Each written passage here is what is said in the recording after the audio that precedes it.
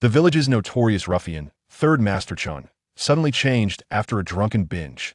The previously idle, foul-mouthed layabout became polite, diligent, even, and started making money. He stopped yelling at his beautiful mute wife and instead treated her with gentle words and utmost tenderness. Neighbors and relatives were utterly baffled.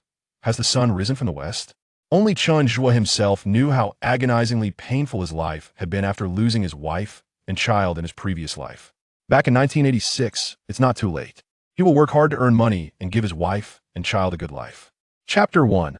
Awakening from a Grand Dream. Old 3. What the hell are you dreaming about? Wake up. Chen Zhuo, lost in endless sorrow within his dream, was jolted awake by a forceful shove on his shoulder. Beside him sat his eldest brother, Chen Qing, clearly drunk. His face flushed and reeking of alcohol. He was teasing Chen Zhuo with bleary eyes. What did you dream about? Why are you crying? Crying? I'm crying? Chen Zhuo sat up and wiped his face. Sure enough, his cheeks were wet as own tears. What had he just dreamed? He rubbed his temples as the dream slowly came into focus. He had dreamed his wife and child were dead. Only after losing them did he realize how important they were to him.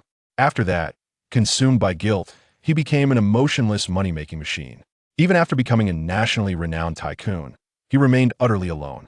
He lived over 40 years in endless regret, ultimately dying in a hospital bed filled with remorse. At this thought, Chen Zhuo shivered. He looked around and spotted a calendar on the Kong-heated brickbed that read June 3rd, 1986. His expression instantly changed. He asked urgently, "Brother, where are Xiao Wan and Yang Yang?" Before the eldest brother could answer, his sister-in-law, Zhang Yanping, lifted the door curtain and entered. She handed Chen Zhuo a damp towel, snorted, and scolded him. "You still have the nerve to ask about Xiao Wan? Didn't you just drive her away with your yelling? What's wrong with your temper, huh? She stops you from drinking because it's good for you. Xiao Wan is beautiful, gentle, and Yang Yang is so well-behaved and adorable because of her. There's no better wife for miles around.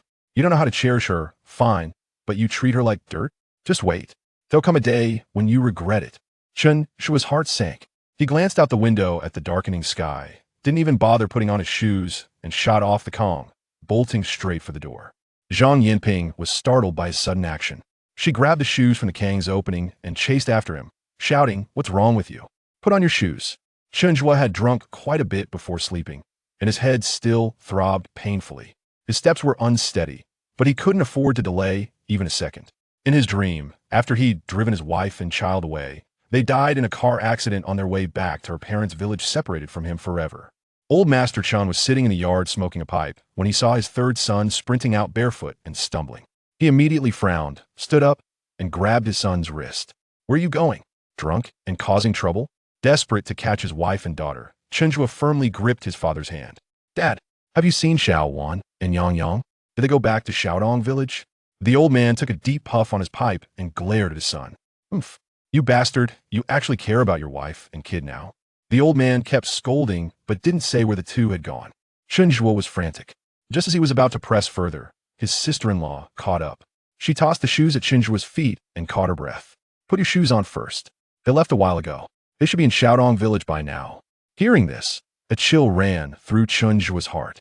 Remembering the cold, lifeless bodies of his wife and daughter in the morgue from his dream, his face turned pale.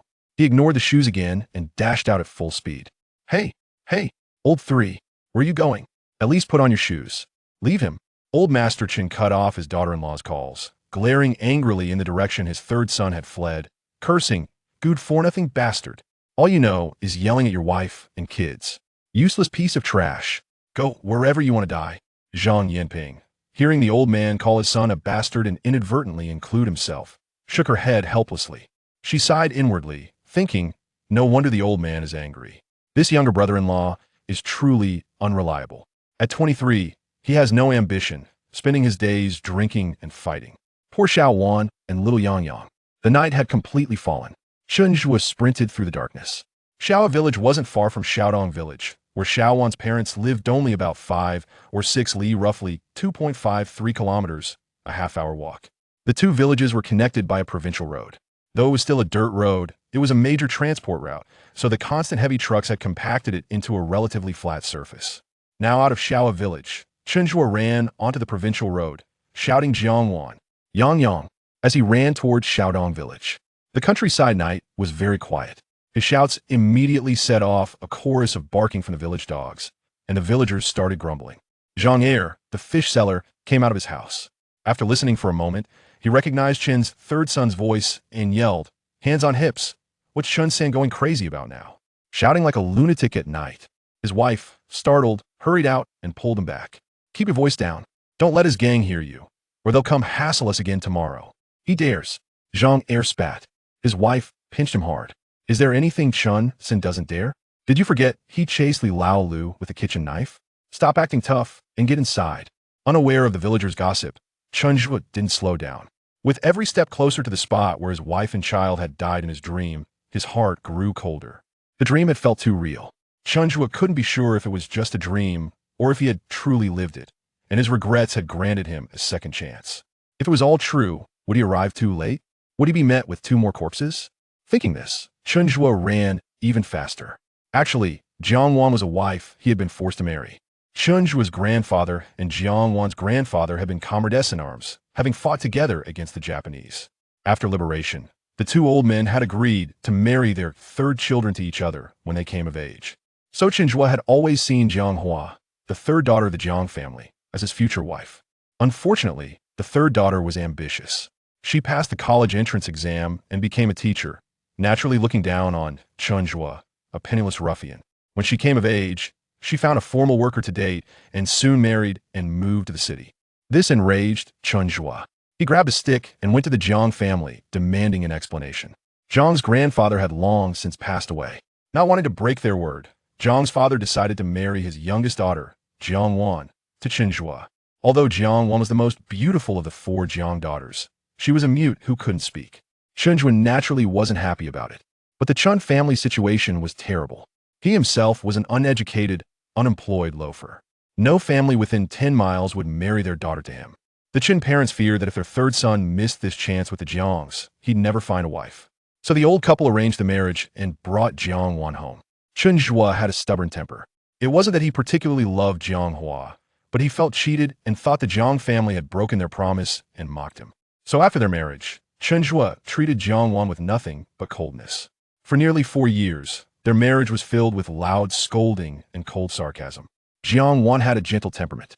No matter how coldly Chen Zhuo treated her, she never threw a tantrum, silently fulfilling her role as a wife.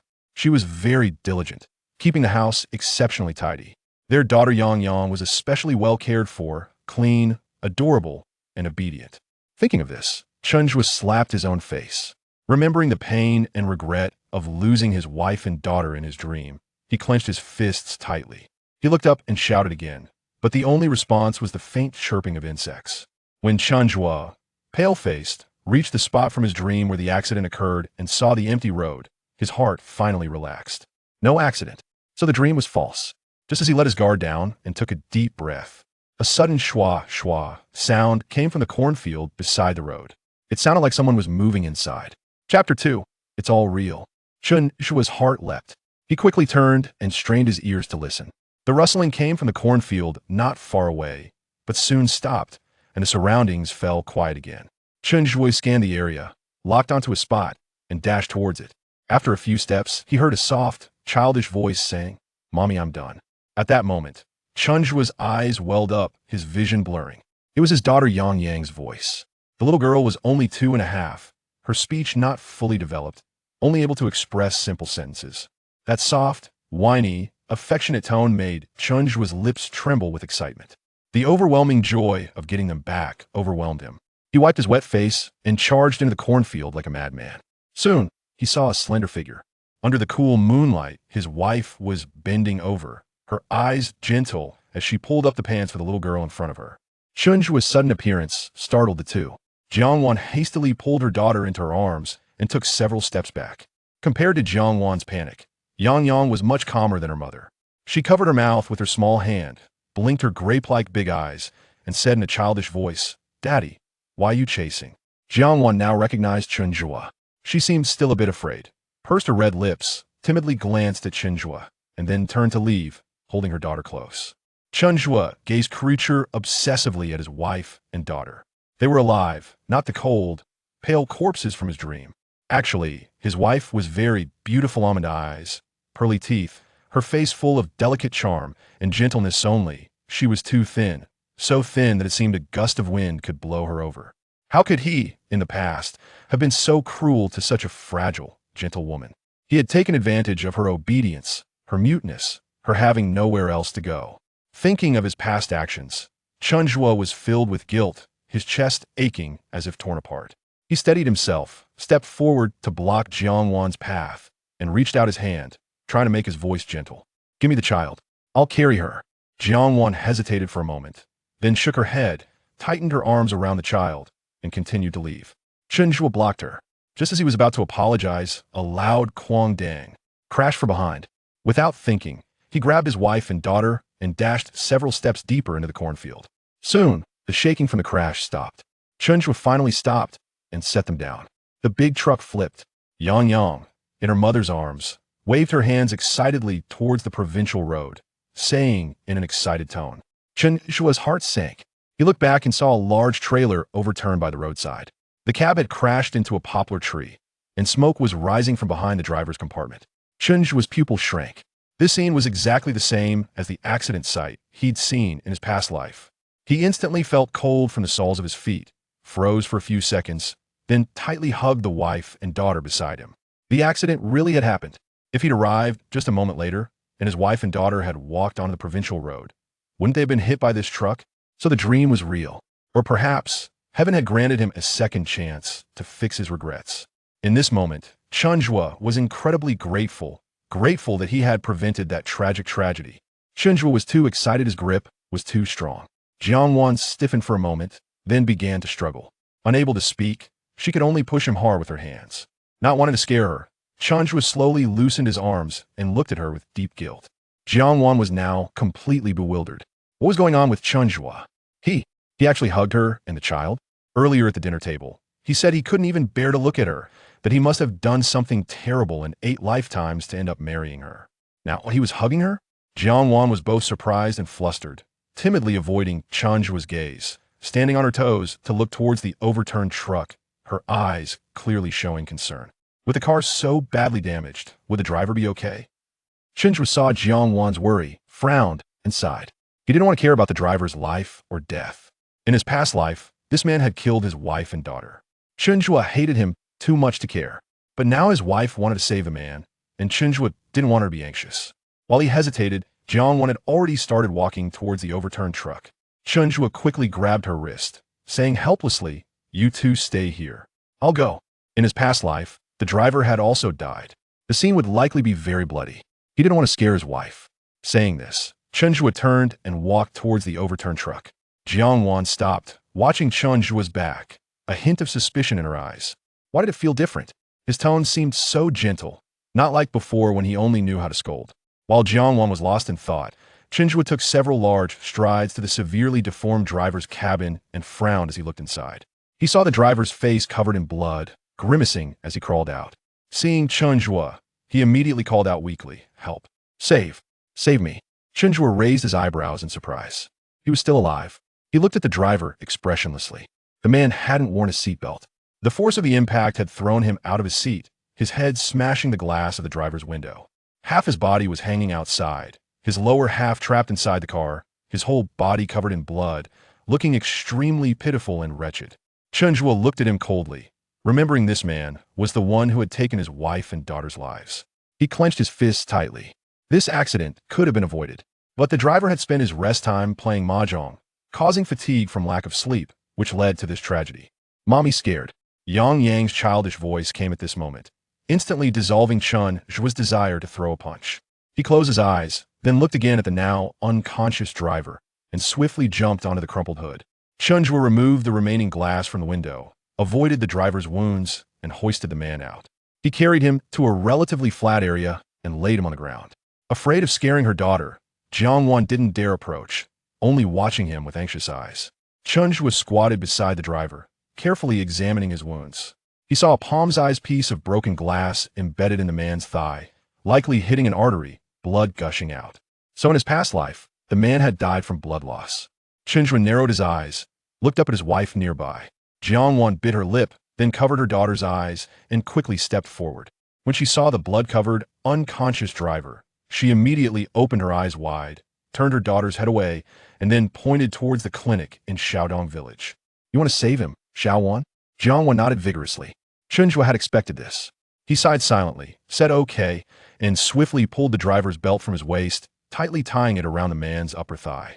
As he worked, he instructed Jiang Wan, "I'll take him to the clinic. Follow behind me. Be careful." Jiang Wan nodded repeatedly, indicating she would obey. Chen Zhuo smiled at her, then hoisted the man onto his back and ran towards the clinic. Jiang Wan immediately followed, holding her daughter. Yang Yang now understood a bit more. She patted her mother's shoulder and pointed at the person on her father's back, saying, "Blow, mommy, blow." The little one naively believed that no matter how serious the injury, if mommy blew on it, it wouldn't hurt anymore. Hearing this, Chen Zhuo's heart melted. He almost wanted to immediately throw off the burden on his back and turn around to hug his adorable daughter. Chapter 3. Reluctantly rescuing a life. The clinic in Xiaodong village is the sole medical facility serving a radius of 10 miles. It was already past 8 in the evening, and apart from an elderly night watchman, there was no one else in sight. Influenced by memories from a previous life, Chen Zhuo instinctively believed that arriving at a hospital would guarantee salvation. However, upon witnessing the dilapidated state of the clinic and the trembling figure of the night watchman before him, he felt a surge of frustration. Damn it, this was unexpected. Chen Zhuo carefully placed the unconscious driver onto a bed and instructed Jiang Wan and the child to wait there before rushing out towards Xiaodong village across the road. Dr. Lu's home was located within Xiaodong village, and Chen Zhuo had frequently brought his younger brothers to this clinic after barroom brawls, often dragging them from their homes in the dead of night. Relying on his memory, he found Dr. Lu's residence. Dr. Lu was comfortably nestled in bed, absorbed in the radio, when Chen Zhuo burst in, dragging him towards the clinic. On the way, Chen Zhuo explained the driver's condition. Initially, Dr. Lu was skeptical, thinking that the notorious Chun San was once again entangled in trouble requiring his assistance. However, upon arriving at the clinic and seeing the severely injured and unconscious driver, he realized Chen Zhuo was not lying. His demeanor shifted to one of seriousness as he commenced emergency treatment. The clinic's facilities were rudimentary, capable only of basic disinfection and care. As Dr. Lu worked to staunch the driver's bleeding, he instructed Chen Zhuo to head to the back and start the tractor, insisting that they needed to transport the injured man to the city hospital. "Who will drive it? Me?" Chen Zhuo furrowed his brows in response. Dr. Lu, preoccupied with his patient, replied without looking back, "Who else could it be? I can't drive a tractor." Chen Zhuo was at a loss for words. He had not anticipated that rescuing someone would be so complicated. All he wanted was to return home and enjoy a peaceful life with his wife and child. He had already brought the injured man to the clinic and made a considerable effort to secure medical help. Now he was being asked to drive a tractor for a journey of several dozen kilometers to the city hospital. He would rather not go at all. 15 minutes later, against his will, Chen Zhuo found himself seated in the driver's seat of the tractor, compelled by the earnest gaze of his wife. There was no escaping her influence. Whatever she wanted, he would do, as long as it made her happy. The tractor rumbled along for over an hour through the night, eventually delivering the injured man and Dr. Lu to the city hospital. Thanks to Chen Zhuo's prompt intervention, the driver was no longer in critical danger. After the hospital staff took charge of the patient, Chen Zhuo drove the tractor back to Xiaodong village with Dr. Lu. After a long night of turmoil, Dr. Lu was now fully alert. As they traveled, he leaned forward from the back of the tractor, engaging Chen Zhuo in conversation. "I didn't expect you to have such a compassionate side. It seems the villagers of Xiaha have done a commendable job in promoting altruism." The tractor's engine roared loudly, drowning out most of Dr. Lu's words. Chen Zhuo, eager to return to his wife and child, had little desire to engage in idle chatter. He merely waved his hand dismissively in response. Dr. Lu chuckled as he gazed at the back of his head, reminiscing about how Chen Zhuo's notorious reputation had subjected his father-in-law to ridicule from the villagers. He couldn't help but murmur, "Now, old Jiang can finally hold his head high." In the small village of Xiaodong, the Jiang family welcomed Jiang Wan and Yang Yang into their home, only to be met with a cold reprimand from her elder brother. "Jiang, you awake at this hour? Why can't you wait until tomorrow to discuss matters?" The Jiang family comprised 2 sons. The elder, Jiang Wei, had already separated and resided in a house on the back street, while Jiang Yu lived with their parents. The main house was occupied by Jiang Yu's family. with the side room reserved for the elderly couple. Jiang Wan had long since grown accustomed to her brother's temperament and showed no visible reaction to his scolding.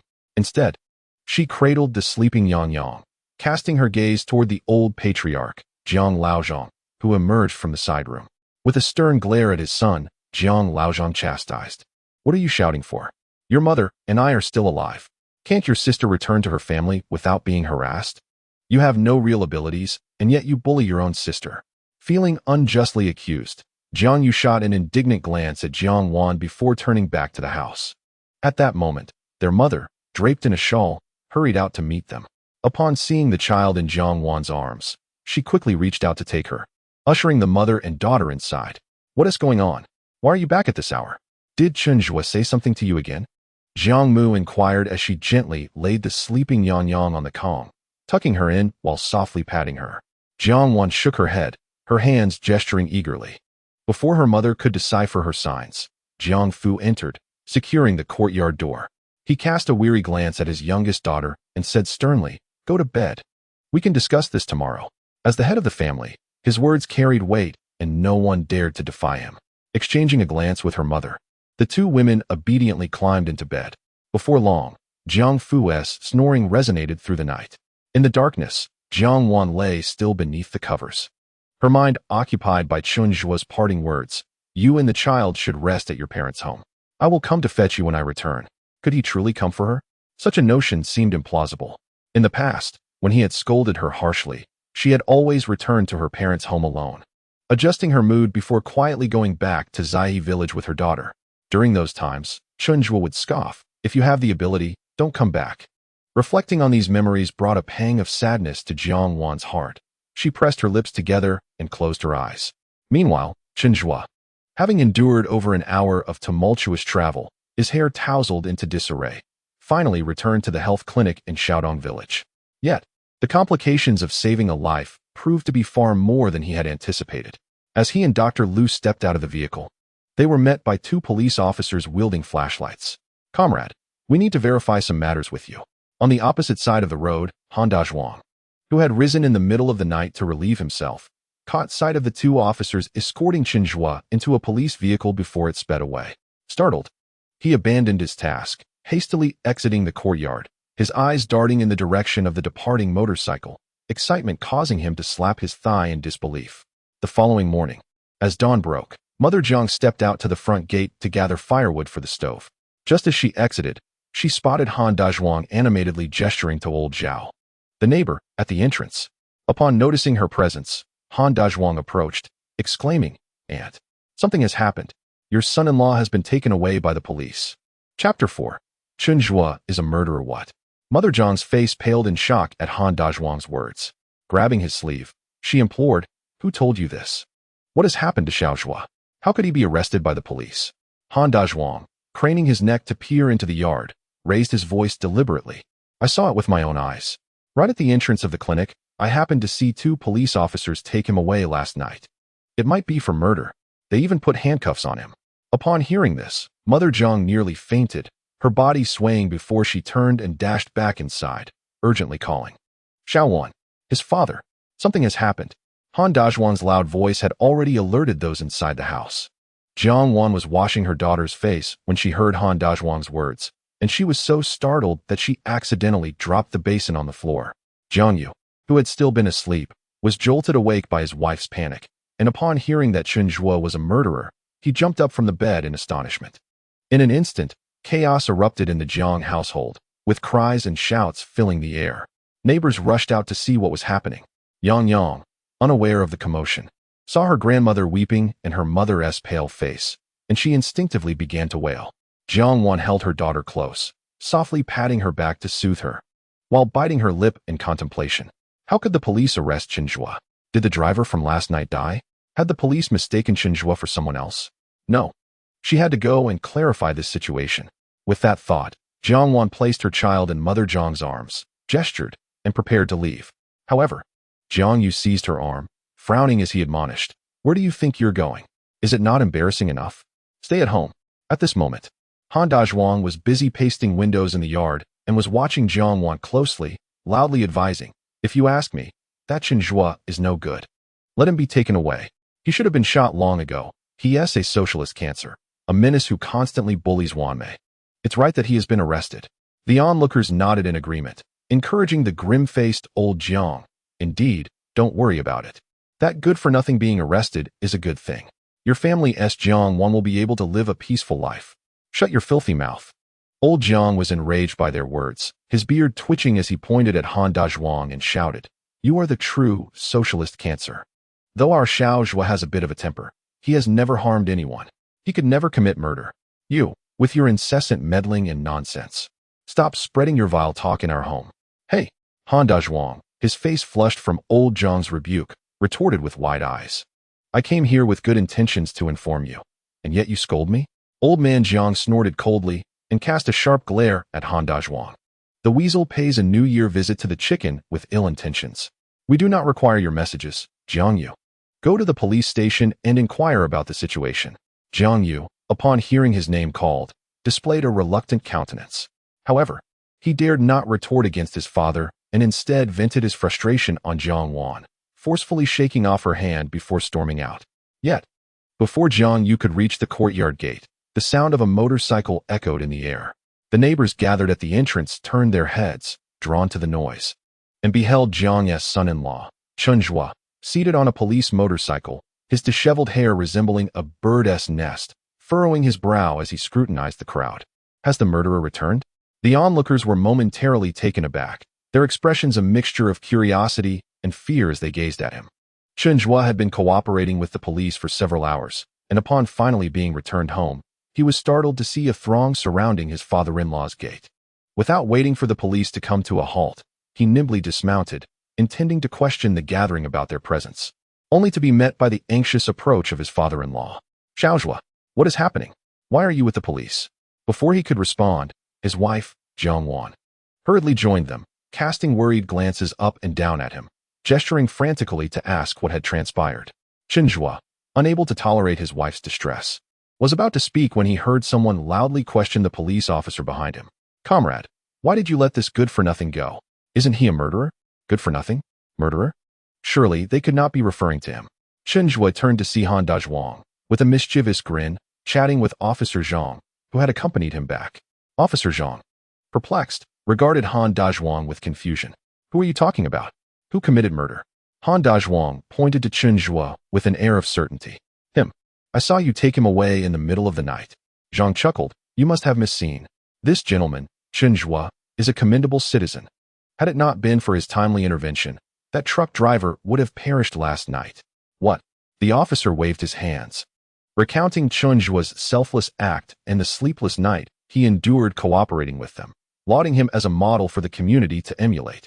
As the officer finished speaking, the onlookers were left speechless, their eyes fixed incredulously on Chen Zhuo, who was infamous as a local ruffian, known for his violent tendencies. How could he possibly be a savior? After the officer had explained, he returned to the station, leaving the crowd, once eager for gossip, now rendered mute and incredulous as they cast doubtful glances at Chen Zhuo. Chen Zhuo, having pieced together the unfolding events, cast a cold, narrowed gaze at Han Dazhuang, his eyes icy and imbued with an unsettling aura.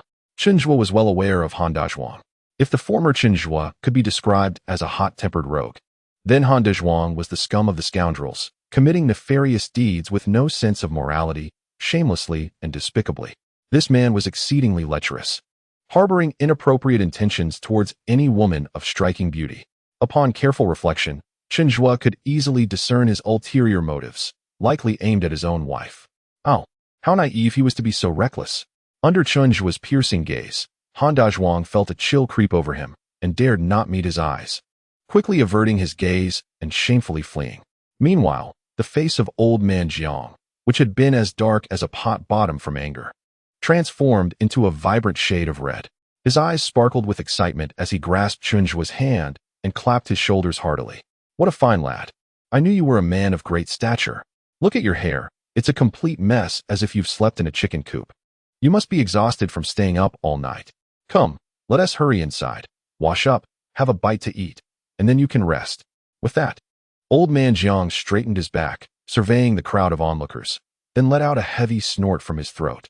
Wrapping his arm around his son-in-law's shoulder, and leading him indoors. Before entering, Chen Zhuo turned to glance at his wife, who remained rooted in place, and playfully winked at her. Chapter 5. Is Jiang Wan also summoned by you? After a night of turmoil, Chen Zhuo certainly felt fatigued. However, the sight of his wife and child safe by his side enveloped him in a profound sense of happiness and contentment that overshadowed all weariness. Jiang's mother, wishing not to disturb Chen Zhuo's slumber, attempted to take little Yang out for a visit, but the little girl stubbornly insisted on staying with her mother.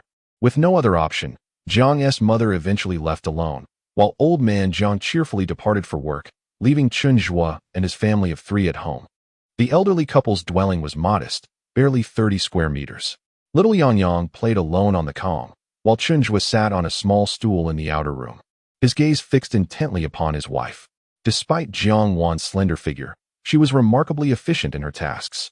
At that moment, she was bending over, ladling hot water from a large pot into a basin. After testing the water temperature and finding it suitable, she turned to look at Chen Zhuo, gesturing for him to wash his face and hair. Chen Zhuo's eyes remained glued to her, and when Jiang Wan turned around, their gazes locked. The heat in Chen Zhuo's eyes made her eyelashes flutter, causing her to shyly lower her gaze. She felt fear. Witnessing his wife's reaction, Chen Zhuo's heart ached painfully. He rose and approached her, intending to gently tuck away the loose strands of hair from her forehead. However, Jiang Wan, startled by his gesture, instinctively stepped back. Her eyes filled with caution as she looked at him, mistakenly believing he might strike her. Her response pierced Chen Zhuo's heart like a dagger. He gazed at her, silently vowing to treat her well from that moment onward, to devote everything to her. With this thought, Chen Zhuo took Jiang Wan's hand. Just as he was about to speak, he suddenly felt a tug on his pant leg. He lowered his gaze and saw his daughter Yang, who had somehow run out. Clinging to his thigh and looking up at him, saying, "Daddy, hold mommy's hand." The sight of his daughter yearning for closeness brought a measure of solace to Chen Zhuo's aching heart. He bent down to scoop her up, planting a hearty kiss on her cheek, and replied with a smile, "Yes, Daddy will hold mommy's hand." Without further ado, he took Jiang Wan's hand in his own. Yet, the sensation of her palm deepened the bitterness in Chen Zhuo's already pained heart. His wife's delicate hand felt as though it were made of feathers, but the fingertips, which should have been soft at her age, bore the telltale signs of hardship, an incongruous layer of calluses that revealed the extent of her daily toil. She was merely 21. In the past, Chen Zhuo had never taken an interest in household matters, spending his days with idle street loafers, never once engaging in farming or chores at home. Reflecting on this, a shadow crossed his eyes, and he began to reproach his former self. Meanwhile, Jiang Wan stood frozen, incredulously gazing at the large hand that grasped hers, her bright eyes wide with astonishment. Yet, what astonished her even more was yet to come. Chen Zhuo pressed his lips together, inhaled deeply, and with utmost seriousness declared, "Xiaowan, I have wronged both you and our daughter in the past." Upon uttering these words, a sense of relief washed over him, alleviating the pent-up frustration in his heart. Observing his wife's expression of disbelief, he chuckled softly, tightened his grip on her hand, and added, "From now on, I will treat you both well, ensuring you have enough to eat and wear. Moreover, I shall never bully you again, I promise." At that moment, Jiang Wan was utterly taken aback. She turned her gaze toward the sun in the sky, and upon confirming that the blinding sun indeed rose from the east, she couldn't help but feel bewildered. What had happened to Chen Zhuo? He seemed like a different person. Could he have been possessed by a spirit? Chen's sister-in-law had mentioned that there was a spirit in Xiao village, and that the simpleton from the Qin family had been rendered foolish by it. The thought sent a shiver down Jiang Wan's spine, prompting her to quickly release his hand and reclaim their daughter into her own arms. Looking at him with a mix of anxiety and wariness, Chen Zhuo understood that his wife would need time to trust him again. Seeing her reaction, he was not surprised but merely smiled and pointed at her face, saying, "You didn't sleep well last night, did you? Your eyes are all dark. Why don't you go inside and rest a bit? I'll come in after I'm done washing up." After hearing his words, Jiang Wan nodded and cautiously made her way into the house, avoiding him. With the memories from his dreams still fresh, Chen Zhuo found the cramped space particularly unappealing. Standing at 6 feet 1 inch, he felt stifled in the tiny room, unable to fully straighten his back. He glanced at the cracked soap sitting by the basin, clicking his tongue in disdain. He needed to earn money quickly to provide a better life for his wife and child. At that moment, He recalled that the stores in the city must be selling a variety of skincare products, as well as some branded shampoos and hand creams. He resolved to buy them soon to ensure his wife's hands became fair and tender. As he washed up, he meticulously organized the crucial memories from his dreams, plotting for the future. Once he had cleansed himself and gazed into the mirror atop the wardrobe, Chen Zhuo was greeted by the sight of his youthful and handsome visage. Glancing over at the two slumbering figures on the Kong, he felt an invigorating surge of motivation. Sleep. It is only after a restful slumber that one can muster the strength to earn a living and support the family. Chen Zhuo shed his outer garments and reclined at the head of the Kong, intentionally left there by his wife for his comfort, grasping his daughter's small hand, and drifted into the realm of dreams. Third Master, wake up. How can you still be sleeping in broad daylight? Chen Zhuo was deep in slumber when the window frame was rapped loudly, and someone in the yard called out to him. He opened his eyes, momentarily startled by the surreal scene before him. On the window glass were two large, round faces resembling pancakes with eyes and noses. Upon closer inspection, he could discern that these two faces bore a striking resemblance. As realization dawned upon him regarding the identities of these pancake-like visages, a plant name blurted out, grass. Are you two so idle that you resort to this? Upon hearing this, the two figures chuckled, finally moving their distorted faces away from the glass. These two were brothers, named Chao Yong and Chao Chong, Chen Zhuo's loyal subordinates who followed him closely every day. Rubbing his face, Chen Zhuo glanced at the clock hanging on the wall. It was 9:10, and he had barely slept for 2 hours. Surveying the room, he noticed the absence of his wife and daughter, furrowing his brow as he directed his gaze toward the two brothers who had entered the room. Where is your sister-in-law? Chao Yong and Chao Chong exchanged astonished looks, instinctively replying, Sister-in-law? Which sister-in-law are you referring to, Jiang Wan? Just as Chen Zhuo was about to rise, he kicked Chao Yong for directly calling his wife by her name. You dare to call Jiang Wan by her name? Chao Yong dodged to the side, grinning sheepishly. My apologies. I was under the impression you forbade us from addressing her as sister-in-law. 2 years ago, when I called her sister-in-law, you kicked me just the same. Chen Zhuo paused at this, recalling that he had indeed prohibited them from addressing Jiang Wan in such a manner. A wave of guilt washed over him, yet he maintained a stoic demeanor. Fixing a stern gaze upon Chao Yong, he warned, what was acceptable in the past is no longer. Henceforth, you shall not show disrespect towards your sister-in-law. Yes, whatever Third Master says goes, Chao Yong replied, while Chao Chong chimed in with a grin. Third Master, the monkey has been beaten. Let us swiftly seek vengeance for him. The monkey? Chen Zhuo raised an eyebrow, a familiar face surfacing in his mind. Oh, how could I nearly forget that character? In a dream, the monkey had, years later, conspired with his sworn enemy to frame him, nearly leading Chen Zhuo to incarceration. Chapter 6. Returning home with wife and child. The tale of the monkey being beaten had also transpired in his dream. However, at that time, Chen Zhuo had lost his wife and daughter, consumed by sorrow and regret, leaving him little inclination to meddle in others' troubles. He remembered that the monkey had incurred the wrath of the Yang brothers from the village's west side after taking advantage of their sister, resulting in a severe beating. To seek assistance from him after being so disgracefully assaulted? With a cold smile, Chen Zhuo, while putting on his shoes, inquired of Chao Chong, who has laid hands on him. The Yang brothers from the west side of the village. Chao Chong immediately responded, filled with righteous indignation, stating that he heard from the monkey that he had overheard the two scoundrels from the Yang family speaking ill of Third Master. Unable to contain his anger, he got into a scuffle with them, only to find himself outmatched.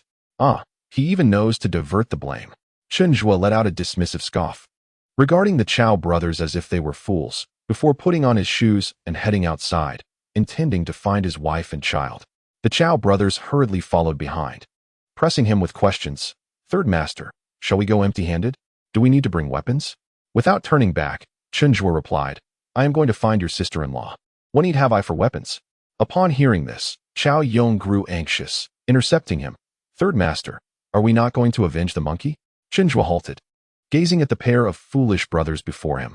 In his dreams, these two had always remained steadfast by his side. Chao Yong was impulsive and often provoked into trouble, frequently manipulated by others, while Chao Chong was far more composed, cautious, and meticulous in his undertakings. Together, these brothers formed an impeccable duo. Chen Zhuo intended to accelerate their growth. Thus he pointed a finger at their heads, looking meaningfully at Chao Chong. When confronted with situations, do not merely heed one side of the story. Listen, inquire, contemplate, and observe more. Do not act like a firecracker that ignites at the slightest spark. Clarify this matter regarding the monkey before coming to me. Do not seek me out if you remain confused. After speaking, Chen Zhuo adjusted his hairstyle before striding towards the backyard. Chao Yong stood momentarily stunned, scratching his head in confusion, just as he was about to pursue Chen Zhuo. His brother grasped his arm. Chao Yong turned, perplexed, and asked, what did third master mean by that? Chao Chong, watching Chen Zhuo's departing figure, softly replied, let us return to Xiaohe for now. Upon reaching the backyard, Chen Zhuo indeed spotted Jiang Wan and Jiang Saw together. The two women were squatting in the garden, weeding, while the 4-year-old Jiang Lei played with Yang in the shade by the house. The children each held a sweet potato vine, crafting necklaces from the peeled sections, adorning their heads with them. As soon as Chen Zhuo appeared, little Jiang Lei rushed over, exclaiming, Uncle. His chubby little figure waddled adorably. At his call, his daughter Yang also noticed him, looking up and calling out, Daddy. Chen Zhuo's heart melted at his daughter's voice. He smiled and bent down, lifting his daughter in one arm and little Jiang Lei in the other, playfully bouncing them, eliciting peals of laughter from both children. Seeing this, Jiang Saw cast a glance at Jiang Wan, then rose to approach Chen Zhuo, extending her hands toward her son. Come here. You're too heavy for your uncle to carry. Could a grown man truly be unable to lift a little rascal? Chen Zhuo, maintaining his composure, curved his lips in a subtle smile, handing little Jiang Lei over, and Jiang Saw promptly took her son inside. Chen Zhuo was acutely aware of the disdain the Jiang family held for him. However, he could hardly blame them. In the past, he had indeed been rather unrefined and had treated Jiang Wan and her sister poorly, so their animosity towards him was justified. Reflecting on this, he tightened his embrace around his daughter and turned to Jiang Wan, who was squatting in the vegetable garden, tilting her head to look at him. Xiao Wan, shall we head home? Jiang Saw, who was on her way into the house, paused at the sound of Chen Zhuo's address, her steps faltering as she turned back. Perplexed, did this good-for-nothing just refer to his sister-in-law as Xiao Wan? Surely she hadn't misheard. Previously, he had spoken to Jiang Wan with a formality that was almost foreign. How had he suddenly become so familiar? Perhaps it was the gentleness in Chen Zhuo's tone that made Jiang Wan feel a bit shy. She stood up, brushed the dirt off her hands, and gestured to him, asking, Are we going back now? Chen Zhuo, eager to return to Xiao village to find someone of great significance, strode over to Jiang Wan, taking her hand with a tender expression. Yes, let us go. However, as soon as he grasped her hand, Jiang Wan forcefully pulled away and turned to wash her hands in the basin by the well. Chen Zhuo's gaze followed her, and upon noticing the subtle blush on her cheeks, he smiled silently to himself. He, along with his wife and daughter, took a cart back to Xiaohe with fellow villagers. Throughout the journey, Chen Zhuo held on to Jiang Wan's small hand, contemplating how he might quickly restore warmth to her touch. Occasionally, he glanced at Jiang Wan, who kept her head lowered, her cheeks flushed like ripe apples, and his heart softened. As they approached their home, Jiang Wan suddenly withdrew her hand with force. Chen Zhuo recognized her shyness and did not press the matter further. Upon entering the courtyard, they were greeted by Grandma Chun and a woman in a floral shirt, who were busy picking vegetables. Seeing their return, the elderly lady hurried over, exclaiming, Oh, my granddaughter is back. Come here. Let me hold you.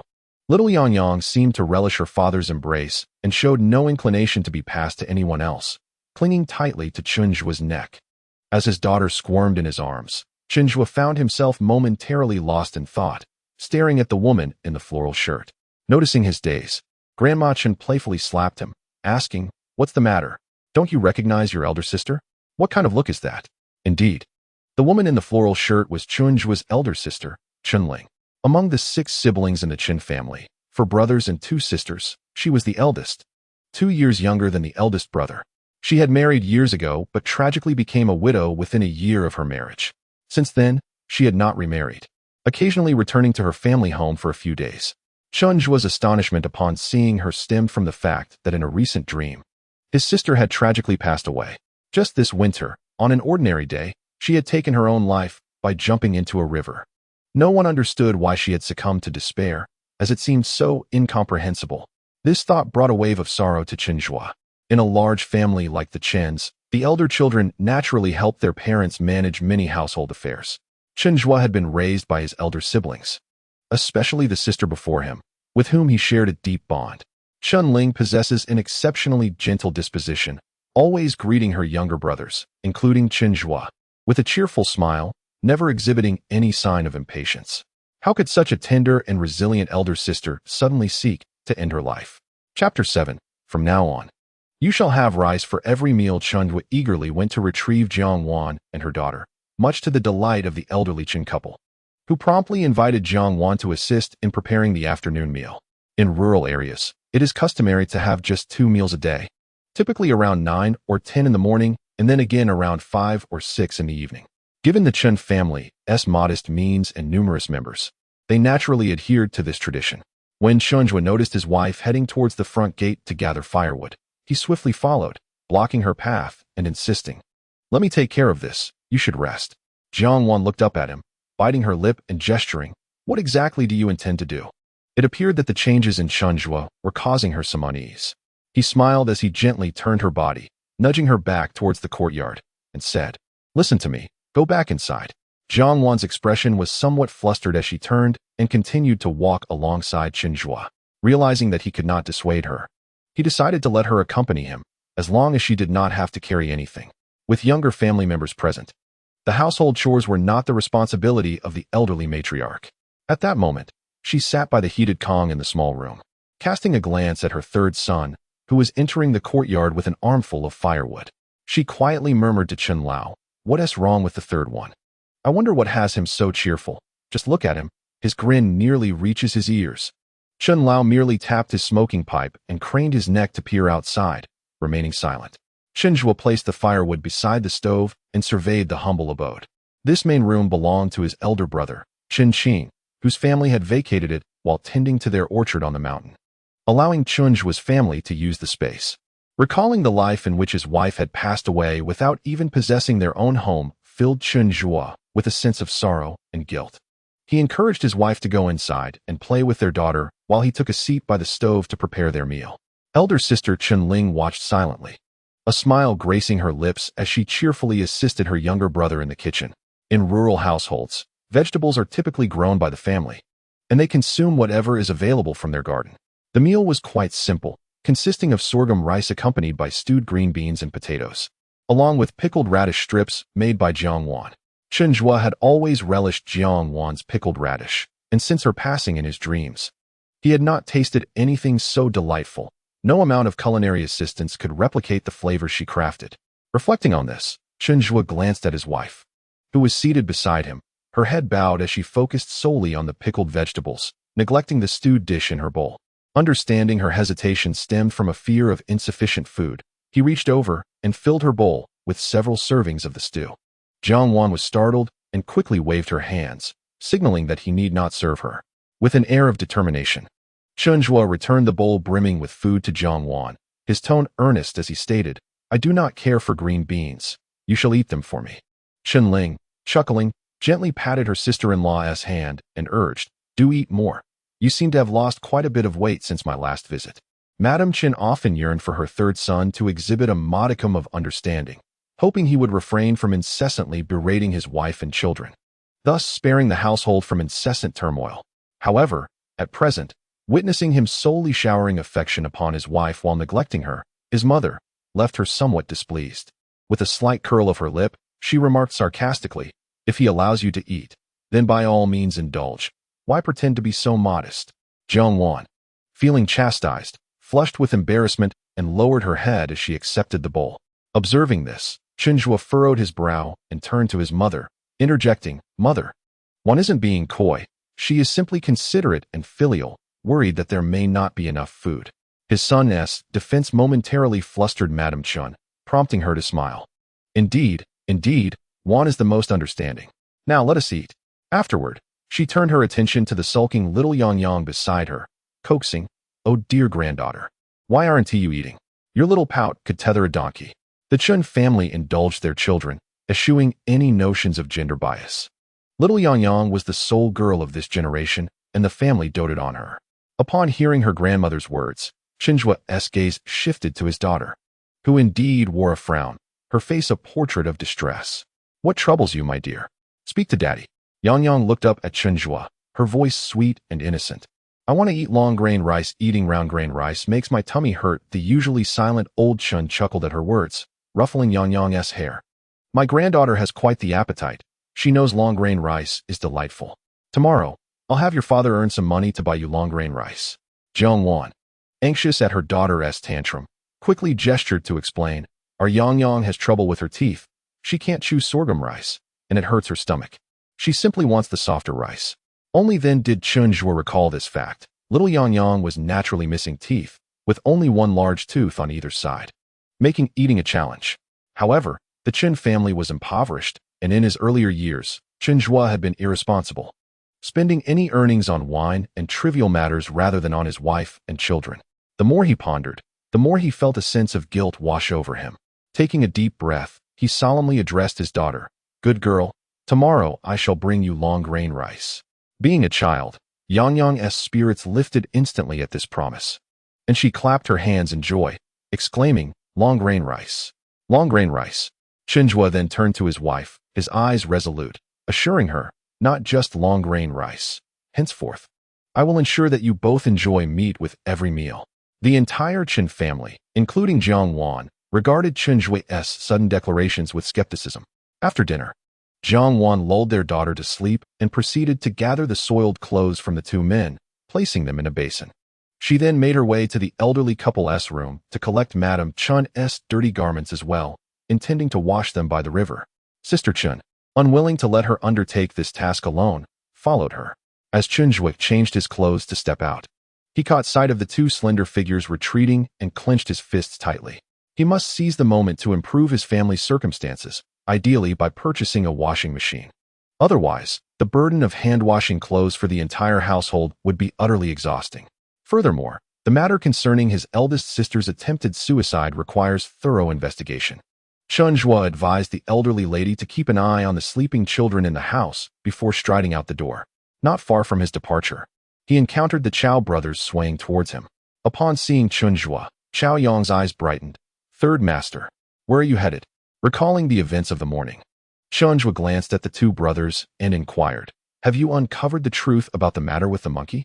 Chao Yang exchanged a look with his brother, then nodded vigorously, his face filled with admiration for Chen Zhuo. "Third master, your foresight is remarkable.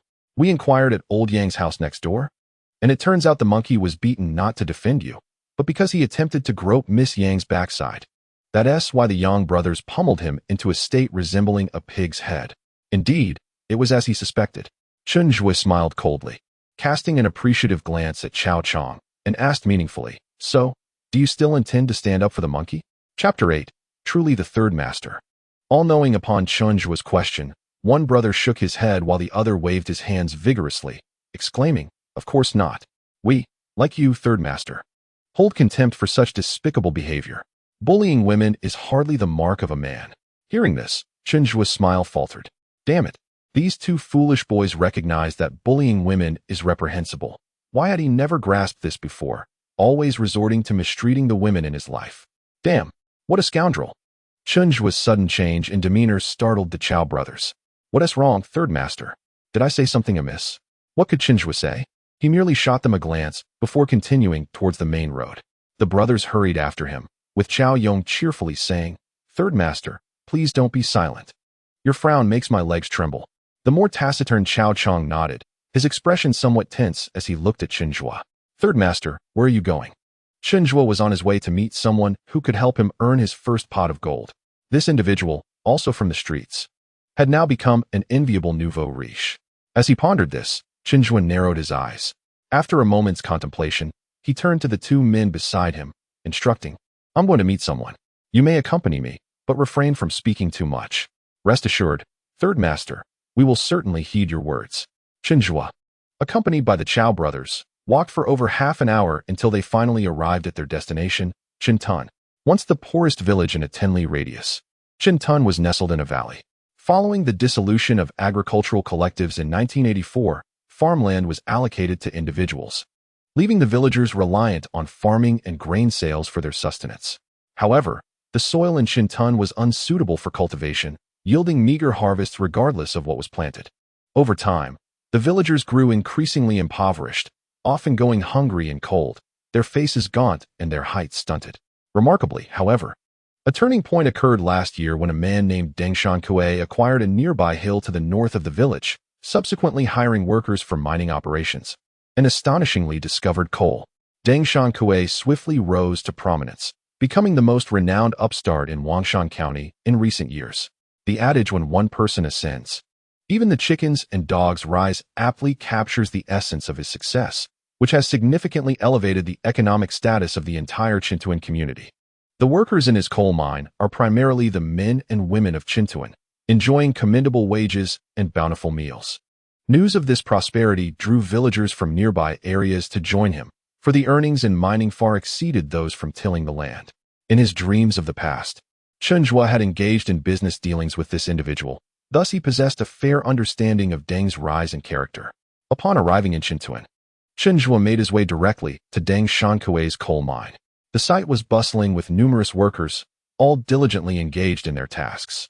Chen Zhuo quietly surveyed the surroundings and felt a sense of satisfaction upon noticing the safety helmets worn by the miners and the cloth masks covering their faces. He had indeed chosen the right person. Just as he intended to approach the mine entrance, a guard noticed them and approached with purpose, blocking Chen Zhuo's path.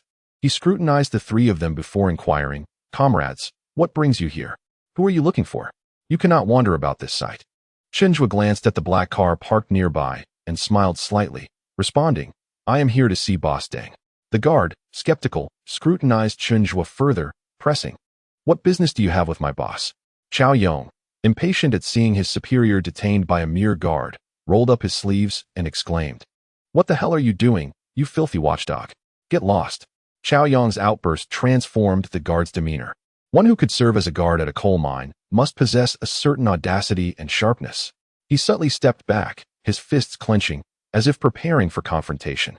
Chen Zhuo, however, was there to discuss collaboration, not to instigate trouble.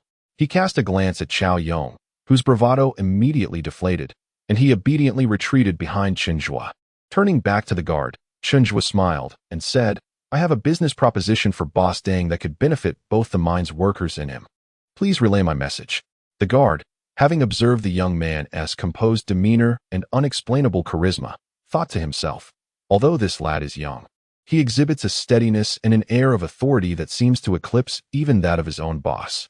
A veteran of the military, the guard may not have had a high level of education, but he possessed a keen eye for discerning character. After contemplating for a moment, he nodded. "I will inform him. Whether he sees you is beyond my control." Chen Zhuo understood this well. He nodded slightly and stated, "My name is Chen Zhuo. Please tell him I have a proposition that can greatly benefit the mine's workers and enhance Boss Deng's interests." The guard acknowledged with a grunt and turned to stride towards the row of brick buildings. As soon as he departed, Chao Yong spat in his direction, muttering under his breath, "Damn, what a pretentious fool." Upon hearing this, Chen Zhuo furrowed his brow and turned to glare coldly at him. Chao Yong, caught off guard by his intense gaze, straightened up hastily, a hint of panic in his explanation. "Third Master, I did not insult you. I was referring to that doorkeeper. How dare he show you such disrespect?" Before he could finish his words, Chen Zhuo lifted his leg and kicked him squarely in the rear. "Speak properly, and refrain from letting your mouth run wild." He continued, "That gentleman was a veteran, a man who has shed blood for his country. We must show him respect." Chao Yong, though kicked, felt no pain but was rather astonished, staring at Chen Zhuo. How does Third Master know that doorkeeper was a veteran? Chao Chong, too, looked at Chen Zhuo with curiosity, blinking eagerly for an explanation. Chen Zhuo, wishing to guide these two naive youths toward rapid growth, extended his hand, palm open. That gentleman's palms were calloused beyond measure, and he stood tall with a straight back. His gait was such that his heel met the ground before his toes. These are telltale signs of someone who has served in the military. When you interact with strangers, be more observant and meticulous. You will often uncover unexpected insights. Upon hearing this, the Chao brothers nodded in admiration, affirming, as expected of Third Master, "You know everything." Chao Yong chuckled sincerely. "Stop flattering and learn from your brother.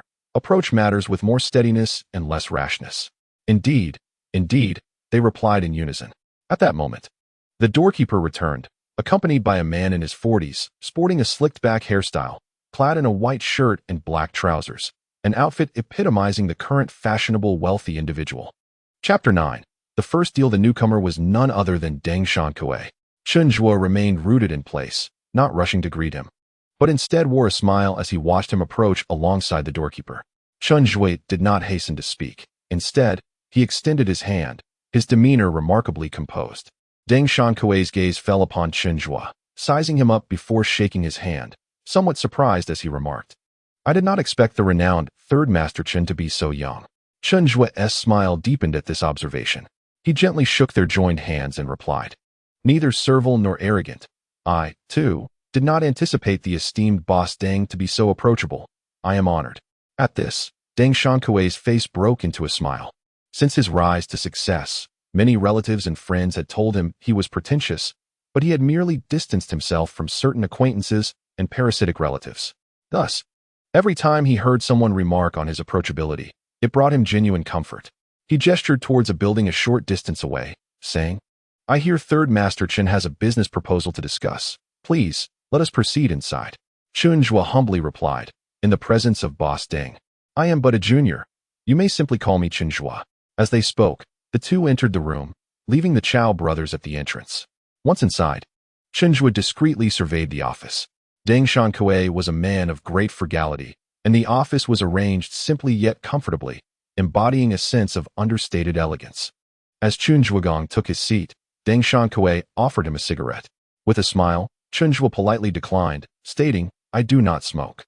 Deng Xiankui, somewhat taken aback, remarked, "Oh, a young man brimming with vigor who does not smoke is indeed a rarity." Chen Zhuo cast a glance at the family portrait framed in Deng Xiankui's office and replied gently, "My wife and children disallow me from smoking, so I have given it up." Deng Xiankui, a man who places great importance on family and shares a deep affection with his spouse, found his impression of Chen Zhuo considerably improved upon hearing this. He chuckled, reclaiming the cigarette and settling down opposite Chen Zhuo. Well, a young man willing to heed the counsel of his wife and children is surely destined for success. Now, do share the promising venture you have in mind. Without further ado, Chen Zhuo stood and approached the desk, retrieving a sheet of paper and a pen before returning to his seat. Leaning over the coffee table to sketch rapidly, Deng Xiankui, intrigued yet uncertain of Chen Zhuo's intentions, raised an eyebrow, fixated on his movements. Within just a few minutes, an unusual shape emerged on the blank paper. Chen Zhuo added a few more strokes, then turned the drawing upside down and handed it to Deng Xiankui, pointing at the depicted object. "Mr. Deng, please take a look. This is a dust mask I have designed for miners. If worn, it will significantly safeguard the health of the workers." "Dust mask?" Deng Xiankui echoed absently as he accepted the drawing, then scrutinized it closely. Chen Zhuo approached from behind, using the tip of his pen to highlight various components. "This is an independent transparent eye shield, which protects the eyes without impairing vision. This part features an elastic filter box mask that ensures a snug, seamless fit against the face and is reusable. Inside, it contains filter cotton, which can filter out fine dust particles, greatly reducing the likelihood of inhalation by the workers." Having explained the essential features, Chen Zhuo paused, sipping his tea leisurely while discreetly observing Deng Xiankui, awaiting further inquiries. After all, the man before him was a businessman, and Chen Zhuo understood that excessive elaboration could reveal too much of his bargaining position. Hence, he sought only to cast a tantalizing bait. Though Deng Xiankui's expression remained unchanged, internally he was profoundly shaken. For years, his greatest concern as a mine owner had been the health of his miners. With dust particles swirling around the mine, particularly severe within the shafts, the workers donned cloth masks that offered little protection. By the end of a workday, they would remove their masks to find their mouths coated in a grimy black residue. Over time, such conditions would inevitably lead to health issues for these laborers. Most of the workers Deng Xiankui employed were local men, the pillars of their families, toiling hard for their livelihood. If their health deteriorated after years of labor, how could he justify it to their families back in the village? The invention presented by Chen Zhuo immediately alleviated a significant concern in Deng Xiankui's mind. After examining the drawing a few more times, he turned his gaze to the young man, who remained composed and steady as a rock on the sofa, and posed a question. "Will covering the mouth and nose with the cotton filter impede breathing and cause oxygen deprivation for the workers? Given the already low oxygen levels in the mine, could such a device be life-threatening?" Chen Zhuo placed his teacup down and, with a serious demeanor, replied, "The filter cotton requires processing and is not made from ordinary cotton. It must utilize special materials and undergo repeated testing to ensure smooth airflow while significantly reducing dust." Deng Shankui's eyes sparkled, clearly intrigued by Chen Zhuo's words. "What materials will be used?" Chen Zhuo smiled knowingly and said, "I am here to discuss a collaboration with you, Mr. Deng, not to offer unsolicited advice. Just joking, what business do I have in your affairs?" Leaning back casually against the sofa, he met Deng Shankui's gaze with composure. Taken aback by this, Deng Shankui soon burst into hearty laughter, pointing at Chen Zhuo and exclaiming, "You little rascal, you've been waiting for me." Chen Zhuo chuckled in return, mimicking ancient customs with a slight bow, saying, "I dare not presume." Once Deng Shankui had finished laughing, he set aside the blueprint and feigned calmness, asking, "I have one more question." "Please, go ahead." Deng Shankui squinted slightly. "There are many coal bosses. So why have you specifically come to me? With such a brilliant idea, you could easily find anyone to collaborate with and reap substantial profits." Chen Zhuo smiled gently, his gaze reflecting newfound respect. "Indeed, there are countless coal bosses, but few possess the integrity and compassion for their subordinates that you, Mr. Deng, exemplify with your wealth. Though I have not visited other mines, I have heard tales from the common folk. They say that your mine offers the best meals and has comprehensive safety measures in place. In over a year, there has not been a single fatal accident. My desire to earn money is simply to support my family, to ensure that my wife and daughter are well-fed and warmly clothed, enjoying fragrant bowls of rice. Therefore, when seeking a partner, I naturally choose someone whom I admire, which is the reason for my direct approach to you." Chen Zhuo, already a paragon in the business realm, was well-versed in navigating social dynamics. Deng Shankui was visibly moved by these words. He excitedly smacked his thigh, rose, and shook Chen Zhuo's hand, exclaiming, "Excellent. Very good. I'm determined to work with you." The reason Xiao Lu chose the niche of dust masks as the male protagonist's first venture after reincarnation is due to its real existence in contemporary life. In our hometown, many from my father's generation succumbed to lung diseases by their 40s due to mining, turning the village into a place of widows. As the pillars of their families perished, many of my father's childhood friends also fell victim to silicosis. Thus, Xiao Lu aspired to alter this narrative as the first step of the protagonist's rebirth, perhaps as a means to amend a regret held in my father's heart. Chapter 10. An instant connection with the coal boss outside. Chao Yong transformed into a lizard, nearly pressing himself against the door. The guard nearby occasionally cast wary glances their way, clearly anxious that they might misbehave. Chao Chong tugged at his elder brother's arm, whispering, "Brother, have you heard anything? Is third master all right?" The voices of the two inside were not particularly quiet. Chao Yong could hear them, though he found it somewhat difficult to comprehend. Upon hearing his younger brother's probing inquiries, he made a gesture for silence, then stepped back a few paces and murmured, "How has third master suddenly become so cultured?" I could not comprehend his words. All this talk of dust and masks was utterly bewildering. Chao Chong furrowed his brow, intending to lean in and listen more closely. When at that moment, the door swung open, and Deng Shankui emerged with a beaming smile, closely followed by Chen Zhuo, who wore a faint smile of his own. "Let us agree on this, then. Please expedite the drafting of a contract, and once it is confirmed, I will instruct the accountant to allocate the funds immediately, so we can commence this project with utmost speed," Deng Shankui remarked, waving at the guard while conversing with Chen Zhuo. Chen Zhuo responded with a smile, "All right. I shall dedicate myself fully to this endeavor." Just as the words left his lips, the guard hastened over, addressing them, "Boss, old Qin, please head to the cafeteria and fetch 2 bags of rice for the trunk. I will drive this young man home. His little girl desires rice. And as an elder making my first visit, I must fulfill the child's wishes." At this pronouncement, the gathered individuals were momentarily taken aback. Chen Zhuo remained composed, yet the Chao brothers and the guard, old Qin, were left utterly astonished. What transpired? Had these two not just met? After merely an hour of conversation indoors, how had their relationship grown so warm, with visits and gifts for the younger generation? "Why are you still standing there? Hurry up," Deng Shankui chuckled, giving old Qin a light pat on the shoulder. Finally roused from his stupor, old Qin turned and hurried towards the cafeteria.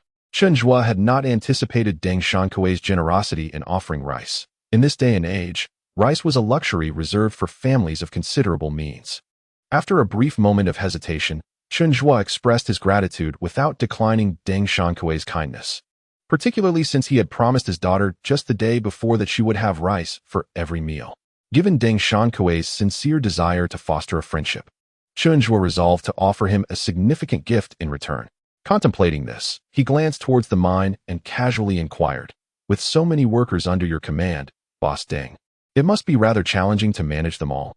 Deng Shankui followed his gaze, responding with an air of ease, "It's manageable. They are simple folk from our hometown. Hardworking and earnest." Nodding in understanding, Chen Zhuo suddenly recalled something and remarked, "By the way, I recently heard of several con artists who target large factories, deliberately injuring themselves to claim workers' compensation. Boss Deng, you should be vigilant when hiring. Avoid those with missing fingers or toes." After uttering this caution, Chen Zhuo discreetly observed Deng Shankui's expression, which shifted as he anticipated. Deng Shankui's countenance darkened, his eyes widening in disbelief. Is there truly such a thing? People using their own bodies to deceive? How? Indeed, Chen Zhuo replied, extending a hand and flexing his fingers playfully. They intentionally sever a small part of a finger or toe, claiming compensation of 10 or 20,000 for a single digit, with 10 fingers. That amounts to a staggering 100 or 200,000. As Deng Shankui listened, his face grew increasingly grim. "You all get in the car and wait for me a moment. I shall return shortly." Having spoken, Deng Shankui turned and made his way towards the mine. Chen Zhuo observed his retreating figure, a subtle smile gracing his lips, realizing that the moment had indeed arrived. In a previous life, after becoming acquainted with Deng Shankui, Chen Zhuo had heard him recount the tale of being deceived by a con artist who had swindled him out of compensation for an injury. At that time, Deng Shankui was oblivious to the deception and expressed profound sympathy for the sufferer, ultimately compensating a total of 30,000 yuan. However, it was not long before that same fraudster was injured again at the hands of another coal magnate, who, being more astute, reported the incident to the authorities, leading to the con artist's arrest. Through investigation, it was revealed that this individual specialized in feigning injuries to extort money. The scandal quickly spread throughout the industry, and it was then that Deng Shankui realized he had been duped. By exposing this matter in advance, Chen Zhuo effectively saved Deng Shankui 30,000 yuan, a gesture he deemed a fitting repayment for the 2 bags of rice Deng had gifted him. Deng Shankui did not tarry long, returning within 5 or 6 minutes. His demeanor considerably more relaxed, likely having settled the matter at hand. At this moment, Lao Qin had also finished packing the rice, and Deng Shankui personally drove towards Xiaohe village. In the Chun household of Xiaohe village, Jiang Wan was mending Chen Zhuo's garments, while little Yang Yang busied herself in the courtyard, playfully wielding a firewood stick taller than herself, chasing after the freshly hatched ducklings that Grandma Chun had just welcomed into the world. The newly born ducklings were fearless, yet they were terrified of the little girl's stick, scurrying about in a frenzy until they stumbled out of the gate. Alarmed at the prospect of losing the ducklings, Yang Yang hurried after them, imitating the adults as she called out with glee. Amidst her exuberant chase, a tall, slender young man suddenly appeared, blocking her path. "Oh, Yang Yang, are you chasing ducklings? Where's your father?" Yang Yang looked up at the peculiar figure before her, whose face bore 2 dark bruises. Her pupils, resembling tiny grapes, narrowed as she raised her firewood stick and exclaimed, "Big monkey." The young man squatted down, pointing at his face. "Little brat, don't you recognize your Uncle Monkey?" "What do you mean, big monkey?" Yang Yang tilted her head, scrutinizing the left and right sides of his bruised face for a moment before lowering her stick. The young man chuckled, stretching his neck to peer into the Chun courtyard, and continued his inquiry, "Where's your father? Is he at home?" Impatient to continue her pursuit of the ducklings, Yang Yang replied dismissively, "Your father is not home." The young man, perplexed by the unexpected claim of shared parentage, was left bewildered. How could she assert that his father was hers as well? Due to Jiang Wan's limited speech, Yang Yang's own verbal development was slightly delayed. She often had difficulty distinguishing pronouns in conversation, repeating what others said without clarity. Noticing that the ducklings had darted towards the thicket, she ignored the young man and dashed away. He clicked his tongue in amusement, muttering under his breath, "That little brat is just like your father, full of mischief, taking advantage of me." At that moment, Deng Shankui drove slowly into Xiaohe village. Upon entering the village, the first street led directly to the Chen household, and Chen Zhuo lifted his gaze to spot his daughter racing through the yard, stick in hand. He immediately halted the vehicle, striding forward with long legs to scoop the little girl up into the air. Chen Zhuo anticipated that his daughter would be delighted and burst into laughter. Yet in the next moment, the little one struck her own head with the stick in her hand, fiercely exclaiming, "Hit! Hit! Hit!" Chapter 11. Guests of the Chen family. The playful teasing of his daughter turned into a near miss for Chen Zhuo as the stick almost struck his face. He was both amused and exasperated, chuckling as he pleaded, "Oh dear daughter, please stop. It's Daddy." With that, Chen Zhuo adjusted the little girl's position so she could see his face. Upon recognizing her father, Yang promptly discarded the stick, babbling. The little duck ran away.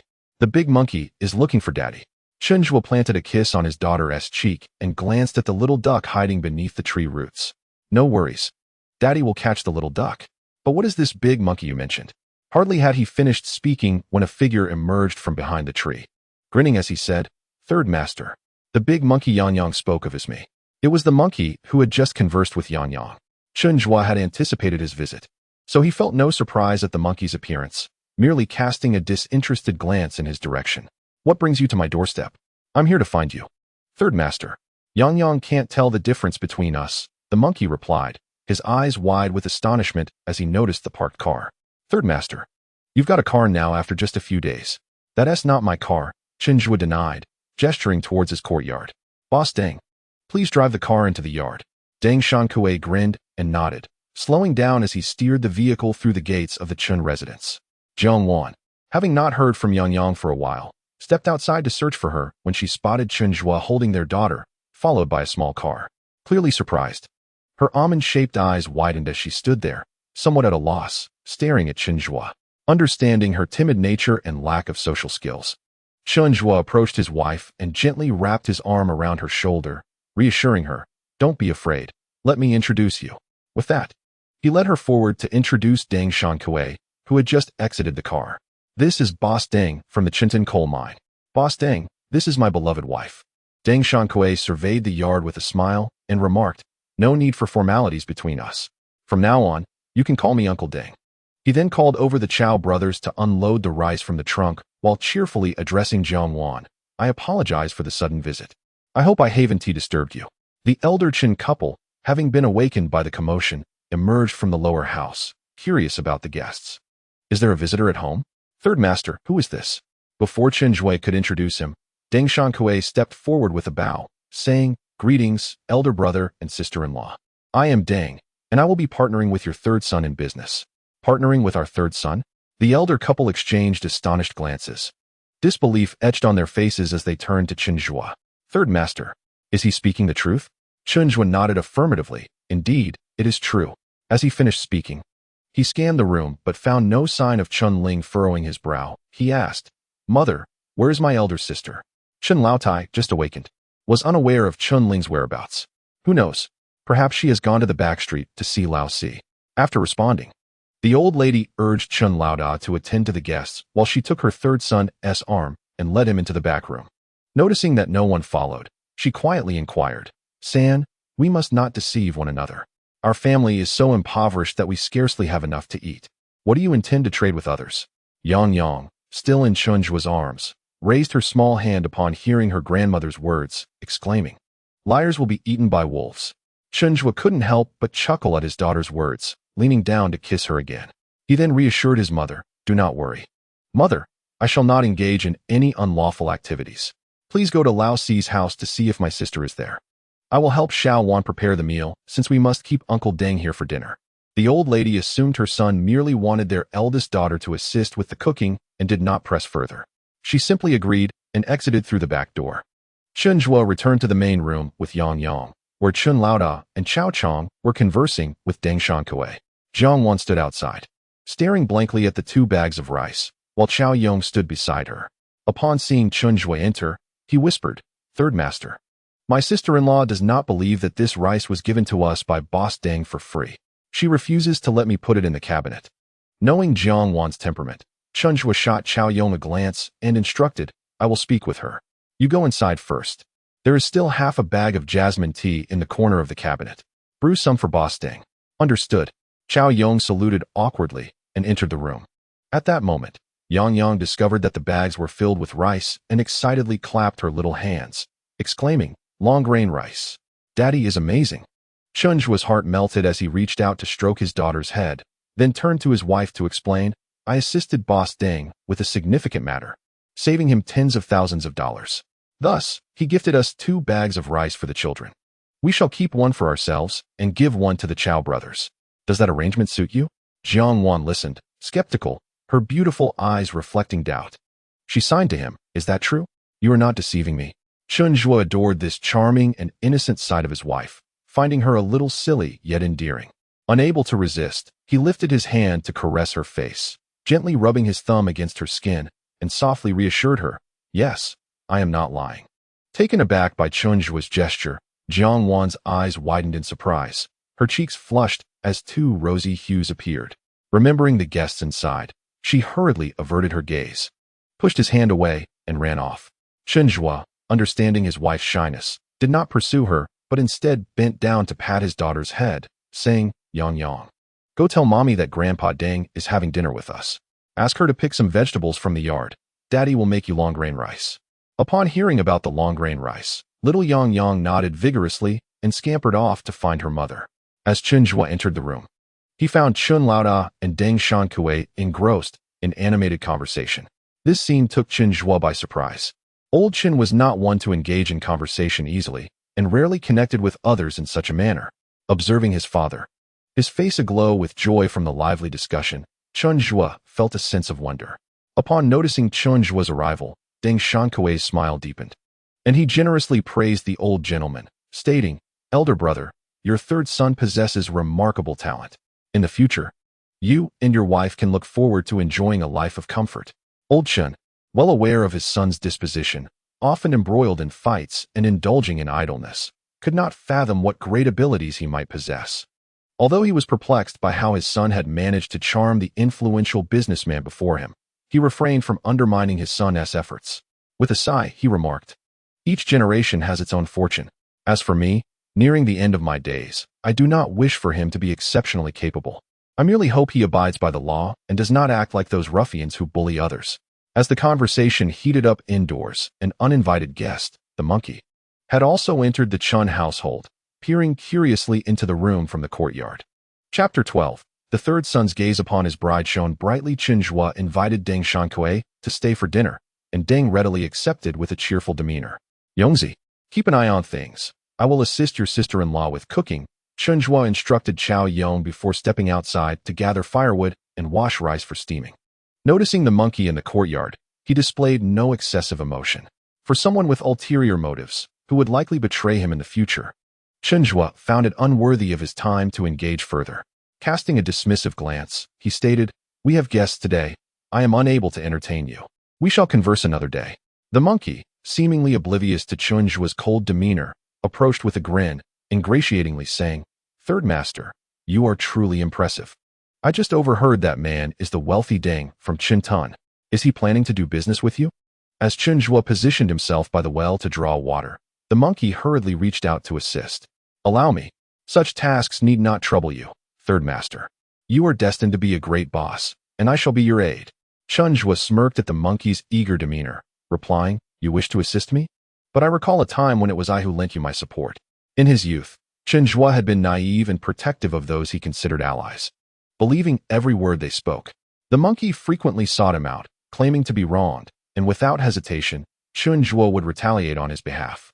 Much of Chen Zhuo's notorious reputation as a ruffian stemmed from defending this very individual, who had caused the most trouble. How could that be? The monkey feigned a look of indignation, refuting the claim. "I, Chen San, value loyalty and cannot bear to see my own mistreated, but I am not foolish. I know who my true allies are." With a pointed remark, Chen Zhuo tossed a comment over his shoulder as he carried the water bucket inside to wash the rice. The monkey, cunning as ever, grasped the implication of Chen Zhuo's words and felt a twinge of embarrassment, just as he contemplated pursuing Chen Zhuo for further conversation. Chen's wife and Chun Ling returned through the back door. Seeing the monkey standing in the courtyard, Chun Ling's brow furrowed, and she swiftly approached to firmly close the door. "Hey, why are you closing the door in broad daylight?" Madame Chun, perplexed, inquired, while Chun Ling exhibited an air of unease. exclaiming that she feared a rat might scurry in. The elderly lady was taken aback, exclaiming, "Heavens! We must secure the door lest it disturb the rice." At that moment, Chen Zhuo, who was washing rice, observed this scene with a flicker of confusion in his eyes. It seemed that his elder sister harbored a distinct dislike for monkeys. Outside, a monkey, having been denied entry, retreated in dismay. Upon her return, Jiang Wan cradled freshly picked vegetables, while Yang Yang carried 2 large purple eggplants. Chun Ling hurriedly approached, cheerfully taking the eggplants from Yang Yang's hands and affectionately ruffling her hair, proclaiming, "Our Yang Yang is truly capable, assisting the adults with their tasks." At the sound of this praise, Yang Yang beamed with delight, shaking her head joyfully and glancing at Chen Zhuo, who immediately raised a thumb in approval, earnestly complimenting her. "Indeed, my precious daughter is so well behaved." This made the little girl even happier. She glanced proudly at her mother before turning to head into the main room. Observing this, Jiang Wan rushed forward to catch her. But Chen Zhuo intervened, lowering his voice to say, "This is our home. Our daughter can go wherever she pleases. Besides, she is well behaved and won't cause any trouble." As he spoke, he gently turned her body, placing his hands on her shoulders to guide her outside. Leaning closer, he whispered in her ear, "The large pot in here is steaming rice. Let us go downstairs where I can kindle the fire while you prepare the meal. Your cooking surpasses even that of our mother." Perhaps due to the proximity of their conversation, Jiang Wan's earlobes visibly flushed crimson, and she instinctively recoiled, darting to the lower room like a startled rabbit. Chen Zhuo stifled a laugh as he strode outside to gather firewood. In the outer room, Madame Chen and Chun Ling observed the couple's interaction with surprise. Exchanging glances, Madame Chen murmured in bewilderment, "Why does the third seem like a different person? Did you see? When he speaks to Xiao Wan, his eyes are like light bulbs. Such a rarity." Chun Ling chuckled at her mother's metaphor while adding firewood to the stove, remarking, "Isn't that a good thing? If the third can lead a good life, it saves you from worrying." The elderly lady huffed lightly, somewhat enviously stating, "Yet this is excessive. He speaks so softly, it's quite tender." Understanding her mother's sentiments, Chun Ling shot her a knowing glance and replied, "No matter how well the third treats Xiao Wan, it cannot surpass how Dad treats you. He even washes your undergarments." Mentioning her husband's attentiveness brought a hint of pride to Madame Chen's face, as she remarked, "Indeed, though your father lacks in ability and wealth, he treats me exceedingly well." While the 2 women engaged in their domestic banter, in the lower room, Chen Zhuo and his wife busied themselves. Chen Zhuo sat on a small stool, stoking the fire, his gaze softening as he watched his wife chopping vegetables at the cutting board. Although their current living conditions were somewhat lacking, the presence of his wife and children filled his heart with an overwhelming sense of happiness. Such is the essence of tranquil days, indeed. What kind of house does Xiao Wan desire? A building or a small independent house? Chen Zhuo rose and handed her the freshly washed vegetables, his tone as casual as if he were asking whether she preferred cabbage or potatoes. Jiang Wan paused her chopping, turning her head in astonishment to gaze at him. Seizing the moment, Chen Zhuo took the knife from her hands, gently pushing her aside. "I'll handle the cutting. You sit and tend to the fire." His right hand then moved with remarkable agility, displaying a proficiency in vegetable preparation that rivaled Jiang Wan's own. Jiang Wan was even more taken aback, gesturing animatedly. "When did you learn to chop vegetables?" Chen Zhuo feigned profundity with a slight smirk, revealing that his skills extended far beyond mere culinary tasks. After the loss of his wife and daughter in his dreams, Chen Zhuo had languished in despair for some time before regaining his resolve. From that moment on, in an effort to feel his wife's presence, he began to learn the tasks she once performed for him, washing clothes, cooking meals, and mending garments. In contrast to other wealthy families, who employed multiple maids for cooking and cleaning, Chen Zhuo managed alone. Each day after work, regardless of the fatigue, he meticulously maintained the household.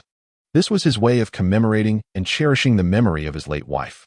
Reflecting on those days, Chen Zhuo felt a profound sense of gratitude. He was now capable of managing both the household and the kitchen, ensuring that his wife would never bear any burden again. With this thought, Chen Zhuo turned to his astonished wife and inquired once more, "Xiao Wan, you have yet to answer me. Do you prefer a high-rise apartment or a small house with a yard?" Chapter 13. The Neighbor, Old Wang. After posing his question, Chen Zhuo fixed his gaze on Jiang Wan, awaiting her response. Nevertheless, his hands continued their rhythmic dance with the knife. the sound of the blade striking the cutting board resonating evenly. Jiang Wan, momentarily forgetting her astonishment, focused intently on his hands, fearful he might accidentally harm himself, and urgently pointed to the cutting board, indicating he should look there instead of at her. Chen Zhuo relished the sight of Jiang Wan's anxious concern for him. With a playful shift, he suddenly withdrew his hand, inhaling sharply. Jiang Wan's expression changed instantly.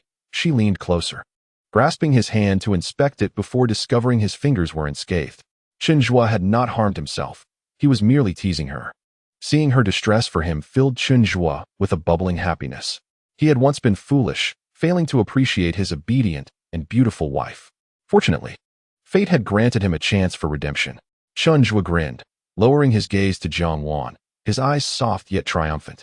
Jiang Wan turned his hand over, examining it for a while before realizing she had been deceived by Chen Zhuo. She glared at him, her eyes wide with indignation. Her cheeks puffed and brows furrowed in annoyance. Yet, after a few moments of their gaze locking, she blushed and averted her eyes, unable to maintain her stare. This was the first time Chen Zhuo had witnessed such an expression on his wife, an intriguing mix of playful annoyance and shyness, as if she were on the verge of speaking, yet held back. Chen Zhuo couldn't suppress his fondness, reaching out to gently stroke the top of Jiang Wan's head, comforting her as one would a child. "Xiao Wan, trust me. I will ensure that you and our daughter lead a good life." At dinner, the table was adorned with 8 dishes and a soup. There were fried chicken with tofu, stir-fried green beans, potato slices with green peppers, soy sauce eggplant, and steamed egg cake, creating a bountiful spread. Although the ingredients were simple and devoid of meat, the meal was a feast for the senses, visually appealing and aromatic, paired with fragrant rice. This was a scene that the Chen family had not experienced even during the New Year celebrations. The elderly couple and the Chow brothers gazed in awe, hesitant to pick up their chopsticks in front of the white rice. Little Yang, finally savoring the long-desired rice, clapped her hands in delight, burying her face in her bowl.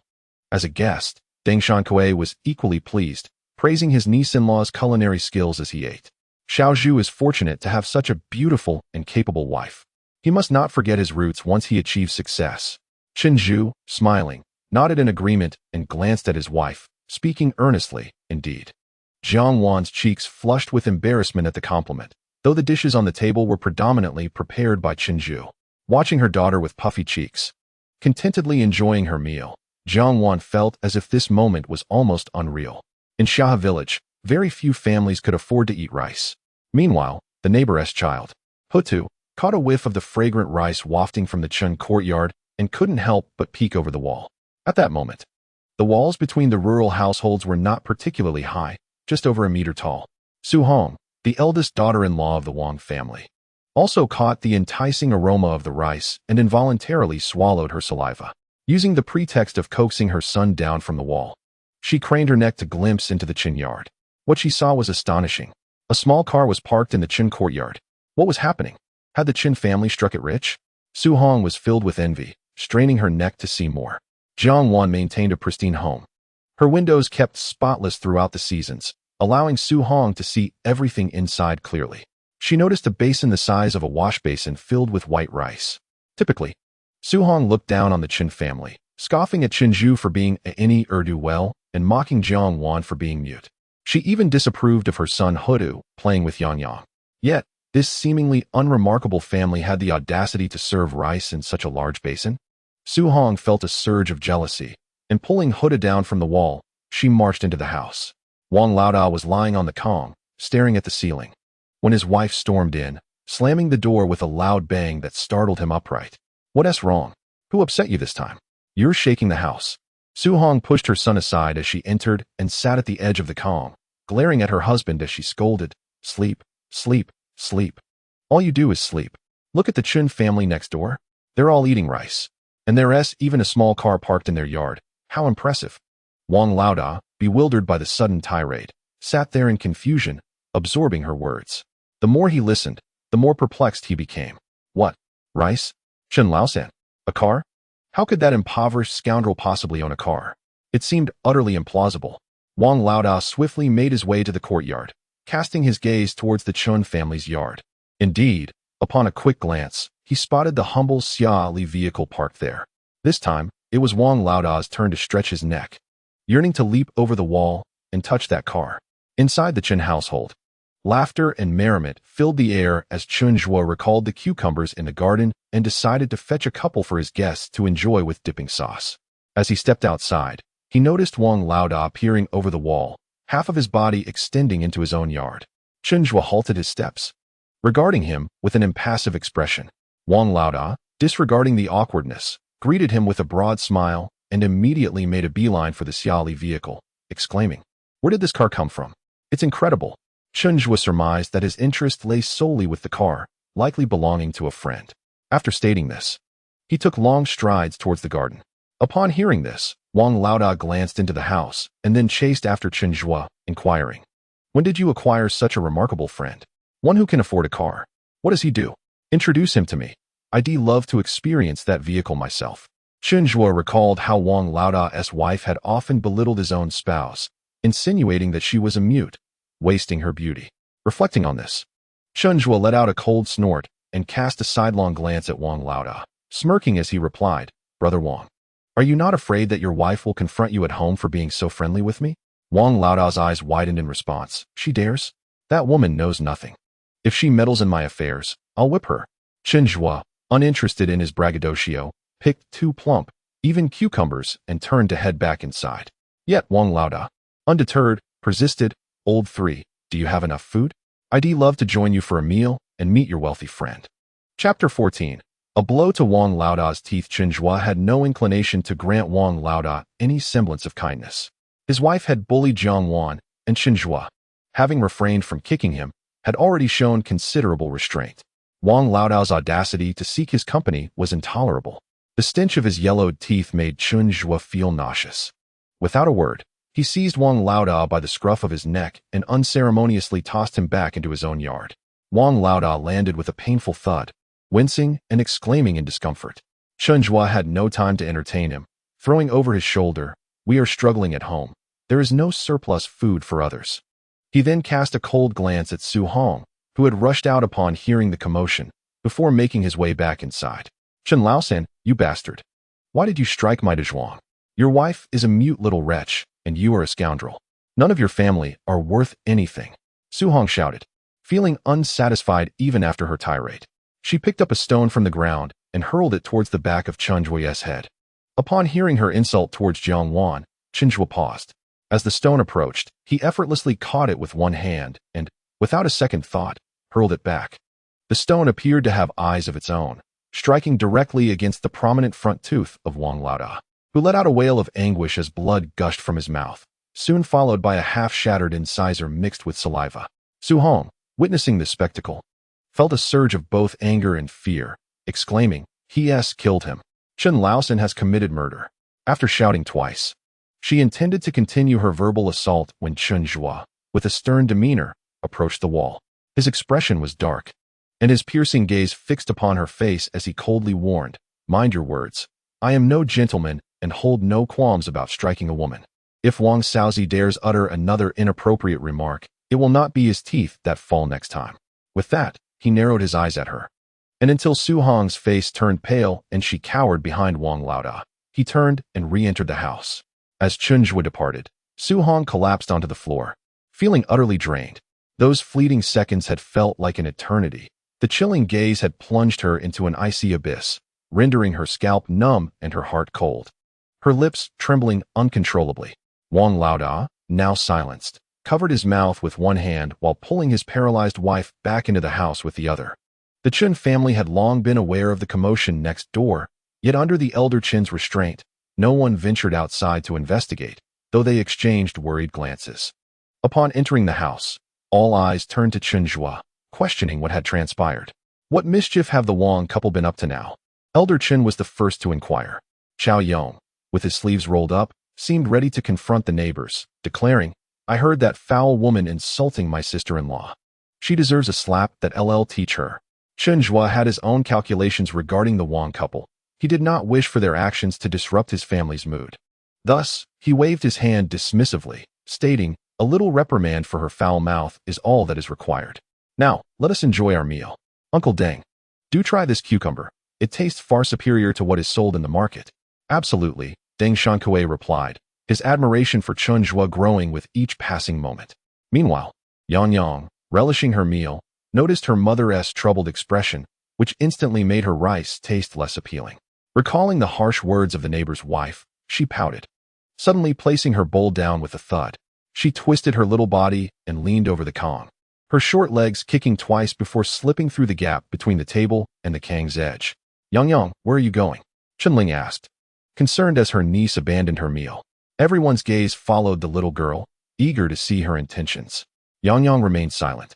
Her cheeks puffed in indignation as she hurried to the cupboard, yanking open a drawer to retrieve 2 glass balls, before scampering out of the house. Jiang Wan, feeling uneasy, set her bowl down to chase after her, but at that moment, Chen Zhuo stopped her, saying, I'll go, you finish your meal. With that, he followed after her. And Grandma Chen, worried about her granddaughter, went along as well. Deng Shankui found Yang Yang amusing and continued to eat his cucumber with sauce, keeping a watchful eye on the little girl. As Yang Yang clutched a small stool, she nimbly scampered to the base of the wall, adeptly climbing up. With hands on her hips, she forcefully hurled 2 glass marbles, exclaiming, Hit! Hit! Hit the tiger's head! Stinky! Stinky! I no longer want these broken marbles. I want to play with you. Afterward, the little one attempted to lift a loose brick from the wall. Unfortunately, the brick was too heavy for her, and after struggling for a while, she could only pick up a tiny shard and angrily toss it away. Old Madame Chen watched from behind, thoroughly amused. While Chen Zhuo could hardly contain his laughter, he approached, lifting his daughter as he walked into the house, gently coaxing her.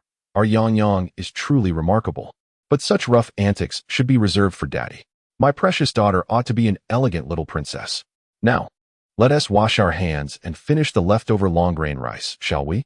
In Chen Zhuo's embrace, Yang Yang, somewhat comprehending his words, blinked her watery big eyes and innocently retorted, Daddy, will you protect Mommy?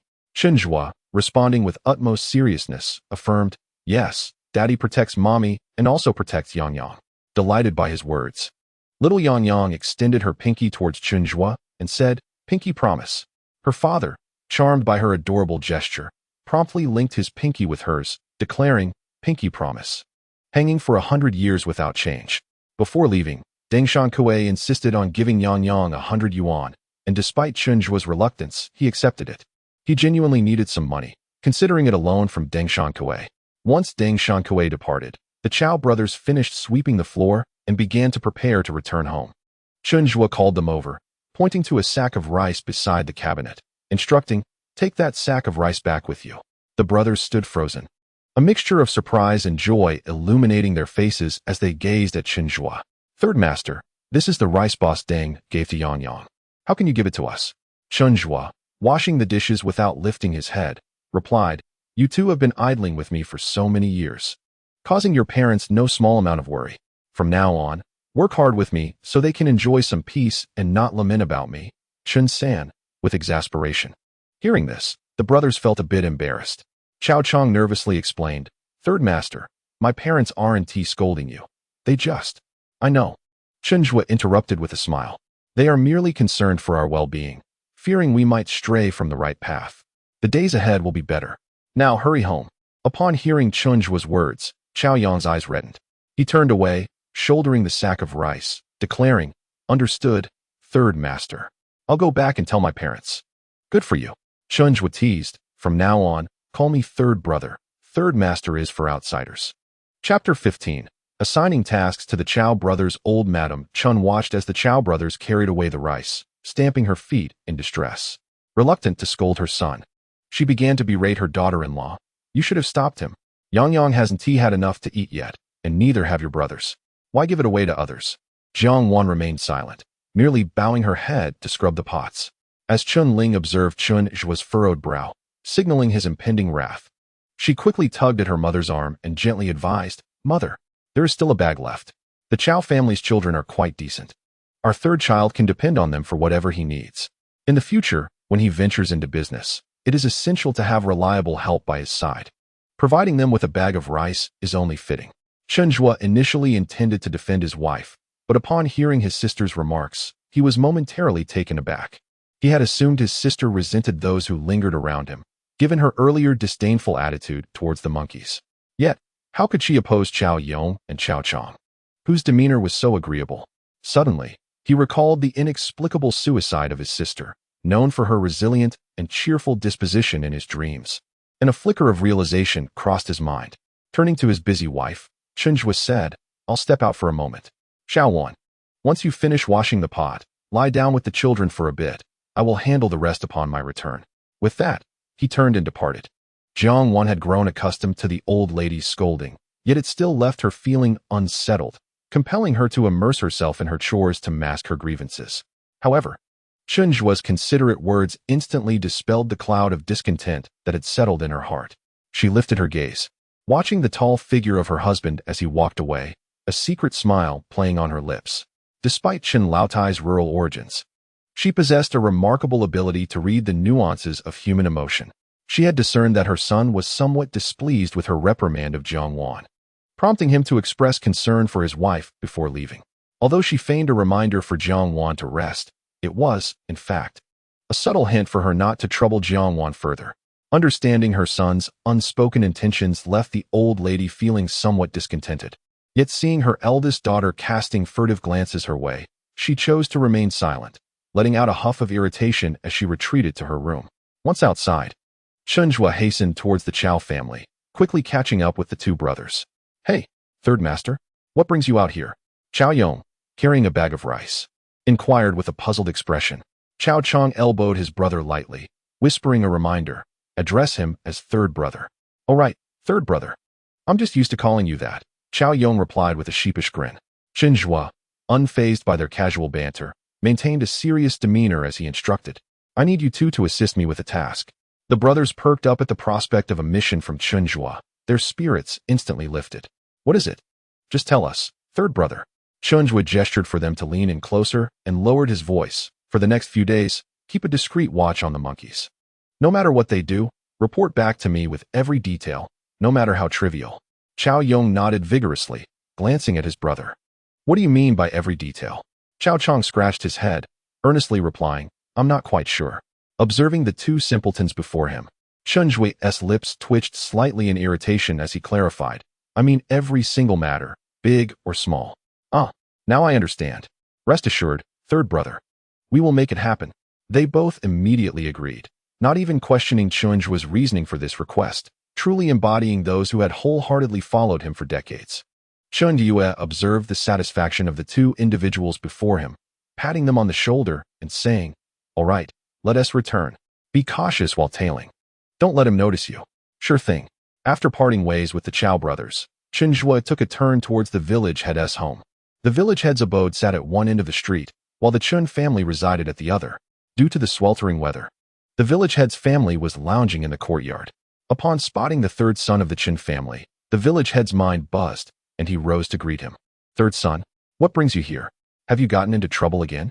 The village head, surnamed Chen and named Chen Guohua, was indeed a genuine relative of Chen Zhuo, as their grandfathers were brothers. Chen Guohua was of similar age to Chen Zhuo's elder brother, Chen Qing, and often regarded Chen Zhuo as a brother as well. However, this lad was a constant source of worry, frequently embroiled in brawls. Just the other day, he had beaten someone from the eastern part of the village so severely that the poor soul had been bedridden for 3 days, and the next day, he had left another from the west barely recognizable. Those who had suffered at Chen Zhuo's hands dared not confront him again, and instead sought out the village head for resolution. What could Chen Guohua do? The Chen family was so impoverished that compensating for damages was out of the question. The only recourse for Chen Guohua was to visit the Chen household to engage in a bit of counsel and to impose a few days of labor on the third son, which left him feeling exasperated. Thus, upon seeing Chen Zhuo, Chen Guohua felt a throbbing pain in his head. His wife, upon noticing Chen Zhuo, also wore a displeased expression, shooting him a glare and muttering something about golden jade on the outside but rotten inside before dragging their daughter back indoors. Unfazed, Chen Zhuo silently admired her eloquent insult. Indeed, she was the village head's wife. He resolved to teach his younger sister, Yang Yang, proper manners, ensuring she would not end up as ignorant as the two dullards from the Chao family. Chen Zhuo's gaze lingered on Chen Guohua's face, studying him closely. His eyes filled with sorrow. In 2 years, this honest and upright village head would meet his demise while attempting to extinguish a fire. Contemplating this, Chen Zhuo sighed inwardly. The path of rebirth was fraught with challenges. This time, he was determined not only to alter his family's fate, but also to save these kind-hearted individuals. Chen Guohua patted Chen Zhuo's shoulder, pulling him from his reverie. What's wrong? Did your sister-in-law upset you? Don't take it to heart. She tends to ramble. Chen Zhuo, however, felt no discontent. He waved dismissively. Why would I be upset? My sister-in-law praised my looks. What is there to be unhappy about? Chen Guohua seemed taken aback by his response, raising an eyebrow in surprise, and then, appearing relieved, asked, What brings you here? You wouldn't visit without reason, would you? Indeed. Chen Zhuo had a matter to discuss. He wasted no time and got straight to the point. Elder brother, do you have any stationery? I need a few sheets of paper and a pen. I promise to return them once I'm done. What? Chen Guohua was momentarily taken aback, wearing an expression that suggested disbelief. With a hint of amusement in his tone, he asked, What do you need paper and a pen for? You barely attended school. Can you even write? Though he teased Chen Zhuo, he did not refuse him. Instead, he led him into the house. Before matters were settled, Chen Zhuo preferred to keep a low profile and casually concocted an excuse to placate him, stating that their daughter Yang was 2.5 years old, and he had nothing better to do than to teach her to write. No sooner had he spoken than Chen Guohua's wife entered the room, her demeanor irritable, remarking, You can't even recognize characters yourself, yet you wish to teach the child. Just send her over to me, and I shall instruct her. Chapter 16. Can a wife speak? Chen Guohua's spouse, Jiang Wan, served as a language teacher at the Zaihe village primary school. Despite her disdain for Chen Zhuo, she held a fondness for Jiang Wan and Yang. Upon hearing Chen Zhuo's intention to personally teach Yang to write, her patience snapped, and she glared at him in indignation. Chen Zhuo, taking the paper and pen from Chen Guohua, inclined his head towards Jiang Wan, expressing, This is indeed a splendid opportunity. Allow me to thank you, sister-in-law. When I return home, I shall discuss with Xiao Wan and bring the child over when you are not busy. Perhaps Chen Zhuo's enthusiastic agreement caught Jiang Wan off guard, for her gaze turned skeptical, scrutinizing the paper and pen in his hands. If I am to teach the child, why do you need those? Do not teach her carelessly. With an air of mystery, Chen Zhuo lowered his voice, confessing, To be candid, Xiao Wan's birthday is next month, and I wish to pen a love letter for her. I fear my handwriting may not be presentable, hence my practice. Please, do not reveal this to her. Upon hearing this, Chen Guohua and his wife stood momentarily stunned, only to burst into laughter simultaneously after a couple of seconds. Jiang Wan's irritation dissipated, her lips curving into a bemused smile. Are you not deceiving us? You truly intend to write to Jiang Wan? It wouldn't be a ruse to send a letter to someone else under the guise of writing to her, would it? How could that be? My affections are solely for Jiang Wan. I would never write to anyone else, Chen Zhuo replied, his sincerity evident. Satisfied, Jiang Wan lowered her arm that had been blocking his path. Since it is for Xiao Wan, feel free to consult me if there are any characters you struggle with. Chen Guohua playfully elbowed his wife, teasing, All right now, let the young couple handle their own affairs. Show a bit of restraint for the sake of the third. Chen Zhuo chuckled in response, engaging in a bit of small talk before returning home. By this point, darkness had settled in, and to avoid attracting mosquitoes, no lights were lit inside. Concerned that Jiang Wan and their daughter might have fallen asleep, Chen Zhuo treaded lightly, entering the house silently. However, as he approached the outer room, he heard Yang's tender voice from within, proclaiming, Wang Daliang is bad. Mommy is not mute. Mommy can speak. Mommy can speak? What does this mean? Chen Zhuo halted, straining to listen to the conversation inside. Unsure of what gestures his wife was making, Yang continued, Mommy calls baby. It sounds nice. The child's words were jumbled, leaving Chen Zhuo bewildered. He contemplated listening a bit longer to discern what the child might clarify, but was interrupted by his sister's voice from behind. Third, what are you doing? You startled me. It turned out that Chen's elder sister had seen a shadow stealthily enter the main room while she was downstairs, and, concerned for Jiang Wan and Yang, had followed quietly. To her surprise, the shadowy figure turned out to be her own brother. With a sigh of relief, Chun-Ling pressed her hand to her chest, calming her racing heart. As the elder sister called out, the two women inside naturally heard the commotion. Little Yang hurriedly dashed out, while her father, Fei, and his wife lifted the door curtain and stood at the entrance, tilting her head to observe him. Caught eavesdropping, Chen Zhuo felt no embarrassment. He merely handed the paper and pen to his wife for safekeeping. Subsequently, he indulged his daughter's request, lifting her high into the yard. Yang was overjoyed, laughing heartily, her little arms and legs flailing as if she were about to take flight. At this moment, Chunling also felt a sense of relief. Leaning against the doorframe to watch the playful duo, cautioning, "Be careful," and hold the child tightly. Chen Zhuo, preoccupied with his thoughts regarding their earlier conversation, noticed his wife retreating to put away the paper and pen. He then leaned closer to Yang, whispering in her ear, "My dear, shall we go to the riverbank to collect some duck eggs?" In front of the Chun residence lay a small grove, and beyond that, the riverbank. Yang adored playing in the water, but recalling her mother's admonitions, she hesitated, furrowing her tiny brow and replying, "Mommy won't allow it." "Not to worry. If Daddy takes you, Mommy will agree.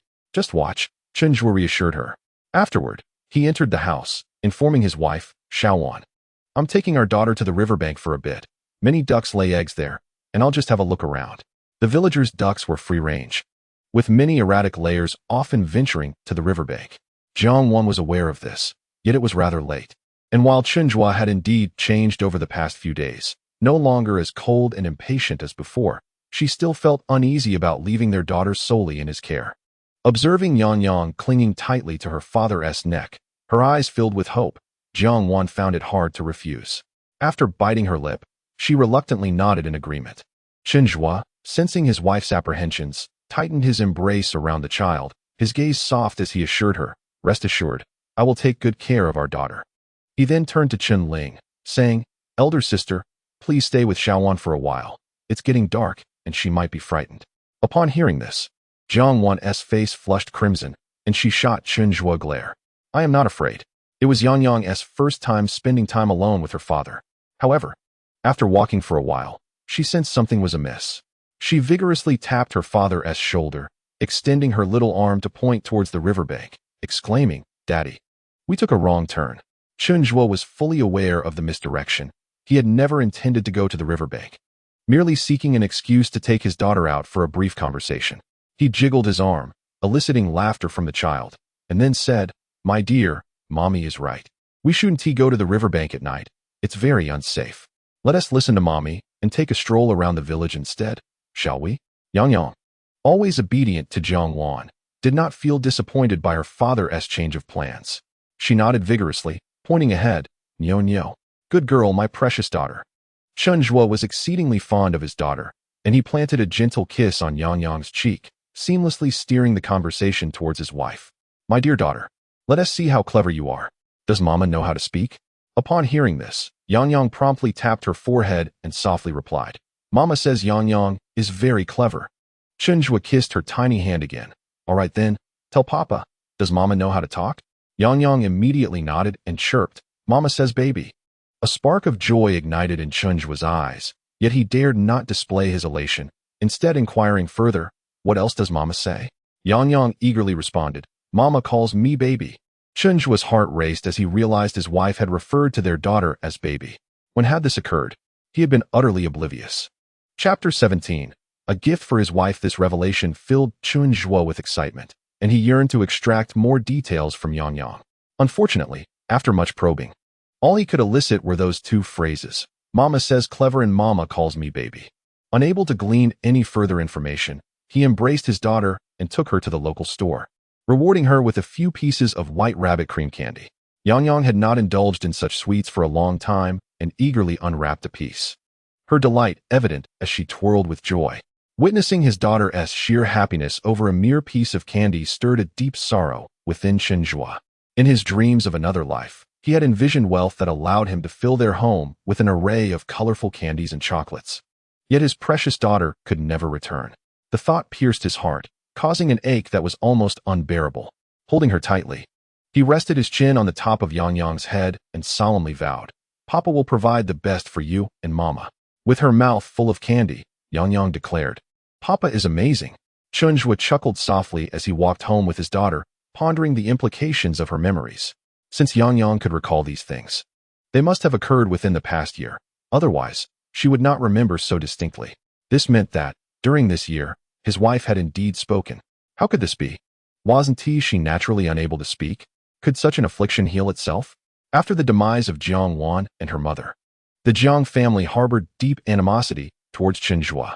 Even after he became a wealthy tycoon, they had never reached out to him, leaving him in the dark about matters concerning Jiang Wan.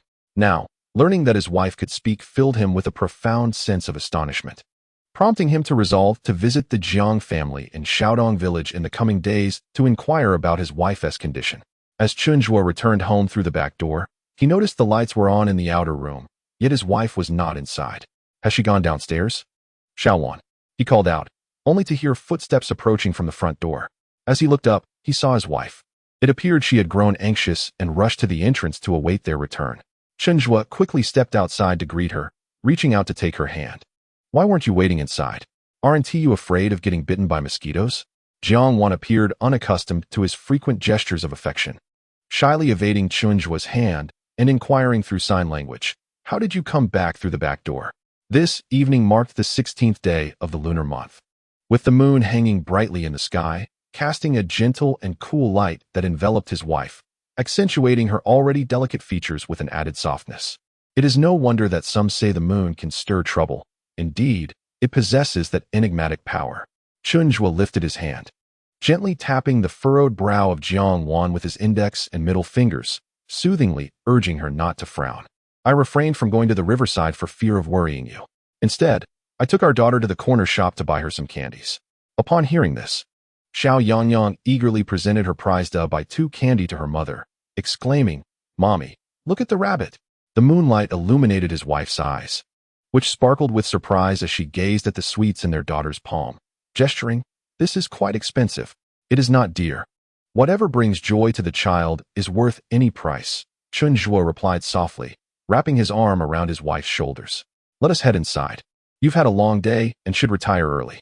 I will help our daughter with her teeth. Yang Yang, obedient as ever, was particularly thorough in her brushing after indulging in sweets. As Chen Zhuo washed up nearby, his gaze remained fixed on their daughter, her earnest expression melting his heart.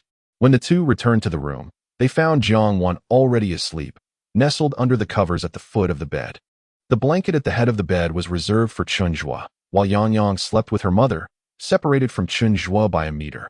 Witnessing this scene filled Chen Zhuo with a wave of guilt once more. For over 3 years of marriage, Jiang Wan had consistently left the warm spot at the head of the bed for him, while she herself curled up at the foot. Their financial struggles meant they could not afford to waste much firewood during winter. They would only stoke the warmth briefly, leaving the foot of the bed cold by the later hours of the night, often waking Jiang Wan from her sleep due to the chill. During those times, Chen Zhuo took for granted all that she provided, never considering the sacrifices she made for his comfort. This realization brought both remorse and regret to his heart. He pressed his lips together, gently placing Yang Yang on the bed and shushing her. Yang Yang, unaware of his intentions, obediently covered her mouth and nodded eagerly, her sparkling eyes fixed on her father.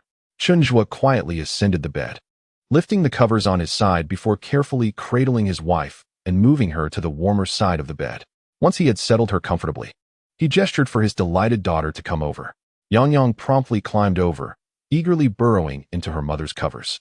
Given that it was summer, he had hastily removed the ashes from the stove after cooking and made space at the head of the bed, ensuring it was not overly warm. Nonetheless, he was aware that women are often sensitive to the cold. In the future, he resolved that the head of the bed would be reserved for them. And when fortune smiled upon him, he would provide them with a better home and bed, allowing them both to enjoy a life of comfort. After tucking the blankets snugly around his wife and daughter, Chen Zhuo turned contentedly, adjusting the covers at the foot of the bed until the 2 blankets were closely aligned. He then lay down and closed his eyes, soon finding his breath steady and deep. In the darkness, Jiang Wan's long eyelashes fluttered twice before she slowly opened her eyes. Bathed in the moonlight, she gazed at the man just inches away, observing how his large hand enveloped both her and her daughter's small hands, creating a scene that was both warm and beautiful. This sight inexplicably warmed her eyes, and tears began to fall silently. In truth, Jiang Wan had been awake all along. When the 2 of them stealthily entered the room and Chen Zhuo carefully lifted her onto the Kong, she was fully aware. Over the years, to avoid Chen Zhuo's cold demeanor, she often resorted to feigning sleep, making it quite effortless for her to appear undetected in slumber. However, she never anticipated that Chen Zhuo would treat her this way tonight. She did not weep when he spoke to her with harsh words, nor did she cry when he disregarded and ridiculed her. Yet, as he held her close. Placing her on the warm Kong and tenderly tucking the blankets around her and their daughter, Jiang Wan suddenly found it impossible to contain her emotions. A blend of grievances, confusion, and a touch of joy from enduring hardships surged within her. Tears streamed down her face like pearls slipping from a broken string, quietly soaking her pillow. Just then, a large hand rested gently on Jiang Wan's shoulder, softly patting her. Startled, she opened her eyes to find Chen Zhuo was still asleep, seemingly unaware of his actions. The hand on her shoulder continued to pat her gently, reminiscent of a parent soothing a child. The following morning, when Chen Zhuo woke, he discovered that his wife's presence was no longer beside him on the Kong. Their daughter was sleeping soundly, her little belly exposed, tender and white, utterly endearing. Concerned that she might catch a chill, Chen Zhuo pulled the blanket over her and glanced at the wall clock, which indicated it was 6 o'clock. He rose from the Kong, quickly washed up, and stepped outside in search of his wife. Jiang Wan, wanting to avoid disturbing the family, had deliberately gone to the front door to chop wild vegetables for the chickens. Hearing a noise, she turned around to see Chen Zhuo awake so early. Her expression filled with surprise as she gestured, "Did I wake you?" Chen Zhuo chuckled, snatching the knife from her hand, and then pressed something into her palm, gently nudging her aside with his body. "Let me take care of this. It's only 6 o'clock. You should get some more rest." Jiang Wan glanced down at the item in her hand and found 2 large white rabbit candies. Puzzled, she looked up at Chen Zhuo, who adored her innocent expression. He reached out and affectionately ruffled her hair, saying, "Taste this. It's specially saved for you. No need to share with Yang Yang." After a pause, he added, "And no need to give any to your mother and the others. Once we make some money, I'll buy them more." Jiang Wan blinked at his words, her gaze fixated on the 2 candies as if contemplating whether to indulge. Chen Zhuo squinted, swiftly unwrapped one of the white rabbit candies, and placed it in her mouth. Her previously dazed expression transformed into one of shyness, and she shot him a small glare before turning to leave. Chen Zhuo suddenly seized her, retrieving over 100 yuan from his pocket and placing it in her palm. "Here," he said, "this is all the money I have. From now on, the financial authority of our household will be entrusted to you." Jiang Wan was taken aback, staring in disbelief at the substantial sum that had unexpectedly appeared in her hand. "You're giving me all of this? What about you?" "My earnings are yours," he replied. "As your husband, the money I earn is meant for you and our child. If I need funds, I shall ask you." This money had been acquired through Chen Zhuo's efforts in collecting debts for others and to the rural folk. It represented a significant amount, enough to sustain a person for 3 to 4 months. Jiang Wan quickly clasped the money in her hand and, after a fleeting glance at Chen Zhuo, hurried back inside to conceal it. Even though Chen Zhuo had taken on the task of feeding the chickens and ducks, Jiang Wan did not heed his suggestion to return to bed. Instead, she transformed the leftover rice from the previous night into a congee. The elderly couple downstairs, having aged and requiring less sleep, would soon awaken. Concerned that they might be hungry, Jiang Wan decided to prepare some congee for them to ease their hunger. After Chen Zhuo finished feeding the chickens and returned, the elder Mr. Chun and his wife had also awakened. Drawn by the enticing aroma of the rice congee, they made their way into the room. The elderly woman gazed at the thick and fragrant congee, swallowed hard, and asked Jiang Wan, who was chopping pickled vegetables, "Why are you preparing food so early? This little bit one tea lasts until afternoon." Jiang Wan pointed to the several bowls of congee she had set aside for them on the dining table and cheerfully explained. "Chen Zhuo said that Yang Yang is at a crucial growing stage, and at your age, you shouldn't always be tightening your belts. Now that we have enough food, our family will switch to 3 meals a day." The elderly woman, pleased by her son's filial piety, also felt a pang of concern for the food and money. She waved her hands and addressed her youngest son, who had just entered the room. "Third son, there's no need for 3 meals. Perhaps we should give Yang Yang 3 meals instead, and the adults can continue with 2. Just then, Chen Zhuo, having washed his hands and shaken off the excess water, interjected, "Mother, please trust me and Jiang Wan. You and father need not worry. Our household will not lack for food." After speaking, he took up a bowl and began to eat. Little Yang Yang had also awakened. Chen Dajia had just taken her to the bathroom, and the mother and daughter strolled into the room hand in hand. Yang Yang excitedly dashed to the dining table, exclaiming, "Auntie, it's time to eat." After finishing his meal, Chen Zhuo sought out the paper and pen he had requested from the village chief the previous day and began drafting a shareholding contract at the Kong table. In his dreams of a past life, Such matters were handled by the company's legal advisors. Although he did not have to undertake the task himself, he had reviewed countless contracts, if not thousands, then certainly many. Thus, for him, it was a task of utmost simplicity. Jiang Wan was unaware of what Chen Zhuo was writing, but seeing his earnest demeanor, she understood he was engaged in something important. Fearing that their daughter might become overly excited upon seeing the paper and pen and cause a commotion, she proposed taking the child for a stroll in the orchard at Brother Chen's place on the mountain. Upon hearing this, Yang was filled with excitement. She adored playing in the orchard. Immediately, she stretched out her small hand and called out, "Brother, brother." Chen's family had a pair of twin boys who were incredibly fond of Yang, so she eagerly anticipated playing with them. Jiang Wan smiled and shook her head, gesturing, "The brothers are at school." Chen Zhuo had just written a few lines when he overheard their conversation and promptly looked up, saying, "Xiaowan, tell the elder brother and sister-in-law to return tonight if they have time. I have something to discuss with them." Upon hearing this, Jiang Wan's smile faltered, and her expression shifted as she gestured. "Are you going to buy wine?" She thought that by calling the elder brother back, it meant another drinking session. Fearing he might indulge in drunken antics and bully her and their daughter. Witnessing his wife's reaction, Chen Zhuo felt a pang of guilt. It was his fault for not providing her with a sense of security, leaving her with so much apprehension. He endeavored to soften his expression, smiling reassuringly at his wife. "No need to buy any. I won't drink again unless it's something significant, so don't worry." After saying this, Chen Zhuo lowered his head to continue writing the contract, but he kept a discreet eye on Jiang Wan. He noticed the corners of her mouth subtly lift, and her steps with their daughter became noticeably lighter, radiating uncontainable joy. Chen Zhuo tilted his head, gazing through the window at their departing figures, one tall and one short. As they reached the entrance, he suddenly called out, "Xiaowan." Jiang Wan paused, turning back with a puzzled look. "Be careful crossing the street. Watch out for the cars." After his words, Chen Zhuo saw his wife smile.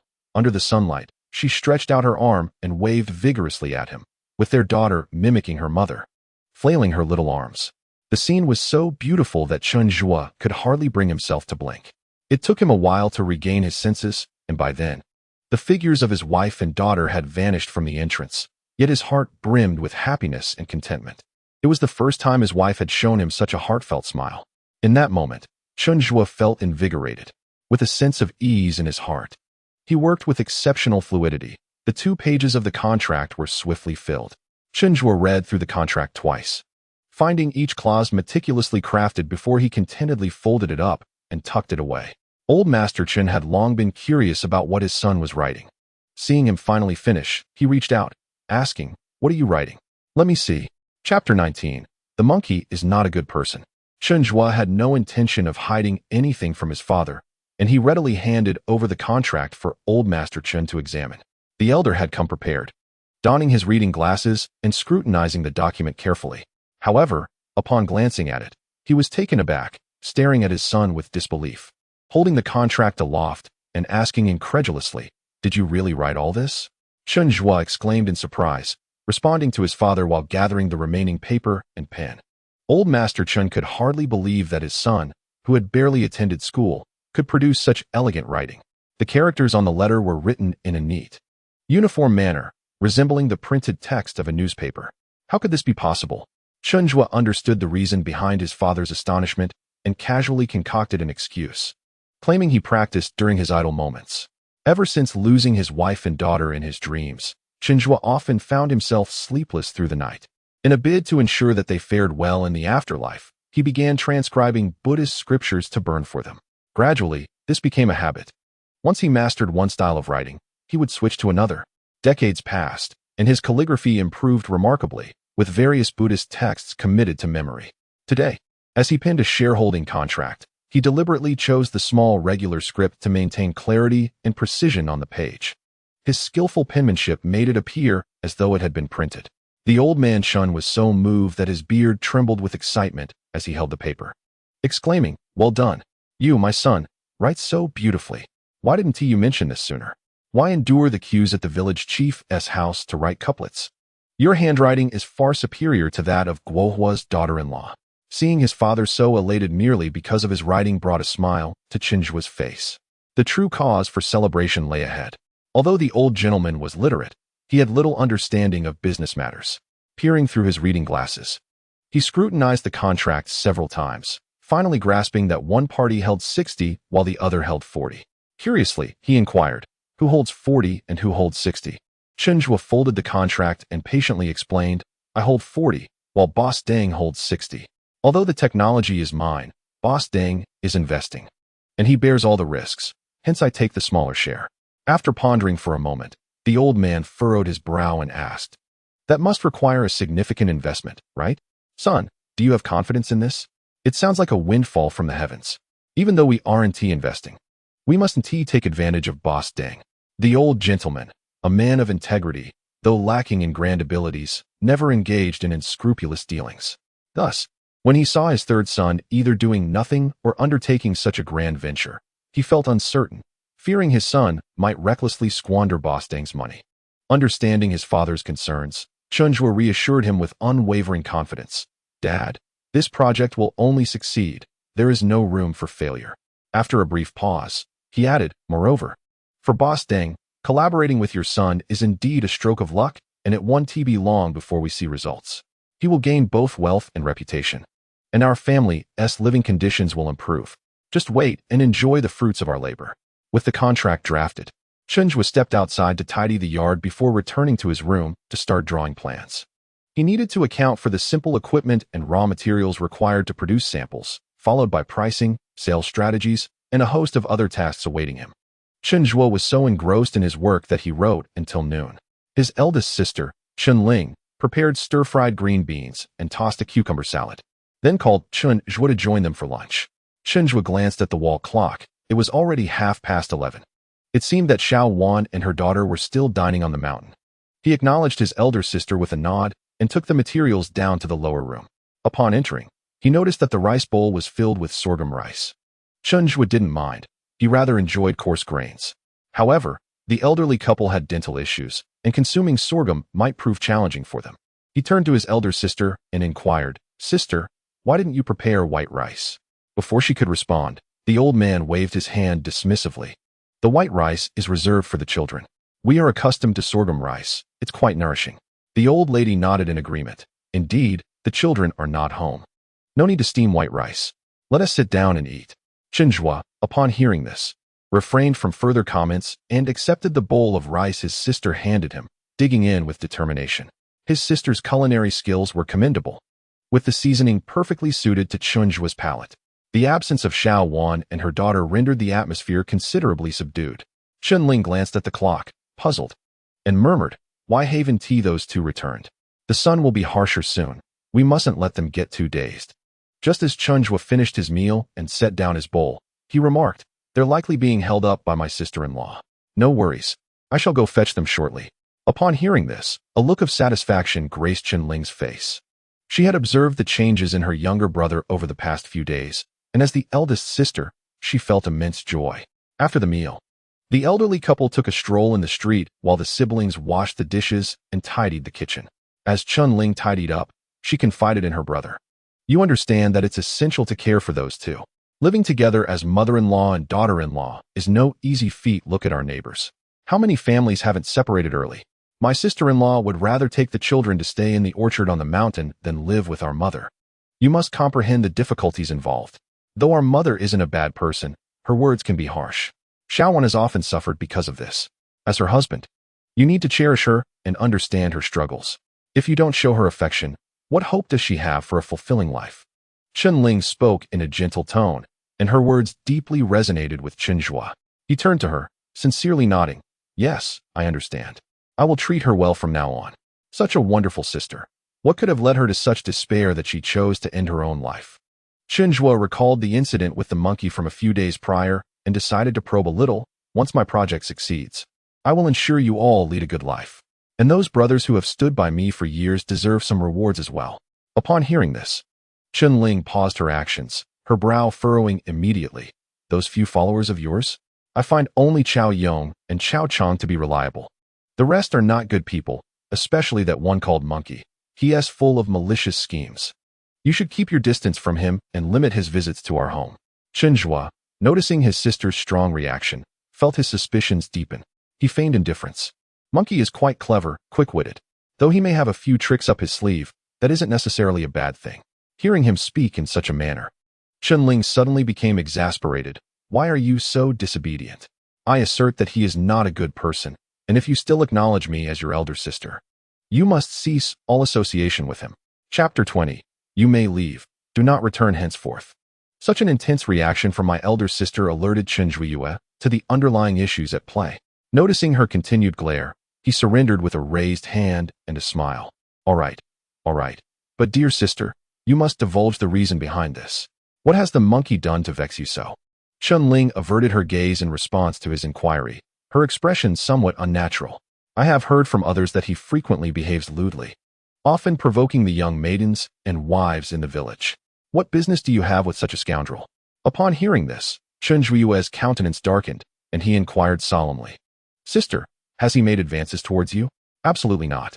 Chen Ling retorted immediately, her eyes flickering.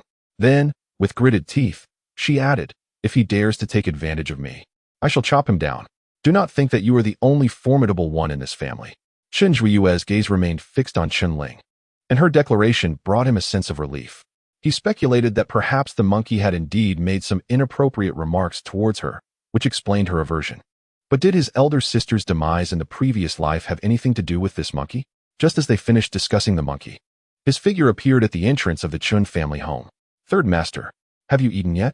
The monkey entered the courtyard, grinning broadly.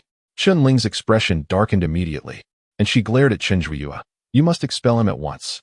Chen Zhuo patted his sister's arm, signaling her to remain calm, and then strode out to greet the monkey with a casual demeanor. What brings you here? Ah, third master, I simply missed you. The monkey replied with a playful grin. Where is my lovely niece? Why isn't she at home? Are you here to play with my daughter? Chen Zhuo raised an eyebrow, a smirk playing on his lips. The monkey chuckled.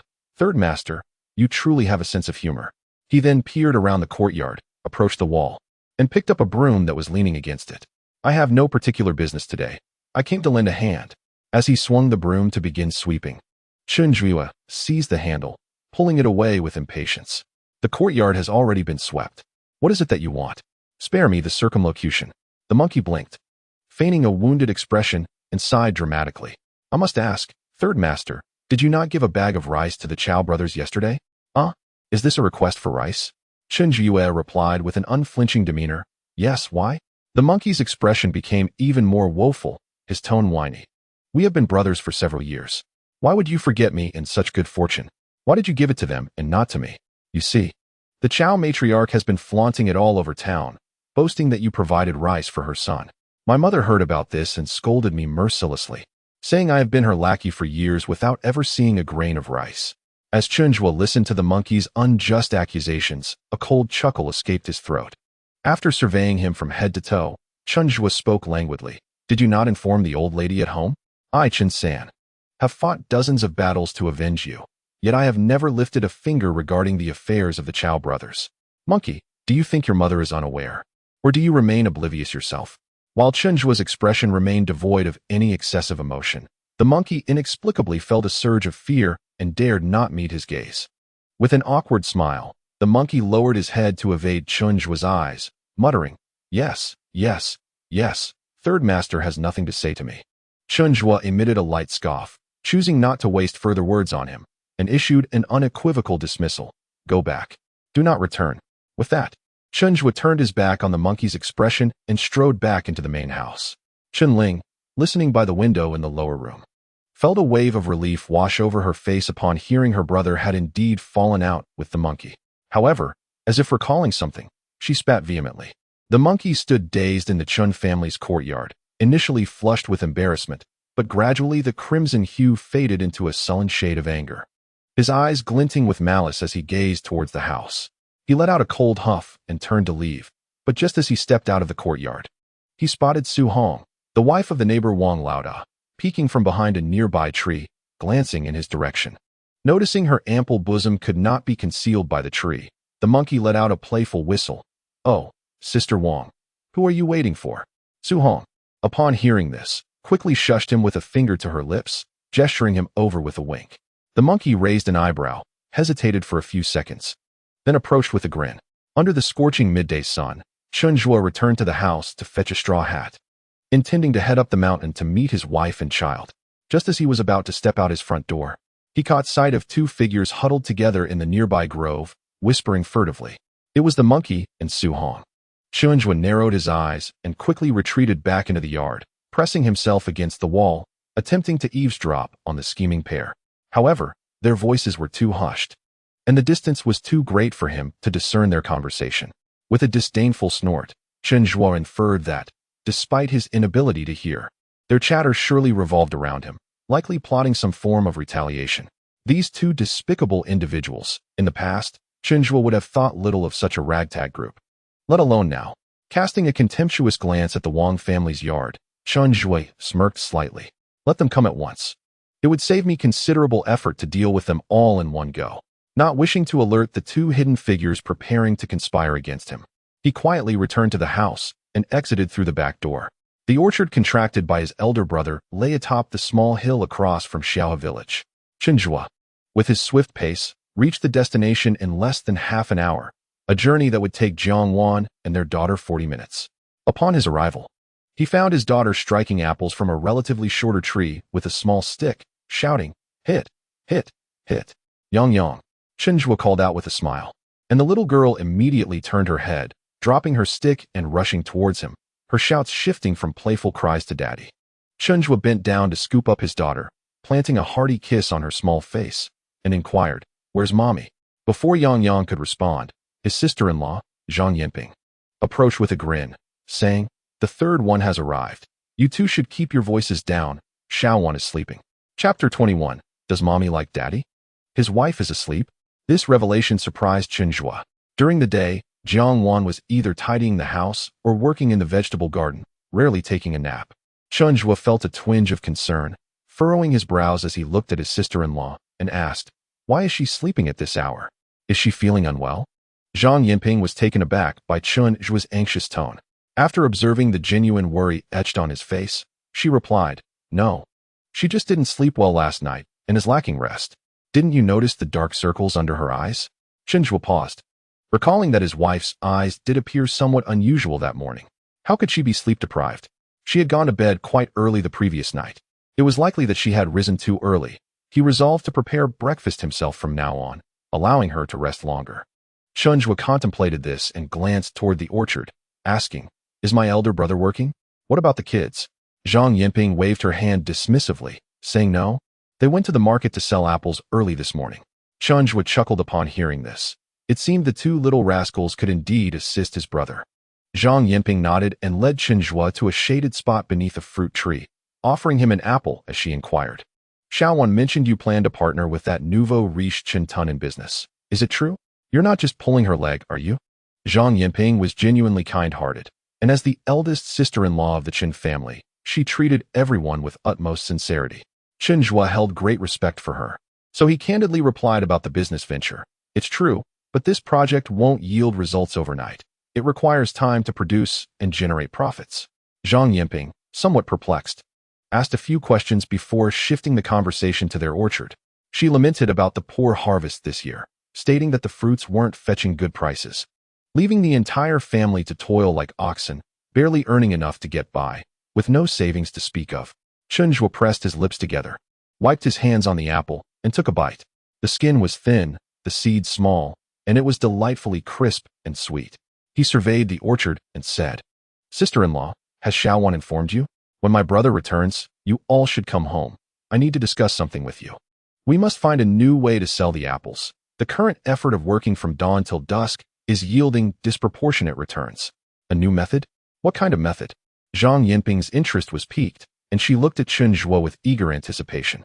Oddly enough, among the children of the old Chen family, Chen Zhuo was the least engaged in conventional pursuits, yet he was also the most intelligent and resourceful. Whenever he devised a plan, success was all but guaranteed. "This matter cannot be succinctly articulated. Let us speak of it upon our return home this evening." As Chen Zhuo spoke, his gaze drifted towards the brick house nestled in the orchard center, from which Jiang Wan had just emerged, her expression one of surprise as she beheld him. Chen Zhuo rose and approached her, inquiring with a smile, "Have you awakened? Did you sleep well?" Little Yang Yang rushed towards them, arms outstretched, seeking a hug. Jiang Wan, still in the throes of sleep, appeared somewhat disoriented. A faint red mark marred her fair cheek from the pillow, rendering her expression vacant. As she lifted her daughter into her arms, her eyes met Chen Zhuo's, silently questioning his unexpected presence. Concerned for her well-being, Chen Zhuo gently reclaimed their daughter, asserting, "Let daddy hold her. Mommy hasn't fully rested yet." Though Yang hesitated, her empathy for her mother prevailed, and she complied, nestling against Chen Zhuo, her little grape-like eyes remaining fixed on Jiang Wan. At that moment, Zhang Yinping joined them, her astonishment rekindled by Chen Zhuo's actions. She mused to herself, "Is the sun rising in the west today? This rascal is actually showing concern for his wife. How rare." Meanwhile, Jiang Wan, bashfully aware of her sister-in-law's gaze, fidgeted with a few stray strands of hair, gesturing, "Have you been waiting long?" Chen Zhuo delighted in her shyness, his eyes gleaming as he gazed at her, reluctant to blink. Noticing another wisp of hair cascading beside her cheek, he reached out to tuck it behind her ear, then added, "I just arrived as well. My sister mentioned you didn't sleep well last night. Did you rise too early? From now on, I shall prepare breakfast and tend to the chickens and ducks. You needn't awaken so early." Jiang Wan, already flustered, felt her cheeks flush deeper under Chen Zhuo's tender ministrations, especially with her sister-in-law present. Zhang Yinping stifled a laugh, teasingly raising her eyebrows to provoke her, while Jiang Wan shot her a reproachful glance and gestured towards Chen Zhuo, indicating it was time to return home. Chen Zhuo affirmed her silent request, and the trio bid farewell to Zhang Yinping before heading home together. As the saying goes, ascending the mountain is easy, but descending is fraught with caution. One must tread carefully, even on the gentlest slopes, to avoid missteps. Chen Zhuo cradled their daughter in one arm, while holding Jiang Wan's hand with the other, deliberately slowing his pace. His wife's hand felt soft and diminutive within his grasp. He gently squeezed her palm and turned to inquire, "Why are your hands so cold?" Jiang Wan, having struggled to free her hand earlier, now felt her face warm to the hue of a ripe tomato. Upon hearing his question, she cast him a sidelong glance, remaining silent. Chen Zhuo, recalling his past studies of Buddhist scriptures and traditional medicinal texts, remembered that, according to Chinese medicine, women often exhibit a cold constitution, and cold hands and feet might indicate anemia. Frowning at this thought, he resolved to earn some quick money so that he could take his wife to the hospital for a checkup. As Yang nestled in her father's embrace, she observed her parents holding hands with a mix of curiosity and envy, prompting her to wiggle to be let down. However, the descent was treacherous, and Chen Zhuo wished to avoid any risks. Thus, he coaxed her gently, "Sweetheart, the path is difficult. Daddy must protect Mommy, and if you walk on your own, Daddy might not be able to keep you safe." Yang seemed a bit confused, blinking her eyes as she looked at the hands they held. Pouting, she declared, "Yang wants Mama to hold her hand." Chen Zhuo understood that his daughter was feeling jealous, attempting to vie for his wife's affection. Amused internally, he maintained a facade of indifference, deliberately waving his hand with Jiang Wan in front of their daughter, asserting, "Mama and Papa are husband and wife. And Papa can hold Mama's hand too." After contemplating this, little Yang tilted her head and, with a sweet voice, inquired of Jiang Wan, "Does Mama like Papa?" Chen Zhuo turned his head as well, curious to see how his wife would respond. However, Jiang Wan appeared to have heard nothing, her gaze directed elsewhere, leaving the back of her head exposed to them. Regrettably, her flushed neck betrayed her, and Chen Zhuo, well aware of her thoughts, teasingly tickled her palm and leaned in to whisper, "Our daughter is asking you, do you like Papa?" Chapter 22. The monkey dares to flirt with the elder sister. By the time the family of three returned to Xiao village, Jiang Wan had still not answered the question of whether she liked her husband.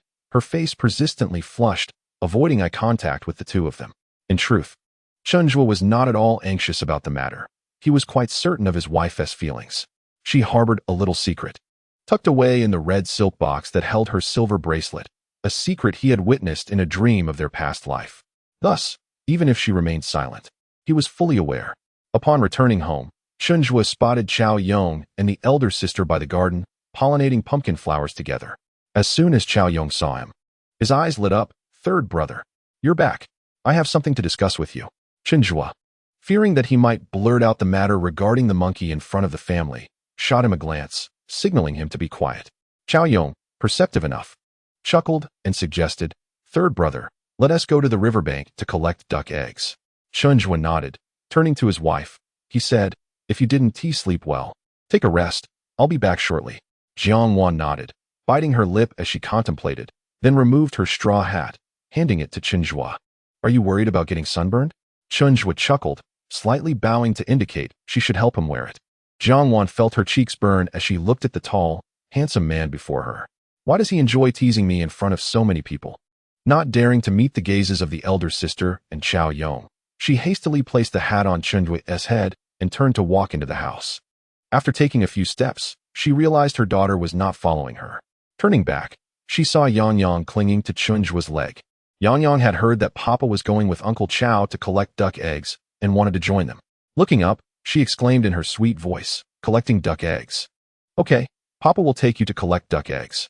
Chen Zhuo, with a face full of affection, lifted their daughter onto his shoulders, and together with Chao Yong, they headed toward the riverbank. Chen Ling stepped out into the courtyard and raised her eyes to Jiang Wan, noticing her fixed gaze upon her departing brother. Assuming her concern, she smiled and said, Do not fret. I've observed that the third brother has been quite responsible these past few days and will undoubtedly take good care of the child. Jiang Wan nodded with a smile. Her trust in Chen Zhuo was unwavering, yet the scene before her was simply too captivating, and she wished to behold it a while longer. By the riverbank, Chen Zhuo firmly held his daughter's hand while listening to Chao Yong's report. That monkey truly lacks integrity. An ungrateful wretch. If it weren't for Xiao Chong stopping me, I would have given him a good thrashing. Chen Zhuo cast a sidelong glance at him. Maintain your composure. A true man resolves issues without resorting to fists. Chao Yong, filled with righteous indignation, exclaimed, Am I not justified in my anger? That toad aspires to court swans yet dares to pursue the eldest sister. How absurd. It is akin to a toad wishing to feast upon swan meat. Chen Zhuo corrected him with an impassive expression. Noticing Chen Zhuo's calm demeanor, Chao Yong grew anxious. Third brother, why are you so unconcerned? That brat is persistently obstructing the eldest sister's pursuits. How shall we address this? This morning, he was babbling with Wang Laoda's wife in the grove for ages. Who knows what he was plotting? Xiao Chong and I were too wary of being discovered to approach closely and overhear him. We must remain vigilant. Chen Zhuo, observing Chao Yong's increasingly reckless speech, shot him a stern look before leading Yang Yang to a shallow puddle, instructing her to play in the water. His gaze never left the child as he advised Chao Yong, refrain from such rambling in front of the child. It may lead her astray. Chao Yong, taken aback, continued to press, Third brother, do you have a plan? That scoundrel employs nothing but despicable tactics. We cannot afford to take this lightly. Chen Zhuo, well aware of the monkey's character, comfortingly patted Chao Yong's shoulder, speaking in a calm tone, Do not alert the enemy. As long as you two keep a close watch on him, he will not cause any significant disturbance. It is only by seizing his vulnerabilities that we can eliminate this threat once and for all. Chao Yong, somewhat perplexed, gazed at Chen Zhuo with confusion. What are the monkey's vulnerabilities? Chen Zhuo playfully tapped his forehead, retorting, Go back and keep watch, relay my words to Chao Chong, and see if he comprehends. Chao Yong, chuckling as he rubbed his head, replied, I am far more astute than my brother. If I struggle to understand, he will fare even worse. Chen Zhuo, witnessing his self-satisfied expression, chuckled helplessly. Once my Yang Yang begins elementary school, I shall send both of you together. After Chao Yong departed, Chen Zhuo took his daughter to the riverbank to catch fish. The river in Xiaohe village is a lively one, flowing through several neighboring villages. It teems with fish, albeit none of significant size. After a rain, one might glimpse palm-sized loaches. Having rained during the latter part of the previous night, they were now present in abundance. And Chen Zhuo intended to catch a few to bring home. He drew a circle by the puddle and cautioned his daughter not to step out before rolling up his trousers and entering the water. Yang Yang was thrilled, squatting on the bank with her hand over her mouth, fearful that her excitement might scare the fish away. With deft movements, Chen Zhuo swiftly caught 8 or 9 fish in no time. As soon as he reached the shore, he found a flat, sharp stone and, using the river water, meticulously cleaned the fish entrails. After wrapping the fish in a large tree leaf, he led his overly excited daughter home. Upon entering, Yang Yang began to shout, Mama, Mama. Big fish, 7 fish, Daddy caught mudfish. Jiang Wan was washing vegetables when she heard this, and her eyes lit up. She quickly turned to Chen Zhuo, and indeed, she saw him holding a bundle. Chen Zhuo, adorned with an incongruous straw hat, presented the cleaned mudfish to Jiang Wan. Witnessing the delight in his wife's eyes filled him with a profound sense of accomplishment. At that moment, Chun Ling and Grandma Chen also gathered around, and upon seeing the plump mudfish, they were equally elated. What fat mudfish! Braised in soy sauce, it will surely be delicious. Grandma Chun instructed her eldest granddaughter to fetch soy sauce from the jar, while she herself went inside to call for her husband. Jiang Wan's eyes sparkled with joy as she glanced at Chen Zhuo, then turned to find a plate for the fish. Yang Yang followed closely behind her, fearful that the mudfish might sprout wings and fly away. With the lingering smell of fish on his hands, Chen Zhuo approached the well and washed them vigorously. When he looked up, he noticed the neighbor's tiger head craning his neck to peer into his home.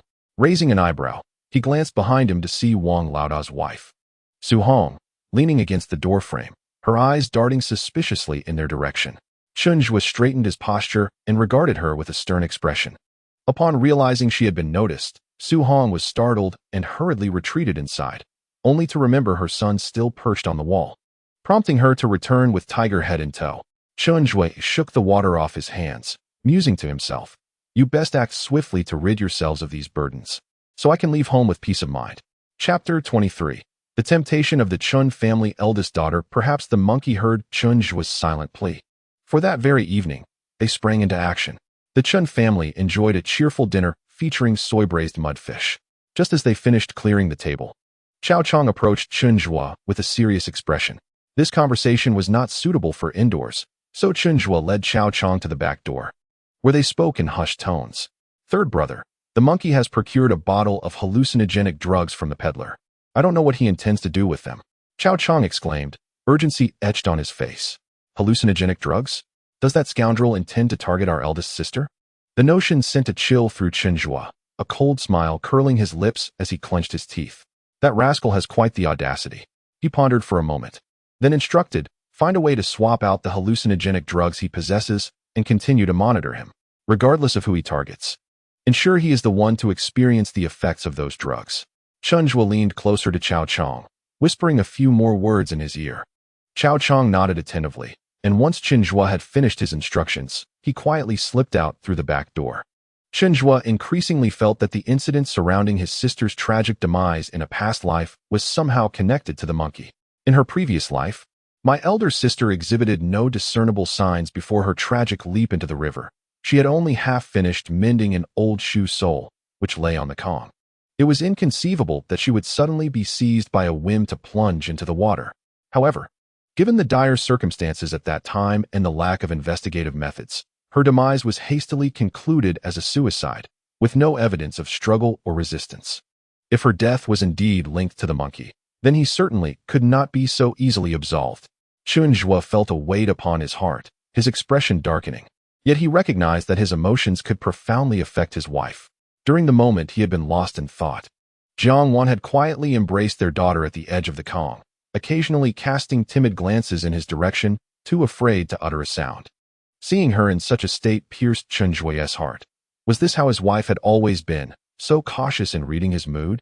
He chided himself internally and forced a smile towards the two of them, softly inquiring, "Is the loach tasty? If you like it, I shall catch some more tomorrow." Yang Yang, unable to contain her excitement upon seeing her father smile and promise to catch fish for her, leapt joyfully, scrambling towards Chen Zhuo, chattering happily, "Good, I want more loach." Chen Zhuo gently ruffled his daughter's hair and responded with a soft good, before lifting her and moving closer to Jiang Wan to explain, "The monkey harbors ill intentions. For the past few days, I have been discreetly having the Chow brothers keep an eye on him. Just now, Chao Chong came to share some news that angered me. Hence my sour expression." Jiang Wan had indeed felt a tinge of fear. For days, she had been enveloped in a dreamlike state where her husband was no longer the cold and harsh man he once was. Nor was he perpetually intoxicated and prone to brawls. He had transformed, his temperament softened, and he had even taken on many household responsibilities, leaving her in a state of disbelief at the beauty of their life together. Earlier, Chen Zhuo had been frowning in silence, exuding an air of intimidation that surpassed even his past mockery. In that moment, Jiang Wan feared that their recent bliss had come to an end. Yet, just as unease settled in her heart, Chen Zhuo smiled again, making a point to approach her and clarify the reason for his earlier grimness. Elated by this, Jiang Wan could not help but smile in return, and for the first time, She extended her hand towards him. Chen Zhuo stood momentarily stunned, unsure of her intentions, awaiting her next move. In the next instant, her fingertips gently brushed his brow, her sparkling eyes meeting his with unwavering intensity. Understanding dawned upon Chen Zhuo. She was silently urging him not to furrow his brow, just as he had once advised her. He smiled in response, uttering a soft affirmation before enveloping her in a warm embrace. Strangely, that evening, Chun Qing and her family did not return. Chen Zhuo presumed that his elder brother was caught up in some matter and dismissed it from his mind. Before retiring for the night, he stopped his elder sister from heading downstairs to sleep, inviting her to stay in their home, thus putting his mind at ease. That night, Chen Zhuo could not find peace in his slumber. Any slight sound in the courtyard would rouse him from his rest. However, the night was tranquil, devoid of any disturbances. At the break of dawn, Chen Zhuo rose early to tend to the chickens and ducks. By the time Jiang Wan and Chen Ling awoke, he was already busy washing rice and preparing a meal. Chen Ling looked on with satisfaction, showering her younger brother with praise for his industriousness. Today marked the market day in Xiaodong village, and Chen Ling had planned to meander through the stalls, hoping to purchase a few pairs of insoles for her family's footwear. Jiang Wan wished to take the children along and also visit her parents. But as the television aired Journey to the West, Yang Yang adamantly refused to step outside. Left with no alternative, Jiang Wan permitted Chen Ling to go alone. As soon as Chen Ling stepped out of her front door, she encountered the wife of old Wang from next door. Recalling that her brother had fought with Wang's husband a couple of days prior, Chen Ling thought it best to remain silent, considering the feud that had ensued. To her surprise, however, Wang's wife approached with an air of nonchalance, beaming as she called out, "Ling, are you headed to the market? How fortuitous, I am too. Let us walk together." Chen Ling was taken aback by this unexpected friendliness. She pondered how Su Hong, known for her grudges, could act so generously after the altercation between their families that had left them estranged. Although Chen Ling harbored doubts, she believed it best not to strike a smiling face, and thus responded with a cheerful demeanor, accompanying her down the path toward Xiaodong village. Chen Ling intended to take the main road, but Su Hong insisted on avoiding it due to a recent accident, fearing she might also be struck by a vehicle.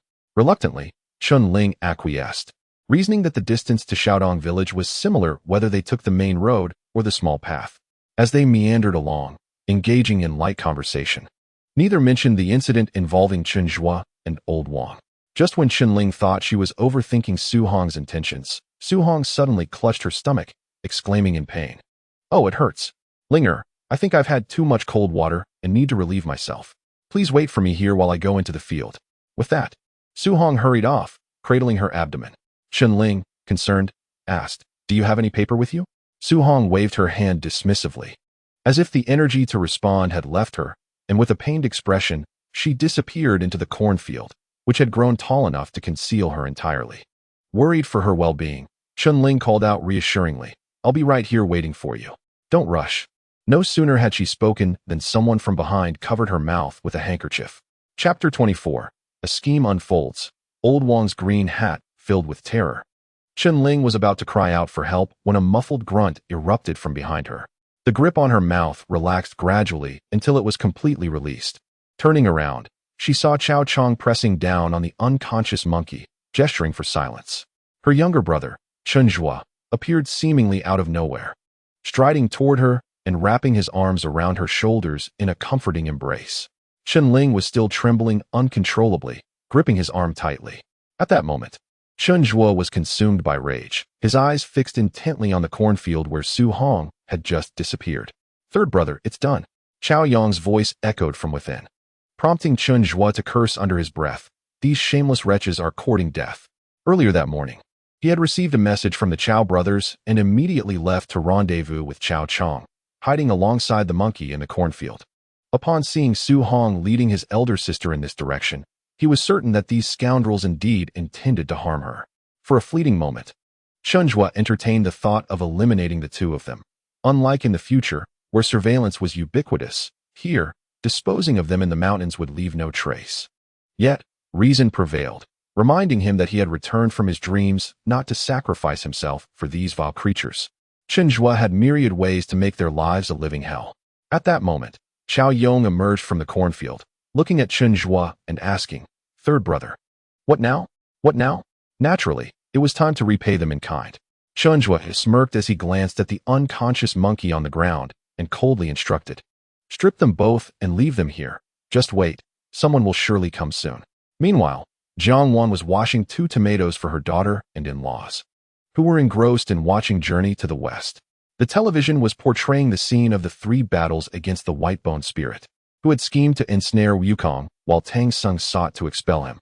Grandma Chen watched, feeling exasperated, and muttered at the screen, "What a disgrace." Unable to fend for himself, yet relying on others. If it weren't for that Monkey King, he would have perished countless times by now. Little Yan Yang was equally upset, puffing her cheeks in anger, nodding vigorously in agreement with her grandmother's words. Jiang Wan also felt a surge of anger, shedding tears when she saw son Wukong transform and kneel in submission to Tang's son. As the family was enveloped in their mix of anger and sorrow, loud voices erupted from outside. How shameless! In broad daylight engaging in such disgraceful acts, and still having the audacity to cry. Indeed, if I could just drown them in a puddle, they wouldn't have the face to return home. The commotion seemed to emanate from the neighboring Wang family. Grandma Chen and Jiang Wan exchanged glances, abandoning Journey to the West to go outside and witness the spectacle. The old man preferred to avoid such trivial matters, continuing to watch the Monkey King with his granddaughter, while Jiang Wan, driven by curiosity, followed her mother-in-law out. As they stepped outside, they saw 8 or 9 people gathered in the Wang family's courtyard, men and women from Xiaohe village. Wang Laodao's wife and the monkey were disheveled, half exposed, tightly bound, and thrown onto the ground. Jiang Wan was taken aback and hesitated to step closer, quickly blocking the doorway to prevent her daughter from witnessing the scene. Grandma Chen, ever eager for excitement, moved closer to the wall and inquired, "My goodness, what happened here?" Lu Xiao, Wang Laodao's second wife, stood among them and, upon hearing Grandma Chen's question, replied, "Annie, can't you see? These 2 shameless individuals were caught in the cornfield." Lu Xia, having spoken, spat vehemently, her eyes gleaming with schadenfreude as she cast her gaze upon the 2 individuals on the ground. Su Hong, in disarray with her hair tousled and clothes crumpled, bore a look of utter stupor and despair, her mouth gagged, while the monkey beside her wore a countenance of resentment, his eyes fixed with malevolence in the direction of the Chen family, muffled sounds escaping his blocked lips. At this moment, Wang Laodao found himself too ashamed to face the world, retreating into his home without daring to glance at the chaos outside. Upon hearing of the incident, old lady Su rushed from the back street, wielding a firewood stick to rain blows upon the monkey. "You good-for-nothing scoundrel! How dare you take advantage of my daughter? Speak! Did you violate her? You wretched little bastard!" Upon seeing her mother, Su Hong burst into tears, her spirits lifted at her mother's words, nodding fervently in affirmation. Chen Zhuo and Chen Ling had just returned from the market and, upon entering their courtyard, were met with the loud cries of old lady Su demanding, "Call the police! Arrest this scoundrel! He is a rapist!" Chen Ling, still trembling with trepidation, gazed at the 2 wretched figures in the Wang family's yard, contemplating that had it not been for her younger brother's vigilance in secretly following her, the one bound with the monkey would have been her. An intense loathing for the monkey and Su Hong surged within her, her gaze fixed upon them, wishing she could rush forward and tear their faces apart. Chen Zhuo placed a reassuring hand on his sister's shoulder, signaling her to remain calm, before moving to stand by old lady Su, a cold smirk playing upon his lips as he scrutinized the monkey. The monkey, struck and seeing stars, suddenly felt a chilling gaze upon him. With a start, he looked up to find Chen Zhuo standing not far away, his eyes filled with disdain, mockery, and a depth of meaning that the monkey could not comprehend. A wave of dread washed over him as he realized the gravity of the situation. Initially, he had planned to force Chen Ling into his fold, coercing her to speak well of him in front of Chen Zhuo, believing that this would ensure he was included in their business ventures. However, unexpected complications had arisen, and he now found himself entangled with a woman who was now Wang Laodao's wife. Only moments ago, he had been pondering who had set him up, but upon witnessing Chen Zhuo's expression, clarity dawned upon him.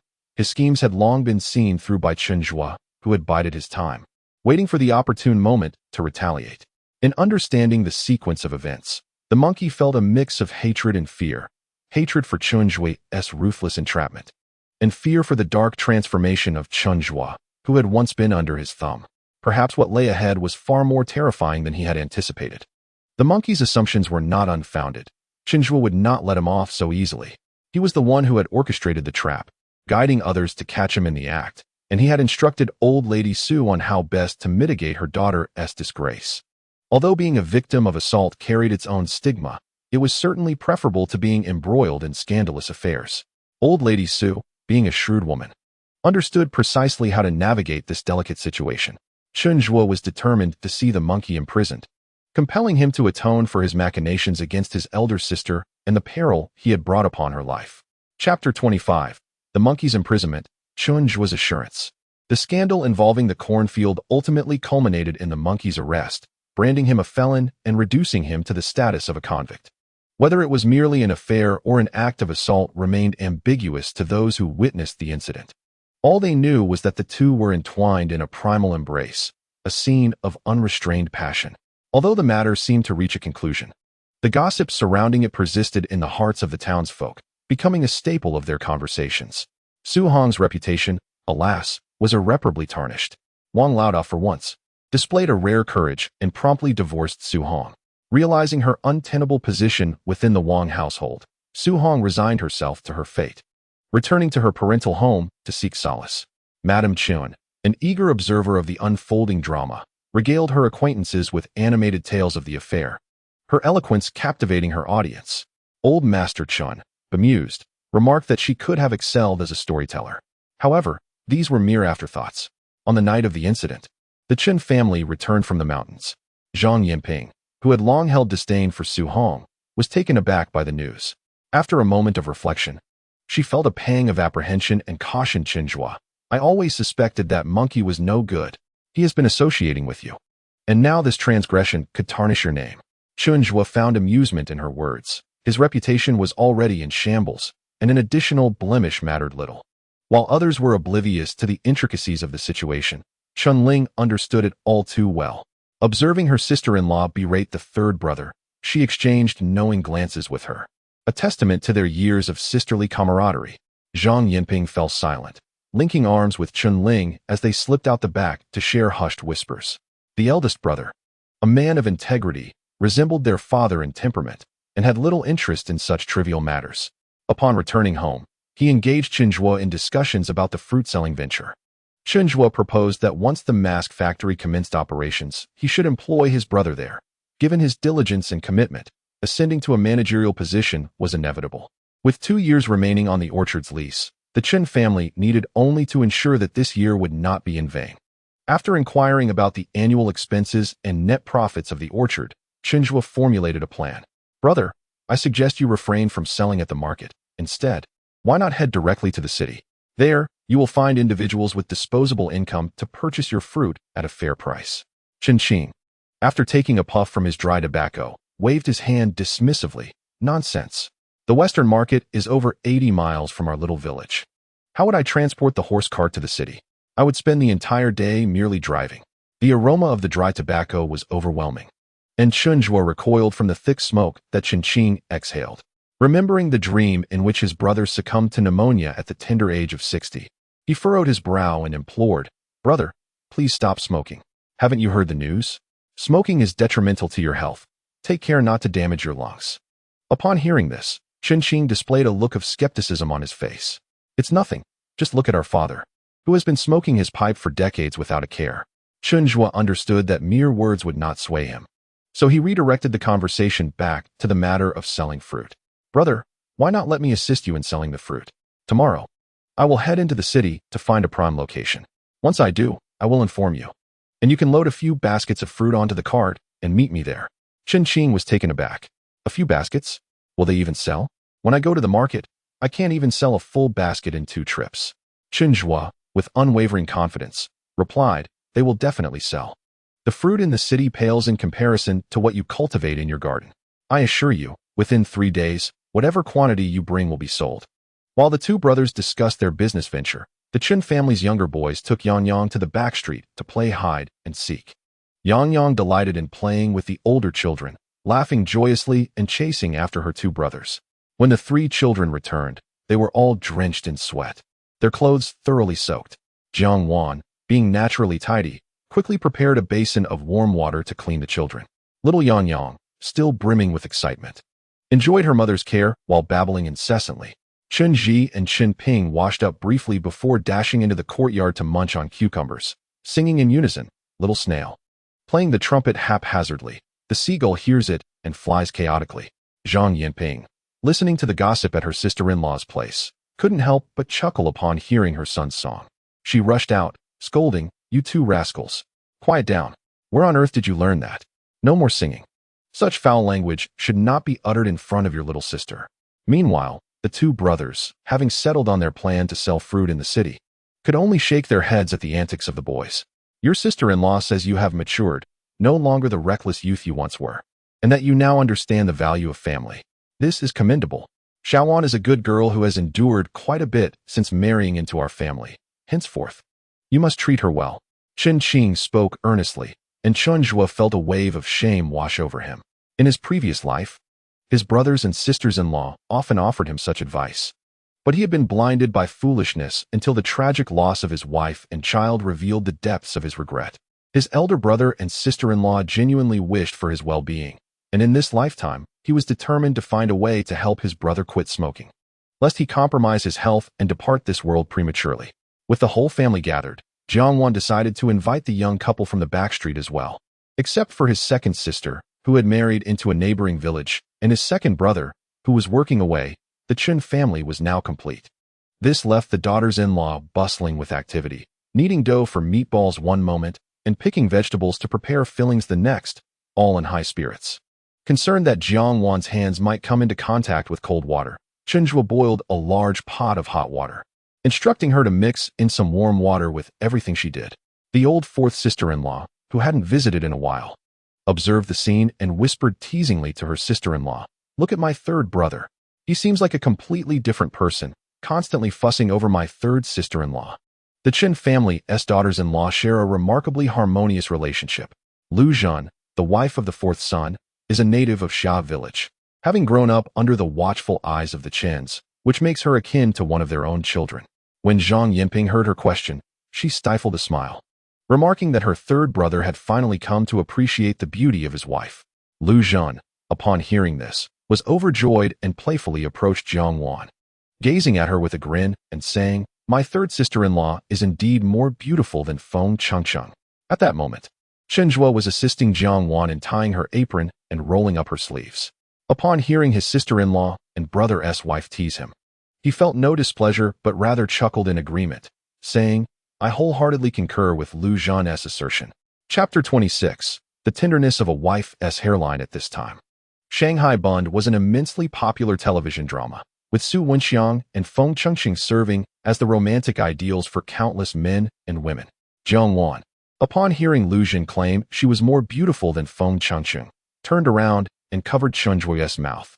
Her hand was delicate, pressing against her lips in a playful manner. Chen Zhuo did not shy away.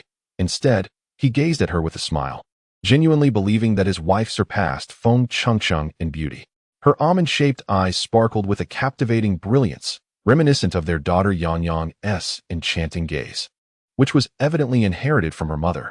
Chen Zhuo found himself increasingly enamored, unable to resist the urge to slightly pucker his lips, which were concealed by her hand, and gently peck her palm. Jiang Wan was taken aback for a moment, then, as if scalded, swiftly withdrew her hand, her face flushing crimson like a ripe tomato, her glare conveying a silent reprimand. "Rogue." Chen Zhuo, realizing his actions might have been somewhat mischievous, cleared his throat to ease the awkwardness and nonchalantly returned to converse with his brothers. The fourth brother, Chun Li, usually clung to Chen Zhuo, but having recently married, he had been less present. Observing his younger brother, who still appeared youthful, Chen Zhuo was filled with a myriad of reflections. The Chen family's brothers had not been particularly fortunate. The eldest brother had succumbed to late-stage lung cancer at 60, and the plight of the fourth brother was even more tragic. Soon, the fourth brother would engage with another woman from the village, leading to a scandal that resulted in the dissolution of his marriage with Lu Zhan. Although the divorce ultimately did not materialize, Lu Zhan harbored resentment and sought revenge by having an affair with another man. Their lives spiraled into absurdity, and after a series of hardships, the fourth brother tragically succumbed to stomach cancer at just 50. Contemplating this matter, Chen Zhuo felt a headache coming on. While he could potentially encourage his brother to embrace diligence, He was at a loss regarding how to guide him concerning fidelity to his wife. As Chen Zhuo's mind wandered, his gaze towards Chun-Li involuntarily reflected a hint of disappointment. Chun-Li, sensing his brother's scrutiny, scratched his head in confusion and asked, "Third brother, what's the matter? Why are you staring at me like that?" Unsure how to address his younger brother's situation, Chen Zhuo merely shot him a stern look and advised, "You should establish a fixed schedule for meals while on the road. Keep some snacks or bread in the vehicle. And eat when it's mealtime. Don't starve yourself. Avoid cold and hard food whenever possible." Chun-Li is a driver, tasked with transporting goods for a private employer over long distances. Chen Zhuo harbors suspicions that Chun-Li's potential gastric cancer is a consequence of his poor dietary habits. However, Chun-Li dismisses these concerns with a wave of his hand, explaining that when on the road, there is seldom time to eat. Meals are consumed only upon arrival at the destination, and any delay could result in a wage deduction from his employer. Chen Zhuo understands the hardships and lack of autonomy faced by long-distance drivers, and, lowering his gaze, he remains silent, contemplating a suitable business venture for Lao Si. The family enjoyed a lively dinner together, and the following day, Chen Qing and his family of 4 returned early to the orchard. Meanwhile, Chen Zhuo planned to visit Xiaodong village in the morning to inquire about his wife's situation from his mother-in-law, and in the afternoon, he aimed to find a good spot in the city to sell fruit. Realizing that today, Deng Shankui's associates were likely to retrieve his planning document and shareholding contract, he prepared them in advance to hand over to Jiang Wan, reminding her to give them to Deng Shankui's people upon their arrival. Jiang Wan nodded, cautiously secured the contract, and took out 100 yuan, handing it to Chen Zhuo. As he indeed needed money for his trip to the city, he accepted it with gratitude. Bowing slightly and expressing his thanks to his dear wife, Jiang Wan was amused by his antics, her eyes sparkling with joy. Chen Zhuo knew that his trip to the city would last at least 3 or 4 days, leaving his wife to manage everything alone at home. With this thought, he sighed and embraced Jiang Wan. He could clearly sense her tension and shyness, so he gently patted her back in a soothing manner, advising her to take good care of herself in the coming days. He urged her to save any heavy chores for his return and reminded her to use hot water when cooking, assuring her that he had filled both water tanks and buckets to ensure they would have enough. As he held her, he tenderly whispered instructions for quite some time. Jiang Wan remained quietly nestled in his embrace, her initially stiff body gradually softening as she comfortably leaned against his chest. Filled with affection, Chen Zhuo lowered his head to place a gentle kiss on the top of her head. Little Yang Yang, having finished chasing the ducks, entered the room and immediately spotted her parents in a warm embrace. She rushed over, tapping her head to signal that Chen Zhuo should give her a kiss as well. Not yet having had his fill of his wife, Chen Zhuo, still longing for her presence, squatted down and lifted his daughter into his arms, planting a kiss on her cheek. "Daddy will be away for a few days. Yang Yang, will you help look after mommy while I'm gone?" Yang Yang nodded vigorously, repeating with a pout, "Take care of mommy." To save time, Chen Zhuo took a ride on someone else's cart to Xiaodong village. Knowing that it would be improper to visit empty-handed, he made a special stop at a small shop to buy 2 packs of the cigarettes his father-in-law smokes and 2 pounds of oil tea flour. Remembering his niece, Xiao Zhonglei, he also picked up 2 jars of canned goods, spending a total of 10 yuan. In the summertime, there isn't much work in the fields. Once the villagers finish their household chores, they gather under the trees at the entrance of their homes to cool off and chat with neighbors. The Jiang family lived in the middle of the 3rd street, and as Chen Zhuo carried his goods inside, he inevitably caught the attention of those lounging beneath the trees. The villagers of Xiaodong, having been impressed by Chen Zhuo's heroic act of saving someone, now looked at him with newfound admiration. As they noticed him and Jiang Wan carrying various fine goods, they greeted him warmly. "Oh, isn't that Chen Zhuo? Are your in-laws visiting?" Chen Zhuo, who was not particularly fond of smiling and often lacked patience for anyone outside his family, had undergone a transformation. Having gained wisdom through life's experiences, he now understood what the elderly truly cherished. His demeanor towards the neighbors became more amicable, which in turn spared Jiang Wan's parents from hearing any unpleasant remarks. With a smile and a nod, Chen Zhuo acknowledged each neighbor, greeting them in accordance with Jiang Wan's family hierarchy. His newfound affability astonished those around him. As he passed by, they exchanged wide-eyed glances and whispered, "I never noticed before, but this lad is rather handsome. He resembles Su Wenxiang. Why do I feel he has matured? He just called me second aunt. Not just matured. Did you see what he's carrying?" 2 large bags of oil tea flour, and canned goods. That must be worth quite a bit, at least $10. While the neighbors buzzed with excitement, Chen Zhuo had already stepped into the Jiang household. Chapter 27. The reason for my wife's silence. Jiang Laodad, who worked as an accountant for the brigade, was away at work, leaving the house empty. In the yard, Jiang Mu was carrying water into the house when she spotted Chen Zhuo, and her eyes lit up. Little Zhuo, is Xiao Wan and Yang Yang at home? Seeing her, Chen Zhuo promptly placed the items he had purchased on the windowsill, took the water bucket from her hands, and as he walked inside, he responded, "They are at home watching Journey to the West. I came to check on you before heading to the city this afternoon." Jiang Mu exclaimed softly and sat down on a small stool, shaking her arm that had just carried the water. The Jiang family held strict traditional values, where men were revered and women subservient. Jiang Laodad never engaged in household chores, leaving all the work to Jiang Mu. Chen Zhuo poured the water into the tank and noticed it was only half full. So he took the empty bucket to the well to fetch more, filling it to the brim before bringing it back inside. Jiang Mu was taken aback by his actions and quickly rose to stop him. No, take a break. I'll do it later." Chen Zhuo smiled gently. "Mother, I am strong and healthy. What is there to fear in carrying a few buckets of water? You should rest." In a matter of 10 minutes, he had filled the water tank completely. Jiang Mu, a bit flustered by his kindness, hurriedly handed him a damp towel. "Quickly, wipe off your sweat." Although Chen Zhuo did not feel fatigued, he accepted the towel and wiped his brow. He then pointed to the items on the windowsill and said, "Mother, those are cigarettes and oil tea flour for you and Dad, and the canned goods are for my brother's little Lei." Jiang Mu was even more astonished now. She had seen those items earlier and assumed they were for Chen Zhuo's errands, never expecting they were for their family. Why buy so much? It's not a holiday. Why waste money? "Mother, how can it be considered wasteful to buy things for you and Dad? Once, in my youthful ignorance, I caused you both much worry. However, I vow to treat Xiao Wan with utmost care, and when life improves, I shall be able to honor you and my father more." Chen Zhuo interrupted her, unceremoniously hauling the items from the windowsill into the room. Jiang's mother, a woman of sentiment, was not eloquent but easily satisfied. Upon hearing Chen Zhuo's words, her eyes brimmed with tears, and she sighed, "My child, such words are unwarranted. The Jiang family has indeed wronged you. It was meant to be Jiang Hua who should have been wed to you." Chen Zhuo, once again interrupting, spoke earnestly, "Mother, Xiao Wan is wonderful, in my heart. No one compares to her. I owe gratitude to you and my father." Jiang's mother dismissed this as mere politeness, wiping her tears away. "If only Xiao Wan could speak, I would not feel such guilt."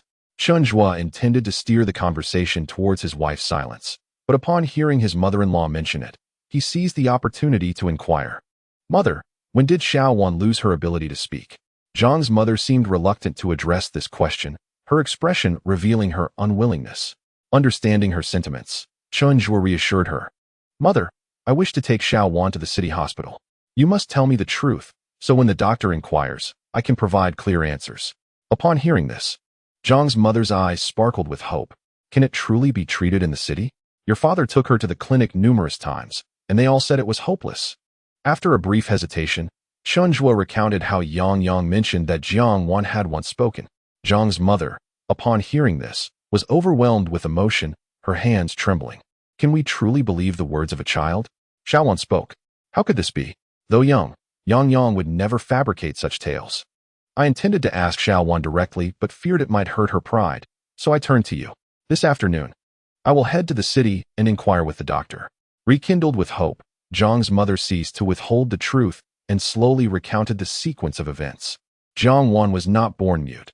She had suddenly lost her ability to speak at the age of 5, following the passing of the family patriarch, with whom she shared a deep bond. The day of his funeral, while the family returned from the mountains, they discovered that little Jiang Wan had vanished. Panic ensued, with some speculating that her beloved grandfather had taken her spirit with him, while others feared she had been abducted.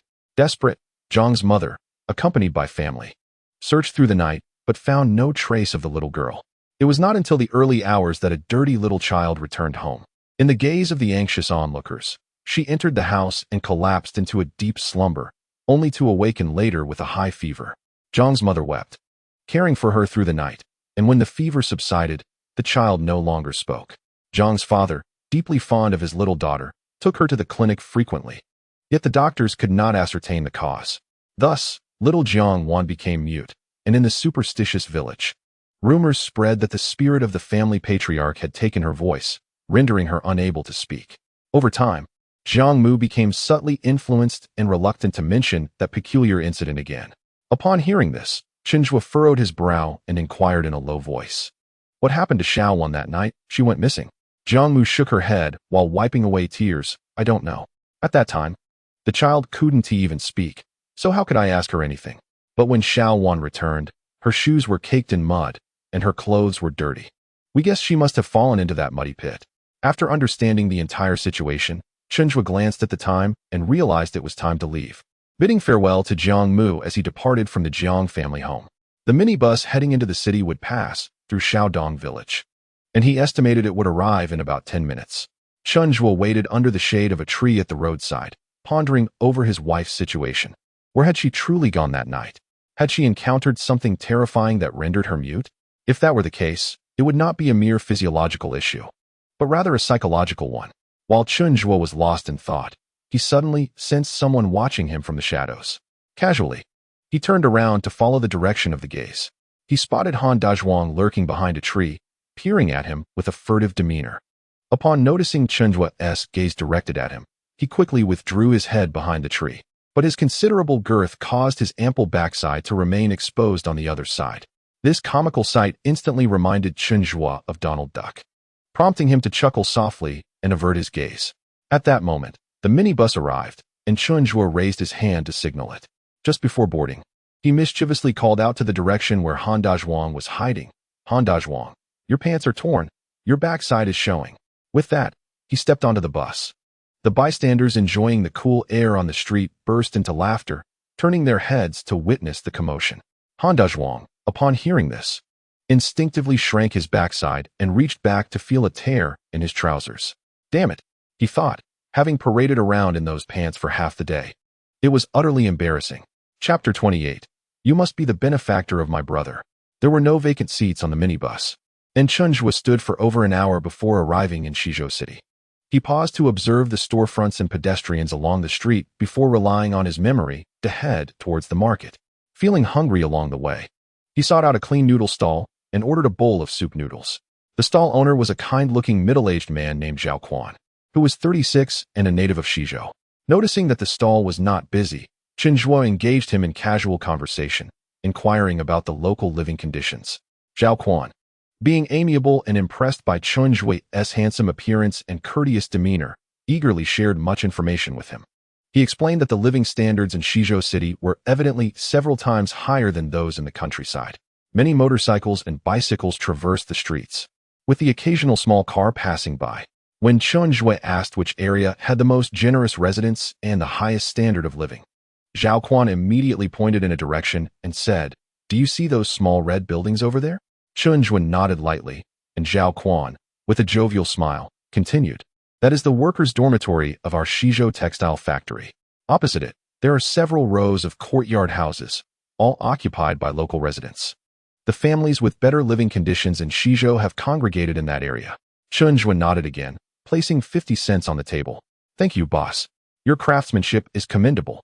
I shall return to dine another day." Zhao Quan relished the praise for his culinary skills and, beaming with delight, replied, "Deal. Next time, it'll be 4 cents for you." True to Chen Zhuo's recollections, the workers' dormitory and courtyard houses constituted the prime commercial zone.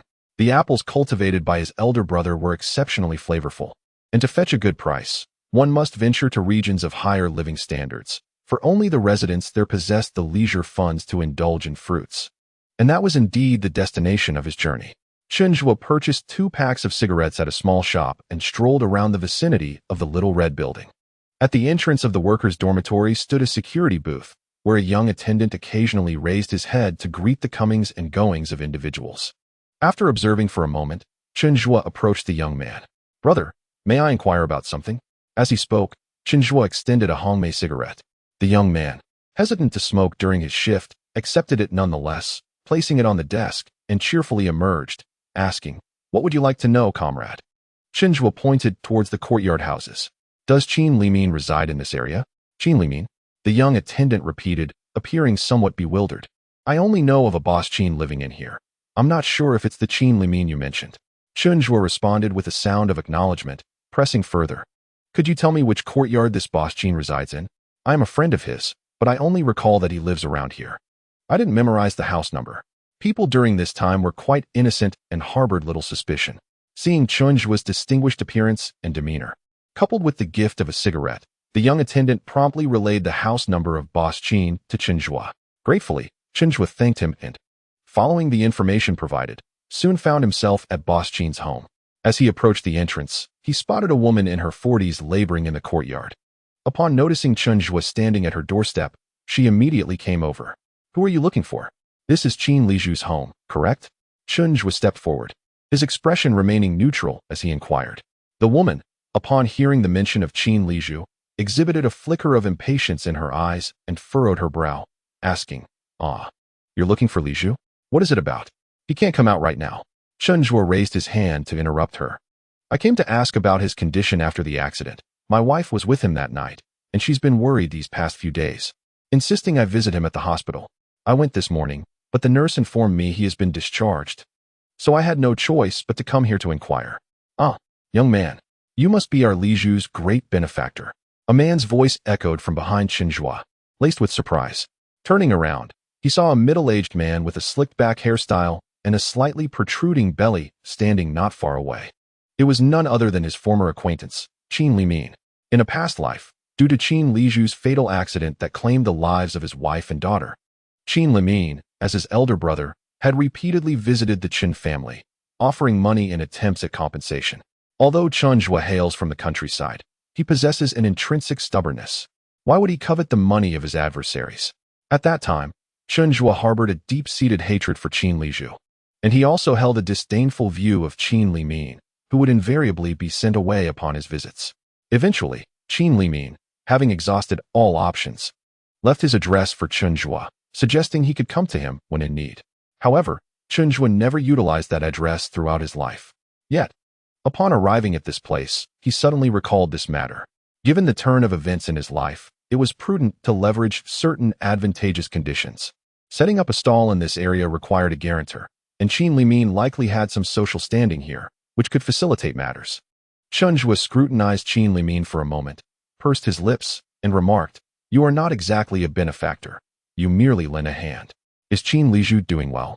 Upon hearing that the young man before him was indeed his brother's savior, Chen Limin approached him with enthusiasm, exclaiming, Oh, young man, we are truly indebted to you. The doctor has said that if my brother had not received timely assistance, he would have lost his life. Come in, please. However, Chen Zhuo was not there to cultivate relationships. He merely sought to establish a connection for his brother, who intended to sell fruit in the area. He was straightforward and declared, I want to be going in. I have a favor to ask. My family wishes to sell goods at the morning market, but we need a guarantor. Would you be so kind as to assist us? Chen Limin immediately smiled, responding, That is easily arranged. I'll speak to someone shortly. Come inside for a moment. Liju has asked about you several times since he woke up, saying you carried him several miles and stayed up all night to bring him to the city hospital. At that moment, Chen Zhuo was reluctant to see Chen Liju, still grappling with his emotions. He furrowed his brow and declined, I have other matters to attend to, but please convey to Chen Liju to drive cautiously in the future. Had I not been present that night, it would not only have been his life at stake, but also that of my wife and child. Upon hearing this, Chen Limin's expression changed dramatically, and he exclaimed, Is that so? Praise the Buddha. What is your name, dear brother? The Chen family must express our gratitude to you properly. We intended to wait until Liju could walk before personally thanking you, but your visit is even more fortuitous. Chen Zhuo waved his hand and circumvented Chen Limin, making his way toward the alley's entrance. Chen Limin attempted to follow, but was restrained by his wife, who remarked disdainfully, Don't pay him any mind. He's just putting on a show, frowning at everyone. He's only here to extract favors. Chapter 29. Buying cosmetics for his wife. Chen Limin's wife scoffed at Chen Zhuo's retreating figure, her tone dripping with contempt. What a pretentious act. He traveled all this way just to seek benefits, didn't he? What else with the charade? Stop talking nonsense. Chen Limin, hearing his wife's disparaging remarks, darkened his expression, scolding her sharply before shaking her off and striding after Chen Zhuo. Although Chen Zhuo appeared to be oblivious, he was keenly aware of the commotion behind him.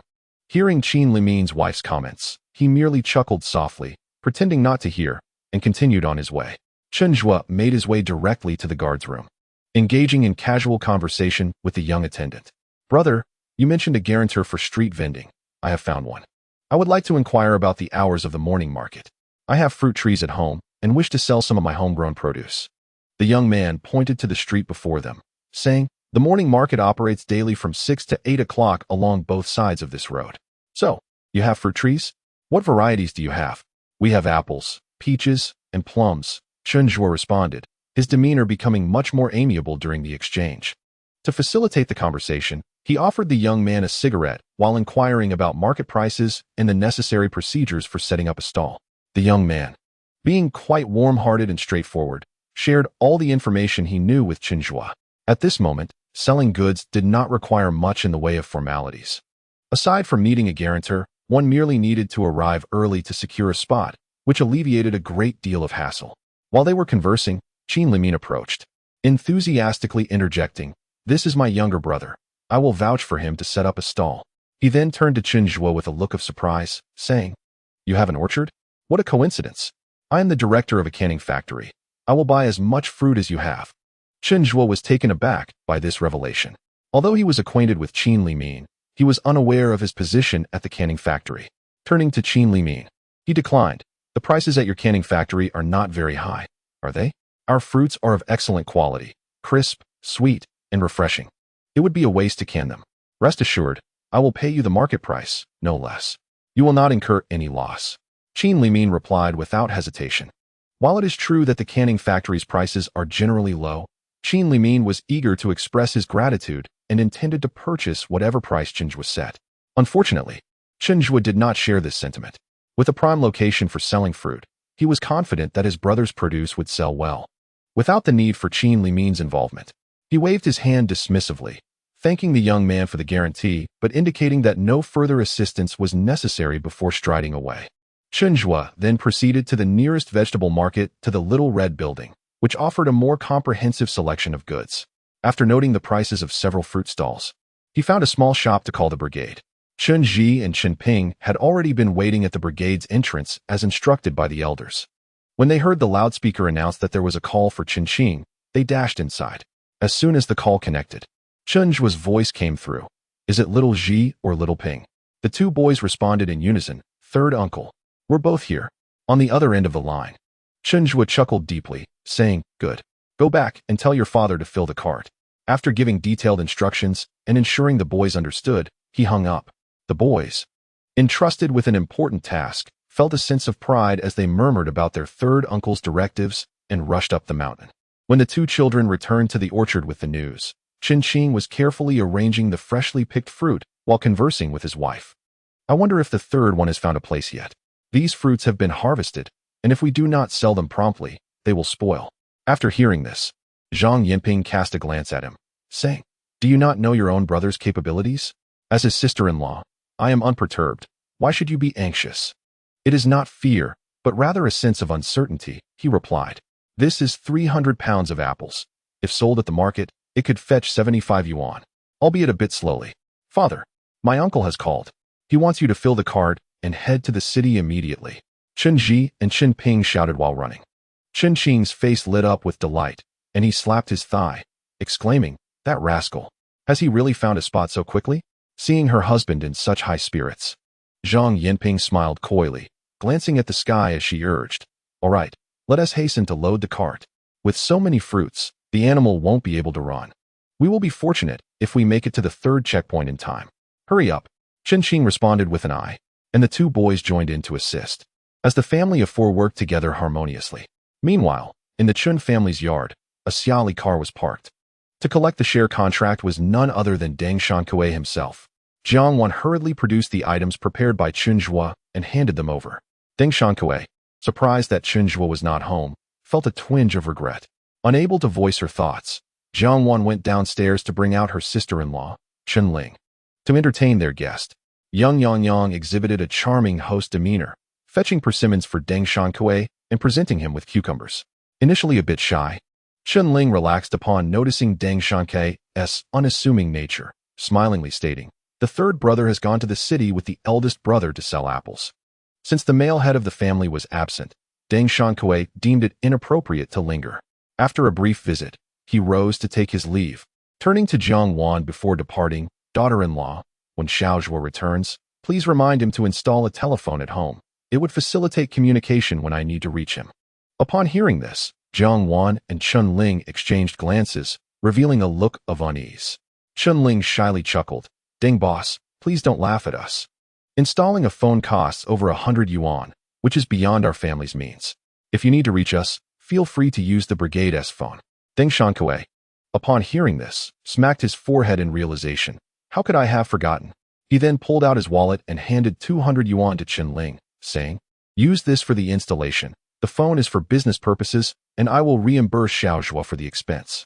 Jiang Wan repeatedly gestured for him to decline, and Chun Ling was equally reluctant to accept, but Deng Xiankui would not allow them to refuse, and promptly left in his car. Estimating that his elder brother would not arrive at the agreed location for at least another 3 hours, Chen Zhuo strolled towards a shop in Shizhou. Upon entering, he headed straight for the cosmetics counter, examining the labels and varieties to discern which would be suitable for Jiang Wan. The shop assistant, a woman in her 30s, failed to notice Chen Zhuo's face and, seeing his rustic attire, scoffed and rolled her eyes, slowly making her way to another counter. As Chen Zhuo selected a face cream and was about to check the ingredients, he heard a sharp voice from behind. What are you doing? If you're not buying, don't touch. Chapter 30. My mother is fairer than you. Chen Zhuo was a man who had lived through a myriad of experiences. He had weathered countless storms and encountered individuals from all walks of life.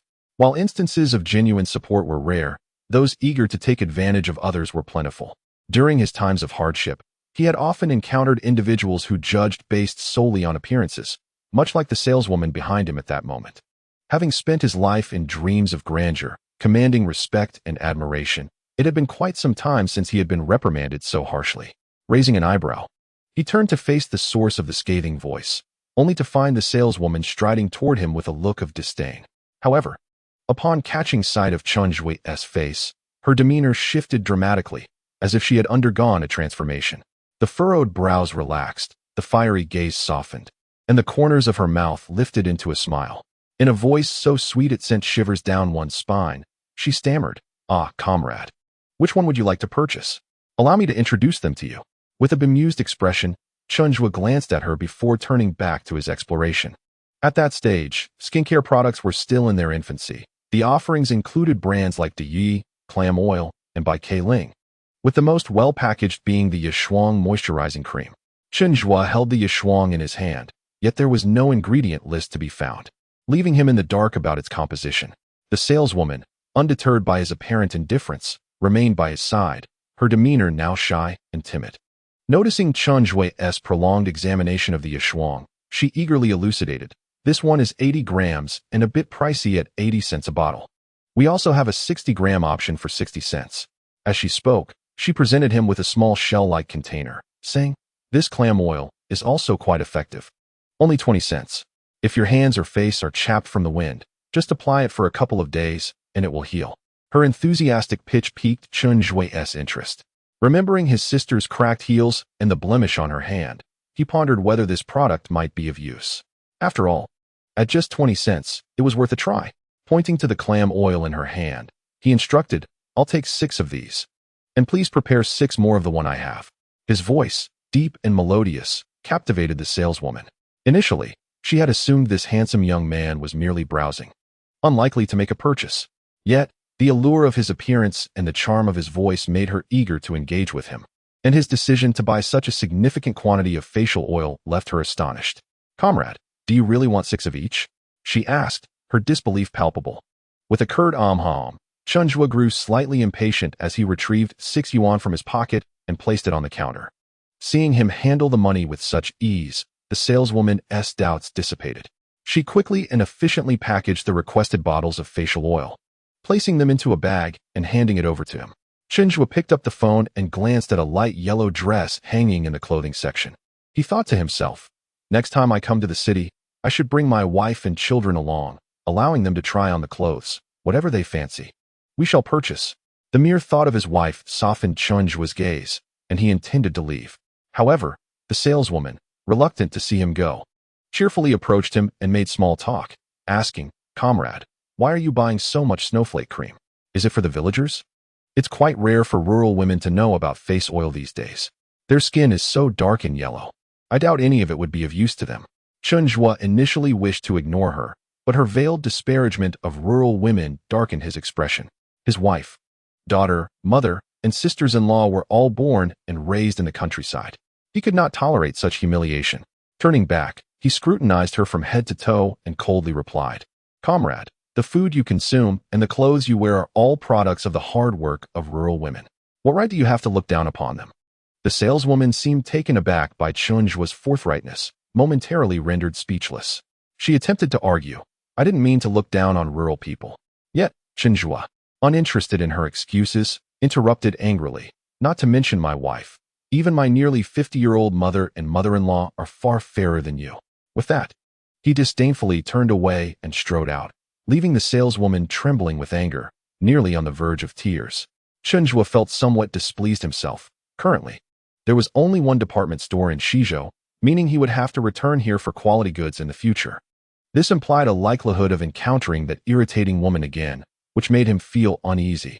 After wandering a bit to familiarize himself with the layout of Shizhou, he stopped by a street-side bun shop and purchased several buns, then headed to the designated meeting place to wait for his elder brother. When Chen Qing arrived, the sun had already dipped halfway. Chen Zhuo handed him the still warm buns, saying, "Quickly eat. You must be starving." Chen Qing was indeed hungry and did not stand on ceremony with his brother, taking the buns and devouring them heartily. "Where are we selling them?" he inquired. Chen Zhuo pointed towards the direction of the little red building. "Over there.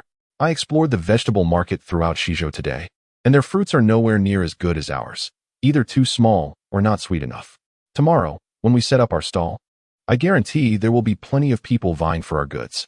Seeing his brother's confidence, Chen Qing felt his own unease dissipate considerably. After finishing the buns in a few bites, he pressed for more details. Chen Zhuo took the reins, settling into the driver's seat, guiding the cart towards the little red building while sharing the results of his market research with Chen Qing. When he mentioned pricing their apples at 35 cents per pound, Chen Qing nearly stumbled, almost toppling off the cart. "What? That's not feasible. I sell them for 25 cents per pound at the market. A price increase of 10 cents in the city. Who would buy them?" "My brother, keep your voice down. If everyone in Shizhou hears about it, we surely won't sell a single one," Chen Zhuo teased with a smile. Chen Qing quickly covered his mouth and glanced around to ensure no one was listening.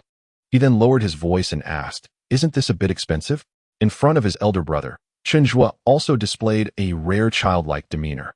He patted his chest confidently, assuring, "Don't worry, just watch me tomorrow morning." As it was their first visit to the morning market, Chen Zhuo struggled to gauge the right time to secure a stall. To be on the safe side, the two brothers drove their cart near the little red building, tethered their livestock to a post, and huddled in the cart for the night. Around 4:30, a few individuals began to set up their stalls. Hearing the commotion, Chen Zhuo woke up and nudged his elder brother, who had hardly slept due to excitement, saying with enthusiasm, "Brother, it's time to get to work." Chapter 31. A frenzy for apples. The brothers moved 3 large baskets of apples to the location Chen Zhuo had previously scouted. Chen Qing stayed back in the cart, watching over the remaining apples and livestock while keeping a keen eye on his younger brother, stretching his neck to observe how he sold the apples. Chen Zhuo initially intended to sort through the apples, selecting the more aesthetically pleasing ones for the top of the baskets. However, he clearly underestimated the quality of the fruit from his brother's orchard. Chen Qing's orchard was exceptionally well maintained, yielding uniformly sized and beautifully presented fruit, rendering any special selection unnecessary. As Chen Zhuo gazed at the plump, glistening apples, his confidence soared. By 6 o'clock, vendors selling meat, vegetables, eggs, and tofu gradually filled both sides of the narrow street, making the already cramped alley feel even tighter. To Chen Zhuo's left was a vendor selling buns, and to his right, a vendor offering soy milk and fried dough sticks. Both elderly women in their 50s. Although they were familiar with each other, they did not recognize Chen Zhuo.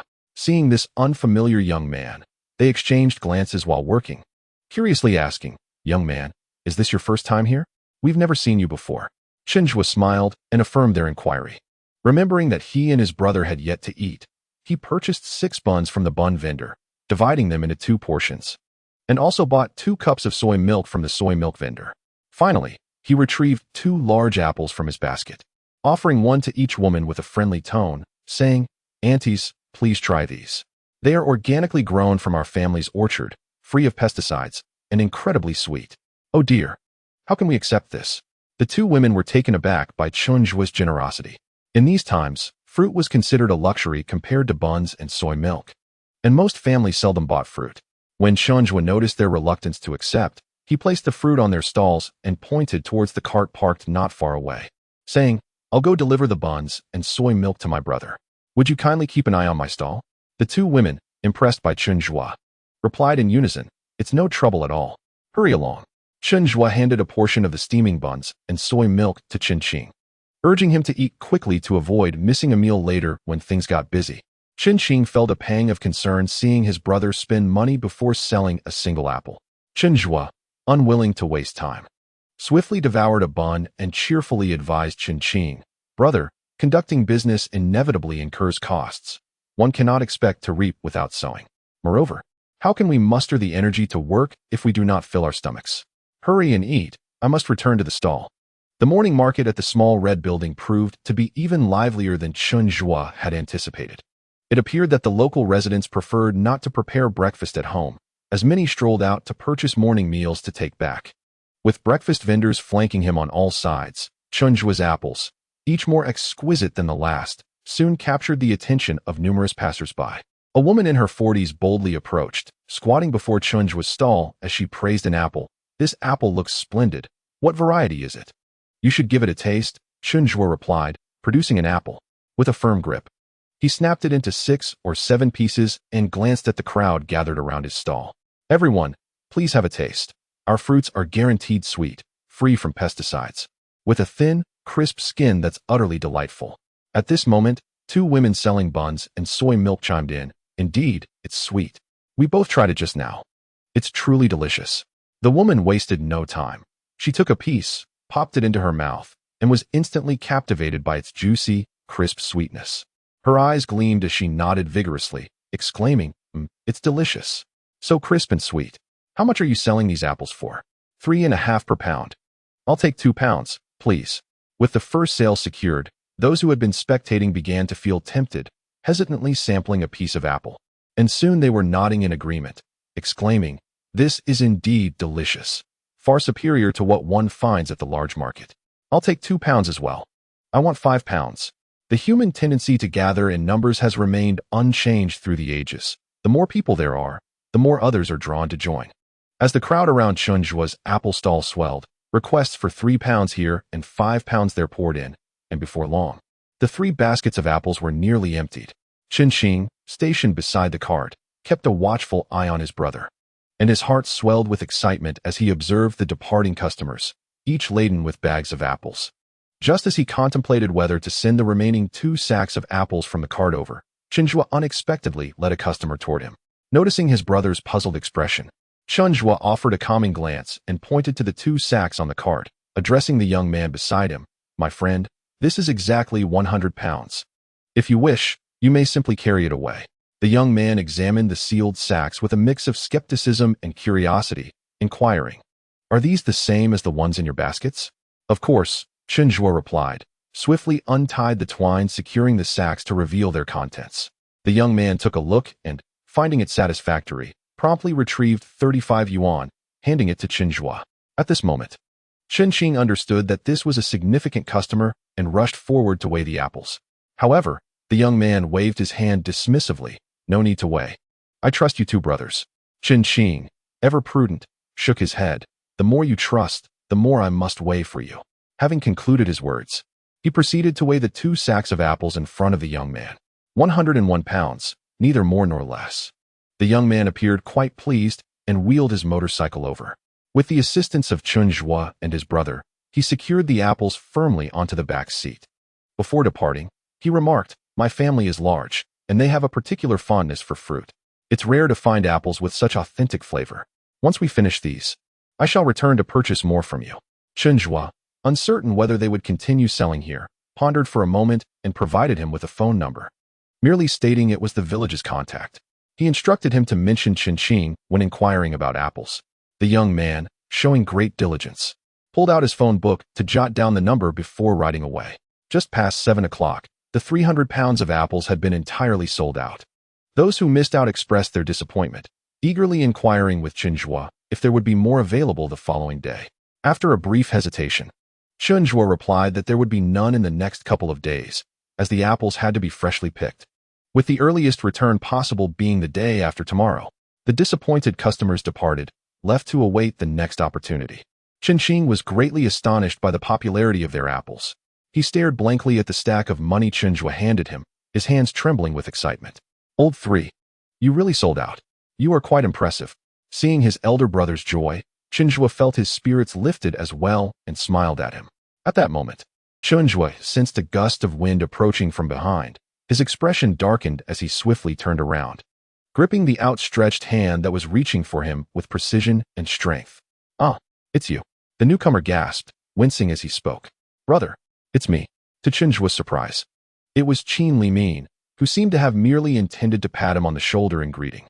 Recognizing him, Chen Zhuo released his grip and took a couple of steps back to maintain distance, asking, "What brings you here?" Qin Limin shook his wrist and gave Chen Zhuo a thumbs up, exclaiming, "Brother, your skills are truly impressive. No wonder you were able to save my brother's life." Qingqing, unaware of Chen Zhuo's heroic deed, looked at the two of them in confusion, puzzled by Qin Limin's words. Chen Zhuo chose not to respond, seeing that there was no pressing matter at hand, and informed Qingqing that they could start packing up.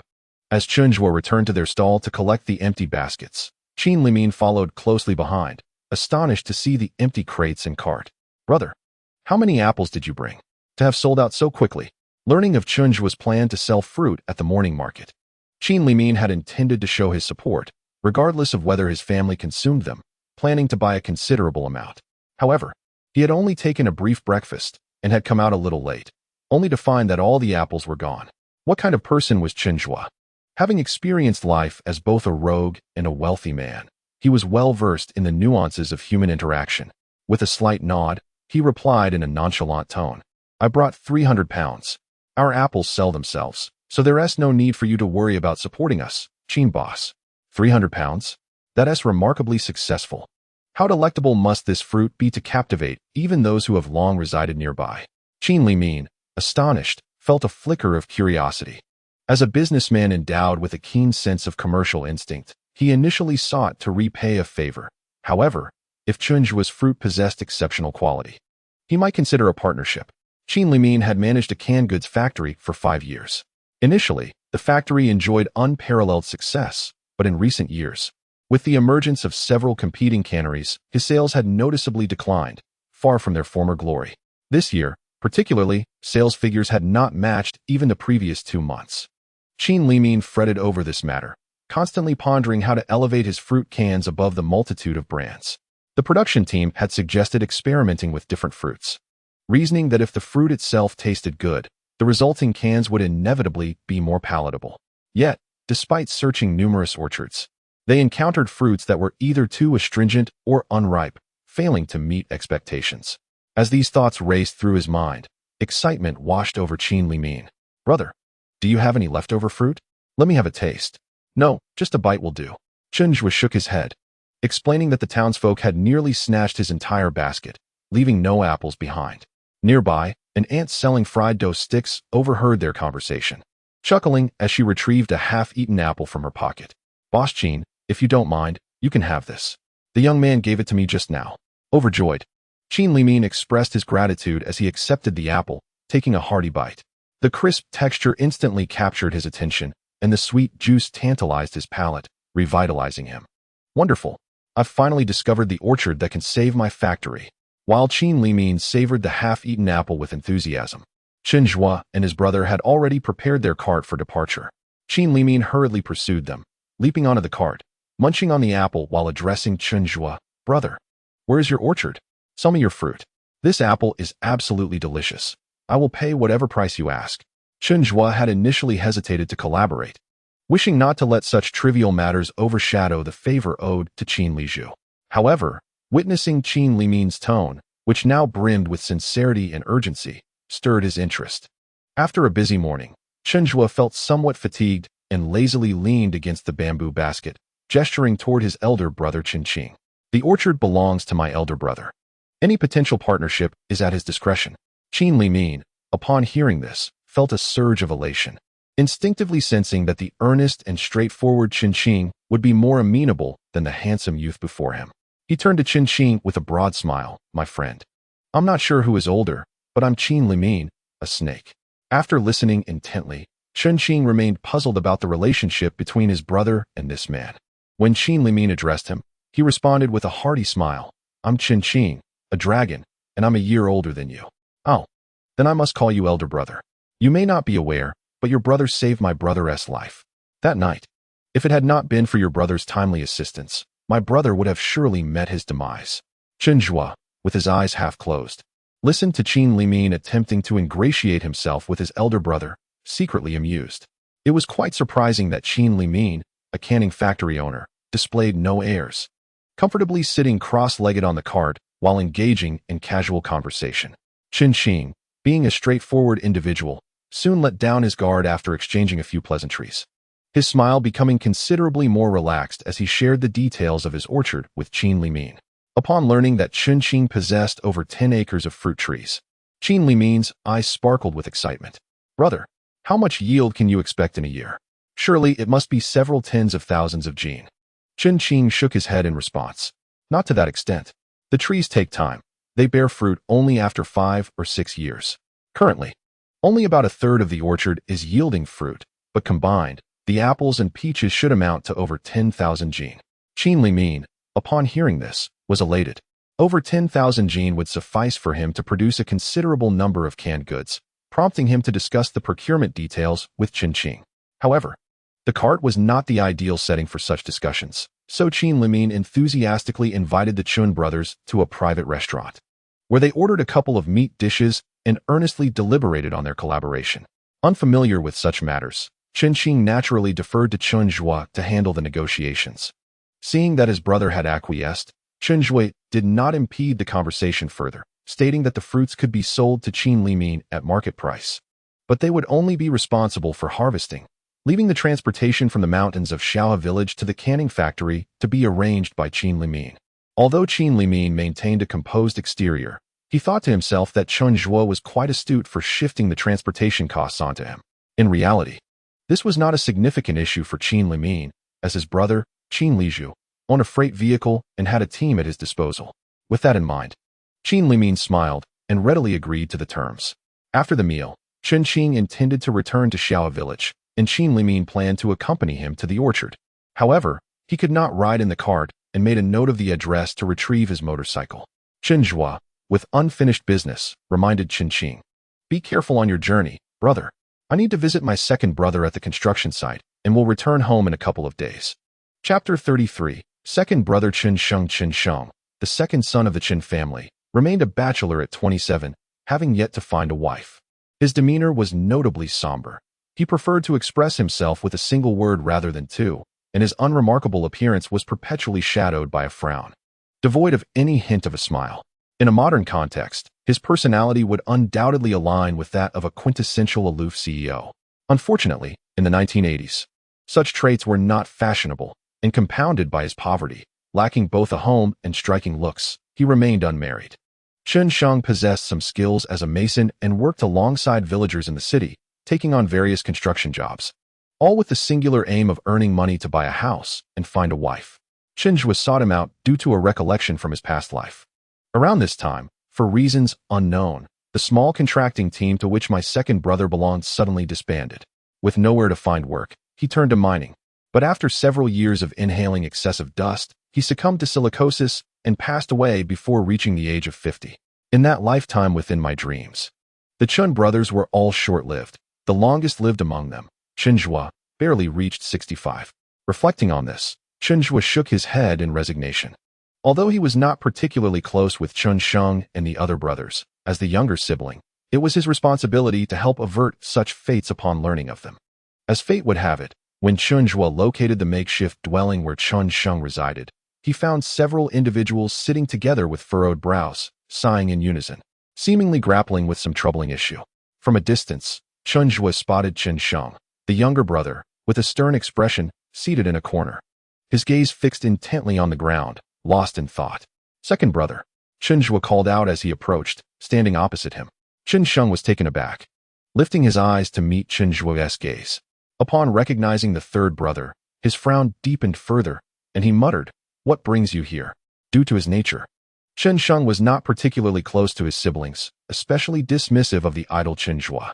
Aware of his past shortcomings, Chen Zhuo did not take offense at his brother's disdain.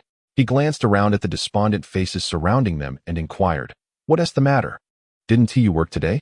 Chen Sheng did not respond but stood up, pressing, "What are you doing in the city?" "I came to help eldest brother sell apples. Our parents haven't seen you in a while, so they asked me to check on you since you haven't returned home," Chen Zhuo replied, his tone growing cooler after being questioned twice. Chen Sheng merely acknowledged him with an "oh" and grumbled, "What is the point of going home if there is no money to be made?"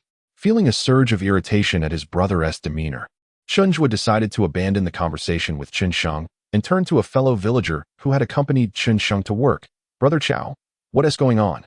Why does everyone seem so downcast?" The man, named Chao Yuan, was a cousin of Chao Yong and Chao Chong. Upon hearing Chen Zhuo's question, he sighed deeply.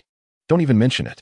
We finally secured a decent job, but the person who was supposed to draw the plan skipped out on us. We, being uneducated laborers, cannot draw plans, so we're at a loss." Chen Zhuo raised an eyebrow, pressing for details. What was this promising job? Having grown up in the same village, Chao Yuan felt no need to conceal the truth and recounted the situation in detail. A couple of months prior, they had constructed a public restroom, and due to the high quality of their work, the employer was highly satisfied and subsequently offered them a contract to build a cafeteria, promising that if the cafeteria was successful, they would also be entrusted with constructing the staff dormitory. The prospect of building a cafeteria and dormitory was far more lucrative than that of a restroom, and they had been elated at the news. Just as Chao Yuan was gathering everyone to discuss the next steps, the person responsible for measuring and drafting the plans announced he would no longer work with them. After Chen Zhuo comprehended the situation clearly, he lowered his gaze, contemplating for a moment, and glanced at Chen Sheng and Chao Yuan. "If no one drafts the blueprints, will you be unable to proceed with this task?" Chen Sheng responded with a sullen grunt, offering no further comment. In contrast, Chao Yuan sighed heavily. "Isn't that the truth? It's not just this job. Without measuring and drafting, we want to be able to accept any work in the future. Director Tian has been pressing me for the blueprints today. I went to the site and gestured a bit, but I simply couldn't make sense of it. If this continues, we'll all have to return home to find our own solutions." At that moment, someone suddenly remarked, "If we can't do it, then let it be. I'll join the mining crew. I've heard it pays better than construction." Upon hearing this, Chen Zhuo furrowed his brow, instinctively glancing at his second brother. As expected, Chen Sheng appeared intrigued, approaching the individual to inquire, "How much do they pay for mining?" $2 a day, with meals and lodging provided." The announcement caused everyone's eyes to sparkle, even stirring some doubt in Chao Yuan. Chen Zhuo, exasperated, rubbed his forehead and called out, "The safety facilities in the mines are inadequate. Once you descend, it's a gamble with your life. For $2, you might end up sacrificing your very existence. What about your families? Your wives, children, and parents? Are they to be disregarded? What else can we do? Without blueprints, we can't work," the man retorted heatedly. After pursing his lips, Chen Zhuo turned to Chao Yuan and, with a hint of resignation, said, "Take me to the site. I can draft and measure. I understand estimating costs and materials." Upon hearing this, several people in the courtyard were taken aback, particularly Chen Sheng, who appeared to have heard something utterly absurd, looking at him with skepticism. "Third brother, what did you say?"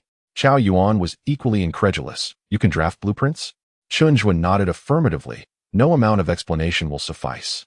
You'll understand once I produce the drawings. Let us go. Do you have tools, paper, and pens? Hurry. Didn't you say Director Tian was urging you?" Seeing Chen Zhuo's confident demeanor, an inexplicable hope surged within Chao Yuan. He vigorously nodded at Chen Zhuo, hurried into the house, and retrieved a cloth bag. Slinging it over his shoulder and patting it vigorously, "It's all here. Let us set off." Just as Chen Zhuo was about to follow him, his arm was suddenly seized. It was Chen Sheng. He was a head shorter than Chen Zhuo, requiring Chen Zhuo to lower his gaze to meet his eyes. With his brow furrowed tightly, Chen Sheng gripped his wrist firmly, his tone laden with discontent. "Third brother, don't act recklessly. This is not the place for your fanciful boasting. Chen Zhuo smiled lightly, pushing Chen Sheng's hand away. Second brother, do you truly believe I would boast about this? Chapter 34. Truly impressive. Chen Sheng's doubts extended beyond mere disbelief. He was entirely convinced that Chen Zhuo was indeed boasting. In their team, the individual responsible for drafting blueprints was a college graduate, someone who had studied architecture. And who was Chen Zhuo? A dropout who hadn't even completed elementary school. Someone who couldn't even spell. How could he possibly draft blueprints? Wasn't that just absurd boasting? Observing Chen Sheng's skepticism, Chen Zhuo realized that further words would be futile. He resolved to prove himself by producing the blueprints. At this moment, Chen Yuan, adopting a dead horse as a living horse doctor mentality, approached the Chen brothers, who were poised for confrontation, and hastily intervened. Oh, Sheng, don't hold him back. The third one claims he might actually know what he's talking about. Why not take him for a spin to see if he is a mule or a horse? After saying this, he draped his arm over Chen Zhuo's shoulder, urging, come on, let us not dwell on him. We need to hurry. Director Tian is pressing me hard. Chen Zhuo merely acknowledged with a grunt and chose not to glance back at Chen Sheng, following Chen Yuan as they departed.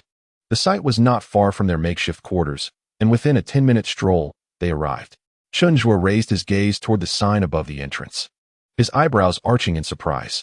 It turned out that the canteen was to be built for the maternal and child health station.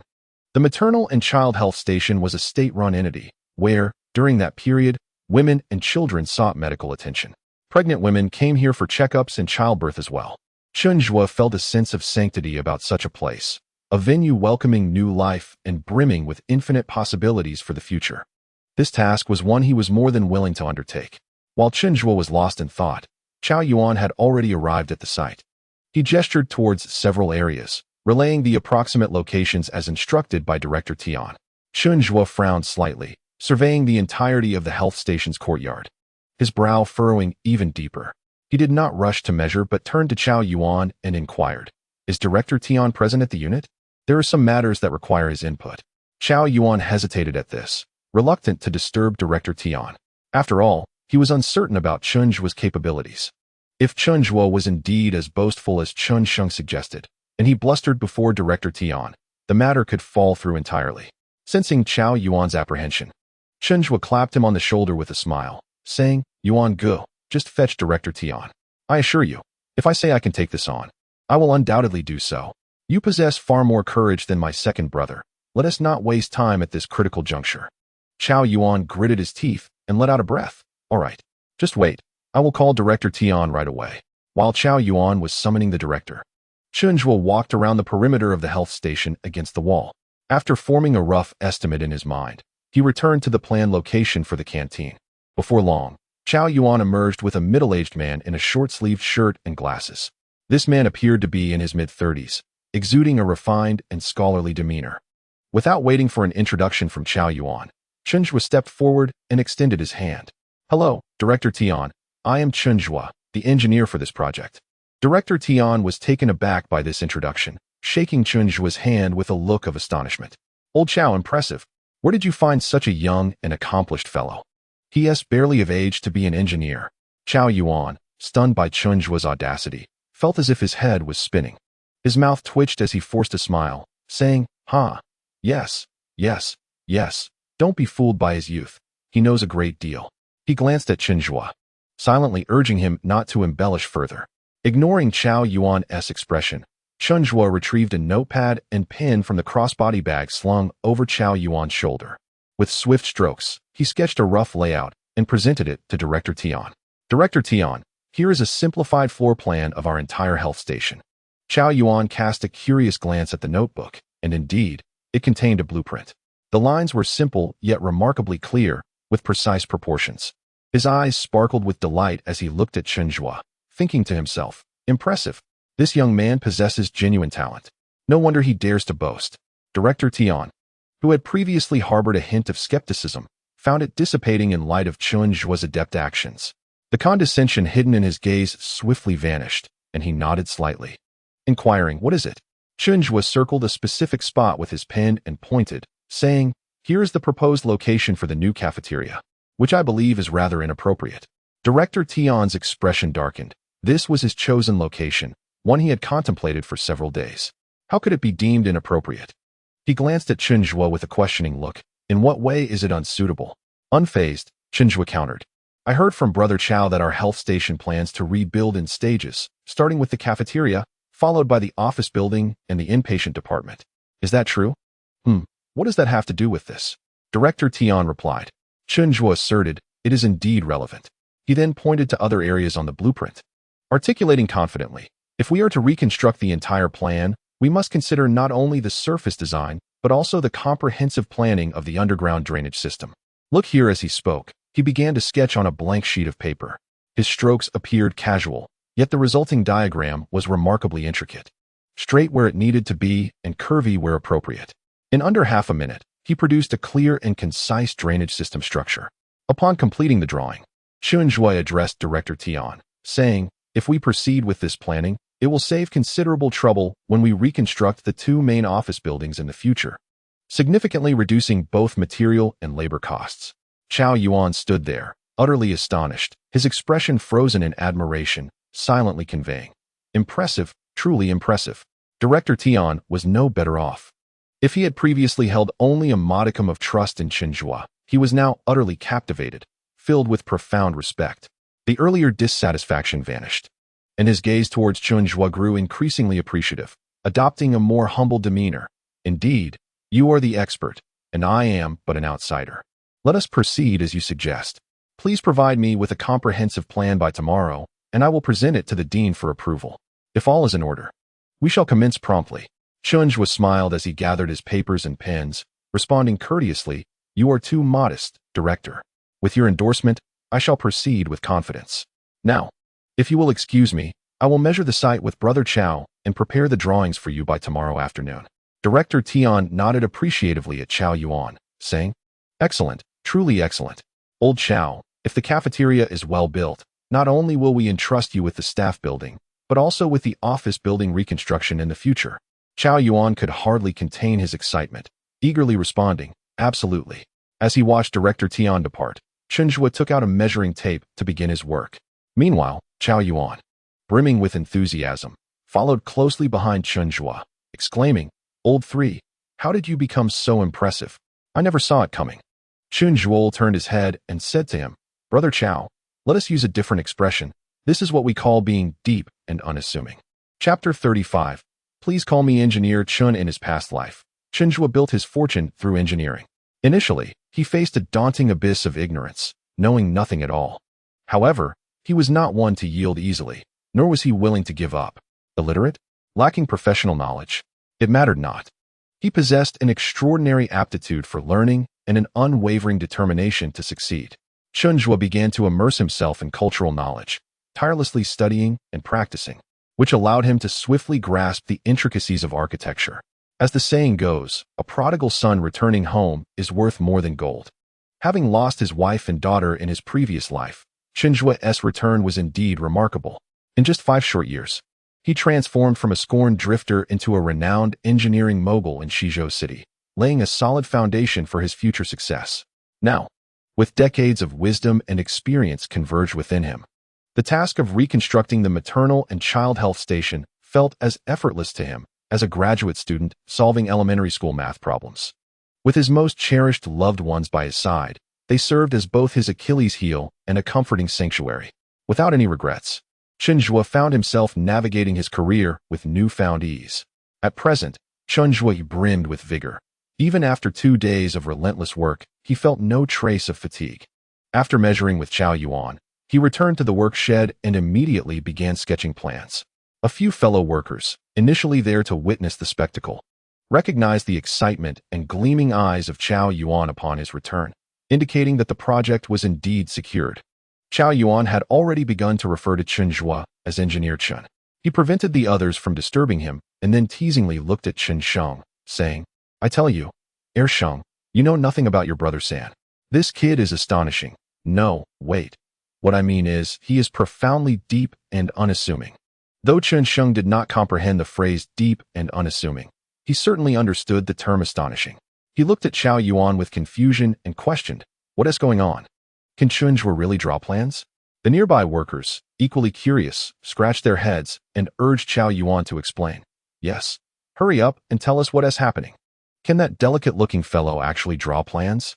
Chen Zhuo let out a hiss at this remark, glaring at the person. Get lost. What delicate fellow? From now on, refer to Brother San as Engineer Chen. Chen the engineer.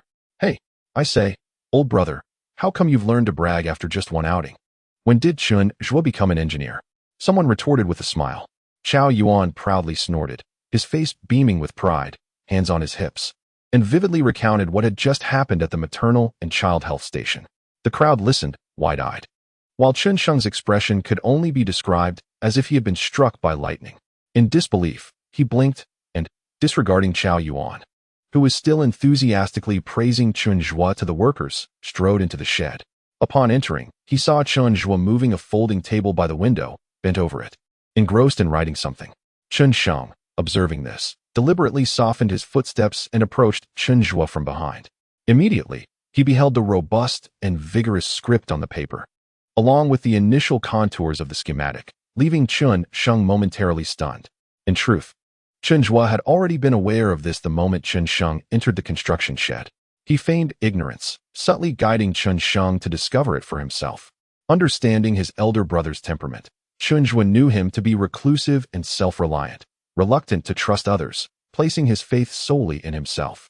To alter the impression Chen Sheng held of him, Chen Zhuo realized he must present tangible results, just as he was doing now, even without turning around.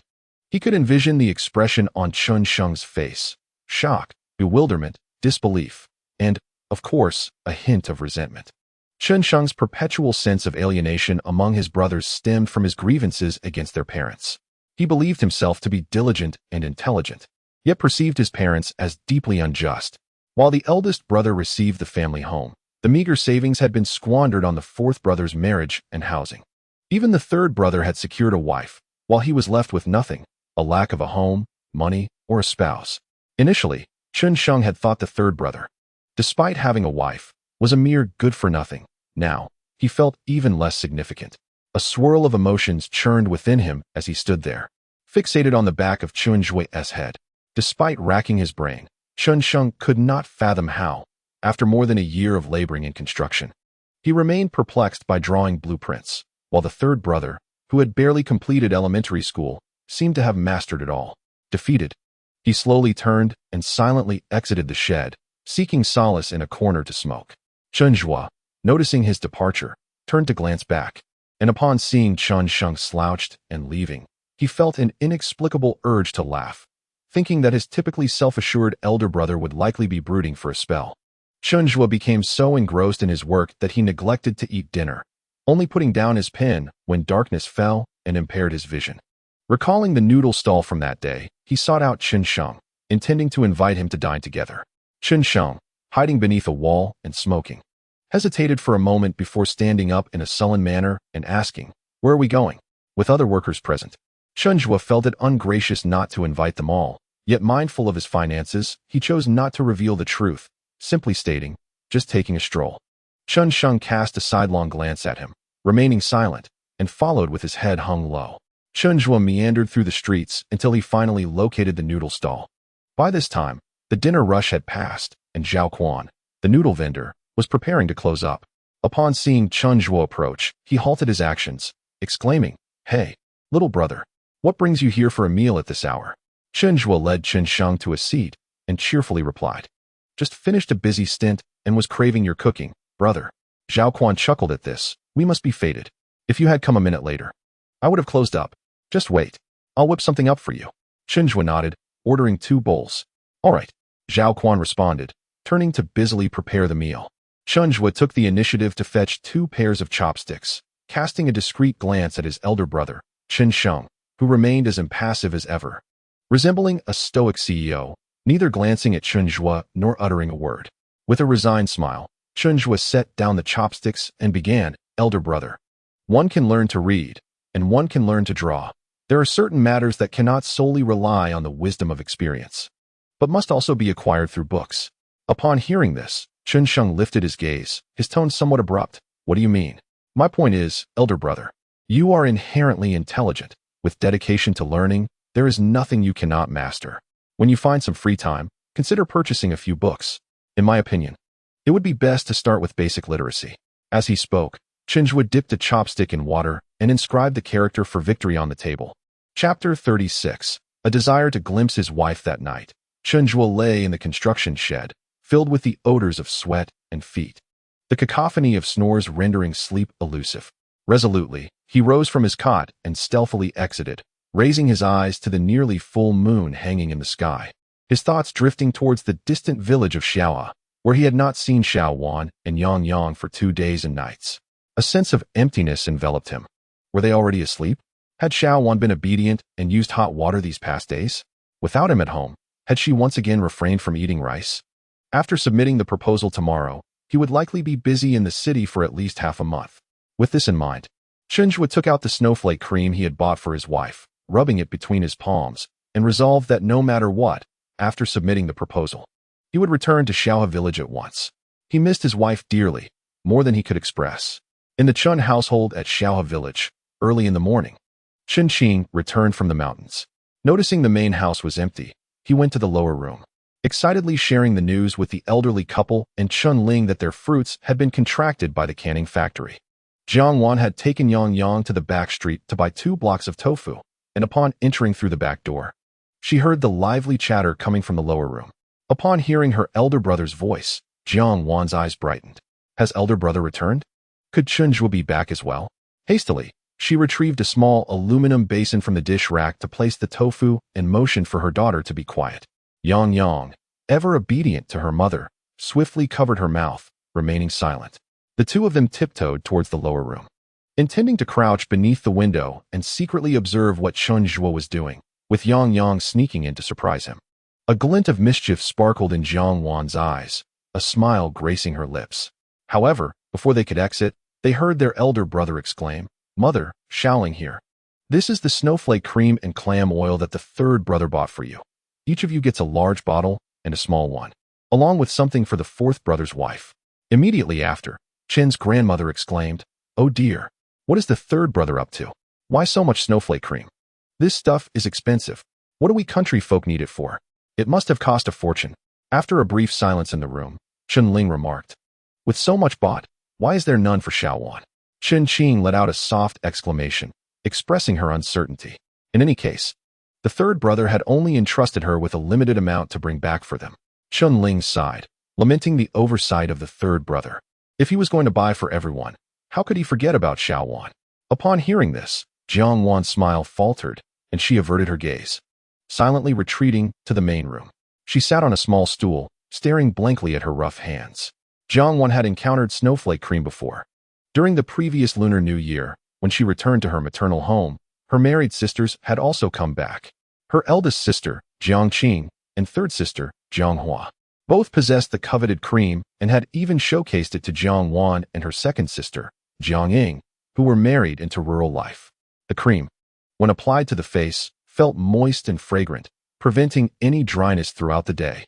At that time, though Jiang Wan felt a pang of envy, she harbored no further thoughts, for such luxuries were reserved for city dwellers. Country folk struggled to make ends meet, let alone splurge on such items. However, now that she saw her husband buying it for the women of the Chen family while neglecting her, a profound sense of grievance and disappointment welled up within her. In the past, she might not have reacted so strongly, but recently, Chen Zhuo had changed. He smiled at her, assisted her with tasks, and began to show her kindness, prompting Jiang Wan to wonder if he might have developed some affection for her. Yang noticed her mother's troubled mood and attempted to cheer her up by planting kisses on her cheeks and running to the courtyard to fetch a ripe tomato, presenting it to her in hopes of eliciting a smile. Jiang Wan recognized her daughter's endearing attentiveness, feeling a warmth in her heart. She decided to let go of her unfulfilled desires. At least she had a wonderfully warm little coat who understood her pain better than anyone else. After a brief spell of melancholy, Jiang Wan donned a gentle smile, as if nothing had transpired. During lunch, no one in the Chen family dared to mention Chen Zhuo's purchase of the snowflake cream, instead excitedly discussing how capable he was for selling all the fruits from their elder brother's orchard. Jiang Wan felt a surge of joy upon hearing this, her smile unwavering. Chen Qing, eager to return to the mountains to pick apples, extracted 20 yuan from her pocket and handed it to Jiang Wan before leaving. I sold 300 gene of apples this trip. I owe it all to the third brother. Without him, I couldn't have earned this much in a month. This is for you from your sister-in-law. Accept it as Chen Zhuo's wages. Jiang Wan looked at the 2 10-yuan bills, shaking her head, indicating that it would be better to wait for Chen Zhuo to return before discussing it. Just as they were caught in the standoff, Chen Zhuo's voice suddenly echoed from the entrance. Both Jiang Wan and Chen Qing turned to see him ride into the courtyard on a motorcycle, drenched in sweat, his short sleeves soaked through. Startled, Jiang Wan hurried back inside to fetch a basin of warm water, intending to wipe the sweat from his brow. Upon entering the courtyard, Chen Qing immediately handed the money to his brother before hastily returning to the mountains to pick more fruit. Ever since he stepped into the courtyard, Chen Zhuo's gaze had not strayed from his wife, though it had only been a couple of days since they last saw each other. It felt to him as though weeks had passed. After a busy morning, he finally completed the drawings and submitted them. He then borrowed a motorcycle from the health station and rushed back, solely to catch a glimpse of Jiang Wan. At that moment, witnessing his wife bustling about to wipe his sweat, his heart melted into a puddle. Their daughter, Yang, also rushed over, undeterred by his sweaty scent, cooing sweetly, "Daddy, Daddy." Chen Zhuo kissed his daughter and urged her to step back. He then swiftly removed his short sleeves, lifted a basin above his head, and poured the water over himself. After days without a proper bath, he finally had the chance to clean up. However, the next moment, he suddenly remembered there were items in his pants pocket. Chen Zhuo hurriedly retrieved the snowflake ointment and clam oil from his pocket, relieved to find that only the plastic bag was damp and the contents were unharmed. He extended his long arm towards the blushing Jiang Wan nearby and said, "Here, this is the snowflake ointment I bought for you. A large bottle for your face, a small box for your hands, and one for our mother in Shaodong village." Chen Zhuo had anticipated a look of surprise or joy from his wife, but instead, she froze for a moment, and then tears welled up in her eyes, cascading down like pearls. The sight of her crystalline tears pierced his heart, causing it to ache. Alarmed, he stepped forward and wiped her tears away, frowning as he asked, "What's wrong? Why are you crying? Did someone bully you?" Chapter 37. What's wrong with giving my wife a kiss? Jiang Wan herself did not comprehend why she was crying. The tears flowed uncontrollably, and no matter how hard she tried, she couldn't hold them back. Chen Zhuo had not only bought her snowflake ointment, but had also brought a share for her mother in Shaodong village. Such thoughtfulness and generosity made her feel guilty for harboring resentment towards him earlier that morning. Her feelings of confusion and disappointment had been unfounded. Now, seeing Chen Zhuo's face filled with concern and his incessant questioning about her tears, Jiang Wan felt both shy and embarrassed. How could she confess the truth? She merely accepted the snowflake ointment and clam oil and turned to retreat inside the house. Observing his wife's discontent as she entered, Chen Zhuo hurried after her. Little Yang tilted her head, blinking her big eyes twice, and wisely chose to stay in the yard, playing with water. Chen Zhuo felt a surge of anxiety as he watched Jiang Wan's tears continue to fall without any response from her. He was at a loss for how to comfort her. Suddenly, he recalled how his wife would always hold their daughter when she cried, soothing her. He instinctively pulled Jiang Wan into his embrace, one arm tightly wrapping around her slender waist while the other gently patted her back. Whispering softly in her ear, he coaxed, "Don't cry. Tell me who upset you. Was it our mother saying something unkind again?" His mind instinctively went there. Yet, in the next moment, his wife shook her head vigorously, signifying that it was not the case. She gestured, explaining that she was simply overwhelmed with happiness and that no one had wronged her. This revelation only deepened his heartache. The fact that a mere couple of bottles of inexpensive snowflake ointment could evoke such an emotional response from her highlighted how he had fallen short in the past. He lowered his head to gaze at his wife in his arms. Jiang Wan's complexion was exceptionally fair, her eyes glistening with tears from her recent weeping, and her curled lashes still adorned with droplets. The tip of her pert nose was flushed, rendering her an image of vulnerability. Chen Zhuo suddenly felt a pang of thirst. Swallowing involuntarily, he released his wife and lifted a porcelain cup from the shelf, tilting it back to drink heartily, nearly emptying its contents. While his face betrayed no emotion, his heart was in turmoil. Moments ago, he had an overwhelming urge to lean down and kiss his wife, yet he had managed to restrain himself. But why had he held back? She was his wife. What harm could a kiss do? Abruptly realizing his folly, Chen Zhuo stood frozen, frustration mounting as he slapped his forehead. How cowardly he was. Such a splendid atmosphere, such a perfect opportunity, and he had squandered it. Ah, how infuriating. Although Chen Zhuo had been married to Jiang Wan for over 3 years, aside from that singular encounter on their wedding night, they had not shared any significant physical intimacy. At that time, resentment towards the Jiang family and Jiang Wan herself had prevented him from embracing her. Once he learned of her pregnancy, his reluctance only deepened. And over time, both he and Jiang Wan had grown accustomed to this estrangement. Chen Zhuo was a man of normal desires, and a man who had suppressed his urges for 2 lifetimes. He had traversed the roads on his motorcycle for hours just to catch a glimpse of his beloved wife. At last, with her nestled against him, the ambience was perfect, and yet he had pushed her away. The more he thought about it, the angrier he became. And as he resolved to return to hold her again and steal a kiss, he noticed Jiang Wan rummaging through the pocket of a garment hanging on the wall, producing a wad of money to hand to him. Taken aback, Chen Zhuo wondered why she was offering him money again. The 100 yuan she had given him previously was still untouched. Jiang Wan, having regained her composure, shook her head and gestured animatedly. Chen Zhuo observed her intently, and once she finished gesturing, he realized she was referring to the installation of a telephone as suggested by Deng Shankue. Jiang Wan's interruption caused Chen Zhuo to forget his earlier intentions, redirecting his thoughts towards the matter of the phone. Logically, it made sense to install a telephone at home. Otherwise, it would be exceedingly inconvenient.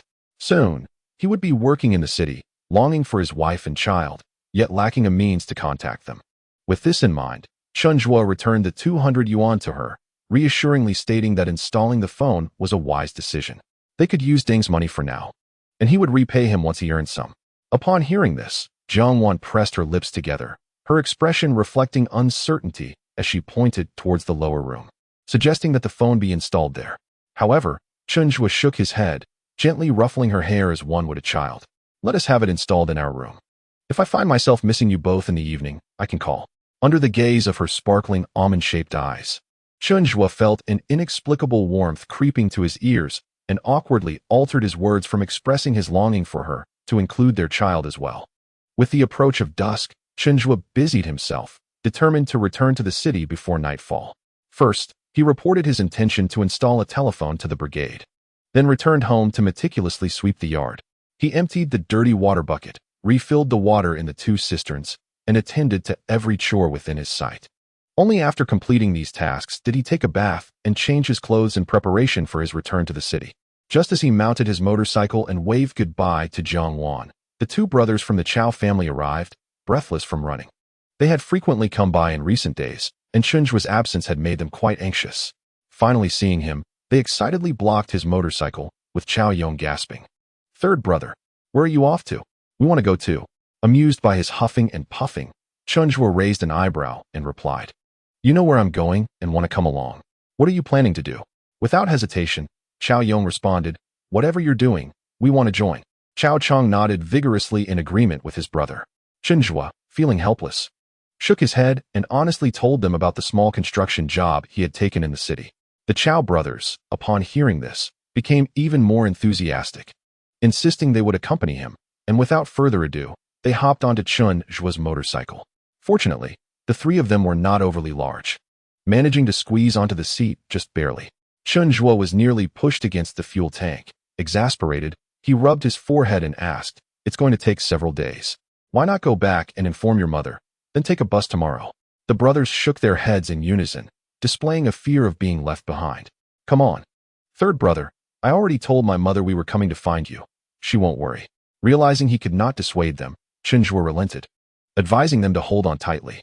He waved goodbye to his wife and daughter, started the motorcycle, and headed towards the city. Due to the overload, Chen Zhuo dared not ride too fast, taking nearly 2 hours to reach the city. After filling the motorcycle's tank, he returned it to the maternal and child health station. The Chao brothers followed him back to the work shed, where they spotted their cousin, Chao Yuan, and immediately approached him with cheerful greetings. "Eldest brother, we have come too." Chapter 38.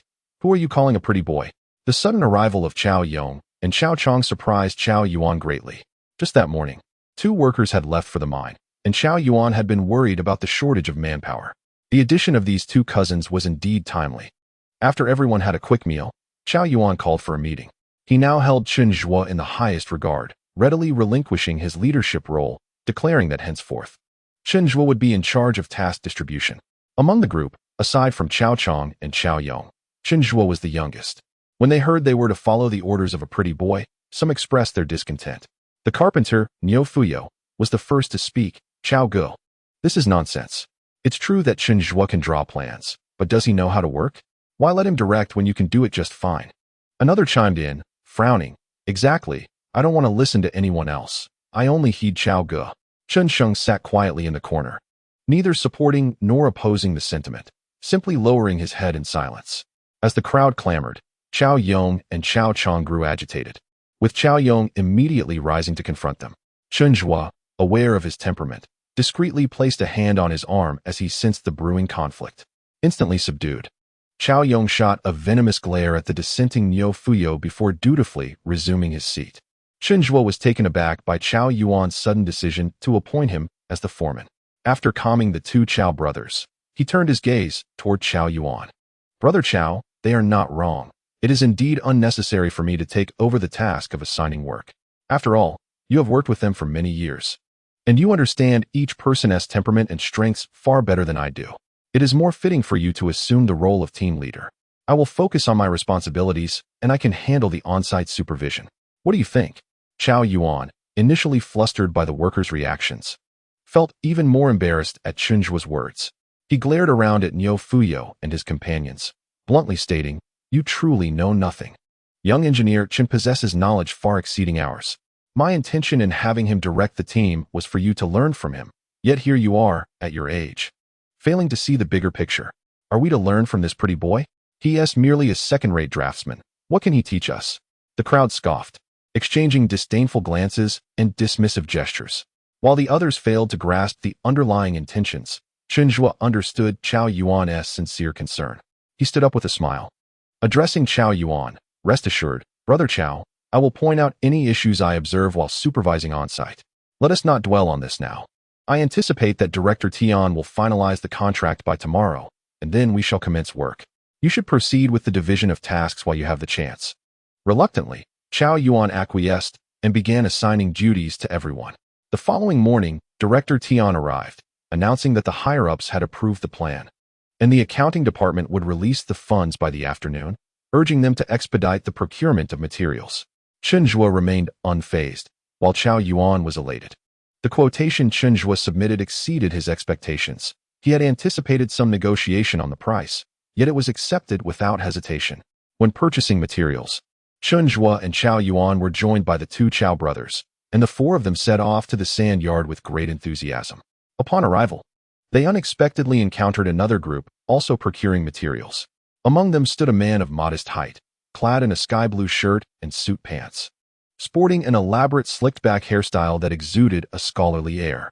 Spotting Cao Yuan and his entourage, the man raised an eyebrow in surprise and remarked, well, who do we have here?" Cao Yuan's expression darkened instantly, his brow furrowing as he appeared ready to engage in a dispute. Chen Zhuo discreetly glanced at the two men, noticing the disdain in the stranger's eyes, which sparked a notion in his mind. Affectedly feigning confusion, he inquired of Cao Yuan, "And who might this be?" Cao Yuan let out a quiet scoff, leaning closer to Chen Zhuo to whisper, "It's him, the one who climbed the social ladder and discarded us, the draftsman named Zhang Jinyu." As expected, Chen Zhuo emitted a sound of acknowledgement, his gaze directed at Zhang Jinyu, imbued with a hint of playful intrigue. As Chen Zhuo scrutinized Zhang Jinyu, the latter was equally assessing him. Zhang Jinyu's eyes swept up and down, and he was secretly astonished. This young man, despite his tender years, exuded an aura of composure that belied his age, evoking a sense of respect. Zhang Jinyu diverted his gaze, turning to Cao Yuan with a mocking remark. "What's the matter, Lao Chao? Haven't you gone home to till the fields? Do you still think you can manage projects without me?" Cao Yuan, already irritated by his presence, clenched his fists upon hearing the provocation, cursing, "Zhang Jinyu, don't look down on others. The earth will continue to spin without you. Our team will only thrive in your absence. Stop pretending to be superior in front of me." Zhang Jinyu, upon hearing this, laughed as if he had heard a comedic jest. "Better off without me? Ha ha ha, who is truly pretending here? Aside from moving bricks and mixing mortar, what else can you roughnecks do?" He then cast a sidelong glance at Chen Zhuo, adding, "Or are you considering employing some callow youth to draft plans?" To hell with you. Chao Yong bellowed, charging at Zhang Jinyu and delivering a kick to his groin. Zhang Jinyu immediately howled in agony, clutching his vital area and rolling on the ground. Chao Yong, already seething with rage, stepped forward to deliver a flurry of kicks, shouting, "You bastard! Who are you calling a pretty boy? Look at your own hideous face." Chao Chong, having endured enough, intended to step in to play the peacemaker once his brother had finished kicking. At that moment, the companions who had accompanied Zhang Jinyu rushed in, intent on attacking Chao Yong. Seeing his brother in danger, Chao Chong joined the fray. As the two brothers entered the melee, Chao Yuan could no longer sit idly by and shouted his disapproval before joining the chaos. Outnumbered 3 to 6 or 7, the Chao brothers faced an increasingly dire situation. Chen Zhuo, with a resigned chuckle, playfully flicked his hair back with his tongue against his cheek. He leisurely unbuttoned the top 2 buttons of his shirt and then, with a graceful leap, joined the fray. No one could quite comprehend Chen Zhuo's swift movements. With each swing of his arms, a cry of anguish echoed as one after another fell to the ground. He twisted one person's arm behind their back, hooked another's neck with his leg, and with a swift maneuver, hurled both to the ground, leaving one side wailing in despair while the other lamented for their mothers. Chao Yong, who was firmly pressing Zhang Jinyu down and tugging at his leg, was momentarily transfixed by Chen Zhuo's fluidity, ceasing his own fight to stare in awe, exclaiming various exclamations of surprise. In less than 2 minutes, amidst Chao Yong's astonished cries, all of Zhang Jinyu's associates found themselves incapacitated by Chen Zhuo. Realizing they could not win, Zhang Jinyu grimaced, clutching his groin, and fled, his companions scrambling away in a disarray of fear. At this moment, Chao Yong was so exhilarated that he nearly fell to his knees before Chen Zhuo, his eyes shining with admiration as he approached Chen Zhuo, gesturing animatedly and inquiring, "Third brother, was that how you kicked? How did you soar like that? You were incredible." Chao Yong and Chao Yuan were astonished by Chen Zhuo's remarkable agility, reminiscent of a seasoned martial arts film actor. In a previous life, Chen Zhuo had taken up martial arts during his leisure time, achieving a level of skill that allowed him to hold his own against champions, making it a trivial task to deal with Zhang Jinyu and his lackluster abilities. Chen Zhuo could not divulge the truth to Chao Yong and the others, merely claiming that he had been dabbling in it on his own. Chao Yong harbored a fervent desire to master martial arts, trailing closely behind Chen Zhuo, eager to learn from him. Chao Chong shared this ambition, mimicking Chen Zhuo's movements.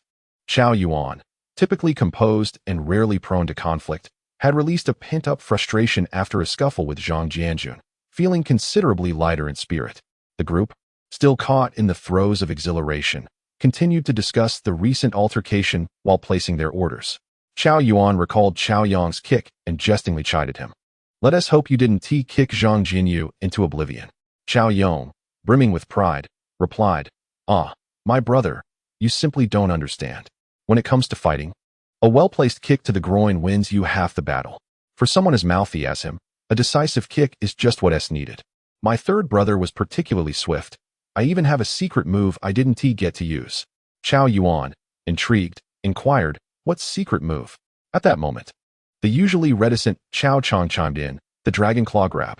Chao Yuan momentarily froze, then burst into laughter upon seeing Chao Yong's demonstration, nearly doubling over. Chen Zhuo, observing from the sidelines, chuckled along, but contemplated the importance of discouraging these two from developing a penchant for physical altercations. In recent years, there had been a crackdown on such behavior, with increased law enforcement efforts to combat gang culture. Getting caught fighting could lead to criminal records, tarnishing one's reputation and potentially harming future generations. With this in mind, Chen Zhuo advised, "It's best to refrain from resorting to violence.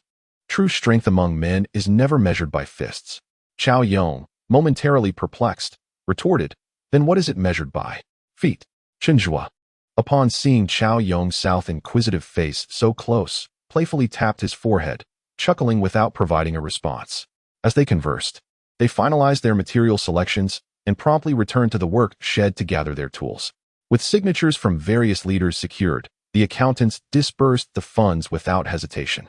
Feeling unprepared to handle such a significant sum, Chao Yuan entrusted all of it to Chen Zhuo. Seizing the opportunity to mentor Chao Chong, Chen Zhuo assigned him the task of managing the funds and recording every expenditure. Having dropped out of school in the middle of his secondary education, Xiao Chong found the task of simple bookkeeping manageable. However, the weight of responsibility that came with handling such a large sum made him anxious. He would press the bag of money beneath him while sleeping each night. Chen Zhuo remained on-site daily, elucidating the details of the blueprints and specific construction plans to Qiao Yuan and the others. During breaks, he would make his way to the village store to call his wife and children, inviting them to listen to the phone call. The villagers would often chuckle quietly at Chen Zhuo, wondering how he communicated with a wife who hardly spoke, yet he persisted in reaching out to her daily. Although Jiang Wan is unable to speak, she possesses the ability to listen. Whenever Chen Zhuo calls her, even the sound of her breathing fills his heart with warmth. Day after day, Chen Zhuo tirelessly shares the happenings, both trivial and significant, from the construction site with Jiang Wan. Occasionally, she would scratch the microphone, indicating her attentiveness, and sometimes gently tap it, urging him to continue. Each day, the loudspeaker in Xiaohe village announces, Jiang Wan from the Chen family is on the phone. Your man is calling. While this might seem trivial for a day or two, the villagers inevitably grow curious over time. They wonder, how can a mute person make phone calls? The wives often gather to gossip about the village's affairs, and lately, the topic has revolved around Jiang Wan and her husband. Do you think it's amusing? One woman remarked. I heard that Chun Lao San, that street rascal, has gone to the city to make a fortune, and he calls his wife every day. What a clingy man. Making a fortune? What on earth can he do?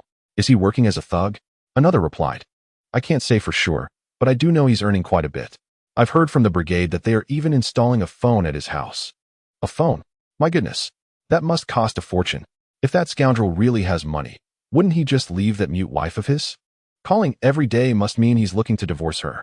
Not at all. The first woman waved her hand dismissively. People from the brigade's duty room said that Jiang Wan smiles every time she answers the phone, her eyes sparkling with joy. Is that true? How peculiar. Wasn't it said that he doesn't value his wife, but rather cherishes Zhang's third son? The first woman was taken aback. Oh, is that so? The second woman nodded vigorously and leaned in closer, whispering the rumors she had heard.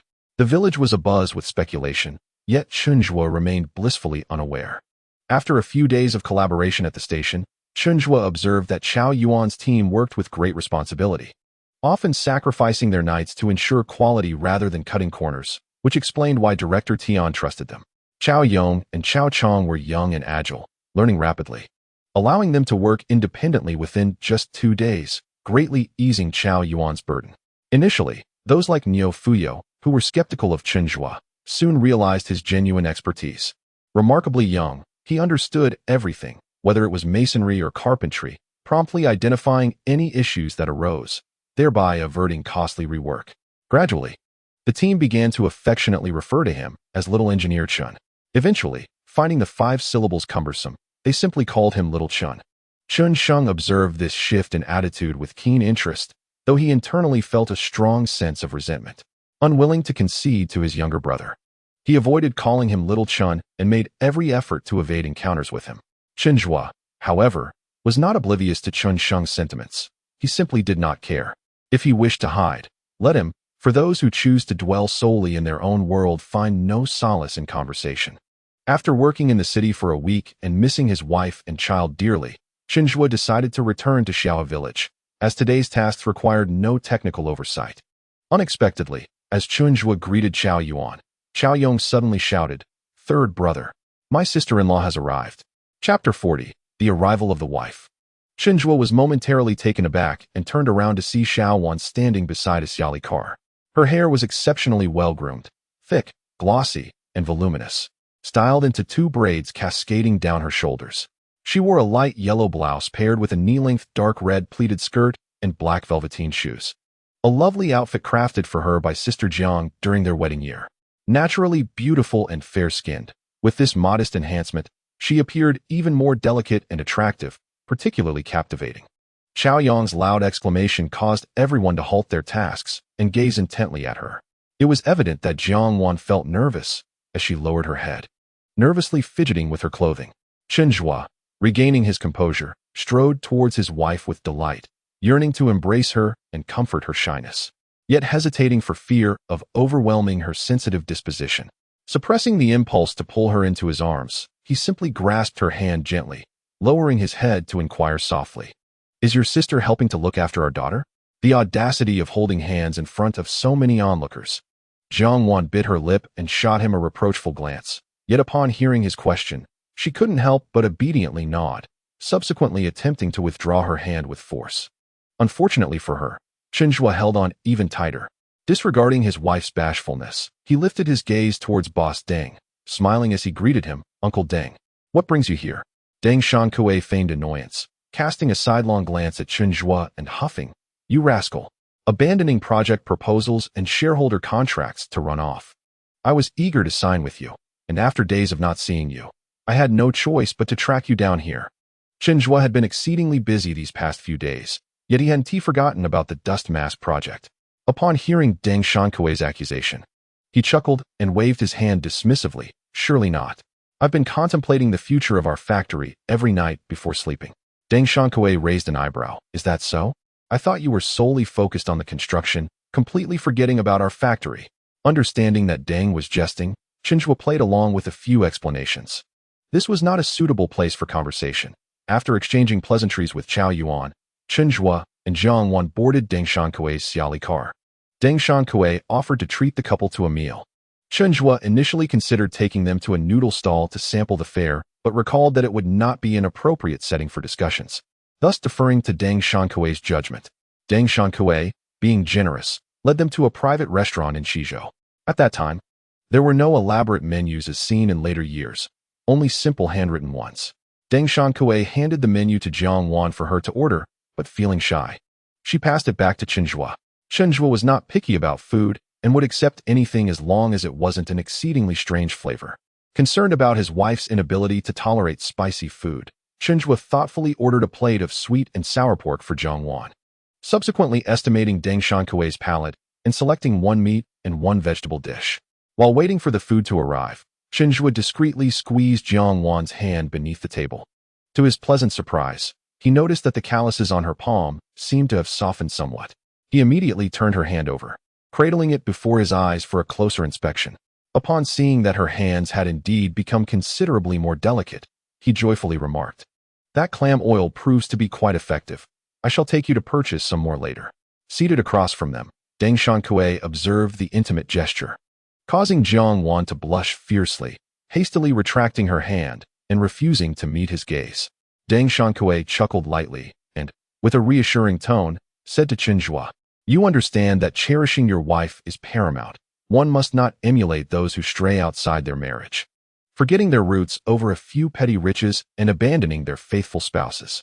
To Chen Zhuo, Jiang Wan was a precious treasure, a heart reclaimed, in his past life. He had never sought another partner, especially now that his cherished wife was in his embrace.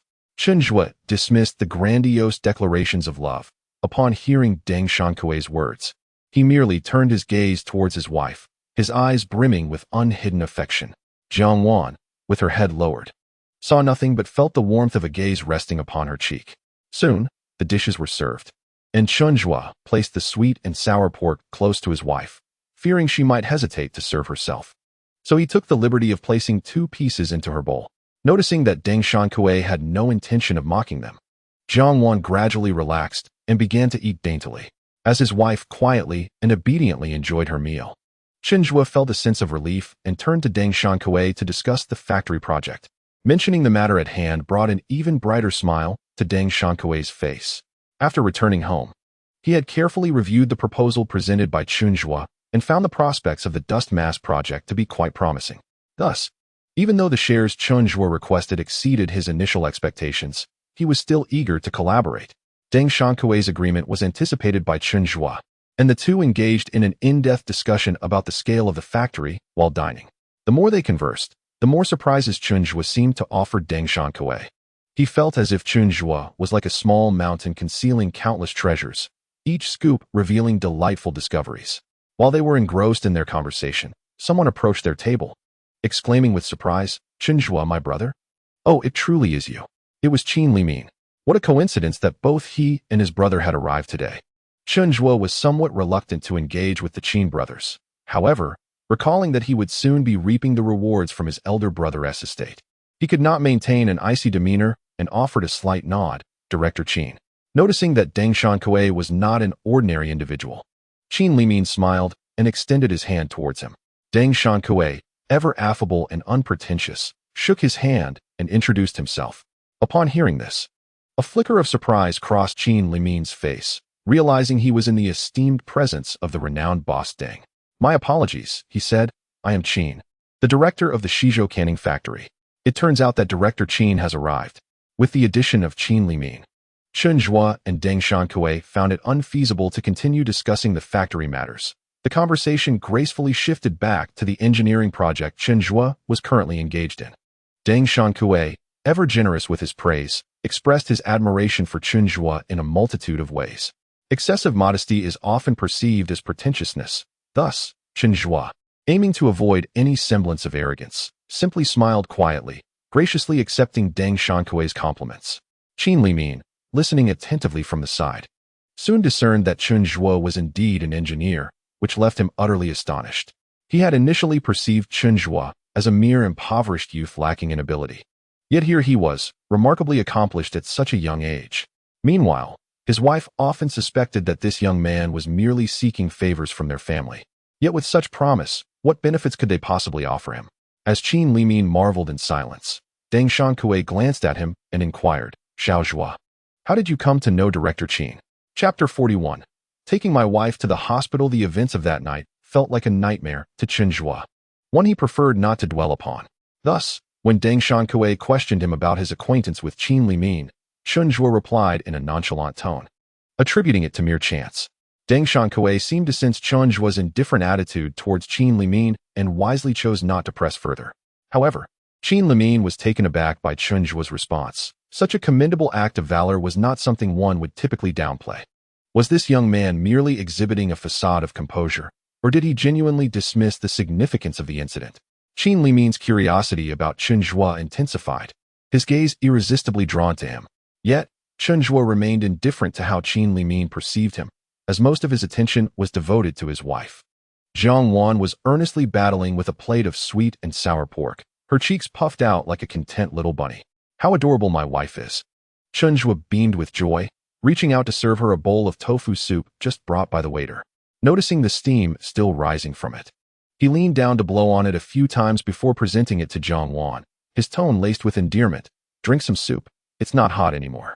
Jiang Wan appeared surprised by his thoughtfulness in front of others, blinking bashfully and smiling at him with a flush on her cheeks before she picked up a spoon and began to sip the soup. Observing her delight in the meal, Chen Zhuo resolved that once the busy period passed, he would prepare some delightful dishes for his wife and child at home. His culinary skills far surpassed those of the chefs here, and he was certain they would relish it. "Brother, is this your sister-in-law?" Qin Limin's question pulled Chen Zhuo back from his reverie, to which he responded with a smile and a soft hum. Jiang Wan paused in her actions, nodding gently at Qin Limin with a warm smile.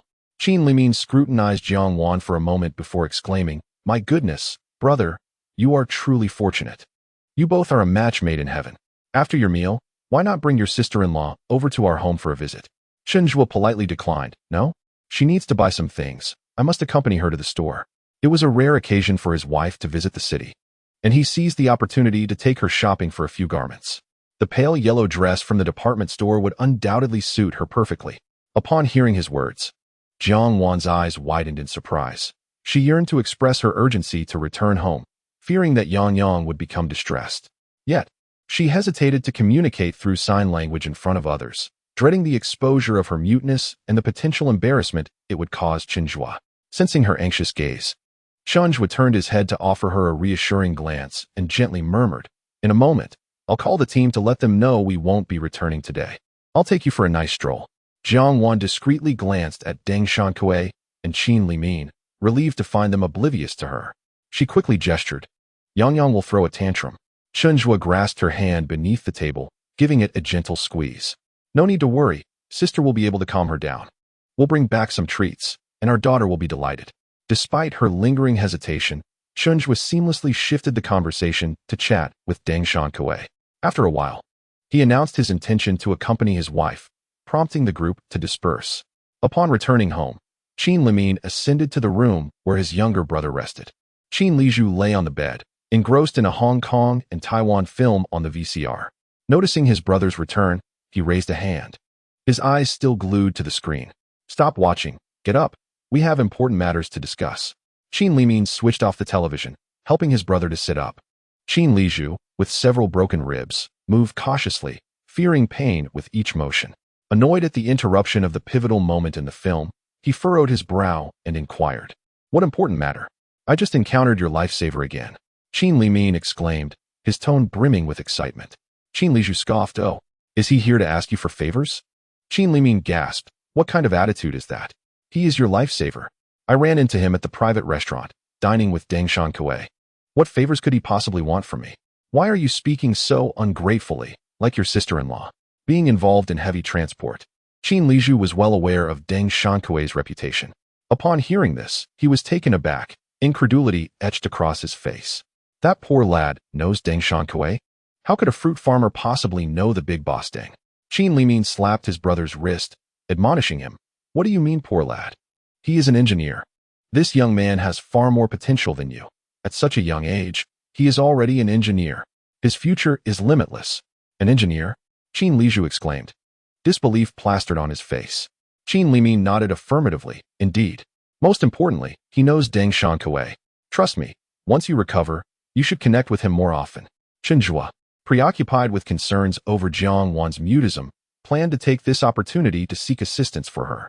The hospital's medical facilities were rather rudimentary, lacking extravagant services, and Chen Zhuo estimated that the few dozen yuan in his pocket would suffice. Thus, he took his wife directly to the hospital. Upon seeing the hospital's entrance, Jiang Wan froze. Her complexion turned ashen as she anxiously glanced at Chen Zhuo, gesturing with her hands. "What are we doing here?" Seeing her in such a state, Chen Zhuo felt a pang of heartache and hurriedly reassured her, "Xiao Wan, you can speak, can't you?" Jiang Wan instinctively shook her head, but then appeared to remember something, becoming momentarily frozen, before slowly nodding. In that instant, Chen Zhuo's heart ignited like a firework, the previously small flame suddenly erupting into a roaring blaze. He took Jiang Wan's hand, his tone brimming with excitement. "Xiao Wan, let us examine your vocal cords. If they are fine, it indicates there may be psychological or mental barriers. We must identify the root of the issue to find a solution. Do not be afraid. I will be by your side, all right?" Upon hearing Chen Zhuo's words, Jiang Wan bit her lip, anxiously pointing to her throat and asking, "Do you dislike me?" Seeing such an expression on his wife's face caused Chen Zhuo's heart to ache sharply. He straightened his face and looked at her earnestly. "Xiao Wan, whether or not you can speak, I will never harbor any disdain towards you. You must not feel such pressure or entertain such thoughts. My intention in bringing you to the doctor is merely to ascertain whether this condition can be treated. If you misconstrued my intentions, we need not proceed." After saying this, Chen Zhuo took Jiang Wan's hand and prepared to leave. He couldn't help but feel guilty, berating himself for being too impulsive. He should have had a proper conversation with his wife before coming to the hospital, as his sudden actions had frightened her. As Chen Zhuo mentally chastised himself, he felt a gentle tug on his hand, a light scratch from her fingertips. The sensation was both ticklish and electrifying, sending a jolt straight to his heart. Chapter 42. Will you call my name? If not, I shall steal a kiss. Chen Zhuo abruptly halted, turning to look at Jiang Wan. He noticed her lips pressed together, her eyes glistening with moisture, as if she had something to convey. "What is it?" Chen Zhuo grasped her delicate fingers, tenderly caressing the thin calluses upon them. Gazing at her with profound affection, Jiang Wan's lips moved hesitantly for a long while, and suddenly a dry, hoarse whisper escaped her throat, "San Ge." Upon hearing this, Chen Zhuo froze, his grip on her hand tightening. "Xiao Wan, call my name again." However, Jiang Wan seemed startled by her own voice, her face turning crimson as she vigorously shook her head, refusing to call out a second time. After a moment's contemplation, Chen Zhuo deduced her apprehension. She likely disliked the sound of her voice and feared being overheard. Observing the bustling crowd at the hospital entrance, which was too noisy for anyone to hear clearly, Chen Zhuo quickly led Jiang Wan to a quieter corner, coaxing her gently. "Xiao Wan, be a good girl, call out again." Jiang Wan resolutely shook her head. Like a rattle, Chen Zhuo understood that this could not be rushed. The more he pressed her, the less likely she would be to speak. Yet, that initial call had taken him by surprise, and he felt he had not listened closely enough. Thus, he resolved to encourage her to call out a few more times. With this thought, Chen Zhuo cupped her face in his hands, gently rubbing her cheeks, and deliberately elongated his tone to coax her. "All right, Xiao Wan, call out Sengu again." I long to hear it. Jiang Wan's eyelashes fluttered lightly, her red lips tightly sealed, steadfast in her refusal to speak. The wife possessed a gentle and tranquil demeanor, seldom revealing such a playful and stubborn expression in his presence. Chen Zhuo, unable to restrain himself, suddenly lowered his head and planted a fervent kiss on her smooth forehead, reminiscent of a fatherly affection. He then whispered a teasing threat in her ear. Will you call out? If not, I shall steal a kiss. Jiang Wan was momentarily taken aback by his unexpected affection, staring blankly at Chen Zhuo, the lingering warmth on her forehead reminding her of the recent occurrence. Had he truly kissed her? Was it possible that he did not dislike her after all? What audacity was he exhibiting, now suggesting a kiss? She felt an urge to question him, yet her voice emerged hoarse and raspy, akin to a crow's caw, prompting her to silence herself. The harshness of her voice was unbearable, making her wish she were mute instead. Resolving this, Jiang Wan bit her lip tightly, refraining from further speech. At this moment, Chen Zhuo appeared composed, yet his heart raced with anxiety after that kiss, akin to a youthful lad's fluttering heartbeat, fearful that his wife might be displeased and retaliate with a slap. However, upon hearing Jiang Wan utter a single word in her excitement, his worries dissipated, and he patiently encouraged her. Xiao Wan, do not fear. Your voice has merely become hoarse from disuse. Speak more, and it shall return. Jiang Wan, upon hearing this, regarded him with uncertainty, tilting her head as if to inquire, really? Chen Zhuo affirmed, I am your husband. I would not deceive you. Be obedient and call out again. Under Chen Zhuo's gentle coaxing, Jiang Wan finally spoke once more. Rather than calling him third brother, she slowly recited poetry. I yearn for the sky, like a bird, to spread my wings with vigor and soar freely. I long for the depths of the lake, like a fish, to sway my long tail and swim through the waters. I desire to sing, like a lark, melodious and enchanting, resonating in the forest. Her voice, admittedly unrefined, resembled the rasping sound of a bellows used to stoke a rural fire.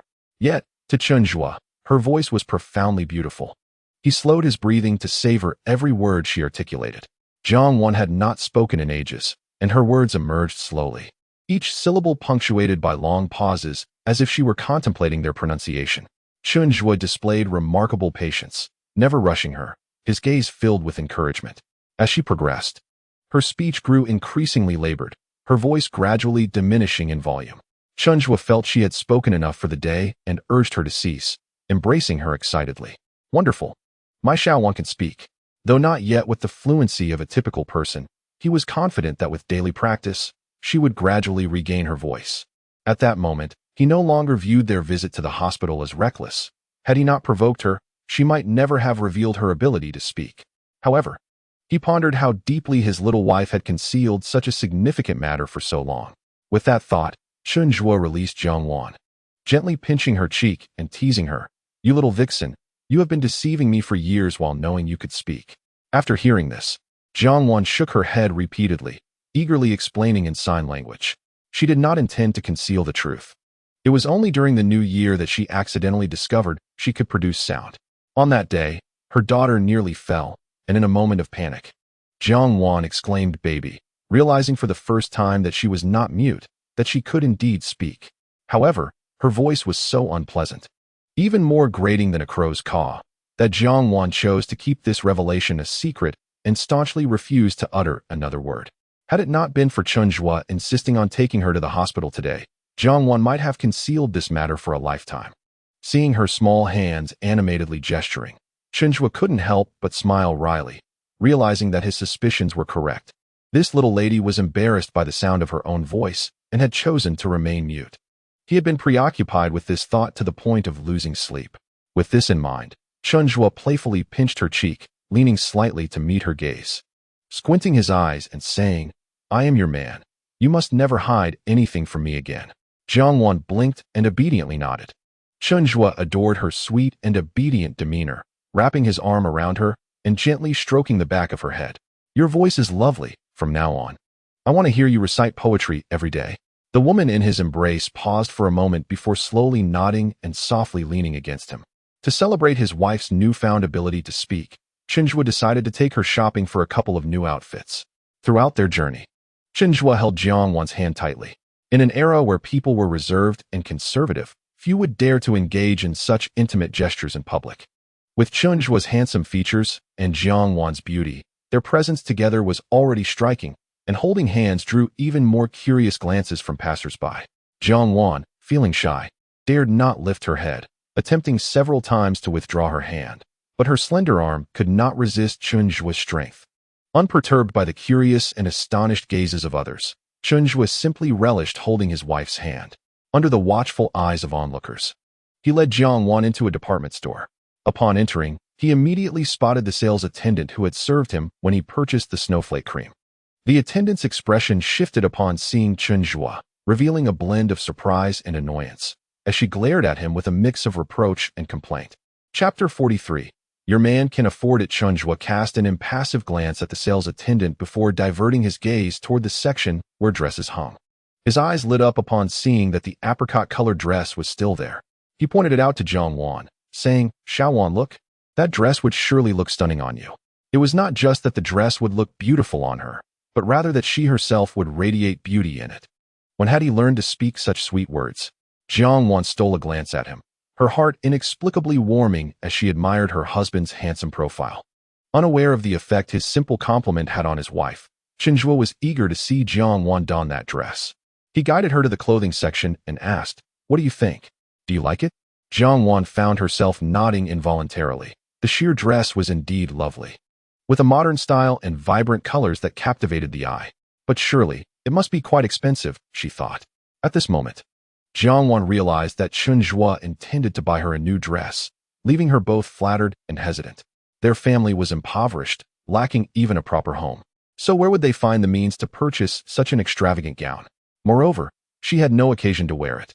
With unfamiliar individuals present, Jiang Wan was reluctant to communicate through sign language, fearing it might embarrass Chen Zhuo, so she shook her head, indicating her disinterest.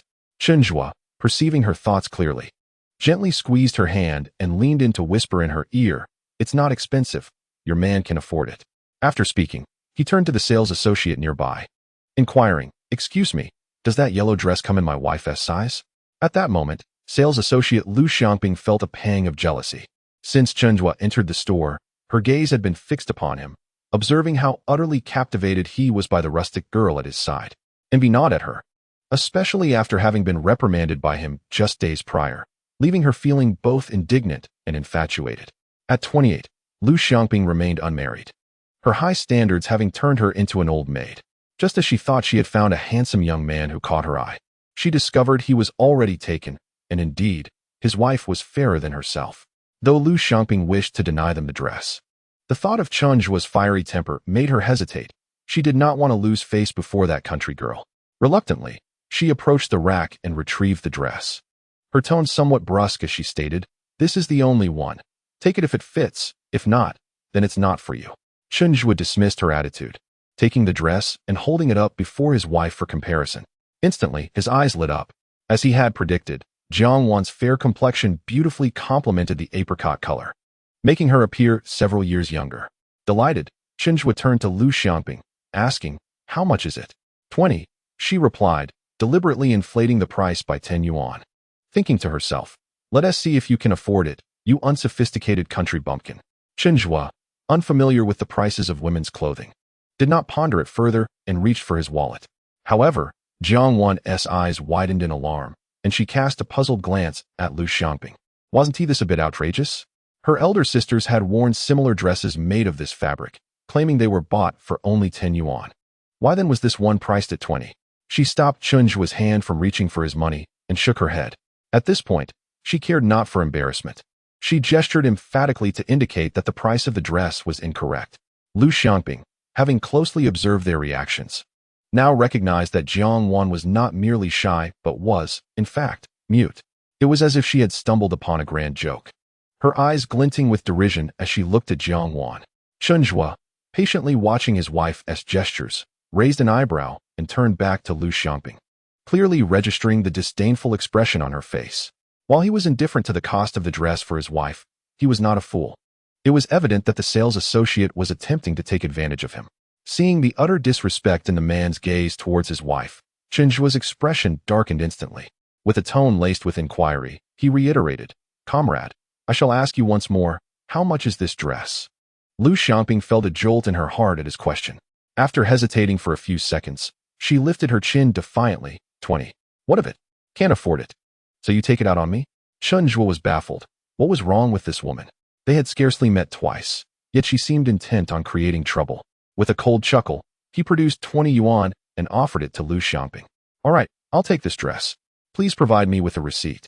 Lu Xiangping had initially intended to embarrass the couple, not genuinely seeking to pocket the extra 10 yuan. However, upon witnessing Chen Zhuo actually produce the 20 yuan, she felt the situation had taken a turn for the worse. The moment she heard Chen Zhuo demand a receipt, her expression soured considerably. Holding the 20 yuan in her hand, she was at a loss. Neither accepting it nor returning it seemed wise, and she began to sweat nervously. If she accepted 20 yuan, they could present the receipt to higher authorities, and she could very well lose her job. The thought sent her heart racing, and she stubbornly retorted, "Why should I write a receipt for clothes? Are you planning to reimburse it?" Chen Zhuo smirked lightly. "Whether I can reimburse or not is none of your concern. I have purchased an item, thus I am entitled to a receipt. Stop dawdling and write it out promptly." Meanwhile, Jiang Wan, feeling distressed over the 20 yuan, playfully scratched Chen Zhuo's palm. Instantly, his irritation dissipated, and he couldn't help but chuckle, turning to Jiang Wan. "Are you anxious? Just wait a moment. Once this comrade finishes the receipt, we shall depart." As he spoke, he teasingly tugged at his wife's braid, earning a glare from her in return. Lu Xiangping found herself in a predicament, her eyes darting about as a plan formed in her mind. Hesitantly, she approached the counter, retrieved the receipt book, and pretended to flip through it. Suddenly, she feigned a sigh and announced loudly, "I made an error. This dress is 10 yuan, not 20. Comrade, I must return you 10 yuan." Chen Zhuo was not taken aback by her sudden change of story. He leisurely approached the counter, looking down at her from a height. "Comrade, I specifically asked you twice, and you resolutely stated the dress was 20. Now that I request a receipt, you suddenly claim it is 10. Do you take me for a fool?" Lu Xiangping, taken aback, retorted, "What are you implying? I said I remembered incorrectly. I just checked the receipt book and saw the earlier transaction, which reminded me the dress is 10 yuan. Don't slander me." Chen Zhuo had initially wished to avoid engaging with her brazen demeanor, but with Jiang Wan beside him, he felt compelled to set an example. He aimed to demonstrate to his wife that when confronted with such disrespect, one must retaliate without hesitation. Yielding only invites further disrespect. With that thought in mind, Chen Zhuo suppressed his smile and replied impassively, "Whether I am slandering or not, let your supervisor adjudicate this matter." Call the supervisor? That would be a disaster. Such matters brought before the director could not only lead to her dismissal, but also expose the clandestine discrepancies she had pocketed over the past 2 years. Lu Xiangping felt an overwhelming sense of frustration. How had she encountered such a formidable opponent, one who was astute enough to demand receipts for purchases? She dared not continue her confrontation with Chen Zhuo and awkwardly smiled. "Is it really necessary to involve our director over such a trivial matter? Perhaps I misremembered. I apologize if that suffices." With that, Lu Xiangping averted her gaze from Jiang Wan, hastily stuffing the extra 10 yuan into the bag containing the dress and handed it to Chen Zhuo, murmuring a hasty apology. "Is that acceptable?" Chen Zhuo glanced at the bag before him, refusing to take it. Instead, he nodded towards Jiang Wan, indicating that the decision to involve their director rested with his beloved. With that, he gently squeezed Jiang Wan's palm, signaling her to maintain a stern demeanor. After 3 years of marriage, they shared a mutual understanding. Upon receiving the cue, Jiang Wan subtly nodded, standing poised beside him, awaiting Lu Xiangping's apology. Understanding Chen Zhuo's intent, Lu Xiangping begrudgingly complied, her heart filled with reluctance. Yet she dared not continue the confrontation. She plastered a forced smile on her face and addressed Jiang Wan. "Comrade, I extend my sincerest apologies. I truly did not remember." Jiang Wan, initially inclined to nod in acknowledgement, suddenly recalled Chen Zhuo's earlier instruction to withhold cordiality and turned to him, her eyes silently inquiring, "What should I do now?" Chen Zhuo's gaze remained fixed on his wife, captivated by her adorably bewildered expression, feeling as if his heart might melt. How had he not noticed her sweetness before? Unable to suppress his affection, he wrapped an arm around Jiang Wan's shoulders, unwilling to waste any more time in this exchange. With his other hand, he accepted the bag Lu Xiangping offered and turned to leave. As they walked, he leaned down to whisper in Jiang Wan's ear, "My wife is truly wonderful. She is simply delightful." The warmth of his breath sent a shiver down Jiang Wan's spine. She felt a delightful itch in her ears. Tilting her head to nuzzle slightly against him, her cheeks flushing crimson as she took a step back, attempting to escape the rogue's embrace. Chen Zhuo, playfully teasing her, leaned closer. Why is my wife so easily embarrassed? After which, he gently caressed her cheek, feigning a burn and quickly retracting his hand, exclaiming in exaggerated surprise, wow, we could fry an egg on that. Jiang Wan's face reddened further at his antics. Her lips pursed in annoyance as she glared at him. Chen Zhuo reveled in her reaction, throwing his head back in laughter. Lu Xiangping, watching the couple depart from the store's entrance, felt a pang of jealousy, inwardly cursing. A mute can find such a good man. Truly, fate is blind. With his wife staying overnight in the city, Chen Zhuo decided to find a guest house. The makeshift living conditions at the construction site were too rudimentary. While he could endure them as a man, he could not subject his precious wife to such discomfort. After treating Jiang Wan to a bowl of noodles, he set out to locate suitable accommodations. At this moment, the privately run lodgings were modest in size, yet they excelled in cleanliness. Chen Zhuo found a place conveniently located near the night market, paid for the room, and ushered Jiang Wan inside. Let's rest for a while. Later, I'll take you out for a late-night snack. You are sure to enjoy the street stalls on West Street. It was Jiang Wan's first experience staying at a guest house, and she felt a bit shy upon seeing the large bed nearly touching the door. She slowly perched on the edge of the bed, barely sitting down. Chen Zhuo also felt a slight flush, but being a man and having lived for several decades, he managed to appear more at ease than Jiang Wan. With a calm demeanor, he stretched his arms and pretended to gaze out the window at the scenery, taking a few deep breaths before sitting on the bed and reclining back, propping his face up with one arm while patting the space in front of him with the other. Come, Xiao Wan, lie down here. Jiang Wan turned her head to glance at him, but remained unmoved, sitting upright like a statue. The more she acted this way, the more Chen Zhuo wanted to tease her. He let out a playful hiss, approached her, and gently tugged at the end of her braid. What's wrong? Afraid I might eat you? Jiang Wan reacted as though scalded, snatching her braid back and refusing to sit any longer. Her face flushed as she hurried to the wall to stand in a corner. Seeing her strong reaction, Chen Zhuo dared not tease her further. He quickly walked in front of her and raised his hands in surrender. All right, I won't tease you anymore. Come on. Lie down.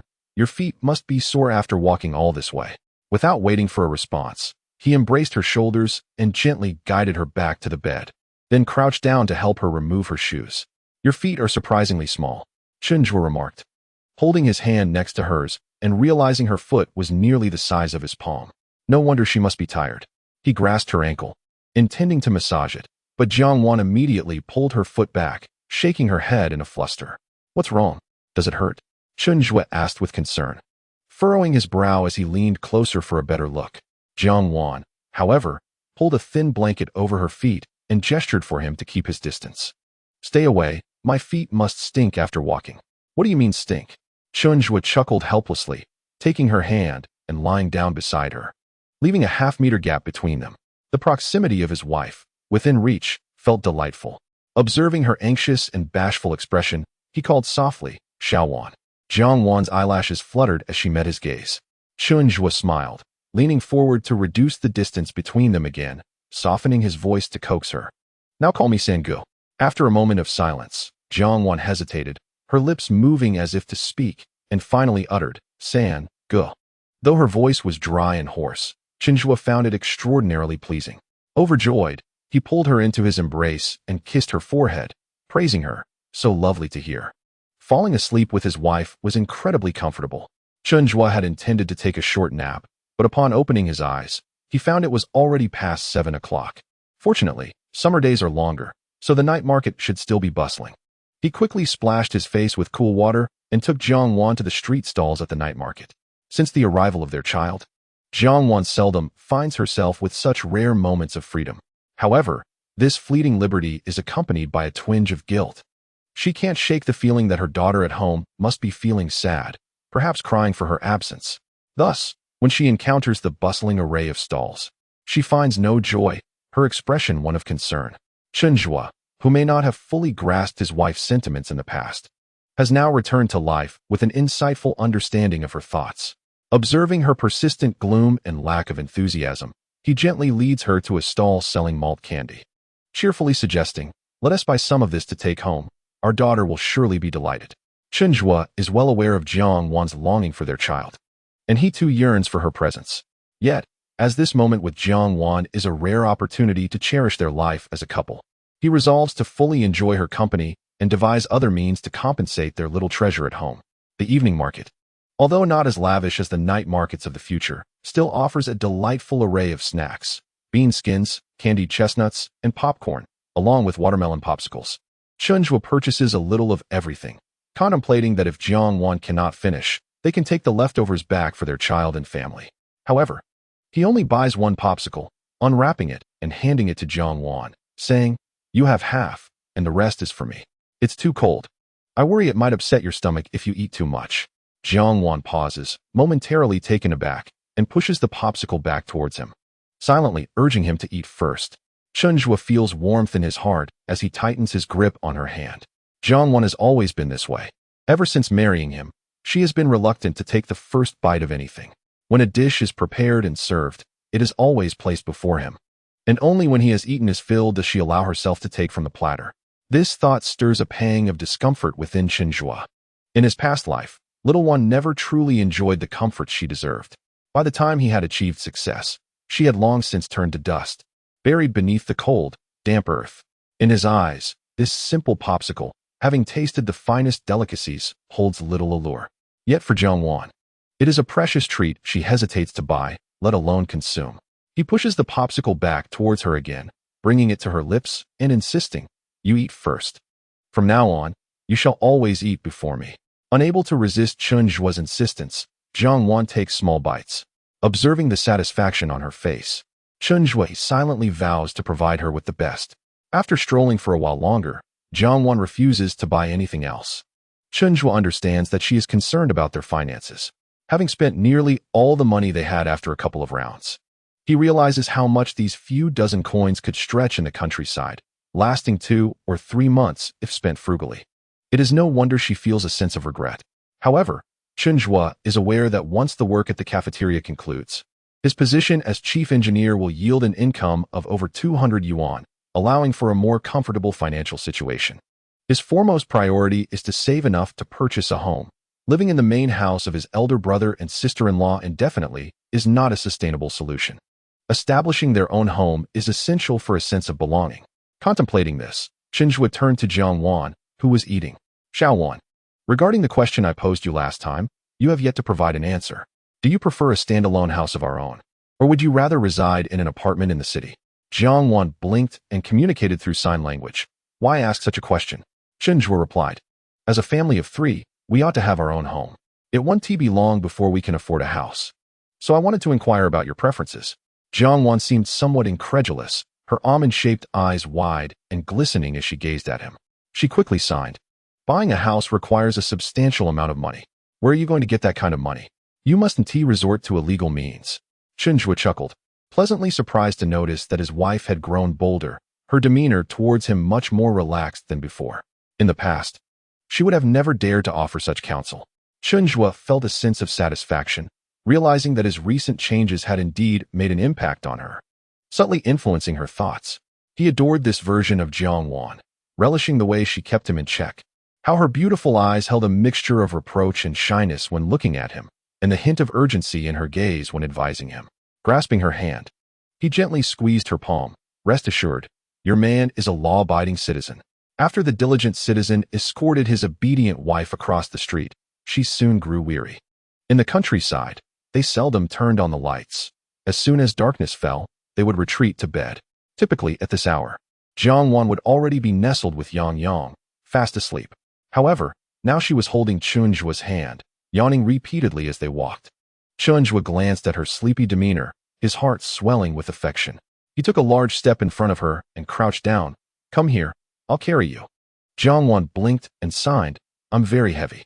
Chen Zhuo squinted, his eyes playfully threatening. Jiang Wan promptly complied, climbing onto his back.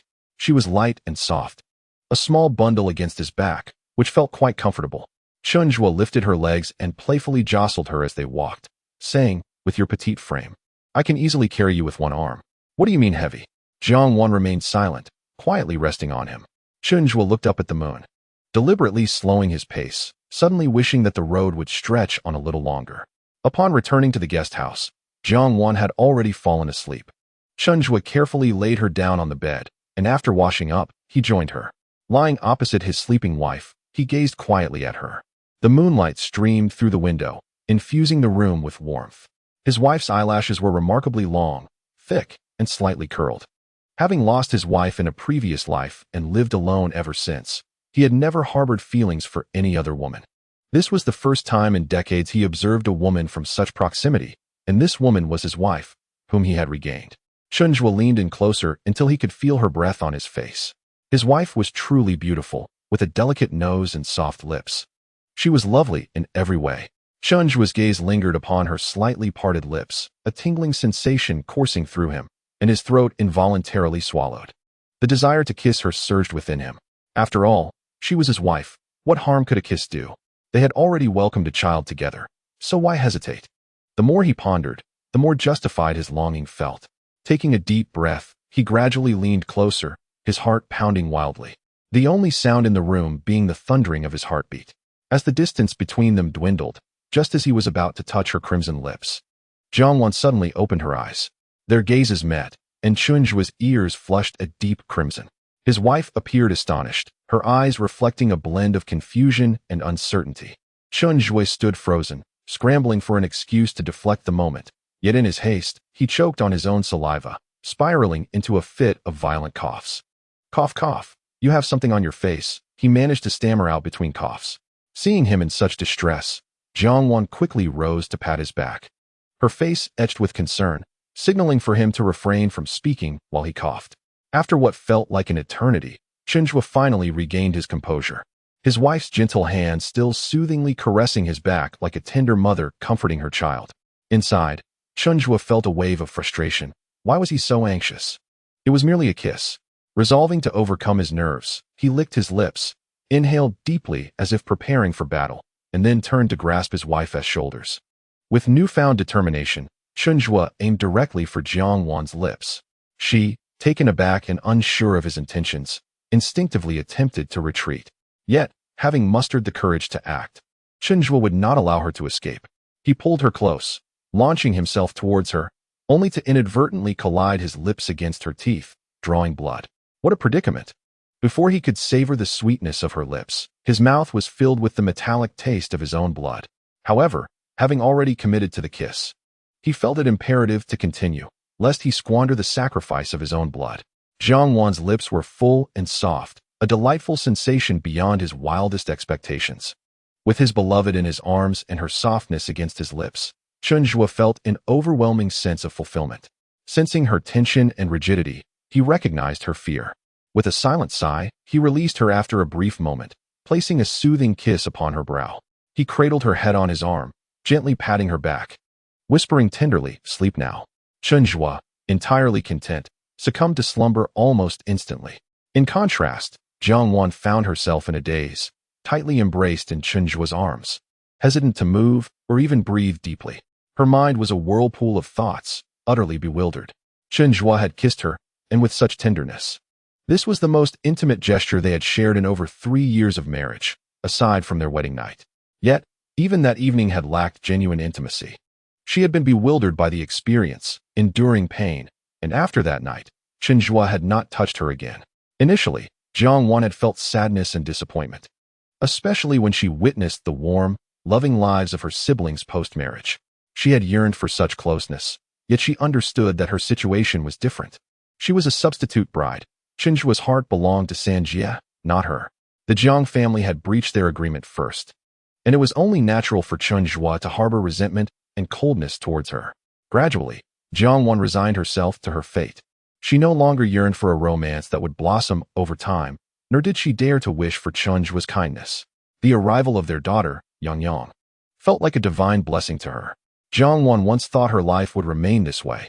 As long as Chen Zhuo did not harm her or consort with other women, she could endure anything. However, she did not anticipate Chen Zhuo's sudden transformation. He ceased his reckless ways of brawling and drinking, and instead, he became diligent and earnest, treating her and their daughter with kindness. The once dim future suddenly shimmered with hope. During these days, Jiang Wan found herself questioning whether she was dreaming, fearful that upon waking, everything would revert to its former state. Yet, that was not the case. Chen Zhuo had genuinely changed, having just kissed her. Jiang Wan found herself at a loss for words to describe her emotions, feeling lightheaded and sweet within, more delightful than the taste of maltose. Was this what her mother had meant by love blossoming over time before marriage? Could it be that Chen Zhuo harbored even a hint of affection for her? The following day, the couple awoke almost simultaneously, with Jiang Wan still nestled in his embrace. Chen Zhuo quietly assessed his mouth, noting no unpleasant odor, and then leaned down to kiss his wife's forehead, wishing her a good morning. Just as Jiang Wan was about to gesture, Chen Zhuo took her hand and proposed. When it's just the two of us, you can speak freely. Jiang Wan hesitated for a moment, then nodded and replied, all right. Chen Zhuo retrieved the dress he had bought for her the previous day, urging her to wear it. Jiang Wan was reluctant, wanting to save it for a significant occasion in the future. Chen Zhuo, however, would not hear of it. He had purchased the dress for her to wear, and there would be plenty more beautiful clothes in the future. In his past life, he earned money to pass the time. In this life, he earned it for her and their daughter. Unable to resist him, Jiang Wan complied and donned the dress. Her fair complexion suited the apricot yellow perfectly. Chen Zhuo gazed at her for a while, then decided to undo her two overly neat braids and styled her hair into a high ponytail. With this slight change, the gentle and shy wife transformed into a spirited young lady. My wife is truly beautiful, Chen Zhuo remarked, admiring her without reservation. It was Jiang Wan's first experience dressing up this way, and she felt a bit shy, glancing out the window to shift the topic. We should head home. Yang is causing a fuss. Her voice remained hoarse, her tone slow and somewhat labored. Chen Zhuo responded affirmatively, taking her hand with one and carrying the items he had bought the day before with the other, saying, let us have breakfast first, and then I'll borrow a motorcycle to take you home. Let us go? Jiang Wan was reluctant for Chen Zhuo to escort her, knowing that his round trips on the motorcycle would take several hours, so she softly suggested that she could take a taxi home instead. In matters such as this, Chen Zhuo would never yield. How could he possibly feel at ease? Moreover, he yearned to see his daughter and hoped to take the opportunity to return and catch a glimpse of the little girl. The couple stopped at a breakfast stall to enjoy some buns, and Chen Zhuo promptly took Jiang Wan directly to the construction site. Chao Yuan and the others had just arrived, tools in hand, ready to commence work. Upon seeing Chen Zhuo and Jiang Wan, Chao Yuan let out a loud whistle and eagerly approached, circling around them with a grin, exclaiming, my third sister-in-law looks like a university student. Truly stunning. Chao Chong, standing nearby, nodded in agreement, wholeheartedly endorsing his brother's words. Hearing others praise his wife brought Chen Zhuo greater joy than any commendation directed at himself. His heart blossomed, and an involuntary smile graced his face. However, Chao Yong, this cheeky lad, seemed intent on lingering, staring at Jiang Wan like a fool. Chen Zhuo, no longer amused, inhaled sharply and kicked Chao Yong in the backside, chiding him, enough of that. Aren't you supposed to be working? Chao Yong chuckled, waved at Jiang Wan, and said, see you later, sister-in-law, before scampering off to resume his tasks. At that moment, Chao Yuan approached, and Chen Zhuo offered him a cigarette, mentioning that he needed to take his wife home and would return to oversee the work in the afternoon. Chao Yuan nodded immediately. The construction was progressing smoothly. Chen Zhuo had laid a solid foundation for everyone, and even in his absence, there was little to worry about. Nevertheless, Chen Zhuo still took a stroll around the site, ensuring everything was in order before he and Jiang Wan departed. He held her tightly, wrapping her hands securely around himself. Jiang Wan nodded obediently, following his lead. With his wife on the motorcycle, Chen Zhuo dared not ride too swiftly, frequently stopping to glance back at her. As they approached Xiaodong village, he halted once more, smiling as he asked if she was in a hurry and whether she was scared. Jiang Wan, timid in many respects, surprisingly displayed boldness while riding the motorcycle. She not only felt no fear but also, with a twinkle in her eye, urged, you can go faster. Chapter 47. Is old Wang next door moving? When his wife whispered for him to speed up, Chen Zhuo suddenly found the remark somewhat peculiar. Realizing something was amiss, he cleared his throat, turned back, and resolutely twisted the throttle, deciding to heed his wife's call for greater speed. The motorcycle roared to life, and Jiang Wan clung tightly to his waist, prompting a low chuckle from Chen Zhuo. After they departed, two women working in a cornfield along the roadside emerged, gazing in astonishment at the direction the couple had taken. One of them, wearing a headscarf, inquired, "Wasn't that the little son-in-law of the Jiang family?" The other, with a long braid, nodded affirmatively, declaring it certainly was. "There's no mistaking that handsome lad, the finest in 10 miles and 8 villages." The headscarf woman gasped in surprise. Then who was the young girl riding behind him, dressed so delicately? She must be from the city. The braided woman scoffed.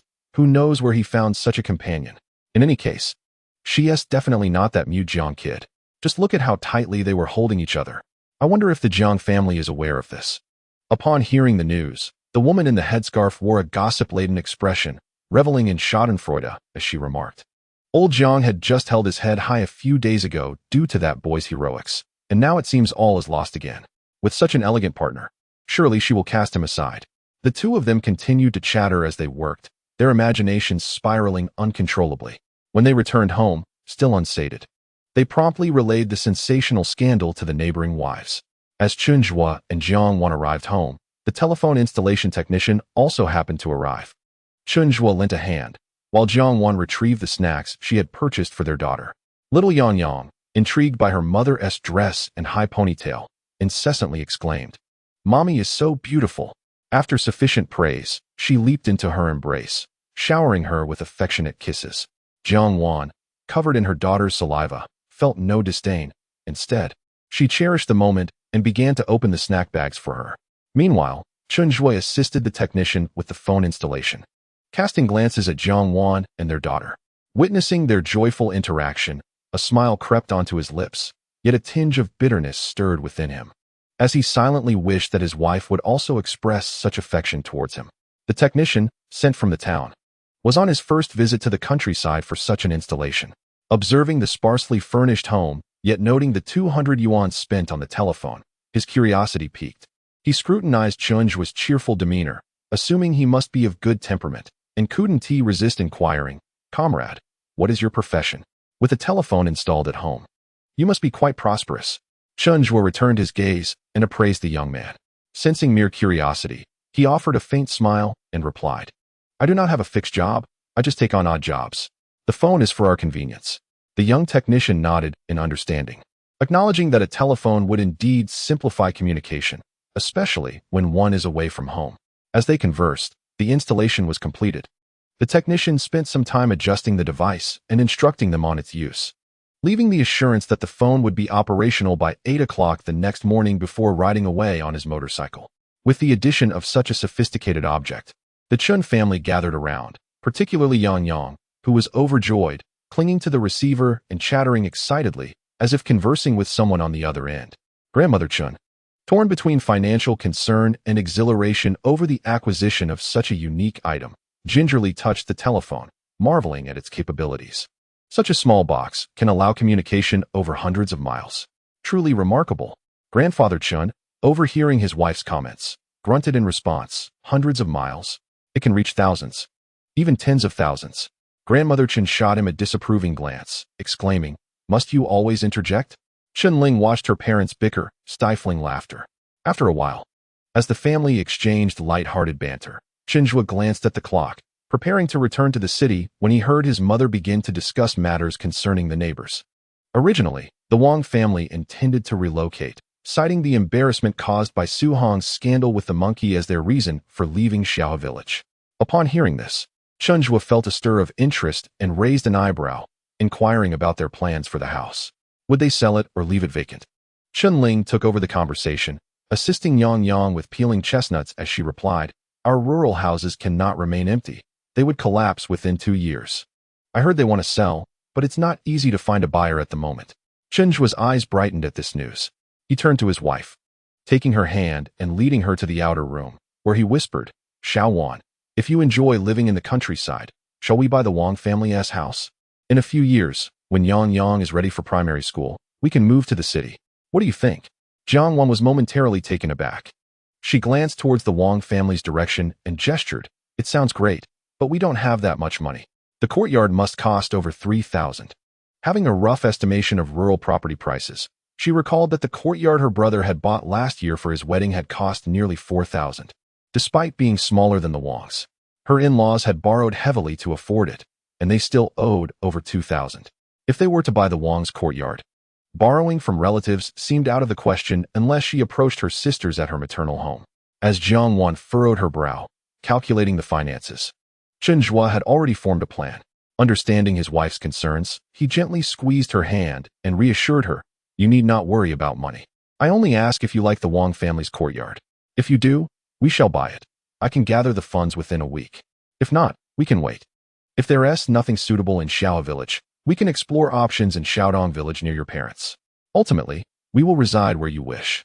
Jiang Wan tilted her head at his words and signed. "The Wang's courtyard is quite nice. If we purchase it, we would be closer to my in-laws. It would be quite burdensome for them to live alone while my elder brother and sister-in-law reside in the mountains." Seeing his wife's constant concern for her parents moved Chen Zhuo deeply. He embraced her gently, planting a tender kiss atop her head. Chapter 48. The plan to buy a house. After some deliberation, Chen Zhuo and Jiang Wan resolved to acquire the adjacent Wang family's courtyard. Not wishing to involve his parents in their unfinalized plans, Chen Zhuo summoned his elder sister Chen Ling privately to discuss negotiating the price. Upon hearing that her younger brother intended to purchase the neighboring house, Chen Ling was somewhat perplexed. "You and Xiao Wan have a home already.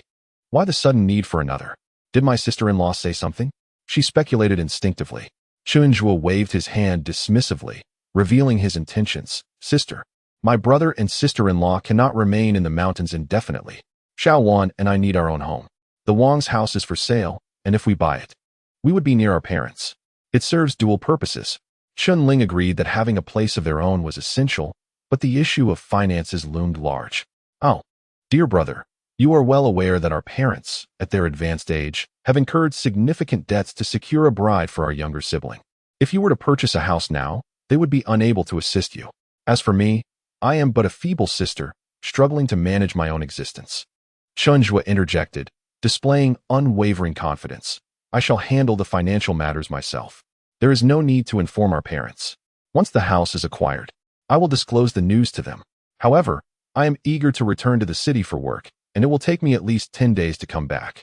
Since Xiao Wan is unable to communicate easily, I must trouble you to negotiate the price with the Wang family. I suspect their urgency to sell will result in a reasonable asking price." Chen Ling, recognizing her younger brother's resolute determination, felt a twinge of concern but resolved to support him nonetheless. Memorizing Chen Zhuo's words, she replied, "Rest assured, elder sister excels at bargaining. I will undoubtedly secure the best price for you." With his mind at ease, Chen Zhuo spent some time playing ball with his daughter before riding back to the city. Upon his return to the construction site, he sought out Chao Yuan to inquire about the potential earnings from the current project. Chao Yuan, upon hearing the question, grinned and led Chen Zhuo to a secluded corner, lowering his voice. "I calculated that in 10 days, we should be wrapping up this job. After settling the workers' wages, we will have approximately 2,500 remaining. Given your substantial contributions, how does 1,500 for you and 1,000 for me sound?" Chen Zhuo understood the profitability of construction work. Otherwise, he would not have chosen to continue in this field. He was also aware of the earnings from the cafeteria renovation, but was pleasantly surprised by Chao Yuan's generosity in offering such a large portion to him. Although he held the title of engineer and played a crucial role in this project, it was Chao Yuan who was the contractor, responsible for securing the work. As Chen Zhuo pondered this, Chao Yuan grew anxious at his silence, recalling that the previous engineer, Zhang Jinyu, had merely measured and sketched without further involvement, yet still received a larger share. Now, Chen Zhuo was not only measuring and drawing but also estimating costs, providing proposals, and supervising the work with remarkable professionalism. Chao Yuan knew that if he could not retain Chen Zhuo, finding another capable engineer would be a challenge. He clenched his teeth, contemplating offering Chen Zhuo a larger share. Just then, Chen Zhuo spoke. "Brother Chao, let us proceed as you suggested. I shouldn't take the larger share, but my family is currently facing some financial needs, so I will not be modest this time. However, for future projects, I would like to request half. How does that sound?" "Of course, I would be more than willing." Chao Yuan responded with delight, then curiously inquired, "What urgent matters require your financial attention? Is 1,500 sufficient?" "Unfortunately, it is not enough," Chen Zhuo admitted, candidly sharing his desire to purchase a home with Chao Yuan. After finishing his sentence, he inquired whether Chen Zhuo was acquainted with other contracting teams that required architectural drawings. Chen Zhuo intended to take on more work, yet his energy was limited. Thus, Within other teams, he could only manage measurements and drawings, merely receiving the payment for those tasks. Hearing this, Chen Yuan felt a twinge of unease, admitting that he was reluctant for Chen Zhuo to provide drawings for other contracting teams. After all, talents like him were exceedingly rare, and anyone who encountered them would seize the opportunity. It was akin to Zhang Jinyu, who, having collaborated with Chen Yuan for less than a year, was swiftly poached by another.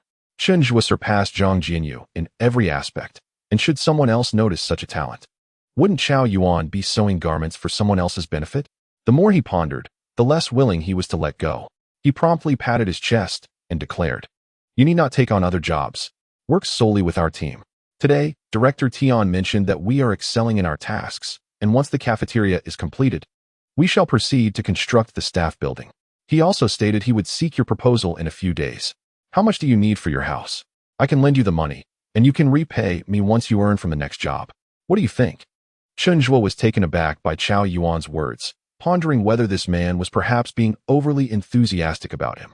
However, after a moment of reflection, he discerned the crux of the matter. Indeed, in today's era, true experts in the construction industry were a rarity, and cultivating a close association seemed a prudent strategy. Chen Zhuo harbored ambitions of establishing his own construction team, yet current circumstances did not permit it. By collaborating with Chen Yuan and undertaking a few projects to build a solid reputation, he could pave the way for his future endeavors. Although it might seem a waste of time, the potential benefits outweighed the drawbacks. Chen Zhuo's mind raced with thoughts, yet his expression remained unchanged. He furrowed his brow, looking at Chen Yuan with an air of hesitation, saying, "The housing prices are yet to be negotiated, probably around 4,000, which is not a trivial sum. Borrowing from you does not seem appropriate. I would prefer to take on more drawing tasks. Rest assured, I will not interfere with our own projects." Since they were to collaborate for a while, Chen Zhuo felt he could not owe Chen Yuan any favors, especially as he aspired to be independent in the future. If he were to borrow such a substantial amount now, parting ways later would undoubtedly cast him in the light of an ingrate. With this thought in mind, Chen Zhuo again inquired whether Chen Yuan knew of any places in need of drawing engineers. Just as Chen Yuan was about to offer further persuasion, they heard Chen Yong calling from behind, "Chief Engineer Chen, someone is looking for you." In the presence of outsiders, to elevate Chen Zhuo's status, Chen Yong refrained from calling him third brother, instead referring to him as chief engineer with great enthusiasm. Upon hearing the call, Chen Zhuo turned his gaze to see a man dressed in the latest fashionable shirt and vest, sporting a slicked-back hairstyle, standing imperiously at the construction site. Even in such sweltering heat, the man wore long sleeves, seemingly making an effort to impress. This newcomer did not appear to be of good intent. Chen Zhuo and Chen Yuan exchanged glances before approaching him together. The man brushed back his sideburns, scrutinizing Chen Zhuo from head to toe, and disdainfully remarked, "So, you are Chen Zhuo?" Chapter 49. The grand performance of pretentiousness on the path to fame. One inevitably encounters individuals who consider themselves formidable, often serving as unwitting sacrifices. Such individuals typically yield one of two outcomes. They either become a stubborn stumbling block or a reliable stepping stone. For Chen Zhuo, the true master who had recently resumed his endeavors, these individuals were invariably the latter. As he surveyed the ostentatious stepping stone before him, a hint of resignation flickered in his gaze. Having lived 2 lifetimes, he felt like a venerable elder. Yet he was compelled to engage in a contest of wits with this brash young man, evoking a sense of exasperation akin to bullying a child. Chen Zhuo approached the stepping stone with deliberate calmness, exuding an air of nonchalance. "I am Chen Zhuo. May I inquire your name?" The stepping stone scoffed, casting a glance at his subordinate, and commanded, "Who am I?" "Tiger, enlighten him." The designated tiger, brimming with pride, raised his thumb and proclaimed, "This is our boss Zhou, the most formidable contractor in Shizhou City." "Boss Zhou Bitian?" Chen Zhuo mused, rifling through his memories until he recalled this prominent figure. A smile crept across his face as he scrutinized the self-proclaimed illustrious contractor. Indeed, Zhou Bitian had once been a pioneer in construction in Shizhou, with an extensive network. Securing projects was hardly a challenge for him. However, his lack of savvy and untrustworthy subordinates resulted in subpar construction quality. Years later, plagued by various issues with the buildings he had erected, he faced substantial financial liabilities, ultimately leading to his bankruptcy.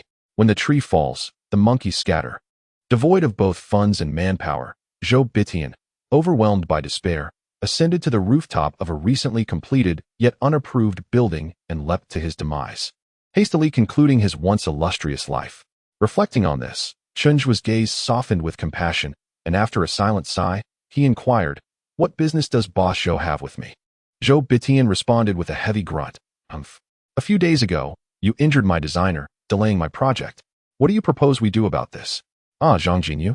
Chen Zhuo realized that this was the individual who had been poached by Zhou Bitian. It was only upon Zhou Bitian's reminder that Chen Zhuo recalled the altercation from days prior. Indeed, he had dealt a blow to Zhang Jinyu. But the lad had fled with remarkable swiftness, showing no signs of injury. Surely, he was not incapable of drawing plans, was he? Or was it possible that Zhang Jinyu, seeking to create trouble, had fabricated the story to incite Zhou Bitian's revenge? After pondering for a moment, Chen Zhuo discerned the crux of the matter and smiled slightly, responding with composure, "I did strike him, but it was he who provoked me first. Zhang Jinyu, unable to hold his own, has now incited Boss Zhou to take up his cause against me." At this juncture, Qiao Yuan, upon hearing that the visitor was linked to the earlier altercation, stepped forward to support Chen Zhuo. "Precisely. Zhang Jinyu was the one seeking trouble, and my brother had no choice but to retaliate. Moreover, we did not inflict any serious harm.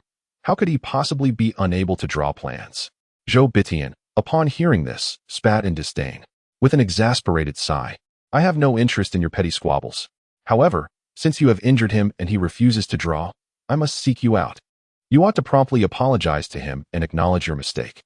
If his spirits are lifted and he is no longer agitated, he will be able to work, thereby preventing any further delays in my project." Upon hearing this, Chen Zhuo raised an eyebrow and retorted, "Are you suggesting, Mr. Zhou, that as long as my project is not delayed, all is well?" Zhou Bitian cast a glance his way and affirmed, "Indeed." Chen Zhuo chuckled, "This is quite manageable. As an engineer, drawing is a trivial task for me. Since you are eager to proceed, I shall take care of the drawings for you. However, the amount you pay Zhang Jinyu must also be compensated to me. Just as I was fretting over insufficient funds for my housing, an opportunity presented itself. Truly, when one is drowsy, a pillow is offered." Chen Zhuo felt a surge of satisfaction, and his demeanor towards Zhou Bitian grew notably warmer. Zhou Bitian, upon hearing this, wore an expression of even greater disdain, as though he had heard the most ludicrous of jokes. "You, capable of drawing? Young man, while boasting is understandable, if you exaggerate too much, it may not end well." Qiao Yuan, who had been listening to Zhou Bitian's taunts directed at Chen Zhuo, felt a pang of anxiety. He was torn between the fear of Zhou Bitian discovering Chen Zhuo's talents and potentially luring him away, and the desire to protect Chen Zhuo from any injustice. At that moment, the Qiao brothers arrived. Qiao Yong raised a stack of blueprints high, indignantly presenting them to Zhou Bitian. "What nonsense is this? Does our engineer Chen need to boast? Look at this. Our engineer completed all these drawings in less than 3 days. Can Zhang Jinyu compare?" Upon seeing the stack of blueprints, Zhou Bitian's previous contempt faded away, and he leaned forward to scrutinize the drawings closely. Chen Zhuo's illustrations were remarkably detailed and clear, with dimensions labeled in a manner that even those unversed in reading blueprints could grasp the essential elements and understand how to proceed. Despite his lack of expertise, Zhou Bitian could discern the quality of the drawings. Previously, he had deemed the 2 drawings Zhang Jinyu provided to be impressive, but now, in comparison to Chen Zhuo's work, it was akin to comparing a university student to a primary schooler. Zhou Bitian's gaze towards Chen Zhuo shifted dramatically. "These drawings are all your work?" Before Chen Zhuo could respond, Qiao Yuan interjected, "Indeed. These are the creations of our engineer Chen, but he is part of our engineering team, so do not think of stealing him away." Chen Zhuo noticed Qiao Yuan's concern and gently patted his shoulder in reassurance. He had no intention of working for Zhou Bitian. He merely sought to capitalize on this opportunity for financial gain.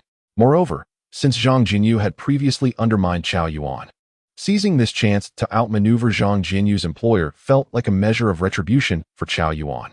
"Brother Qiao, given that I have injured Zhang Jinyu and delayed Mr. Zhou's project, it is only fair that I provide some compensation. However, while I will undertake the drawings, I must still receive my due remuneration. Mr. Zhou, may I inquire as to the salary you offer Zhang Jinyu?" Chen Zhuo offered Qiao Yuan a reassuring gesture before turning his attention back to Zhou Bitian. Zhou Bitian remained somewhat skeptical that the blueprint was indeed drawn by Chen Zhuo, his gaze filled with doubt. I am constructing the People's Park, not some shabby canteen. Are you capable of handling this? Chen Zhuo, disinterested in verbal sparring, casually placed his hands in his pockets and suggested, "How about we visit the construction site together?" As the two exchanged cautious words, one individual from the group behind Zhou Bitian silently slipped away.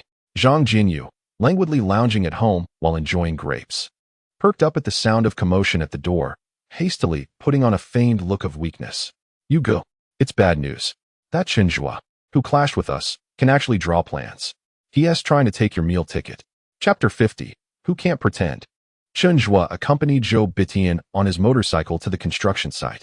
It was evident that Zhou Bitian had impressive connections, managing to secure such a significant public project. The park project spanned approximately 100 acres, and Zhou Bitian's architectural proposal included essential features such as an artificial lake, a small forest garden, and a central iconic sculpture. During this time, Zhang Jinyu had presented 2 sets of overall layout plans to Zhou Bitian, but each time they were returned by the higher-ups, who deemed the designs insufficiently rational, urging Zhou Bitian to reconsider. After being rebuffed twice, Zhou Bitian felt frustration mounting, constantly pressuring Zhang Jinyu for new proposals. Unexpectedly, at this crucial juncture, Chen Zhuo and his team intervened. Consequently, Zhang Jinyu, feeling stifled and claiming he could not produce anything while at home, left Zhou Bitian with no choice but to confront Chen Zhuo. Chen Zhuo, with his remarkable acumen, quickly extracted the entire story from their brief conversation. He obtained the layout plans previously drawn by Zhang Jinyu, and, upon reviewing them, chuckled. It was no wonder the higher-ups dismissed them. Zhang Jinyu's design was utterly chaotic. The primary objectives for constructing the People's Park were twofold: to provide the public with a free recreational space and to beautify the city, enhancing its overall image. If these 2 goals could not be met, what was the point of building a park? Examining Zhang Jinyu's design, which haphazardly juxtaposed a Jiangnan-style garden with a Shangxi-themed area, it was clear that it completely undermined the purpose of a central urban park. Chen Zhuo, possessing memories from a previous life, held vivid impressions of public squares and parks from various cities and countries. For him, effectively utilizing this 100 acres was as effortless as reciting the multiplication table. He pointed out the flaws in Zhang Jinyu's plans to Zhou Bitian, highlighting the disorganized layout that, while utilizing the area, lacked coherent structure. Moreover, the proposal was ludicrous. The artificial lake occupied a significant portion of the land, posing numerous maintenance challenges and safety concerns for the public. Zhou Bitian, who had previously harbored doubts about Chen Zhuo, was now taken aback as he heard Chen Zhuo incisively identify these deficiencies, finding that his observations mirrored those of the higher-ups. At that moment, Zhou Bitian felt a newfound respect for Chen Zhuo. At this moment, he could hardly be concerned with the grievances between Chen Zhuo and Zhang Jinyu, as his focus was solely on his project. If this proposal failed to satisfy the higher-ups, they might well replace him. Upon hearing Chen Zhuo's articulate suggestions, Zhou Bitian felt a glimmer of hope and eagerly pressed on. How should we design the park to make it reasonable? After pondering for a moment, Chen Zhuo took the pen and paper offered by Zhou Bitian and began sketching. As he circled various areas on the page, he explained, "This plot of land is rectangular.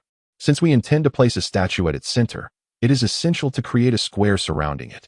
Following that, we can incorporate flower beds and greenery, while a man-made lake could take shape in a circular format at the northeast corner for leisure and entertainment. In the northwest corner, we could have a space for dance activities, while the older gentlemen can engage in singing and chess in another area. A circular pedestrian path could connect the inner and outer circles." Midway through his explanation, Zhou Bitian suddenly interjected, pointing at the open space in the center of the square with a puzzled expression.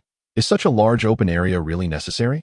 Chen Zhuo nodded affirmatively. "The park serves a crucial purpose. It must provide an emergency refuge for citizens in the event of a natural disaster. Therefore, ample open space is vital. We could design it to feature a fountain, equipped with waterproof neon lights that illuminate at a fixed time each evening, creating an alluring spectacle that would diminish any sense of emptiness." With a strategic intent, Chen Zhuo crafted his ideas with finesse. After a few more strokes on the paper, he paused and turned to the visibly excited Zhou Bitian, saying meaningfully, "Boss Zhou, am I perhaps overstepping my bounds? I haven't even been hired to draft the plans yet, and here I am, offering unsolicited suggestions." Zhou Bitian, known for his broad social network due to his high emotional intelligence, immediately grasped the underlying implications of Chen Zhuo's words. He let out a sound of realization, exclaiming, "My dear brother, you are being too modest. Here's the deal. Provide me with a rough sketch within 2 days, and I'll present it to the higher-ups. If it passes their scrutiny, I will promptly hire you as my engineer." "What do you say?" "Not quite," Chen Zhuo replied, having already committed to collaborate with Chao Yuan, thus unwilling to go back on his word. He merely sought to earn some quick cash from Zhou Bitian. With this in mind, he waved his hand dismissively, adopting a nonchalant tone. "There's no need for that. I will only draw this one project for you, and the compensation must meet my expectations.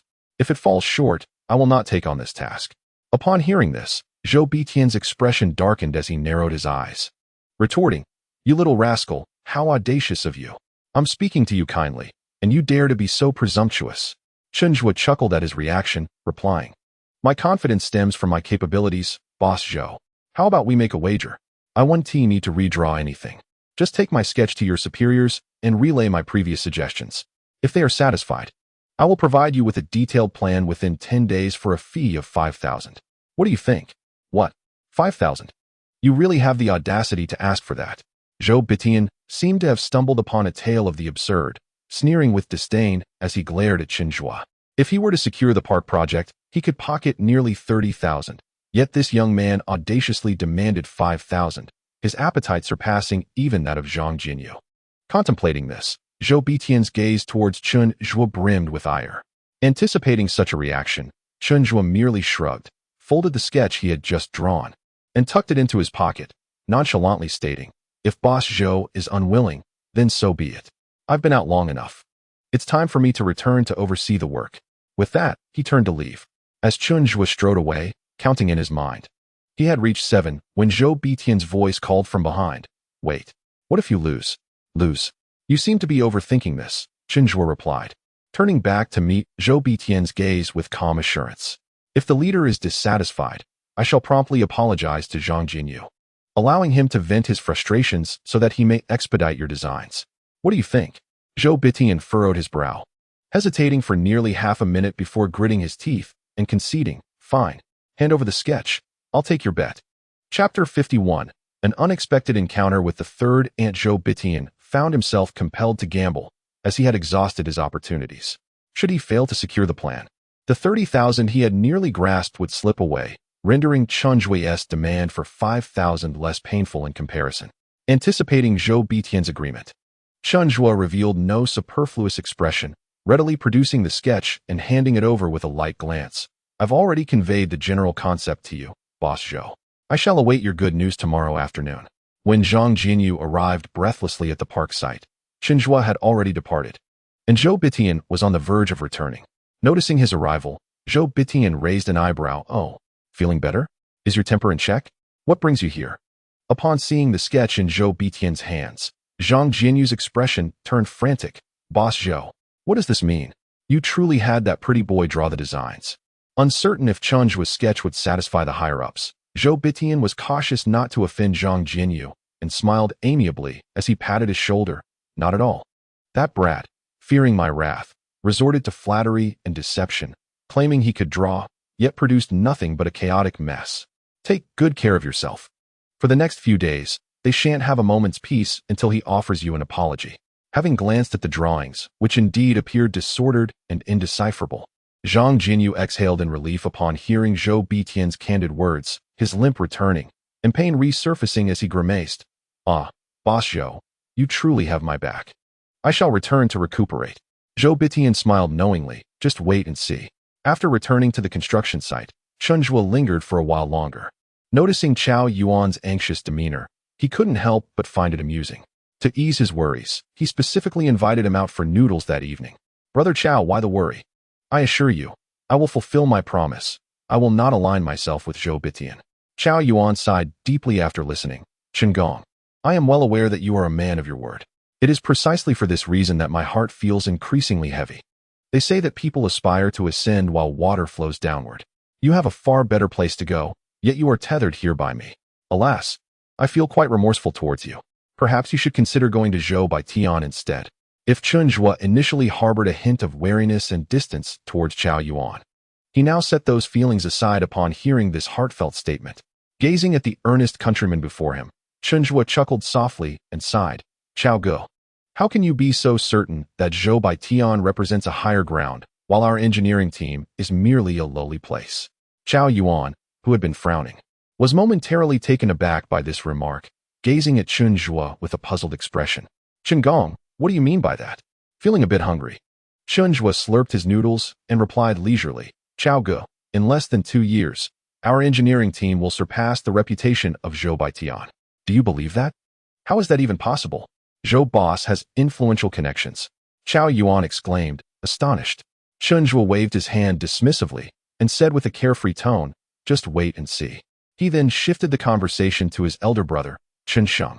My second brother has been acting strangely lately, avoiding me and not paying enough attention to the details in his work. Chao Gu, please keep an eye on him. Upon mentioning Chen Sheng, Chao Yuan sighed as well. Your second brother is a good man, but he is too stubborn. Perhaps he is unaccustomed to your newfound composure and success. It is not merely unfamiliarity. It is more a matter of discontent. Despite being blood brothers, he cannot tolerate seeing me do well. I cannot fathom what goes on in his mind, Chen Zhuo mused, sensing a foreboding feeling. For safety's sake, it would be prudent for you to pay extra attention to him. The following day, Chen Zhuo visited a small shop to call home after 8 o'clock. The phone rang twice before being swiftly answered. Hello? Who is this? His mother's voice echoed from the other end, startling Chen Zhuo. He rubbed his ears, bemused. Mom, please lower your voice. It's me, the third son. Ah, the third son. I've been waiting by the phone all morning, and just when I thought of stepping away, you call. I couldn't hold back any longer. Let Xiaoyang talk to you. After a flurry of rustling sounds, his daughter's sweet voice came through. Daddy. Daddy. Hearing Yang Yang's voice brought a smile to Chen Zhuo's face, his eyes sparkling with joy. He immediately responded, softening his tone. What is my precious daughter doing? I'm talking to Daddy. Yang Yang replied in her tender voice. And what is Mommy doing? Mommy is beside me, watching me talk to Daddy. Chen Zhuo couldn't help but chuckle. After chatting a bit more with his daughter, he gently suggested, shall we let Mommy take the phone? Another series of rustling sounds followed, and soon the receiver was in Jiang Wan's hands. Xiao Wan, Chen Zhuo called softly. On the other end, he could hear her breath and the soft scratching of the microphone. Chen Zhuo, aware that his wife was listening, felt a surge of joy within him. I have already earned enough money for the house. Please inform your elder sister to negotiate freely when discussing the price. Xiao Wan. It won't be long before we have our own home. The response from the other end was a gentle, albeit hoarse, acknowledgement. Chen Zhuo's heart softened, and after offering a few more words of encouragement to his wife, he ended the call. In recent days, he had been making these calls from a small convenience store, where the proprietress always listened intently. Observing the handsome young man speaking to his wife with a smile, she felt a twinge of envy. While handing him change, she couldn't help but ask with a cheerful grin, you must have just married your wife, right? Your relationship seems wonderful. With your looks, your wife must be a true beauty. Whenever others spoke of his wife, Chen Zhuo exhibited great patience. His demeanor was warm, and as he accepted the change and tucked it into his pocket, he replied, indeed, she is a beauty. We have been married for over 3 years. Oh, 3 years, and still so affectionate? That is impressive. Flattered by the proprietress's praise, Chen Zhuo purchased a pack of cigarettes before departing. Not long after, he encountered a familiar face crouched by the roadside, fiddling with a bicycle chain. Jiang Wan, his wife's third sister. In his past life, Chen Zhuo had little interaction with the Jiang family, but he had met several of his wife's sisters while visiting her grave, with Jiang Hua being the one he encountered most frequently. It seemed she held some genuine affection for his wife. With this thought in mind, Chen Zhuo approached her, calling out, third sister. Jiang Hua, having no classes that morning, had set out a bit late, only to have the misfortune of her bicycle chain falling off midway. Cursing her luck, she had just begun to tinker with it when she heard someone call her third sister from above. Looking up, she was taken aback to see her brother-in-law, Chen Zhuo. Instinctively, she frowned, feeling a wave of disdain and annoyance, secretly wondering why this good-for-nothing had come to the city. Surely he wasn't here to seek her out. Upon encountering his former fiancée, Chen Zhuo felt little emotional stir. He intended only to assist her, motivated by the sentiment he harbored for her as his wife's sister. The chain fell off? Allow me to handle it. With that, he crouched down on the opposite side of the bicycle and fiddled with the pedals, attempting to reattach the chain to the gears.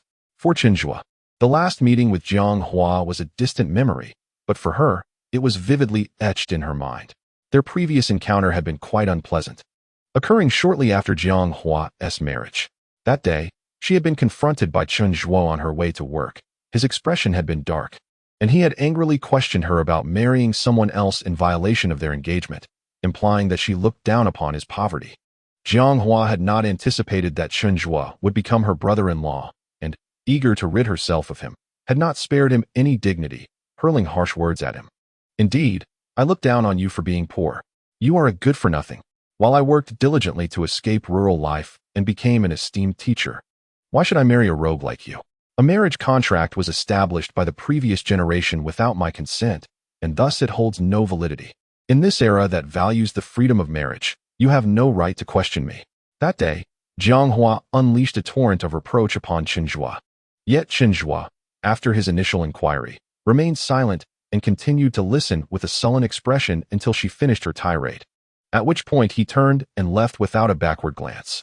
Not long after, Jiang Hua received news that her younger sister, Jiang Wan, was to marry Chen Zhuo on her behalf. Jiang Hua felt no guilt towards Chen Zhuo, but harbored a profound sense of remorse for her sister. Unable to face attending Jiang Wan's wedding, she discreetly sent numerous gifts. In the ensuing years, perhaps due to the family's deliberate avoidance of encounters, Jiang Hua had not seen Chen Zhuo again. She heard from her mother that Chen Zhuo treated her sister poorly, often scolding both her and Yang. Initially, Jiang Hua felt sympathy for her sister, but as these tales multiplied, her empathy turned to numbness and irritation. Encountering Chen Zhuo unexpectedly left Jiang Hua both surprised and unprepared. The impression he left upon her lingered from years prior, when he was merely a carefree drifter. Jiang Hua did not conceal her disdain, standing with guardedness, reassured by the presence of passers-by, believing he would not dare to act against her. A measure of relief washed over her as she coldly demanded, "What are you doing here? What brings you to the city?" Upon hearing the unfriendly tone in Jiang Hua's voice, Chen Zhuo paused his movements, glancing at her with a smirk, and retorted, "What? Am I no longer permitted to come to the city?" Jiang Hua, observing his nonchalant demeanor, furrowed her brows in displeasure and coldly admonished, "Chen Zhuo, I have been married for 4 years. You've been wed to my sister for over 3. Our families have children who are already several years old. When will you cease to torment me? If you confront me here, what if our family's Qiao sees? How will I continue living? What nonsense is this? What do you mean I'm confronting you?" Chen Zhuo scoffed at her words, fastening the final link of his bicycle chain before standing and looking at her with a bemused expression. "Third aunt, are you perhaps overthinking this? Why on earth would I confront you? You need a reason for such an accusation? Is it not simply because you still hold feelings for me?" Jiang Hua internally mocked him, then let out a derisive laugh, crossing her arms as she replied, "Chen Zhuo, you need not deny it. I have heard from my mother that you have harbored resentment towards our Jiang family for my refusal to marry you, and you have only scolded my sister. How you choose to live your life is beyond my concern, but do not attempt to deceive me. In the future, refrain from seeking me out in the city." With that, Jiang Hua moved to the left side of her bicycle, intending to leave. Feeling inexplicably rebuked, Chen Zhuo was left in a state of helplessness. If Jiang Hua had spoken of anything else, he would have let it slide, but the insinuation that she still thought of him was entirely unfounded. Chen Zhuo reached out and abruptly seized her bicycle, halting it in its tracks. The bike jolted, causing Jiang Hua to brace herself with her foot against the ground. Turning her head in anger, "Chen Zhuo, what on earth do you think you're doing, you rogue?" Having been called a rogue, Chen Zhuo felt compelled to act in accordance with the title bestowed upon him. Chen Zhuo approached Jiang Hua, gripping the handle of her bicycle, and looked down at her with a condescending gaze. "Jiang Hua," he said, "I refer to you as third sister out of respect for our little Wan. Do you truly think so highly of yourself? I have come to Shizhou to earn money for our family's Wan, not to seek you out. Why do you indulge in such misplaced sentiments?" With that, Chen Zhuo released the handle, a mocking smile curving his lips as he turned on his heel and walked away. Were it not for his wife's reputation, he would have relished the opportunity to dismiss her entirely. Did she really think he was pining for her? She was not as significant as she believed. Just because she got into university, she carried herself with such arrogance, looking down upon rural life. Reflecting on her university admission, Chen Zhuo narrowed his eyes, contemplating purchasing some textbooks in a few days to encourage Wan to pursue her studies. With her sharp intellect, she would undoubtedly surpass Jiang Hua. The more he thought about it, the more feasible it seemed. In his dreams, he had always been someone who, after cultivating a steady temperament, began to earnestly acquire knowledge. Jiang Wan had ceased her studies after middle school due to her speech impediment, but now that she could speak, it would be an opportune moment to motivate her to resume her education. While Chen Zhuo departed with a sense of ease, Jiang Hua remained rooted in place. Her face flushed with embarrassment and anger. She watched his retreating figure, feeling a mix of humiliation and fury. Not a word of Chen Zhuo's was credible. She dismissed his tirade as a feeble attempt to mask his wounded pride. As she pedaled toward the school, she muttered to herself that she would need to return home soon to confide in her mother about this incident and ensure her younger sister kept this rogue at bay, preventing him from pursuing her in the city. The cafeteria operations proceeded smoothly, with Chen Zhuo's absence having no adverse effect on the workflow. Recognizing that his presence was unnecessary, he decided to return to the workshop to refine the plans for People's Park. When Deng Shankui arrived, Chen Zhuo was engrossed in sketching the preliminary designs for flower beds and running tracks. "You rascal, when do you plan to join me in selecting a factory site?" Deng Shankui inquired, settling into a chair beside Chen Zhuo. "I found a few promising locations for constructing a factory. Deng uncle, the factory is yours. You may choose whichever location you prefer. I'm merely contributing my expertise as a shareholder and will not be involved in the selection process," Chen Zhuo replied, pulling out a pack of cigarettes he had purchased that morning and offering one to Deng Shankui. Deng Shankui raised an eyebrow as he accepted the cigarette. "Aren't you the one who doesn't smoke?" Chen Zhuo gestured toward the unopened pack. "These are new. I don't smoke them myself. But it's wise to offer a good one when seeking information." "Sly one," Deng Shankui chuckled, shaking his head. Coincidentally, each time Deng Shankui came to discuss business with Chen Zhuo, they were invariably interrupted. Just as they began to converse, the renowned contractor Zhou Bitian burst into the courtyard, calling out, "Chen Zhuo, is Chen Zhuo here?" Chapter 53. Has Chen Zhuo caught someone's attention? Chen Zhuo had anticipated Zhou Bitian would seek him out today, but was surprised by his early arrival. It was not yet noon, and this esteemed individual had already made his way over. "Chen Zhuo, oh, little Chen, I've been looking for you," Zhou Bitian exclaimed, panting heavily, leaning against the table, his eyes gleaming with excitement as he regarded Chen Zhuo. Chen Zhuo offered a slight smile. "Welcome, Boss Zhou." Zhou Bitian raised his thumb, exclaiming, "Xiao Chen, you are truly remarkable. I am genuinely impressed. Oh, it appears you have a guest here. May I inquire about this esteemed individual?" Upon arriving, Zhou Bitian had already taken note of the Xia Li vehicle parked outside, and observing the expensive attire of Deng Shankui, he felt compelled to learn more about his identity.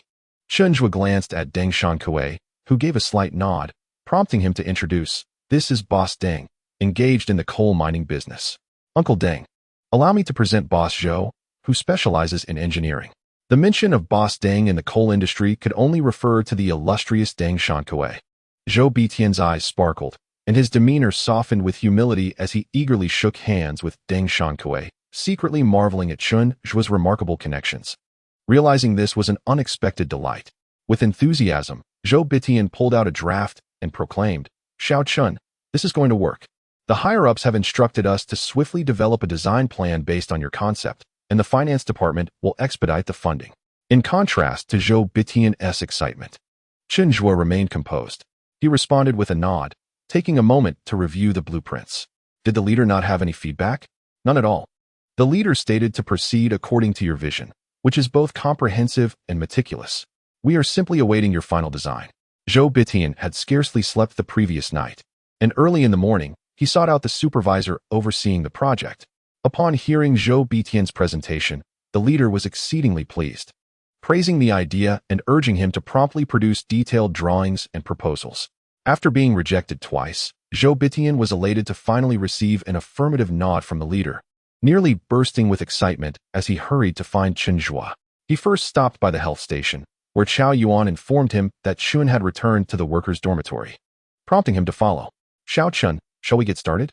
The conditions at the dormitory are rather poor. Come to my house to draw. Meals and lodging will be provided. You need only focus on the drawings." Zhou Bitian surveyed his surroundings with disdain and suggested to Chen Zhuo. Chen Zhuo waved his hand in refusal, aware that if he accompanied Zhou Bitian, Chao Yuan would likely struggle to rest. Moreover, he was not accustomed to staying at someone else's home. It was far more convenient to reside with his colleagues at the dormitory. Eager to earn money, Chen Zhuo was determined not to waste any time on the drawings. He spread out a sheet of paper and replied, I appreciate your kind offer, Boss Zhou, but I am comfortable here. By the way, I am running low on paper. Could you arrange for someone to purchase additional drawing paper, pencils, and erasers to bring over? Of course, I will arrange for that immediately. Zhou Bitian turned and hurried outside to instruct his subordinate to procure the supplies. Deng Xiankui had been silently observing the exchange, and upon hearing their conversation, he realized Chen Zhuo had taken on a considerable project, which made him somewhat anxious. I see you are quite occupied at the moment. Rest assured, Uncle Deng. I will only be responsible for the design and drawings for this park project, which I can complete within 10 days. The work at the maternal and child health station is also nearing completion, after which I will be able to focus on matters concerning our mask factory. Deng Xiankui felt relieved upon hearing this. Do you have any thoughts on the selection of the factory site? In truth, Chen Zhuo was somewhat reluctant to involve himself in the matter of determining the factory's location for Deng Xiankui, as he was not making any investment. Excessive participation would merely imply a future burden of responsibility and risk. However, Deng Xiankui's sincerity was undeniable, having sought Chen Zhuo's counsel numerous times. Thus, Chen Zhuo felt compelled to share his thoughts. After pondering for a moment, he proposed that the factory be established in the countryside. The local villagers, aside from their agricultural duties, typically had ample free time, so constructing the factory in the vicinity would alleviate concerns about hiring workers. Moreover, the costs associated with acquiring land and building a factory in the countryside would be significantly less than those incurred in the city. Deng Xiankui had also entertained similar notions but hesitated, uncertain whether the meticulous task of mask making could be adequately performed by the villagers. Chen Zhuo, upon hearing this doubt, chuckled and said, Uncle Deng, you underestimate our country folk. Such assembly line work is rather monotonous and requires immense patience. Plain and honest villagers would be far more suited for it. This made sense to Deng Xiankui. After a brief discussion, they were soon interrupted by the arrival of Zhou Bitian's associates with paper and pens. Observing the busyness of the situation, Deng Xiankui took his leave, while Chen Zhuo immersed himself in an intense workload. For several consecutive days, aside from making occasional phone calls to his wife and children, Chen Zhuo oscillated between the construction site and the health station, so busy that he scarcely had time to eat. On this particular day in Xiaodong village, the eldest daughter-in-law of the Jiang family, residing on the back street, mysteriously approached the front street Jiang residence.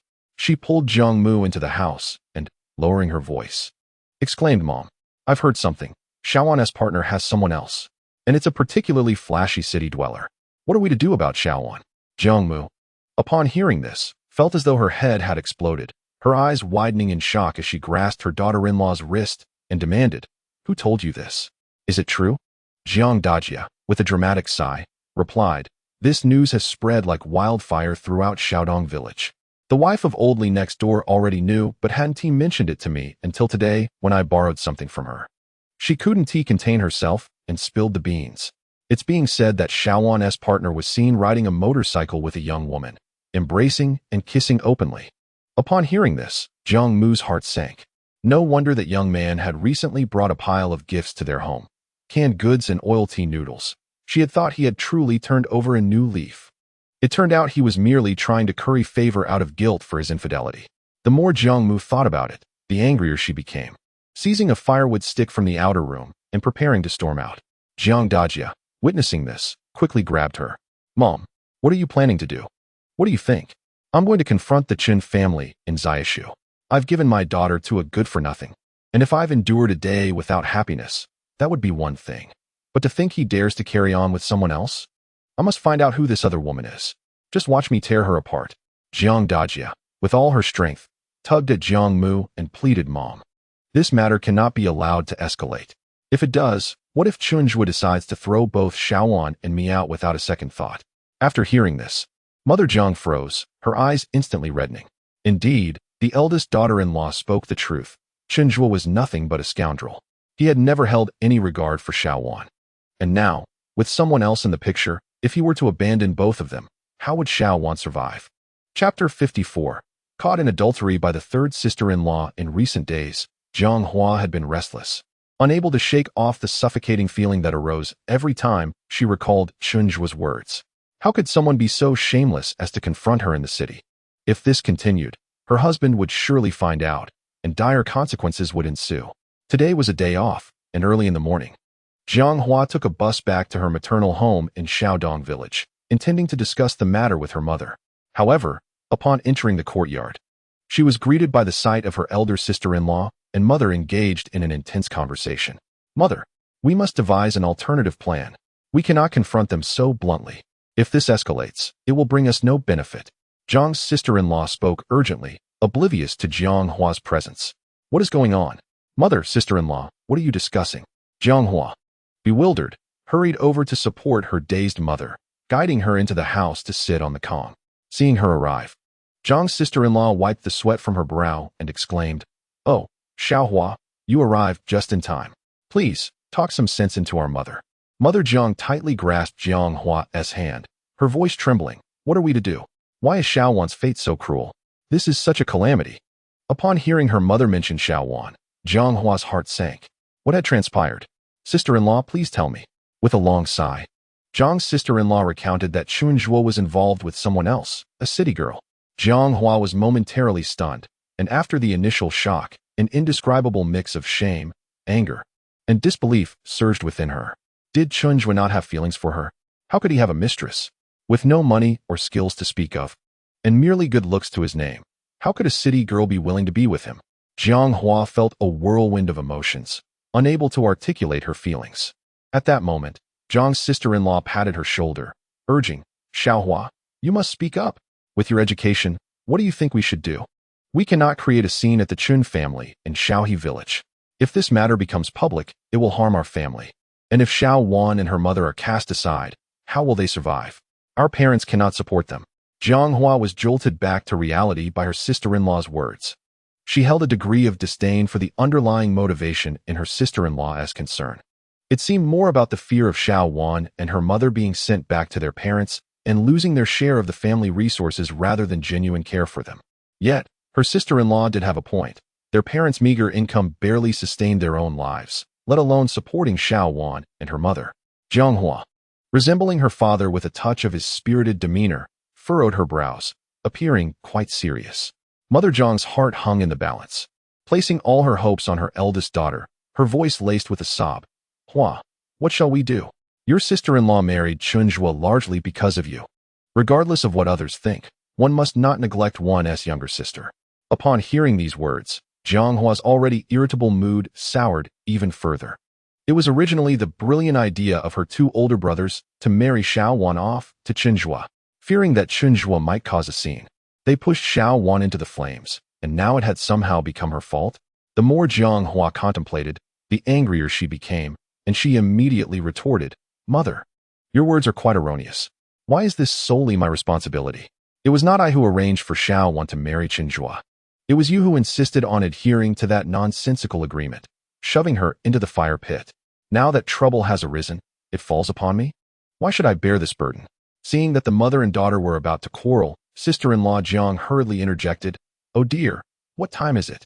Let us not dwell on past grievances. We must think about how to resolve this matter." Listening to her words, Jiang's mother wiped her tears while sighing. Jiang Hua huffed in frustration, turning her mind back to the encounter with Chen Zhuo in the city a few days prior. At that time, he claimed he had not come to see her, which she had been reluctant to believe. Now, upon reflection, it seemed highly likely that he was off gallivanting with that mistress. Jiang Hua pressed her lips together, becoming increasingly convinced of this notion. Hearing her mother sigh again, she gritted her teeth and declared, "Enough. You need not concern yourselves with this matter any longer. Since that woman is from the city, I shall pay her a visit. Let us see how she dares to snatch my sister's man." Both Jiang's mother and sister-in-law Jiang were taken aback by her words. Sister-in-law Jiang stepped forward to inquire, "Xiao Hua, have you lost your senses? Do you even know who that woman is? Where do you intend to find her?" Not wanting to divulge the details of her recent encounter with Chen Zhuo to sister-in-law Jiang, Jiang Hua coldly replied, "You need not worry about that. I have my own methods. Let us keep this from Xiao Wan for now. Once I have dealt with it, I will send word to you." With a plan forming in her mind, Jiang Hua could no longer remain there. After a brief stay, she returned to the city, intent on catching them in the act. The following day, Jiang Hua concealed herself early in a narrow alley where she had previously encountered Chen Zhuo. donning a hat and pretending to read a newspaper while her eyes scanned the surroundings. Just as her patience began to wane and she prepared to return empty-handed, she suddenly spotted Chen Zhuo emerging from a corner, heading directly towards a nearby convenience store. Jiang Hua's heart skipped a beat, and she hurriedly shielded her face with the newspaper, creating a small hole to keep a close watch on him. After finishing breakfast, Chen Zhuo routinely called home. Over the past few days, Jiang Wan had noticeably improved her speech. Her voice, once hoarse, had softened considerably. Yet, she still refrained from speaking to others, only engaging in conversation when calling her husband. The thought brought a smile to Chen Zhuo's face as he picked up the receiver and dialed. Soon, the voice of his daughter came through the line. "Daddy, Daddy, I miss you." Chen Zhuo's heart melted at the sound, and he responded with a beaming smile, engaging in a lively exchange with the two of them. Jiang Hua, hidden at a distance, could not hear the specifics of the conversation, but the tenderness in his eyes and the smile adorning his face made it evident that he was conversing with his mistress. Enraged, Jiang Hua crumpled the newspaper in her hands, inwardly cursing. What sort of seductress is capable of ensnaring Chen Zhuo in such a manner? She must either be a fool or blind. It is utterly ridiculous to be infatuated with a married man, particularly one as incompetent and despicable as he. Jiang Hua muttered her disdain while fixating on him. After several minutes, Chen Zhuo finally ended his call and departed with a beaming smile. Humph, is he off to a rendezvous now? Jiang Hua narrowed her eyes and hastily followed suit. Unfortunately, after only a few steps, Chen Zhuo abruptly turned around, hands tucked in his pockets, observing her with a bemused expression. Jiang Hua froze, realizing she had been discovered. "Third aunt, we are both married individuals. Do you not fear being spotted by my third brother-in-law as you lurk here in the morning?" Chen Zhuo remarked, approaching leisurely until he paused a little over a meter away, gazing down at Jiang Hua from a superior position. Chapter 55. Go sleep with your man. Chen Zhuo, ever vigilant, had sensed someone watching him while on the phone, yet he never anticipated it would be his third aunt, Jiang Hua. Recalling the disparaging remarks she had made about him days prior, and observing her current attempt to disguise herself while stealthily tailing him, Chen Zhuo let out a cold laugh, returning her words with equal disdain. Caught red-handed, Jiang Hua felt an overwhelming sense of embarrassment, and the sharp ridicule only intensified her urge to disappear into the ground. "What are you talking about? Who would be interested in following you? I suspect you are the one tracking me," Jiang Hua retorted defiantly. Chen Zhuo scoffed lightly, dismissing her attempt at banter as a waste of time. With a warning glance, he turned back toward the construction shed. Having yet to uncover Chen Zhuo's mistress, Jiang Hua refrained from alarming him further. Being discovered, she dared not continue her pursuit and could only leave with a sense of reluctant frustration. Upon returning home, Jiang Hua called the village office in Shaodong, requesting to speak with Zhang's mother. "Mother, I spotted Chen Zhuo in the city. He undoubtedly has someone on the side. Although I have yet to identify her, I will wait a few days before attempting to follow him again." Jiang Hua reported the matter gravely, planning to track Chen Zhuo again in due course. Upon receiving her third daughter's message, Zhang's mother grew even more troubled, unable to eat or sleep, visibly weary with worry. Fearing the gossip and the prying eyes of her neighbors, she avoided any public appearances, even refraining from sitting in the shade at the entrance. That night, Zhang's mother had a dream in which her eldest daughter, accompanied by Yang Yang, leaped into the river to end their lives, while Chen Zhuo joyously wed his mistress. Awakened and trembling with anger, she could no longer contain herself and rushed to Zaihe village to find Jiang Wan, intending to subtly hint at her daughter's situation. During this period, Jiang Wan would sneak to the riverbank to practice speaking while her daughter slept, dedicating an hour each day to her practice, estimating when Yang Yang would awaken before stealthily returning home. Jiang Wan cherished a poetry book gifted by her third sister at her wedding, which she held dear. In the past, when she struggled to speak, she could only read the verses silently in her mind. Now, with her ability to vocalize, each time she embraced the book and recited the poems, her spirits soared. Chen Zhuo was indeed correct. Over the past 10 days, Jiang Wan's voice had transformed into a much softer and more melodious tone. Yet she still refrained from divulging this matter to anyone. Even when Chen Zhuo called every day, she maintained her silence, deliberately withholding her voice, merely wishing to address him as third brother upon his return, hoping to hear how it sounded. After practicing by the riverside for a while, Jiang Wan grew concerned that Yang Yang would awaken and feel frightened at not seeing her, prompting her to rise and return home. Upon entering, she discovered her mother had unexpectedly arrived, seated in the courtyard conversing with her sister-in-law Chen Ling and her mother-in-law. Surprised, Jiang Wan approached and greeted her with sign language. "Mother, how did you come here? When did you arrive?" Jiang's mother, cautious not to reveal her emotions in front of the Chen family, suppressed her worries and responded to Jiang Wan with a cheerful smile. "I just arrived. It's been a while since I saw my granddaughter, so I came to visit." Jiang Wan was taken aback. Her mother had always favored sons over daughters and had maintained a lukewarm attitude towards her own daughter. Why, then, would she make a special trip to see her today? Although puzzled, Jiang Wan chose not to expose her mother's deceit and simply went to the vegetable garden to pick a few tomatoes, washing them before handing them to her mother. Previously, whenever old lady Chen encountered her mother-in-law, she felt a twinge of guilt due to her third son's idleness. Often unable to hold her head high and always speaking with a forced smile. This time, however, things were different. Her son had found success and was earning money. They even had a telephone installed.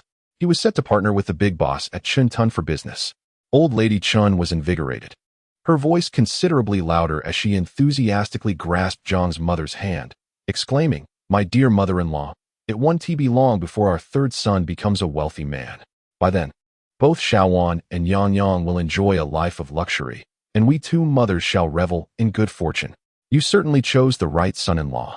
Jiang's mother felt a surge of resentment at the mention of Chen Zhuo, her anger simmering just beneath the surface. What luxury? What wealth?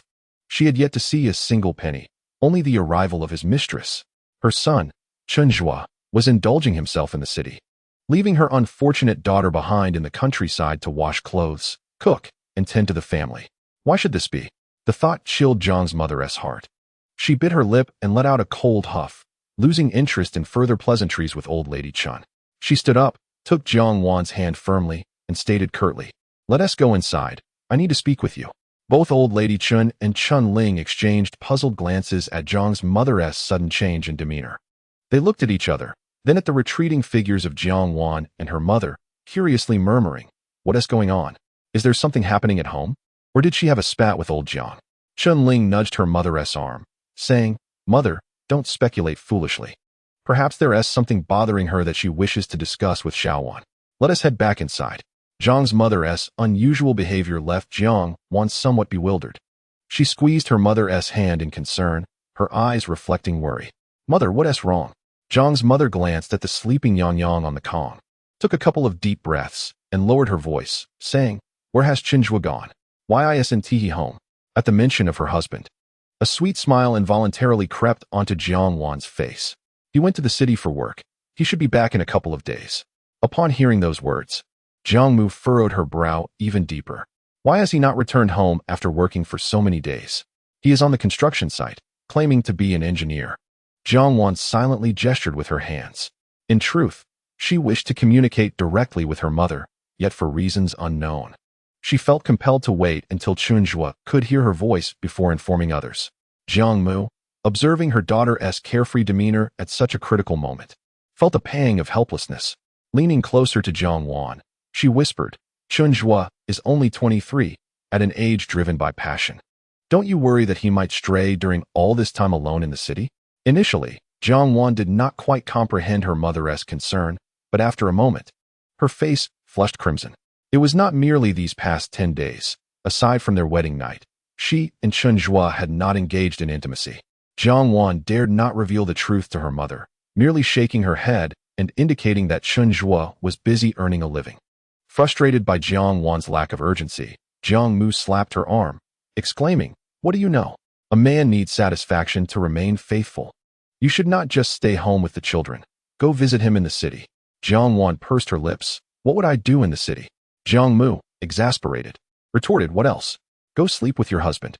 Chapter 56. Intimacy from a young age. Jiang Wan had always been an obedient child. When her mother urged her to visit Chen Zhuo in the city, she complied, even changing into the apricot-colored chiffon dress that Chen Zhuo had bought for her. It was not solely due to her mother's words. She genuinely missed Chen Zhuo and longed to see him, even if just for a fleeting moment. Upon arriving in the city, Jiang Wan coincidentally found herself there during lunchtime, cradling the cornmeal and brown sugar steamed buns, along with pickled radish she had prepared that morning. She navigated her way to the temporary shelter where Chen Zhuo was residing. As she entered the courtyard, she spotted Chen Zhuo leaning over the edge of the table, engrossed in his writing.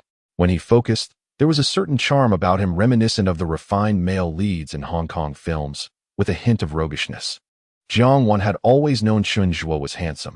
Despite his notorious reputation, no one could deny his striking features. For a moment, she stood entranced, tilting her head and gazing at him.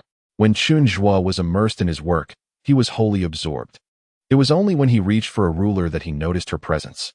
Lifting his gaze, he was instantly captivated by the sight of her delicate figure. Xiao Wan, when did you arrive? Why didn't you call me? Overjoyed, Chen Zhuo set down his pen and approached her, taking the items from her hands and leading her inside. His wife, obediently following, wore a smile that made her eyes sparkle beautifully. In a moment of affection, Chen Zhuo leaned down to kiss the corner of her mouth, softly whispering in her ear, "I'm so happy." Jiang Wan's long eyelashes fluttered, her breath momentarily faltering. Yet she stubbornly maintained her gaze upon him. Chen Zhuo gently caressed her cheek, his thumb tenderly stroking her soft, cool skin. "What's wrong?" Noticing that his wife seemed somewhat off, Chen Zhuo gently inquired about her well-being. Jiang Wan blinked her damp, large eyes, took a few deep breaths, and then parted her lips to softly utter, "Third brother." The melodic and gentle tone of her voice was enough to make one's heart flutter. Chen Zhuo felt a tingling sensation in his ears, as if her words had struck his chest, causing his heart to soften instantaneously. He was overwhelmed with joy, not only from his wife's unexpected visit, but also from the delightful sound of her voice returning to him. He swiftly lifted Jiang Wan into his arms and pressed a fervent kiss on her forehead before setting her down, coaxing her to call him again. "Third brother." Jiang Wan obediently complied. "Oh, say it again. Third brother." Third brother. Hey." The couple playfully exchanged affectionate calls for quite some time, until Jiang Wan, parched and with a hint of playful annoyance in her eyes, glared at him, prompting Chen Zhuo to burst into laughter and finally cease the game. Satisfied, he retrieved the steamed buns and pickles that his wife had specially brought and began to eat them with plain water. "Why the sudden visit? Were you missing me?" Chen Zhuo asked between mouthfuls, teasing Jiang Wan as he assumed she would shyly lower her gaze. However, after a brief moment of hesitation, she softly replied with a gentle Chen Zhuo could hardly articulate the emotions swirling within him. How could his little Wan be so adorable? He wished to kiss her again but refrained, his mouth full of food, instead gazing at her with a smile. Perhaps his recent changes had subtly influenced Jiang Wan, for she no longer appeared timid and fearful. She now dared to meet his gaze directly. "You've lost weight. Have you not been eating well these past few days?" Jiang Wan asked softly, her tone laced with concern. "Have I? It must be because I've been missing you. Without you and our daughter by my side, nothing tastes good." Chen Zhuo replied with a chuckle. Upon hearing this, Jiang Wan bit her lip, casting a shy glance at herself, and muttered quietly, "Inappropriate." "What do you mean my wife is inappropriate?" Chen Zhuo teased, and when Jiang Wan couldn't counter him, she fell silent. Now that his wife had finally found her voice, Chen Zhuo couldn't get enough of it, and sought ways to make her speak. He felt a sense of joy and warmth as he finished the simple meal. Afterward, he knew he had to return to his drawings, but he didn't want Jiang Wan to remain in the company of smelly men. So he packed up his things with the intention of taking her to the guest house instead. "Let us return tomorrow," he suggested, appearing to seek her opinion while, in reality, offering her no chance to refuse as he took her hand and led her away. Jiang Wan hesitated. She had initially come just to see Chen Zhuo, having missed him dearly during their time apart. Yet now that she was with him, she felt reluctant to leave and wished to spend just a little longer in his presence. However, when they arrived at the guest house and she beheld the large bed in the room, her cheeks flushed once again. This was all due to her mother's admonition about him being only 23. At such a vigorous age, how could she remain indifferent? And she was urged to hurry and sleep with her husband. The room contained no table, only a simple bedside cabinet. Chen Zhuo moved it aside, planning to work on his proposal there. As he lifted his gaze, he beheld his wife standing nearby, her face flushed with a rosy hue, her almond-shaped eyes blinking shyly. Unable to meet his gaze, what could possibly be occupying her thoughts to render her so bashful? Rising to his feet, he grasped her hand, drawing her beside him to sit. Observing the innocent and bashful demeanor of Jiang Wan, Chen Zhuo suddenly comprehended the reason why emperors forsook their morning court sessions. "Third brother." Jiang Wan's soft voice called out to him, breaking his reverie. How melodious her tone was, sending shivers through his very bones. Chen Zhuo responded, leaning in closer. He pressed his forehead against hers, planting gentle kisses upon her delicate nose, one after another. What did my mother say? Jiang Wan stammered, struggling to articulate her thoughts.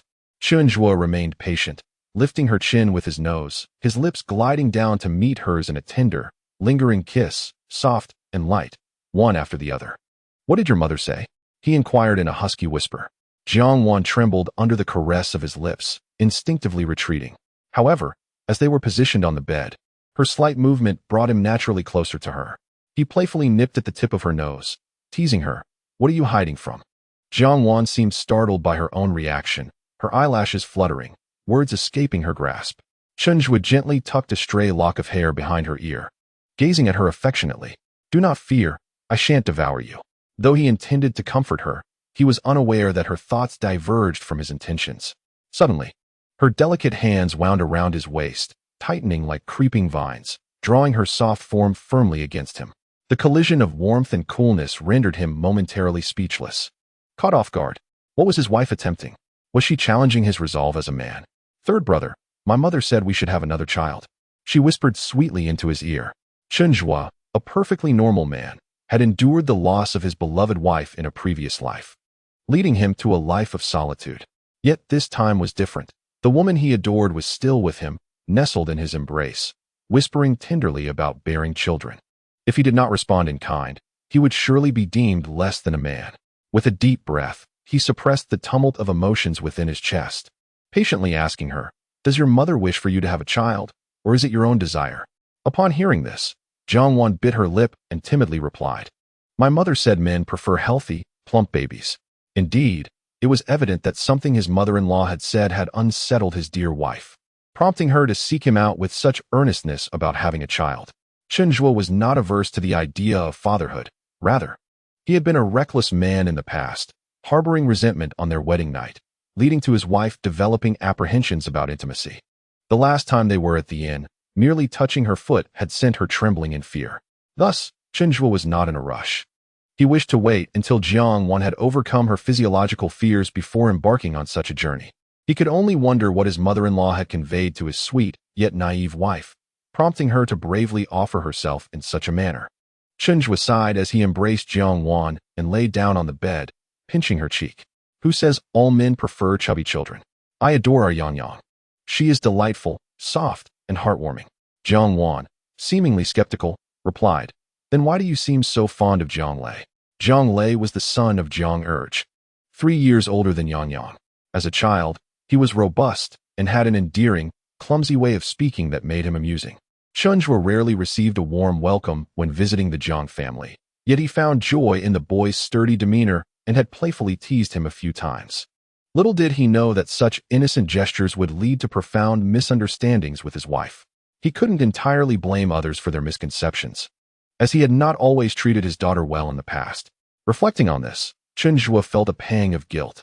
He took Jiang Wan's hand and placed it on his face, saying, in my earlier days, I neglected both you and our child. Go ahead, strike me if you wish. Startled by his gesture, Jiang Wan quickly withdrew her hand, asking, what are you doing? Chen Zhuo wrapped his arm around her shoulders, reassuring her, Xiao Wan. Regardless of whether our child is a boy or a girl, I will cherish them both equally. So, do not heed your mother's biased views on gender. I don't. Yang Yang is my everything, Jiang Wan murmured. Both of you are my everything, Chen Zhuo replied. After a brief moment of closeness, he rose to tend to his work. The tasks at the health station were completed, but payment had yet to be settled. The project at the park remained unfinished, with only the proposals and a few detailed drawings pending. Chen Zhuo wanted to expedite his work so he could rush home to purchase the neighboring house. As he penned his thoughts, concerned that his wife might find the silence dull, he handed her the book How the Steel Was Tempered from his pocket. Feel free to ask me about any unfamiliar words. Jiang Wan accepted the book, though her gaze remained fixed on Chen Zhuo's face.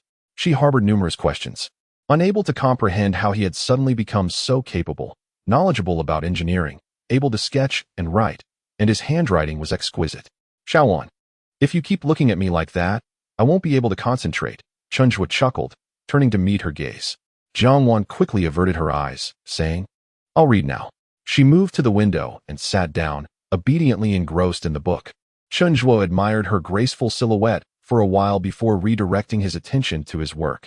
This was Jiang Wan's first encounter with such a lengthy, inspirational novel, and she soon became absorbed in the narrative. The room fell into a serene silence, with Chen Zhuo occasionally glancing back at her, reassured by her focused demeanor. Hours passed before they lifted their heads again. 3 hours later. Are you hungry? Chen Zhuo set aside his work, intending to take his wife out for a meal. Jiang Wan hesitated to spend money dining out and suggested, let us not buy too much like last time. Let us just grab something from a stall. All right, as you wish. The couple exchanged smiles and left the guest house together. Meanwhile, Jiang Hua had refrained from tailing Chen Zhuo these past few days. But today she found herself in a rather frustrated mood due to an incident. In the building where she resides, there is a woman named Zhao Xiaohong, who married into the village and works as a teacher at Shizhou Primary School alongside Jiang Hua. Their daily encounters are unavoidable. Yesterday, during a visit to her maternal home, Zhao Xiaohong heard about Chen Zhuo's scandal and came to inquire about it today, her tone dripping with mockery and a sense of schadenfreude. Jiang Hua felt an intense anger, believing that her younger sister's troubles had also tarnished her own reputation. Yet, Zhao Xiaohong, a relentless gossip, returned in the evening under the pretense of wanting to chat. Jiang Hua, unwilling to endure her veiled criticisms, concocted an excuse about heading out for the evening market. Zhao Xiaohong, delighted, declared she too was going, insisting they accompany one another. Left with no option to refuse, Jiang Hua reluctantly joined her. As anticipated, Zhao Xiaohong swiftly turned the conversation back to her younger sister's husband, her tone brimming with delight at the drama. I always said Chen Zhuo was a rogue. With that appearance, how could he be trustworthy? Your sister is truly unfortunate to have married such a scoundrel. What will happen if they divorce? Jiang Hua, irritated, wore a displeased expression and retorted coldly. You haven't seen it with your own eyes, so perhaps you should refrain from spreading rumors. Zhao Xiaohong hissed in response and persisted. I may not have witnessed it myself, but sisterly from my mother's neighborhood did. She described Chen Zhuo's mistress as wearing a lovely apricot-colored dress, and she was remarkably fair, although she didn't see her face. The woman's demeanor exuded the grace of a city dweller. Jiang Hua, incensed by the vividness of Zhao Xiaohong's tale, contemplated leaving when she was suddenly seized by the arm. Jiang Hua, look, isn't that your brother-in-law Chen Zhuo? Jiang Hua's expression hardened, a wave of unease washing over her. Following Zhao Xiaohong's gaze, she indeed spotted Chen Zhuo's tall figure, holding a woman's hand and leaning in to whisper sweetly to her, his eyes filled with tenderness. Jiang Hua was momentarily stunned, surprised to witness such an expression from Chen Zhuo. However, this was not the moment for astonishment. She was intent on catching him in the act, eager to confront his mistress and humiliate her. Yet she was unwilling to share this moment with Zhao Xiaohong. What would become of her own dignity? Who was that woman? An apricot-colored dress. She must be the mistress Sister Li had mentioned. Zhao Xiaohong, brimming with excitement, tugged at Jiang Hua and rushed toward Chen Zhuo. Without giving Jiang Hua a moment to hesitate, she called out loudly, Chen Zhuo. He halted, turning to face them. At this point, Jiang Hua realized it was too late to retreat. Gritting her teeth, she shot Chen Zhuo a fierce glare and reached for the woman in the yellow dress, intending to slap her.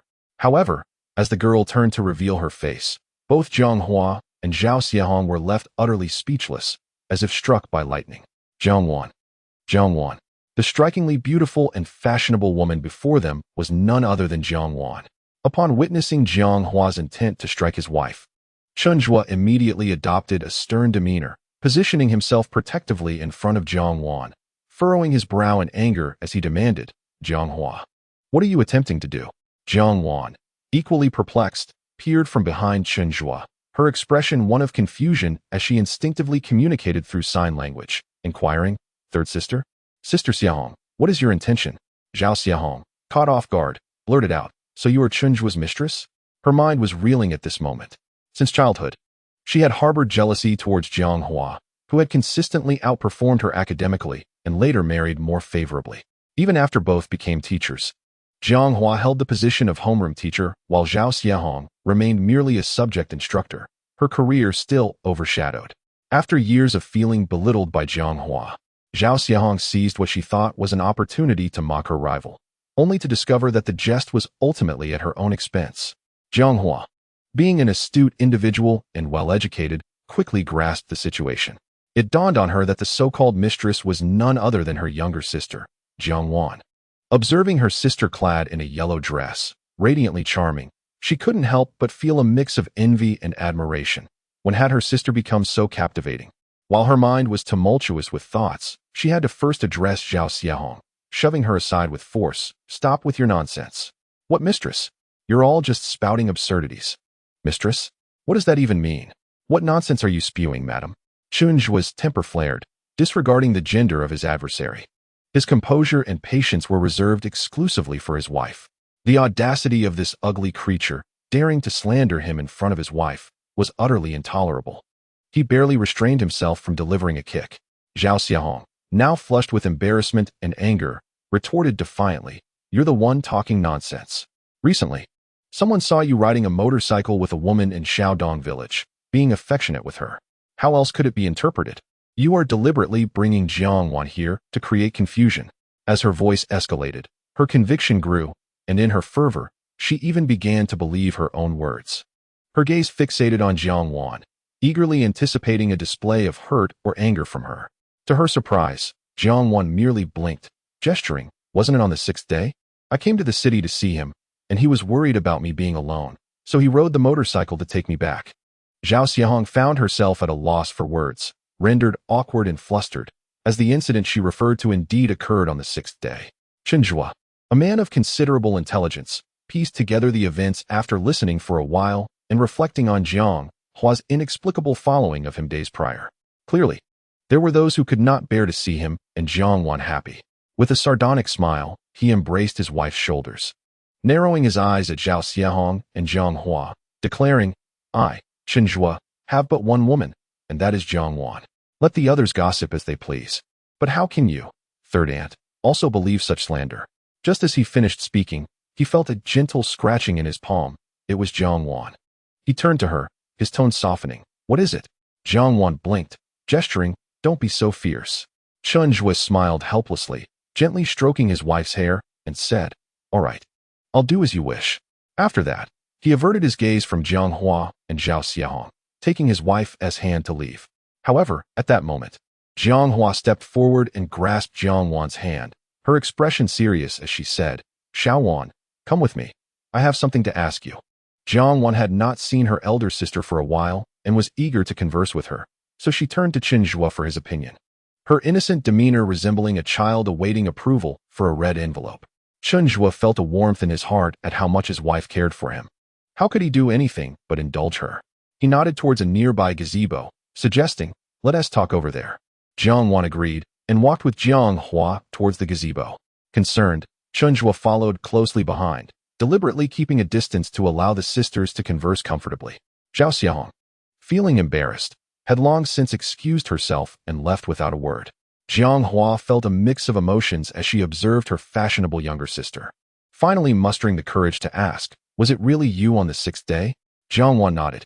Taking a deep breath, Jiang Hua lowered her voice and said, "But they said the woman that day could speak."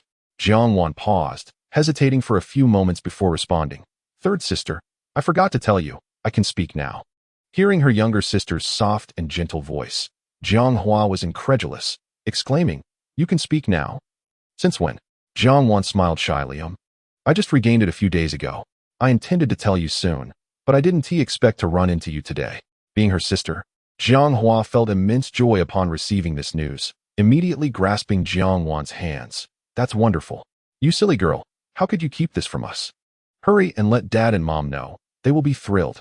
"Yes, I'll go home and tell them tomorrow," Jiang Wan replied. Though Chen Zhuo stood 5 meters away, he overheard their conversation. He thought to himself that he should make time to return home with his wife tomorrow. He knew the gossips from the idle women in Shaodong village could spread rumors, and while he could dismiss such slander, Jiang Wan could not. Women's reputations held significant weight, and he could not allow his wife to suffer any indignities. No one was permitted to belittle Chen Zhuo's wife and children. As dusk fell, Jiang Hua needed to return home to prepare a late-night snack for her son. After whispering a few more words to Jiang Wan, she departed. Chen Zhuo raised an eyebrow at the situation, pulling his wife closer and teasingly inquired, "What did your third aunt say so mysteriously?" Jiang Wan blinked. "But third sister said I shouldn't tell you. I am your husband. Will you heed her or me?" Chen Zhuo asked, not truly concerned about what Jiang Wan had said, but merely wanting to tease his wife, squinting at her playfully. After a moment of hesitation, Jiang Wan obediently replied, I'll listen to you. Upon hearing this, Chen Zhuo couldn't help but laugh, cupping Jiang Wan's face and planting a heavy kiss on her forehead, exclaiming, Goodness! How did I get such a well-behaved wife? Chapter 59. The gossip of Shaodong village. Jiang Hua remarked to Jiang Wan that men are like cats, prone to infidelity. Especially someone as striking as Chen Zhuo. Even if he were not unfaithful, there would undoubtedly be women eager to entice him. Jiang Hua urged Jiang Wan to keep a close watch on Chen Zhuo to prevent any embarrassing incidents. However, Jiang Wan understood that mere vigilance would not suffice. Although she recognized her sister's concern for her well-being, she felt a sense of unease upon hearing such words. Indeed, Chen Zhuo had always attracted women during his aimless days as a rogue, and now, as a mature and accomplished man, he would surely attract even more attention. Contemplating this, Jiang Wan gazed at Chen Zhuo with a hint of confusion and murmured, My sister says that men are like cats, prone to stray. I must keep a close eye on you. Chen Zhuo anticipated that Jiang Hua would not speak kindly of him. Sensing the unease in his wife's eyes, he wrapped an arm around her, reassuring her, Whether your husband is a wandering cat will be revealed in time. You are always welcome to check up on me, wherever I may be. He followed this jest with a mock salute, eliciting a soft chuckle from Jiang Wan. The couple spent another night at the inn. And the next day, after bidding farewell to Chao Yuan, Chen Zhuo accompanied his wife back to Shaodong village.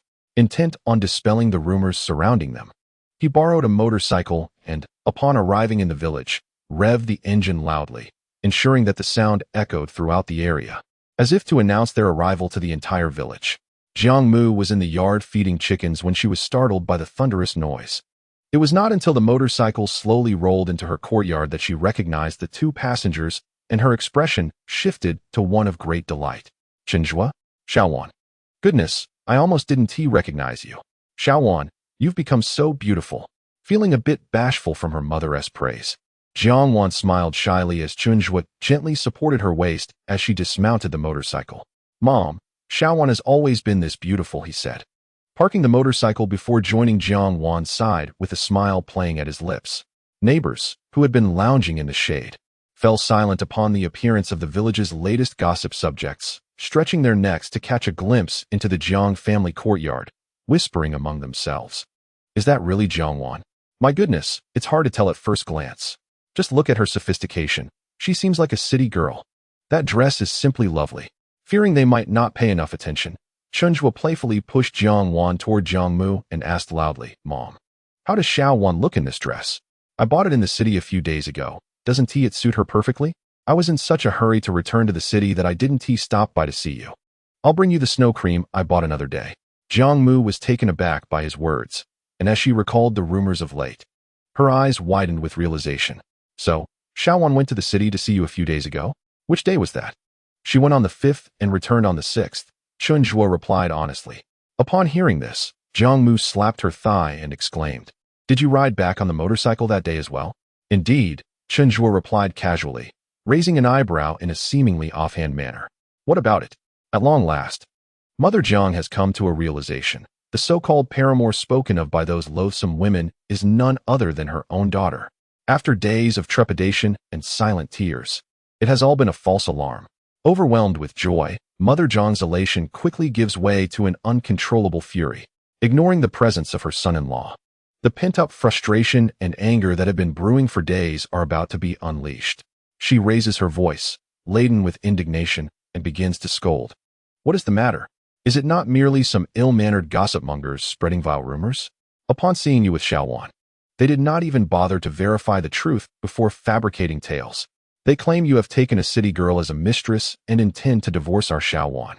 Chen Zhuo, intent on defending his mother-in-law, perceives the situation and cannot remain passive. With a stern expression, he inquires, Mom, who has uttered such slander? What malice drives these fabrications? Tell me who it is, and I shall confront her. Mother Jiang is beside herself with rage. She has no idea who started the rumors, but knows that they have spread like wildfire, to the point where she has not even wished to step outside her door for days. Storming to the entrance, she addresses the onlookers gathered on the street, pointing at one individual and demanding, You lot have been discussing this matter, have you not? Where did this gossip originate? Speak. The bystanders, now aware of the misunderstanding, feel a twinge of embarrassment as they exchange glances, sheepishly admitting, we only heard it from someone else, who knew it was all a misunderstanding. Who did you hear it from? Chen Zhuo presses forward, his voice laced with inquiry. Who is Chen Zhuo, after all? He is a notorious figure, feared by many. While gossip may circulate, no one wishes to incur his wrath. A few individuals glance at one another in uncertainty, until one finally speaks up. I heard it from her.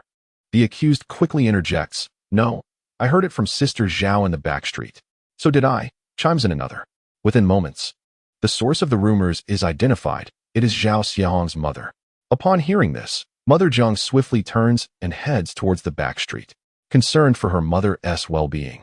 Jiang Wan hastily follows, with Chen Zhuo closely trailing behind his wife. Although traditionally, such disputes among women might not warrant his involvement, as the central figure of the gossip, he feels compelled to stand by his mother-in-law. After all, should there be a confrontation, he must ensure that Xiao Wan is not at a disadvantage. Moreover, he intends to seize this opportunity to bolster Xiao Wan's standing, ensuring that no one dares to underestimate the wife that Chen Zhuo cherishes deeply. The Zhao and Jiang families' back doors are positioned diagonally to one another, and within 2 minutes, the trio arrives. A throng of curious neighbors follows closely behind, eager to witness the unfolding drama. Mother Jiang, having suppressed her rage for so long, burst through the Zhao family's door, exclaiming, Lin Fong, you foul-mouthed wretch. Come out at once. Zhao Xiaohong's mother, Lin Fong, who had been busy crafting shoe soles inside, hears the commotion and rushes out. Upon seeing Mother Jiang's fierce demeanor, her expression shifts to one of alarm, and after a brief moment of contemplation, she greets with a feigned smile, Oh, what brings you here, second sister-in-law? Have you come to scold someone? With a cold smirk, Mother Jiang retorts, What brings me here? Let me ask you, which of your eyes witnessed my son-in-law engaging in illicit affairs? Where did you see that? What was the situation? Speak clearly to me. Lin Fong, upon hearing these words, let out a soft laugh and cast a glance at Jiang Wan and Chen Zhuo. She deduced that they had come to confront her due to their family's shame being exposed, likely feeling embarrassed and seeking a quarrel. How amusing. They dared to confront her despite their own disgrace. Let them confront her then. Lin Fong smirked and said, Dear sister-in-law, why come to me about your family matters? Isn't your son-in-law standing right behind you? Why not ask him directly, right? Isn't that so, nephew-in-law? Chapter 60. Jiang Wan surprisingly speaks up. The tone of Lin Fong's last remark was laced with provocation, her eyes filled with disdain as she regarded Chen Zhuo. Initially, Chen Zhuo had no intention of engaging in a verbal spar with a woman, yet the condescending tone of her voice irked him. He let out a cold scoff, about to respond when Jiang's mother stepped forward, loudly rebuking, What of my son-in-law? On the 6th day, he was with our little Wan. You lot haven't even seen him clearly and are spreading baseless gossip. What nonsense is this? The neighbors trailing behind, fearing Chen Zhuo might hold a grudge, began to support Jiang's mother, echoing, Exactly. Jiang Wan is right here, wearing the very yellow gauze dress you mentioned. She is just as charming and fashionable as any city girl. Lin Fong, taken aback by this statement, realized she had only heard what old Li's wife had said and had not witnessed it herself. As she turned her gaze to Jiang Wan, she indeed saw her clad in an apricot yellow gauze dress, her hair styled in a ponytail, looking as vibrant as a city girl. How could this be? Was it truly Jiang Wan that old Li's wife had seen? As Lin Fong pondered the words of old Li's wife that day, a sudden realization struck her, and her eyes lit up with amusement. She burst into laughter, further enraging Jiang's mother, who lunged at her but was swiftly restrained by the neighbors. Jiang's mother scolded, Laugh at your own foolishness. Lin Fong, stifling her laughter, retorted, Dear sister-in-law, the woman your son-in-law was with that day was quite talkative. They were engrossed in flirtatious banter. You claim that person was your Jiang Wan? How absurd. Upon hearing this, Jiang's mother's face changed dramatically, and the crowd stood in stunned silence, all eyes turning to Jiang Wan. They thought, that woman could speak? Was Jiang Wan deliberately dressed like this to deceive everyone into helping Chen Zhuo lie? The poor girl from the Jiang family had to cover for a man's indiscretions. Lin Fong savored the crowd's reaction with a triumphant smile, smoothing out the wrinkles on her clothes that Jiang's mother had tugged at, and scoffed, What a disgrace. A man indulging in affairs is hardly worth your protection. If my son-in-law dared to do such a thing, I'd slap him out of our family. Suddenly, A resounding slap interrupted Lin Feng's tirade, shocking everyone. It was Jiang Wan who had struck. To their astonishment, Jiang Wan's face was taut with anger, and her rosy lips parted to speak. You are the disgrace. It was I who rode home with Chen Zhuo that day. It was I who was engaged in lively conversation. How dare you tarnish my man's name? Goodness. This was more than mere speech. The voice was crisp and melodious. Even when expressing anger, it remained remarkably pleasant to hear. Chen Zhuo was instantly delighted by the phrase my man and broke into a wide smile. He had not anticipated that the typically docile Jiang Wan would resort to violence. Concerned for her well-being, he stepped forward to protect her, gently grasping the hand that had just delivered a slap, and tenderly inquired, "Does it hurt? Let me soothe it for you." Jiang Wan shook her head, assuring him it did not hurt.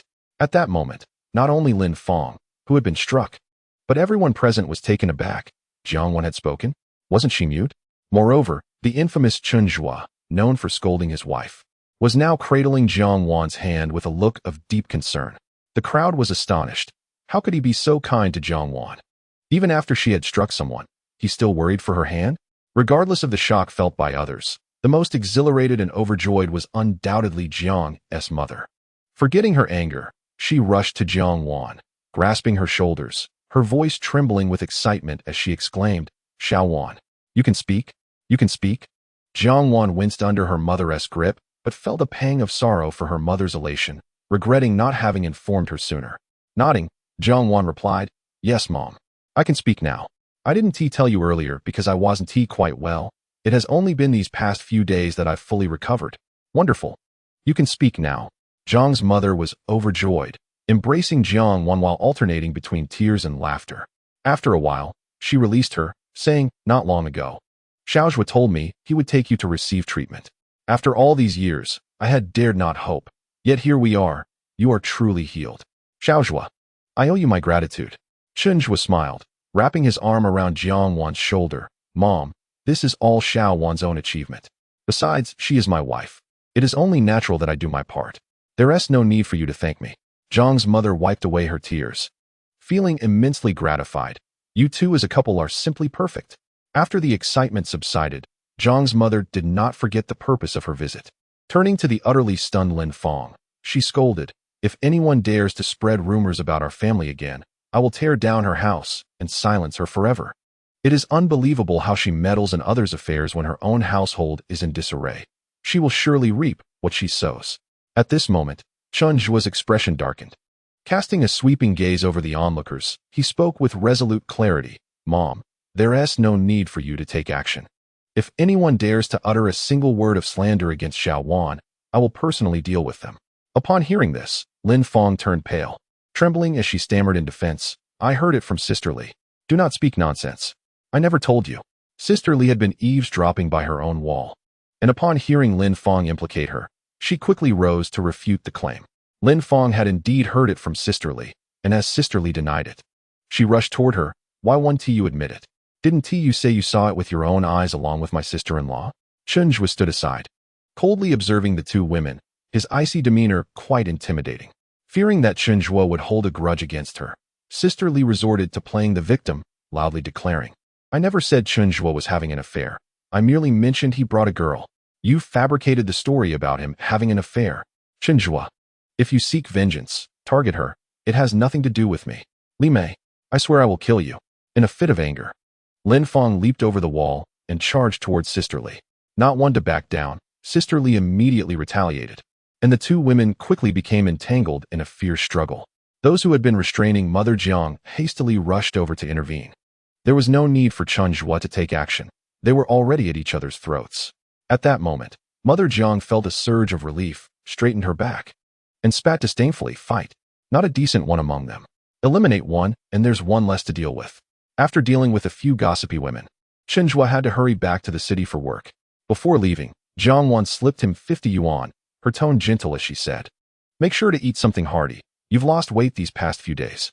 Chen Zhuo, who genuinely had no money on him, felt warmth blossom in his heart at his frugal wife's generous gesture. Recalling the moment when Jiang Wan had surged forward to strike Lin Feng, he took her hand and examined it closely. That slap had certainly been loud. She must have felt the impact herself. "Does it hurt?" he asked, concern evident in his voice. Jiang Wan shook her head. Chen Zhuo gently tucked a stray hair behind her ear, teasingly remarking, "This is the first time I've seen you so furious and capable of striking someone too." Chapter 61, A Windfall. Returning home to buy a house, Jiang Wan's slap to Lin Fong had been an instinctive reaction. She was unbothered by others bullying her. But she could not tolerate anyone speaking ill of Chen Zhuo in her presence. Upon hearing Chen Zhuo mention it, Jiang Wan pursed her lips, still feeling a twinge of anger. Who told her to say such nasty things? When Lin Fong called Chen Zhuo despicable, Jiang Wan had nearly wished to sew her mouth shut. Seeing his wife fuming and recalling her earlier words about my man, Chen Zhuo felt a wave of satisfaction wash over him. He leaned slightly closer, meeting her gaze with warmth, and gently admonished, "Your man is off to earn some money. I'll return home before dark, so avoid wandering the streets at night." Jiang Wan felt a hint of embarrassment, her cheeks tinged with pink as she nodded shyly. It was not until Chen Zhuo rode off on his motorcycle that Mother Jiang emerged from the house, grabbing Jiang Wan's hand and bursting into tears. She had been eavesdropping on their conversation, her heart swelling with emotion. Her son-in-law had truly changed. He was genuinely good to her daughter. "Mother, why are you crying?" Jiang Wan asked, her voice quivering as she was moved by her mother's emotions. "My dear, you have finally found your way. It's better that Xiaozhu treats you well than anything else. Poverty is no longer a concern, as who isn't struggling these days. As long as you two live well and farm diligently, the autumn harvest will provide enough for the three of you. Just encourage him not to loiter around the streets." Mother Jiang advised earnestly. Understanding her mother's worries, Jiang Wan felt empowered to explain Chen Zhuo's current work situation in detail. Upon hearing this, Mother Jiang's face was a picture of disbelief. When did Xiaozhu acquire such skills? Jiang Wan was at a loss for words. Shaking her head and feeling a sense of pride as she replied, "Regardless, he is quite capable. I see that the city folk hold him in high regard." Just then, Jiang Da and her sister, who had just returned from the market, burst into the room, excitement radiating from them. "Mother, I heard that Xiaowan can speak now." In recent days, the two sisters-in-law of the Jiang family have been most concerned about their sister-in-law, Jiang Wan, fearing that she might divorce Chen Zhuo and return to her parental home with her child to make a living. Times are tough for every household, and there is scarcely enough food to sustain both a large and a small mouth.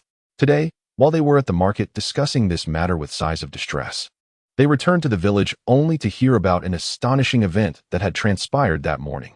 It turned out that Chen Zhuo had been falsely accused of infidelity. The person he had been seen riding with on his motorcycle was none other than Jiang Wan. Moreover, their previously mute sister-in-law, who had not spoken for over a decade, had suddenly found her voice. This was indeed monumental news. Upon entering the house and finding Jiang Wan still there, they hurriedly approached her, exclaiming, "Old girl, you can truly speak now?" Jiang Wan nodded, smiling as she replied, "Yes, I can." "Oh my, this is simply wonderful." The Jiang family was in high spirits, and Chen Zhuo felt a weight lift from his heart. Upon returning to the city, he received the delightful news that the funds from the maternal and child health station had been released. Xiao Yuan, brimming with joy, eagerly handed Chen Zhuo 1,500 yuan. In this era, such an amount was indeed a small fortune. A typical family of three would struggle to earn even 1,000 yuan in a year from farming. However, Chen Zhuo did not feel particularly elated with the money in hand. Just a few days prior, his elder sister had mentioned that the Wang family's courtyard was priced at a minimum of 3,500 yuan. After purchasing it, he would need to renovate, and furnishing the new home with essential items would require at least another 2,000 yuan. Calculating it all, he realized that 1,500 yuan was far from sufficient. With this thought, Chen Zhuo pursed his lips, resolving to hasten the process with Zhou Bitian to secure the funds, ideally. He hoped to return soon to purchase the courtyard and commence renovations before the onset of winter made it impossible to work. Noticing Chen Zhuo's lack of joy, Xiao Yuan suddenly recalled the matter of his house purchase and earnestly said, "Brother, have you finalized the deal for that house? How much more do you need? I can cover the difference for you." Chen Zhuo waved his hand, replying, "No need, I appreciate the kindness, but once Zhou Bitian settles the funds, it will be sufficient." Upon hearing Zhou Bitian's name, Xiao Yuan seemed to recall something, and after glancing around, leaned closer to Chen Zhuo and whispered, "I need to tell you something. Yesterday, your second brother mentioned to me that he doesn't plan to work with us anymore." "What? Not working anymore? Where does he intend to go? To the coal mine?" Chen Zhuo raised an eyebrow in surprise. Pressing for more details, what did he say? He said he feels there is no future in our team and wants to explore other teams. I secretly followed him for 2 days and found he has been going to Zhou Bitian quite a bit, seemingly wanting to work with him. Qiao Yuan lowered his voice. Chen Zhuo was even more taken aback and then felt a sense of helplessness. While his second brother's desire to join a larger engineering team was commendable, Zhou Bitian's team was not a prudent choice. The individuals responsible there were too few, each focused solely on lining their own pockets, with little regard for the quality of work. If his brother went there, he feared he would not learn any commendable practices. Yet, his second brother was stubborn, seemingly in a silent contest with him, and despite his concerns, Chen Zhuo felt it was not his place to advise him. After pondering for a moment, he recalled a person, his second sister, Chen Xiaolan, who had married into the neighboring city. Though the second brother's bond with the Chen family may not be particularly profound, his relationship with the second sister remains quite amiable. Perhaps in the future, she could persuade him. With a strategy in mind, Chen Zhuo set aside the matter and diligently focused on finalizing the park's plans and drawings. By the following afternoon, he completed his work and brought all the documents to find Zhou Bitian. Upon receiving the blueprints, Zhou Bitian's face lit up with joy, and without a moment's hesitation, he promptly presented them to his superiors. It was the first time the higher-ups had encountered such meticulously detailed and clear designs, and they could not help but lavish praise upon Zhou Bitian, urging him to commence work at once. Naturally, Zhou Bitian was elated by the recognition and insisted on taking Chen Zhuo out for a drink, attempting to seize the opportunity to persuade him to join his engineering team. However, Chen Zhuo preferred to keep a distance from Zhou Bitian and declined the invitation, insisting on receiving his promised payment of 5,000 yuan. Hesitant upon hearing this, Zhou Bitian suggested, "Xiao Chun, since you've completed the drawings, why not take on the role of supervisor? I can offer you an additional 1,000 yuan for your services." Chen Zhuo firmly declined, expressing regret. "I apologize, but I have been busy working away from home, and my wife is unhappy. I must return home promptly and will not take on the supervisory role." Seeing Chen Zhuo's resolute demeanor, Zhou Bitian had no choice but to hand over the 5,000 yuan, lamenting, "What do women understand? You should really listen to her." Chen Zhuo accepted the money with a smile, replying, "When a wife speaks, it is as good as law. With your grand ambitions, Mr. Zhou, you ought to heed your wife's counsel even more." This remark carried deeper significance, for Zhou Bitian's wife was a woman of keen insight and foresight, often reminding him to remain grounded and to prioritize character over mere reputation in his hiring practices. Regrettably, he did not heed her advice, ultimately leading him down a path of despair. Nevertheless, having secured 5,000 yuan to alleviate his immediate concerns, Chen Zhuo offered a few words of advice, hoping to alter Zhou Bitian's fate. As autumn approached, the warmth of summer began to wane, ushering in a refreshing coolness. A gentle breeze occasionally swept through, bringing with it a sense of comfort. In the lively evening at Xia village, families gathered in their courtyards after dinner, enjoying the cool air. Children congregated in rambunctious groups, playing hide-and-seek. Yang, too small to keep up with the older children, sat on the sidelines, clutching a large white rabbit candy. This was the last of the sweets her father had bought, and she hesitated to consume it, only licking it occasionally to satisfy her cravings before wrapping it up again. Jiang Wan sat in the courtyard, washing clothes, occasionally glancing at her daughter to ensure she hadn't wandered too far, allowing her to return to her task with peace of mind. As Chen Zhuo approached their home, laden with bags, he spotted Yang stretching out her little tongue to lick the candy in her hand. Upon seeing him, she shouted, "Daddy, daddy," and scampered towards him on her short legs. Chen Zhuo quickly freed one hand to scoop her up, playfully bouncing her as he exclaimed, "Oh, my little girl seems to have gained a bit of weight." He carefully examined the child from all angles, noticing her plump little arms and nodding in satisfaction. It had been a while since he last saw her, and his daughter had finally gained some weight.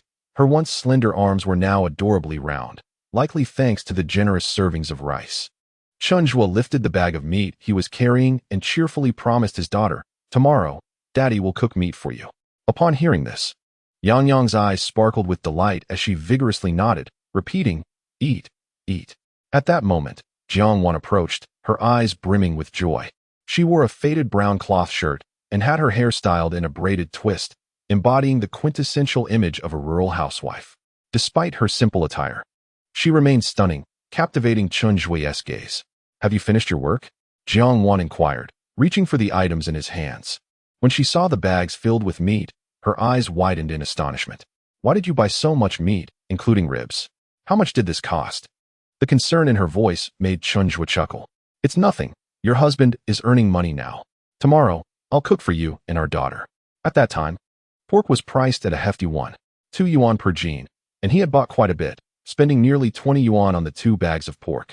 Not wanting to worry Jiang Wan, he smiled and said, "It's not expensive. I can manage it. It's a bit heavy." How could Jiang Wan not feel a pang of concern? Yet, recalling the arduous work Chen Zhuo had endured outside, which had left him noticeably thinner, she resolved that it was indeed time for him to enjoy some nourishing food.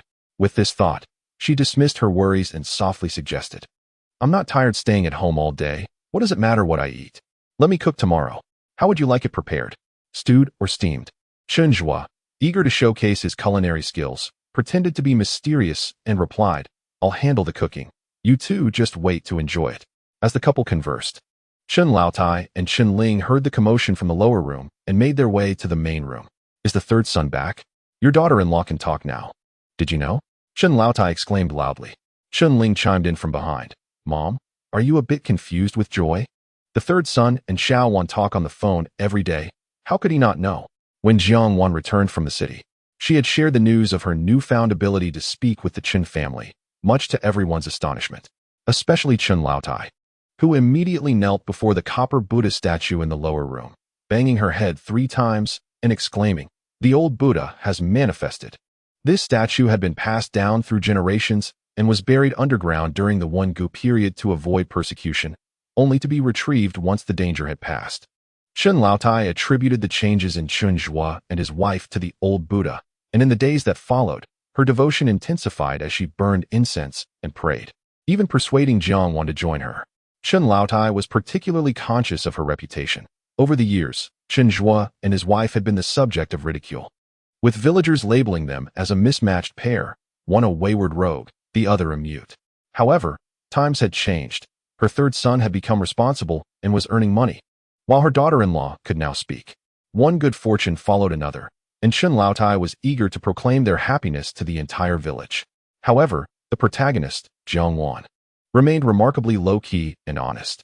Regardless of who approached her under the pretext of offering congratulations, she greeted them with a gentle smile, responding with a soft "Indeed, it's good, thank you."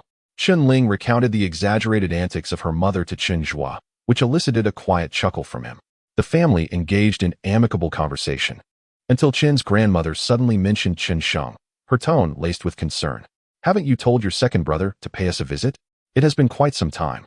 He hasn't returned home or even made a phone call." "I have," Chen Zhuo replied candidly. "Then why hasn't he come back?" Chen's grandmother expressed her dissatisfaction. What more could Chen Zhuo say? His elder brother harbored grievances, feeling that the Chen family had wronged him, and his reluctance to return was understandable. However, he resolved to call his second sister tomorrow. Shifting away from that topic, Chen Zhuo began discussing the matters concerning the Wang family next door. With financial gains now secured, he decided it was time to be forthright with his parents, stating that he intended to transfer the land deed the following day and would enlist the help of the village officials to draft the necessary documents. Chen Ling and Jiang Wan were tight-lipped, having managed to keep their plans under wraps. Upon hearing that her third son planned to purchase the neighboring property, Chen's grandmother was taken aback, her eyes wide with disbelief. "Why on earth would you buy a house? Where would you get several thousand yuan? Your father and I certainly do not have it. We're still in debt from buying a house for your younger brother. I have my own money. No need for you and Dad," Chen Zhuo stated firmly. "Where did you acquire such funds?" Chen's grandmother questioned, her tone rife with skepticism. "I earned it. Not only will I purchase the land, but I also intend to rebuild the house," Chen Zhuo affirmed with conviction, casting a glance at his wife and cheerfully inquiring, "What style does Xiao Wan prefer?" Suddenly addressed, Jiang Wan blinked in surprise, her heart brimming with joy as she gazed at him. Though she had remained silent until now, she had been attentively listening to Chen Zhuo. Upon hearing that he had earned enough to buy a house, her heart soared. For years, though she had never voiced it, she had been burdened by a sense of insecurity living in someone else's home, devoid of any feeling of belonging. Jiang Wan's greatest wish was to have a home of her own. Even if it were just a makeshift hut, it would still be her sanctuary.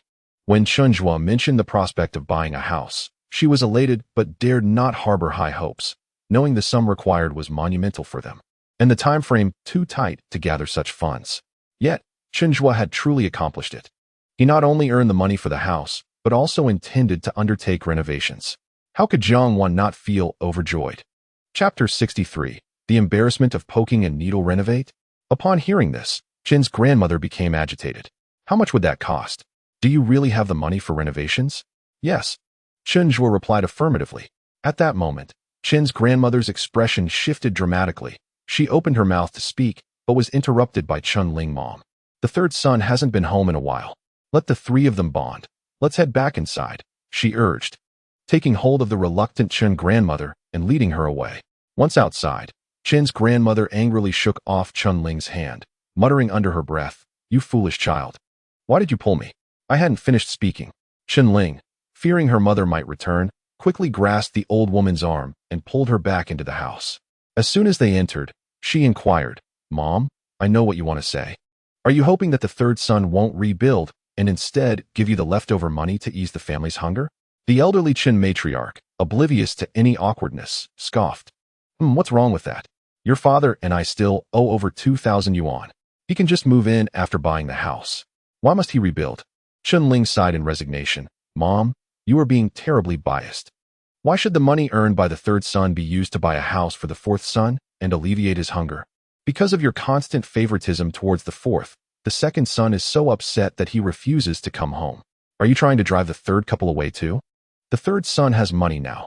Can't he buy a house wherever he pleases? If you continue with this favoritism, they'll be forced to buy a house in Xiaodong village. Let's see how you handle that. Is that even possible?" The old lady, upon hearing this, looked disheartened. Are there houses for sale in Xiaodong village? Why wouldn't there be?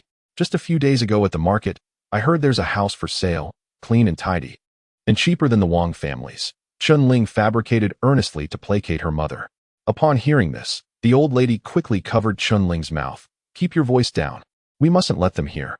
Seeing her mother intimidated, Chun Ling felt relieved.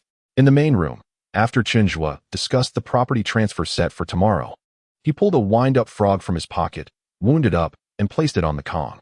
Yang Yang immediately erupted into joyous cheers, crawling after the frog and repeatedly exclaiming, "Frog! Frog!" Chen Zhuo, witnessing his daughter's delight, felt an indescribable emotion swell within him. He gently patted her head and promised, "Daddy will give you the best of everything." Yang Yang, unable to comprehend fully, simply felt that the wind-up frog in her hand was the finest treasure, clapping her hands in glee. Chen Zhuo patiently held his daughter's little hand, guiding her on how to wind the frog. The two of them, father and daughter, shared the same posture on the Kong.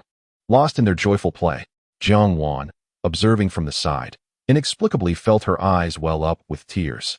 In the past, Chen Zhuo's indifference towards her had never stirred resentment, but when he treated their child with coldness or neglect, it felt as though her heart was being pierced by a knife.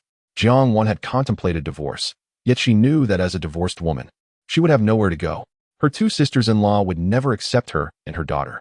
Thus, Jiang Wan chose to endure, striving to keep Yang Yang from provoking Chen Zhuo, fearing he would utter harsh words to the child. On that fateful night when they returned to Xiaodong village after Yang Yang innocently remarked, "Daddy, please don't drink," Chen Zhuo had coldly barked, "Get out. All of you, just go."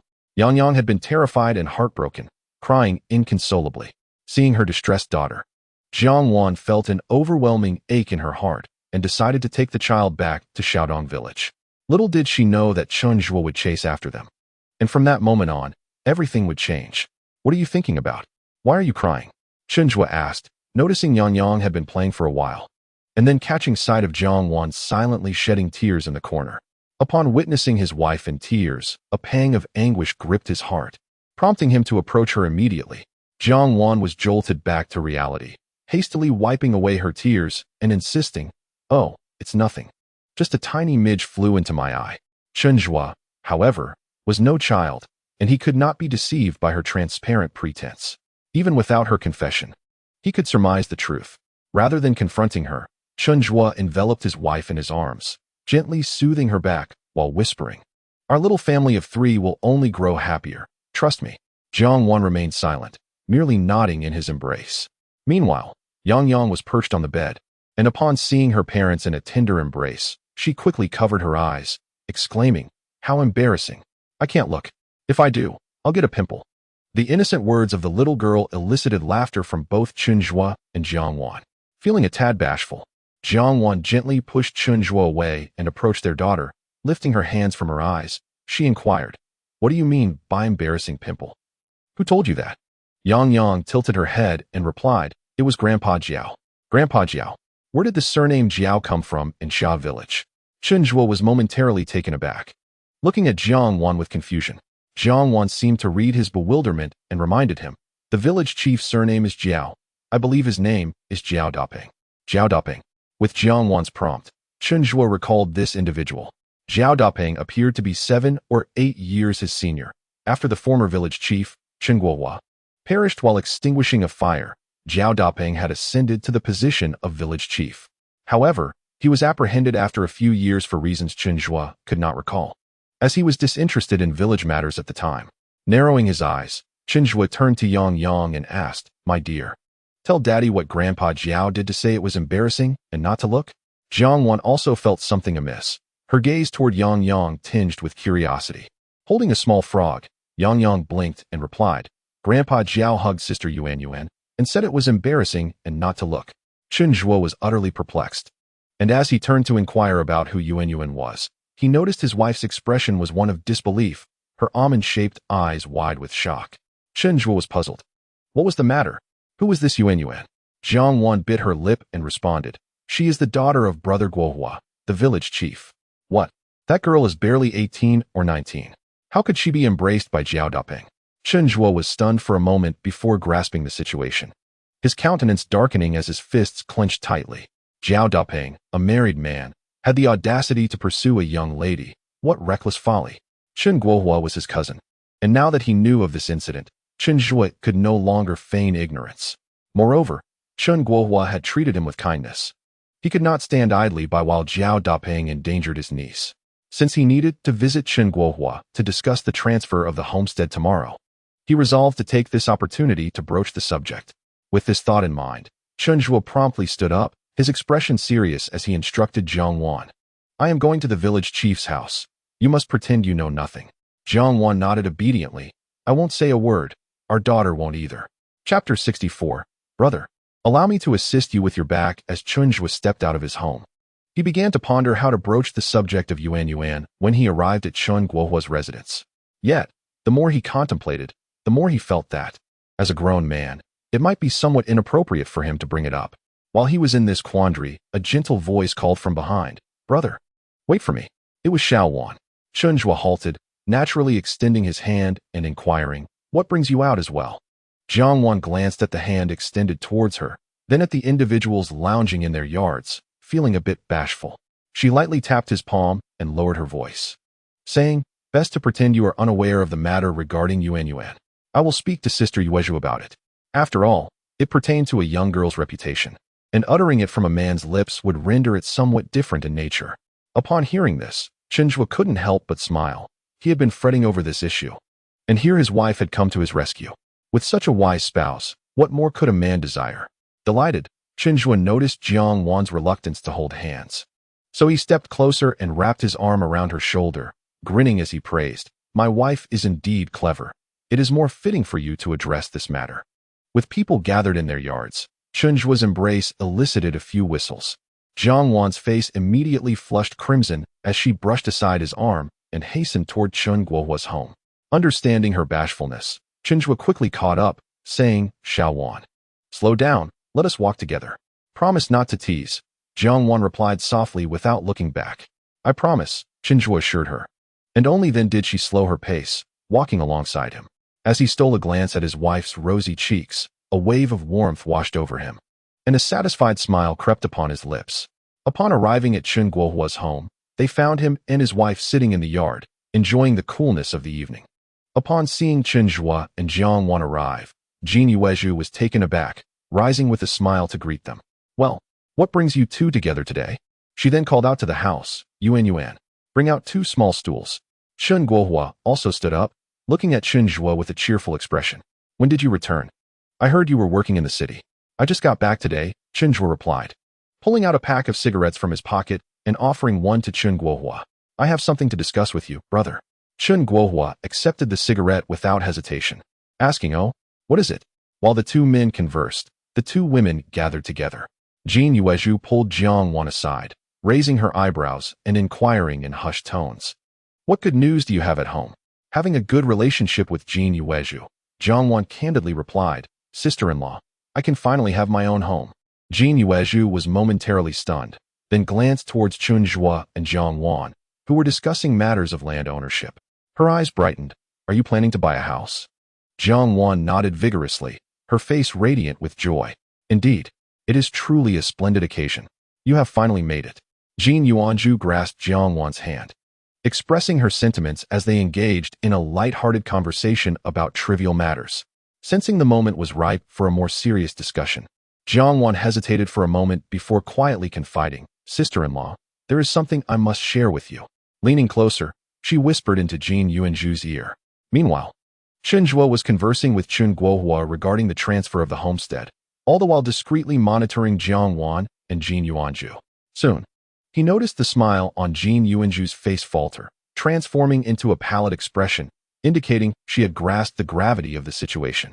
With her purpose served, Jin Yuanzhu felt it was time to depart, aware that her daughter's predicament had extinguished any desire for pleasantries. Chen Zhuo withdrew his gaze, addressing Chen Zhuo. "Let us meet tomorrow then. I shall head home now." He waved towards Jiang Wan. "Xiaowan, shall we return?" Jiang Wan, startled, rose to her feet. Jin Yuanzhu, her heart boiling with anger at her daughter's revelation, hastily grasped Jiang Wan's arm, inquiring softly, "Xiaowan, who else knows about this?" Jiang Wan squeezed her hand reassuringly, "Sister-in-law, fret not. I am the sole keeper of this secret. Even Chen Zhuo is unaware." Jin Yuanzhu breathed a sigh of relief. "Thank you, sister-in-law. We shall discuss this in detail at your home tomorrow." Once outside Chen Guohua's courtyard, Chen Zhuo took hold of Jiang Wan's hand. "Has everything been said?" Jiang Wan attempted to withdraw her hand, but found it impossible, ultimately conceding with a nod, sighing, "Sister Yuanzhu is quite upset. I hope Yuan can be wise enough to avoid any misfortune. Sister Yuanzhu is very astute. Yuan is certainly not foolish. We have already provided our warnings. The rest is up to them." Upon returning home, they found Yang fast asleep, having been lulled by Chun Ling smiling. She bid them to rest early before yawning and retreating to her room. After spending several days in the work shed without a proper bath, Chen Zhuo instructed Jiang Wan to enter the house and rest while he fetched a basin of hot water from the large pot outside to clean himself. As he wiped himself down, he contemplated how to decorate their new home, particularly ensuring that the bathroom was indoors to spare them the discomfort of winter's chill. Lost in thought, he suddenly heard Jiang Wan's voice through the door. "Third brother, may I help you with your back?" Her voice, melodious and soft, carried an unnoticeable charm that resonated deeply within him, especially in the tranquil night. Chen Zhuo felt a stir in his heart, involuntarily swallowing hard as he looked down at himself, clad only in his undergarments. Flustered, he hurriedly donned his trousers before responding, "Sure, I could use the help." No sooner had he spoken than the door creaked open, revealing a blushing Jiang Wan. She had spent a considerable time mentally preparing herself to utter that offer. Her intentions were pure. She merely wished to reciprocate the care Chen Zhuo had shown towards her and their daughter. However, upon entering the outer room, Jiang Wan felt a flush spread across her face. Unable to meet Chen Zhuo's gaze, she approached the basin, dampening a towel, and softly instructed, "Please turn around. Why is it suddenly so warm in here?" Chen Zhuo turned around, presenting his back to Jiang Wan, silently grinning. His gaze wandered aimlessly, yet all his attention was focused behind him. He strained his ears, hearing the faint sound of a towel being twisted and droplets falling, followed by the gentle unfolding of the towel, and then a warm little hand resting upon his back. Instantly, Chen Zhuo felt a jolt. The room was tranquil, occasionally punctuated by the distant chirps of crickets.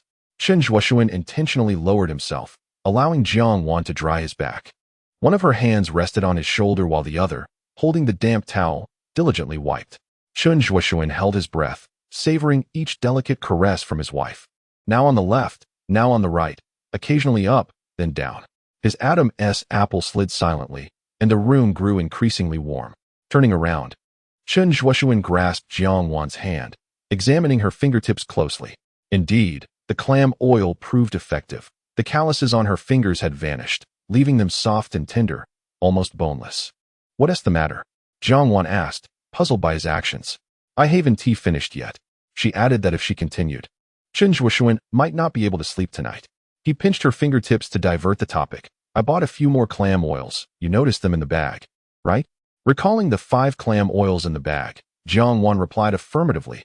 "I'll share them with a few sisters-in-law and my elder sister tomorrow." "No need. Those are all for you. If they wish to use them, they should buy their own." "A single gift suffices," Chen Zhuo retorted, reclaiming the towel from Jiang Wan's hands to wipe his own chest. Jiang Wan was momentarily taken aback, murmuring softly, "All for me? That's rather excessive, quite wasteful." Her speech was slow and gentle, laced with an almost imperceptible tone of affection. Chen Zhuo felt his ears warm, tossed the towel into the basin, and approached her, cradling her face. "Let me inspect, to see if that snowflake cream is as effective as the clam oil." With that, he leaned in closely, meticulously examining her skin. His wife's complexion was exceptionally fair, her face delicate, reminiscent of a perfectly cooked egg white, inciting an irresistible urge to take a bite. Thus, he acted on his impulse and gently nibbled at her cheek. Jiang Wan froze in shock, her long eyelashes trembling. "Why did you bite me?" "Because I cherish you," Chen Zhuo replied without a second thought. He wrapped an arm around her waist, pulling her close against him. Then he leaned down, softly covering her lips with his, tenderly kissing her. After a while, Chen Zhuo sensed something amiss. He opened his eyes to find his wife staring at him, looking utterly lost. Unable to suppress a low chuckle, he kissed her nose and said, "Silly wife, close your eyes." Jiang Wan's cheeks flushed crimson, yet she obediently complied, shutting her eyes. Noticing her tension and rigidity, Chen Zhuo softened his movements even further. He took her hand and placed it around his waist, patiently planting gentle kisses. "Do not be afraid." As he sensed his wife's body finally relax, he lifted her horizontally and strode into the house. On the bed, Chen Zhuo deliberately carried his wife to the far end. Jiang Wan nestled in his embrace, her anxious breaths quickening. "Third brother, let us have another child." Chen Zhuo chuckled softly, amused by his silly wife's fixation on having children. Did she truly desire another little one? Jiang Wan nodded, tightening her grip around his waist, breathlessly responding. "Yang needs a brother or sister. It would be nice to have a companion as they grow up." "All right then, we shall have another one." "Mom, where are you going?" The sound of their daughter's teary voice startled the couple at the end of the bed. Realizing Yang had awakened, Jiang Wan quickly released Chen Zhuo and hurried to the head of the bed to comfort their daughter. Chen Zhuo sprawled on the bed, listening to the soft, innocent voice of their child as she urged Jiang Wan to tell her a story. He sighed in resignation. The house needed to be built quickly. They should sleep in separate rooms. He wanted to hold his wife while they slept. The thought of children was now a distant concern. Chen Zhuo got up and splashed cold water on his face twice. When he returned, mother and daughter were already snuggled up and asleep. He tiptoed onto the bed, fearing his dampness might chill his wife. He embraced her over a layer of blankets, letting out a contented sigh before closing his eyes. The night passed in silence. The next morning, Chen Zhuo rose early. He went to the hen house and collected 2 eggs, which he cracked into the flour to prepare hand-pulled pancakes for the 2 of them. When Jiang Wan saw him use the 2 eggs, she felt a pang of regret. Eggs were precious commodities at that time. She rarely indulged herself. Apart from feeding the elderly and children, she saved the rest to sell at the market. Noticing her crinkled nose from concern, Chen Zhuo couldn't help but laugh, saying, "From now on, we'll eat our own eggs. If they are insufficient, we can buy a few more hens." Jiang Wan frowned slightly, pursing her lips as she replied, "Although you can earn money now, you shouldn't be so extravagant. We are about to buy a house and renovate. We will need to replenish what we lack, so it's best to be frugal." At that moment, Chen Zhuo remembered he hadn't given her the money he had brought back. He pointed to the trousers hanging on the door, saying, "You can take the money from my pocket.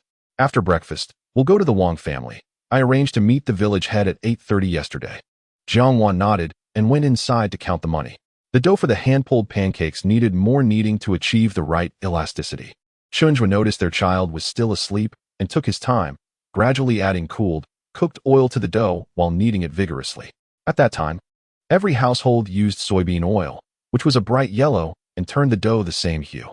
Chen Zhuo found himself longing for the diverse oils from the later years, such as various seed oils and peanut oil, which enhanced the flavors of dishes. He thought he might check the grain and oil store in the city soon to see if he could find some. Third brother. Jiang Wan's gentle call interrupted his thoughts, and she emerged with a handful of money. Third brother, where did all this money come from? She was genuinely astonished, holding up a thick stack of bills for Chen Zhuo to see. This is 6,500. Chen Zhuo was well aware of the sum. The 1,500 from the health station combined with the 5,000 earned from Zhou Bitian amounts to a total of 6,500, does it not? As he kneaded the dough, he noticed the surprise on his wife's face and felt a sense of accomplishment swell within him. With a beaming smile, he said, "Now you can rest easy, can't you? Your man can earn a living, and there's no need to tighten our belts anymore. From now on, I shall take on the responsibility of providing for our family, while you and our daughter focus on being as beautiful as flowers." Jiang Wan's claim of discontent was feigned. In truth, she was so exhilarated that she felt a bit flustered. It was the first time she had ever seen so much money. She counted out 3,500, carefully stashing the remaining 3,000 deep within the cupboard before rushing back to the outer room to inquire of Chen Zhuo, who was busy rolling dough. Third brother, is it particularly taxing on the brain to draw that picture? Chen Zhuo was taken aback by her question. Taxing on the brain? It's all right, not too tiring. Why do you ask? Jiang Wan appeared skeptical, intently studying his head. Then, with a serious expression, she declared, "Third brother, my father always says that he tires his brain doing accounts, so he constantly insists on eating fish to nourish it. Tomorrow, I'll go to the back street to buy a few fish from Zhang Er's family and prepare them for you." Chapter 66. He protects me. Chen Zhuo found himself in a mix of laughter and tears at his wife's words. Realizing she was concerned that he might become foolish from his drawing and needed to replenish his brain. "Come here," he said, wanting to kiss her but hesitating as his hands were covered in oil. Jiang Wan obediently approached him, puzzled. "What's wrong? Do I have something in my hair?" Chen Zhuo pretended to lower his head, prompting her to lean in closer. Jiang Wan, falling for the ruse, tiptoed closer. Seizing the opportunity, Chen Zhuo planted a kiss on her cheek and burst into laughter at his success. Jiang Wan soon realized she had been tricked, feeling both annoyed and slightly embarrassed. She shot him a glare before retreating into the house. Content, Chen Zhuo resumed making pancakes, bustling around the stove. However, his mind was preoccupied with another matter. Zhang Er, the fish seller, had a younger sister named Zhang Yuna, who was around 20 and still unmarried. She was destined to be the woman with whom his fourth brother would eventually stray. The thought troubled him. How could he prevent this from occurring?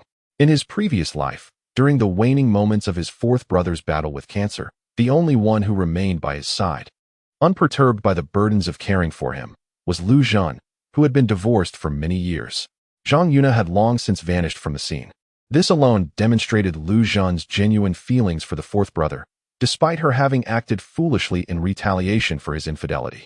Not everyone is granted the opportunity to relive their lives, and Chen Zhuo wished for his brother to cherish the present and safeguard the happy family he currently possessed. With a sigh, he resolved to have a conversation with his brother soon.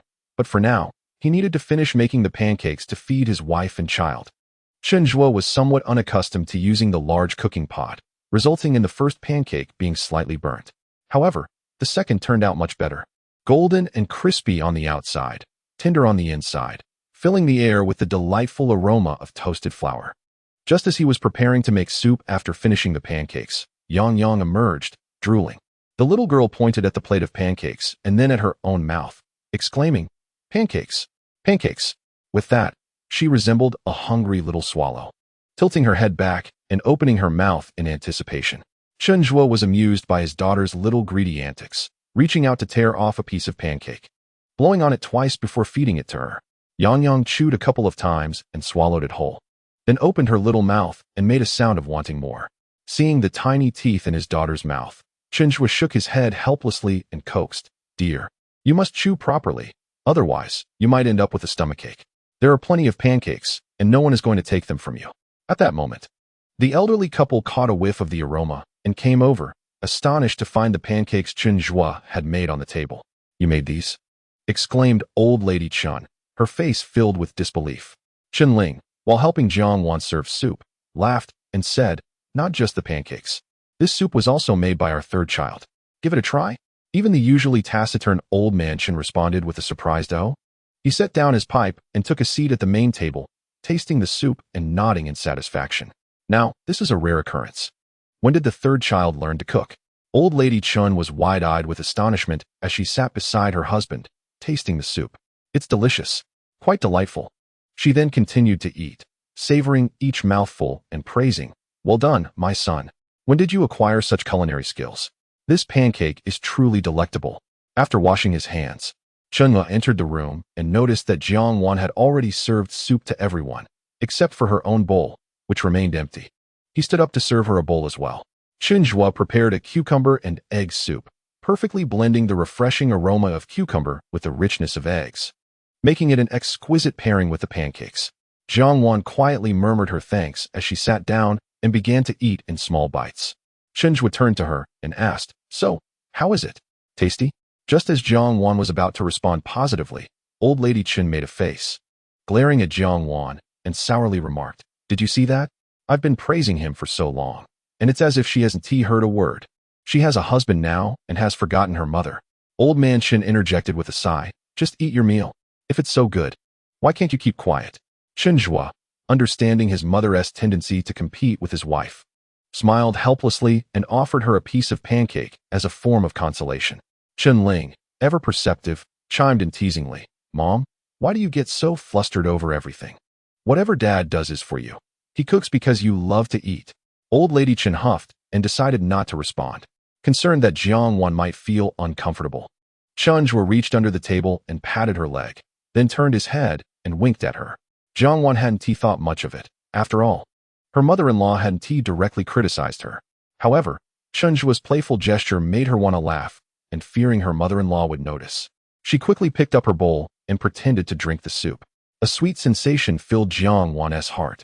It was her first time feeling this sense of protection from her husband in front of her mother-in-law.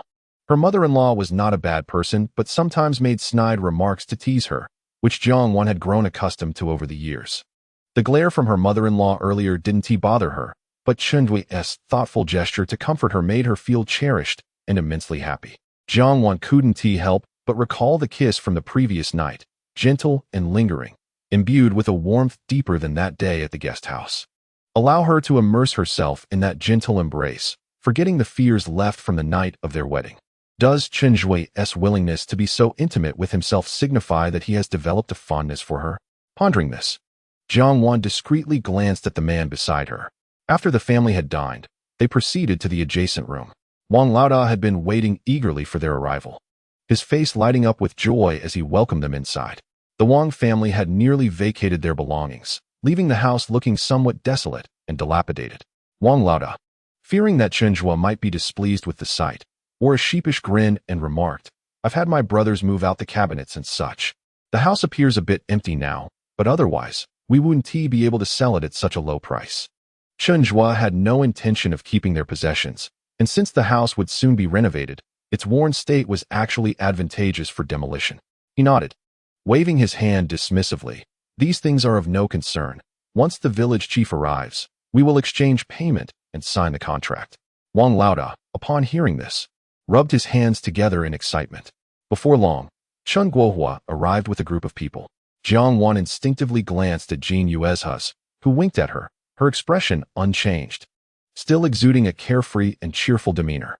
Jiang Wan breathed a sigh of relief, concluding that Yuan had not suffered any significant losses. Otherwise, Sister Yuzhu would not appear so unfazed.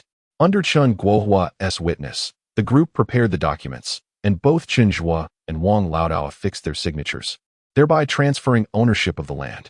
Jiang Wan handed the prepared sum of 3,500 to Chen Guohua, who counted it twice before passing it to Wang Laodao in front of everyone. Thus, the matter was settled.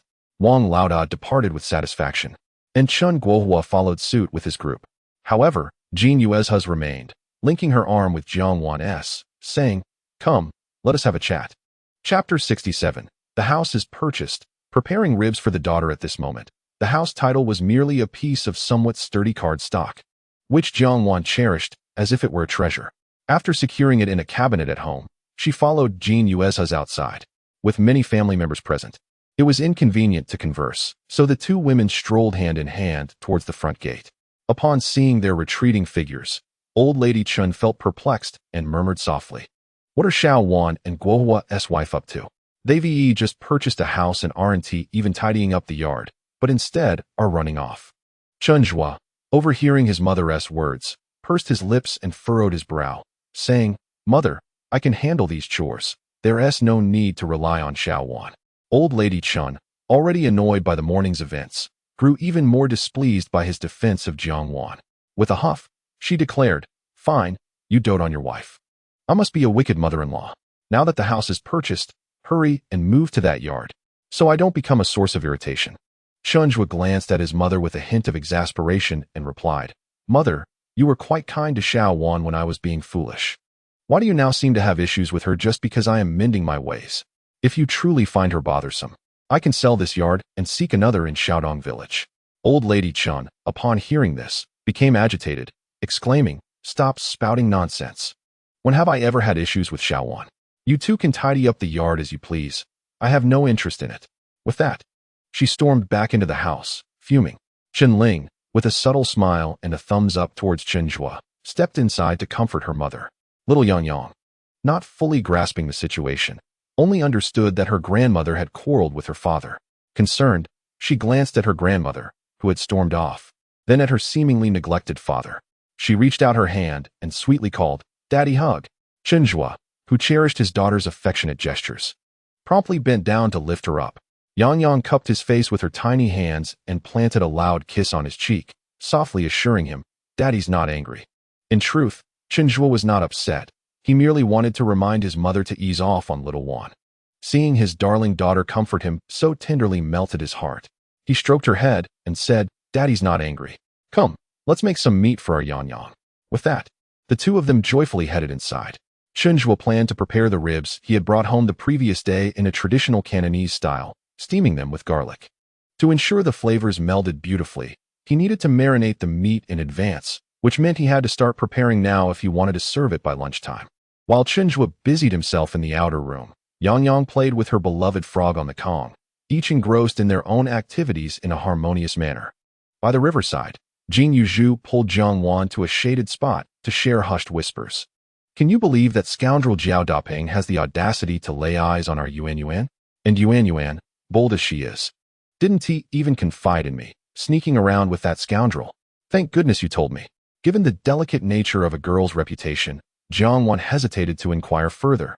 But upon Jin Yuzhu broaching the subject, her reservations faded, and she asked with concern, "So, our Yuan Yuan hasn't he been taken advantage of, has she?" "Not really. I reckon he just hugged her a few times."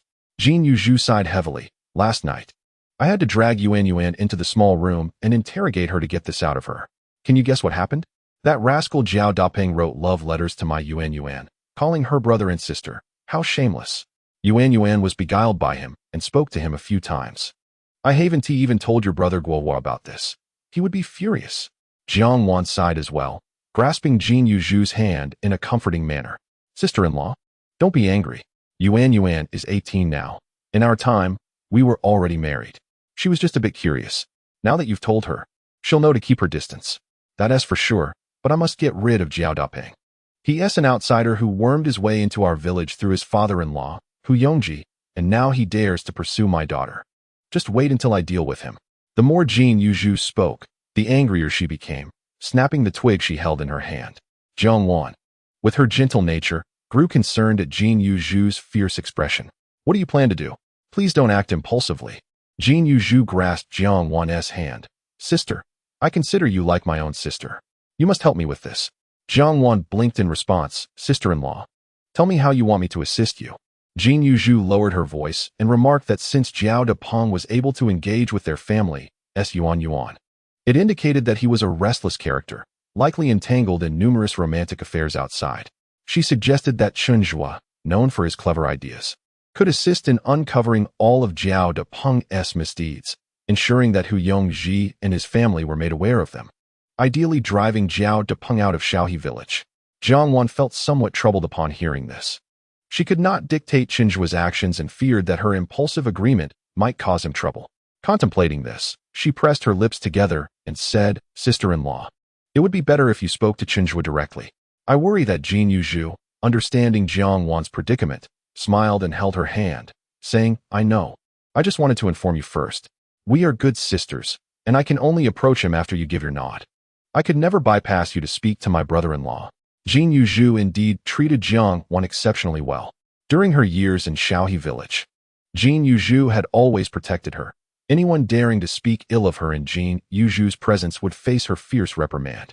Reflecting on this, Jiang Wan felt a surge of gratitude, expressing, I am aware of your kindness, sister-in-law.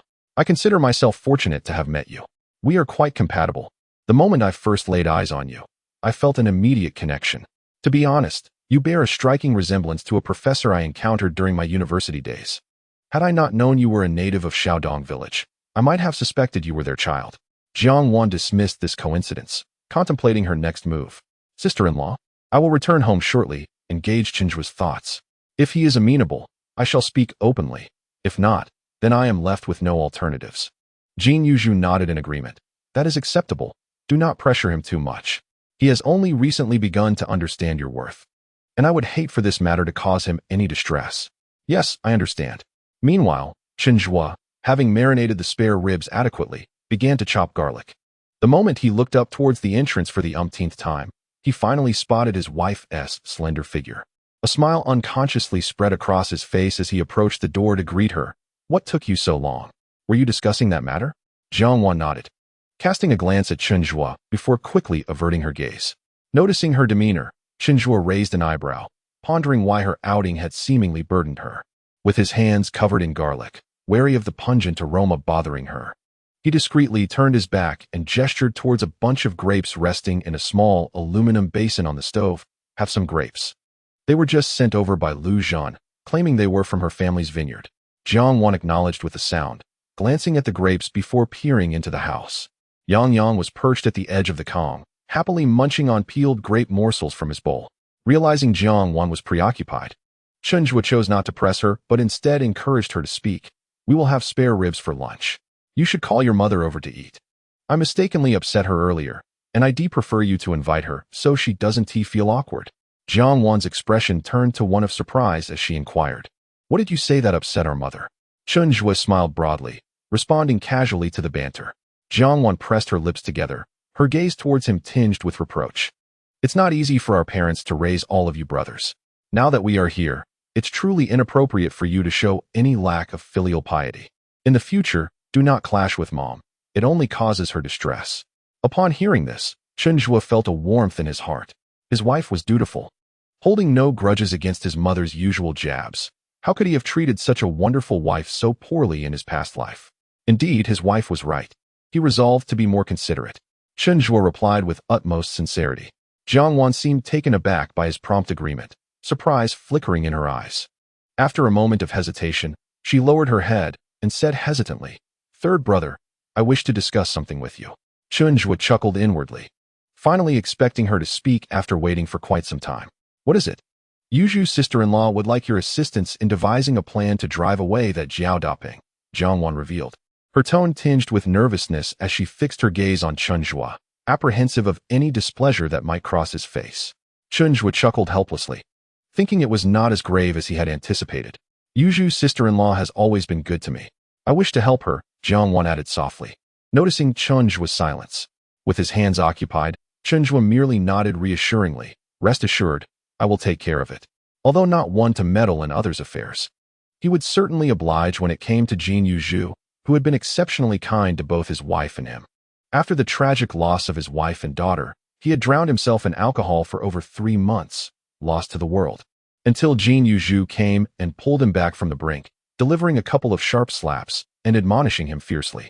He still remembered her tearful words. How can you expect Jiang Wan to rest easy when you present yourself in such a state? She endured your bullying in life. And now, even in death, you refuse to let her go? Are you still even human? For someone who had shown such kindness to both his wife and himself, how could Chen Zhuo refuse this small request? His nod brought immense relief to Jiang Wan, who no longer wore a worried expression.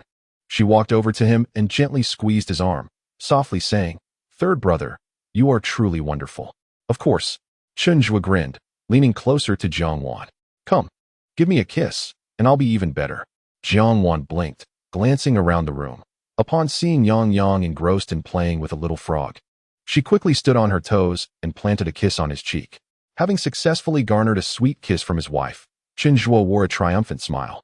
Jiang Wan's cheeks flushed red as she exclaimed, "I'll go downstairs to steam some rice," and turned to flee. Once the meal was prepared, Jiang Wan called for her parents and eldest sister-in-law to join them. Just then, Chun Li and Lu Zhan, the fourth brother and his wife, happened to arrive as well. Upon seeing the freshly cooked ribs, their eyes gleamed with excitement, exclaiming that it was better to arrive late than never, and that fortune was indeed smiling upon them.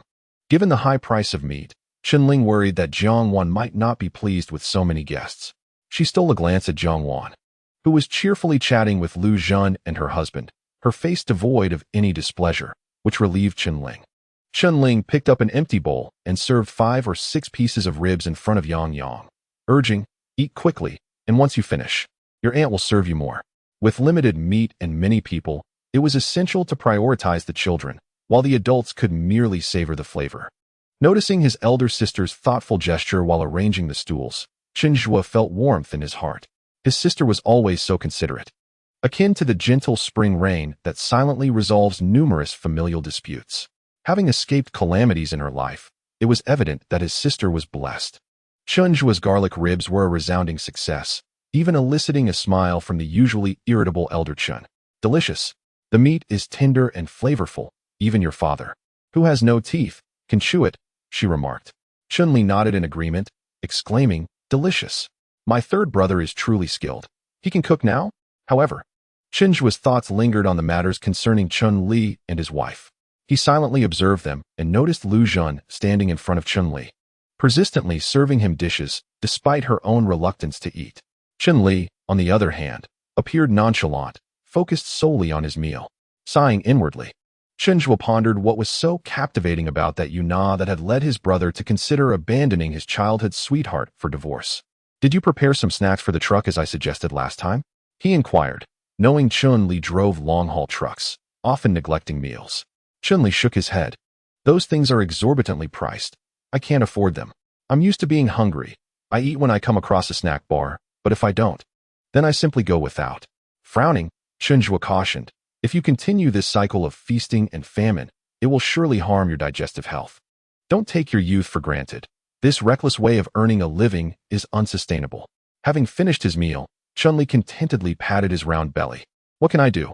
I'm still quite hungry." Hearing this, Chen Zhuo contemplated suggesting a change in his brother's job. "I will soon need help with the house construction. Why not assist me at home? I will pay you." Lu Zhan, overhearing this, chuckled. "Third brother, what are you saying? We're family. You shouldn't pay us for working." "Exactly." Chun Li wiped his mouth. "I heard from our mother about the house construction and asked my boss for leave this morning. When do we start?" Having finished his meal, Chen Zhuo set down his bowl and chopsticks. "We'll begin tomorrow. Fourth, take Lu Zhan with you to help me buy materials. Sister, please check with the villagers to see who has the time to assist." The three mentioned responded in unison, "Aye." Hearing this, Jiang Wan stood up straight, her eyes sparkling with anticipation as she looked at Chen Zhuo, as if to say, "What about me?" Chapter 69. Bringing good news to the Jiang family. Seeing Jiang Wan's eager expression, Chen Zhuo could not bear to disappoint her.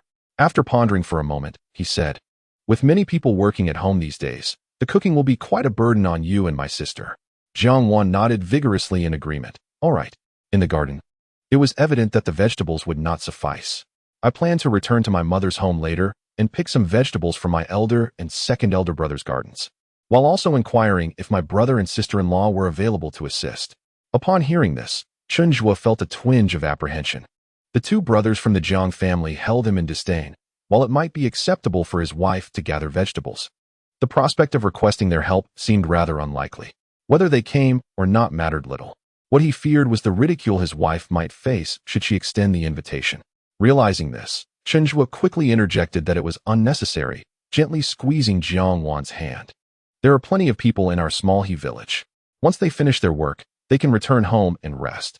If my elder and second elder brothers come, they would have to traverse back and forth daily, which is quite troublesome. However, since we are building a house, a joyous occasion, we should indeed inform my mother-in-law. Let us go together as a family of 3 and pick some vegetables on our way back." Old Lady Chen chimed in. "Yes, let us not trouble your brothers. Our own family is sufficient. Your father and I will head to the orchard on the mountain and inform your brother and sister-in-law so they can return to help when they have time." Jiang Wan nodded in agreement, smiling at Chen Zhuo. "I'll follow your lead." At that moment, Old Master Chen lit his pipe, puffing contentedly as he said, "All right, you all get to work. My granddaughter can stay with me. You need not worry." Little Yang Yang was struggling with a piece of rib when she heard this and blinked, exclaiming, "Grandpa, ride the horse." The old man immediately chuckled, "Very well. Grandpa will take you for a ride." After the family finished their meal, they each busied themselves.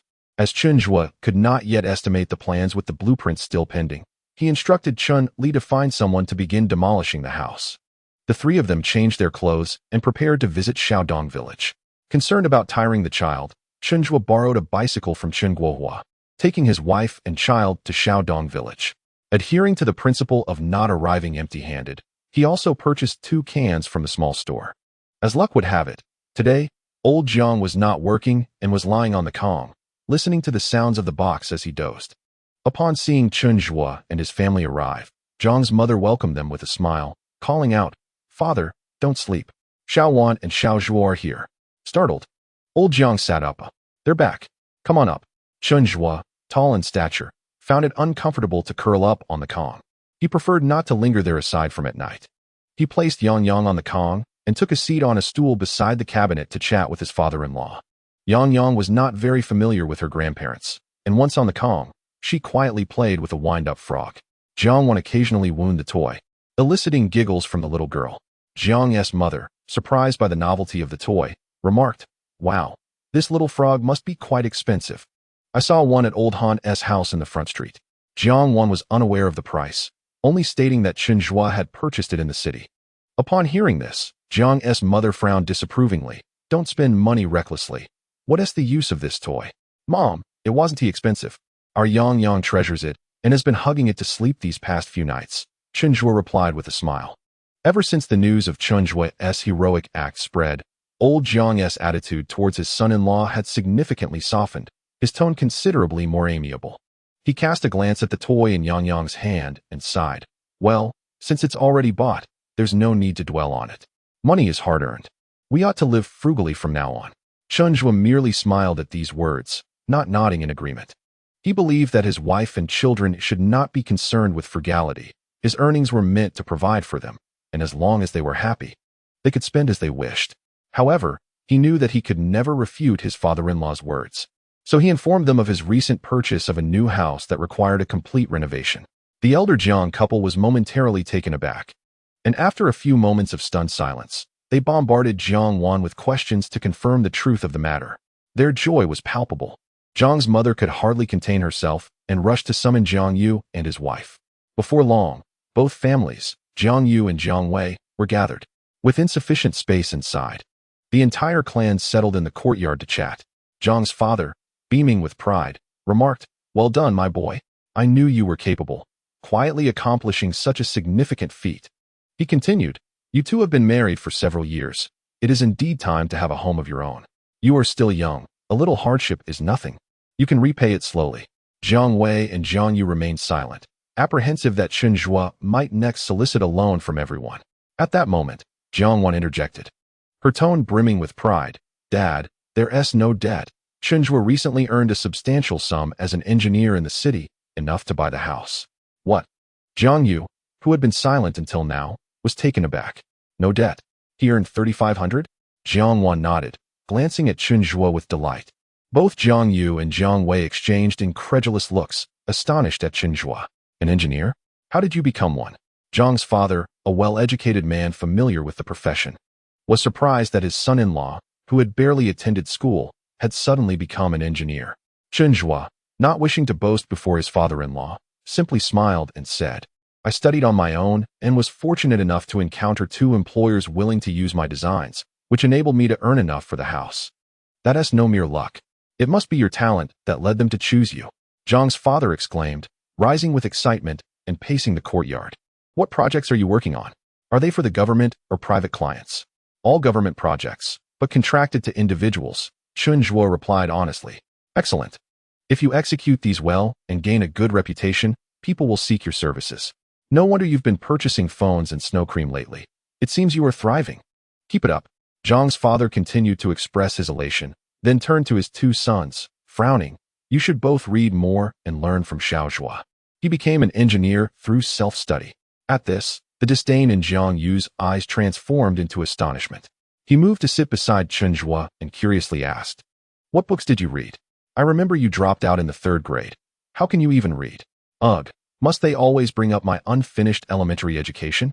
Chen Zhuo, feeling a wave of embarrassment, coughed lightly into his fist to mask his discomfort and earnestly fabricated, "I learned from a dictionary at home."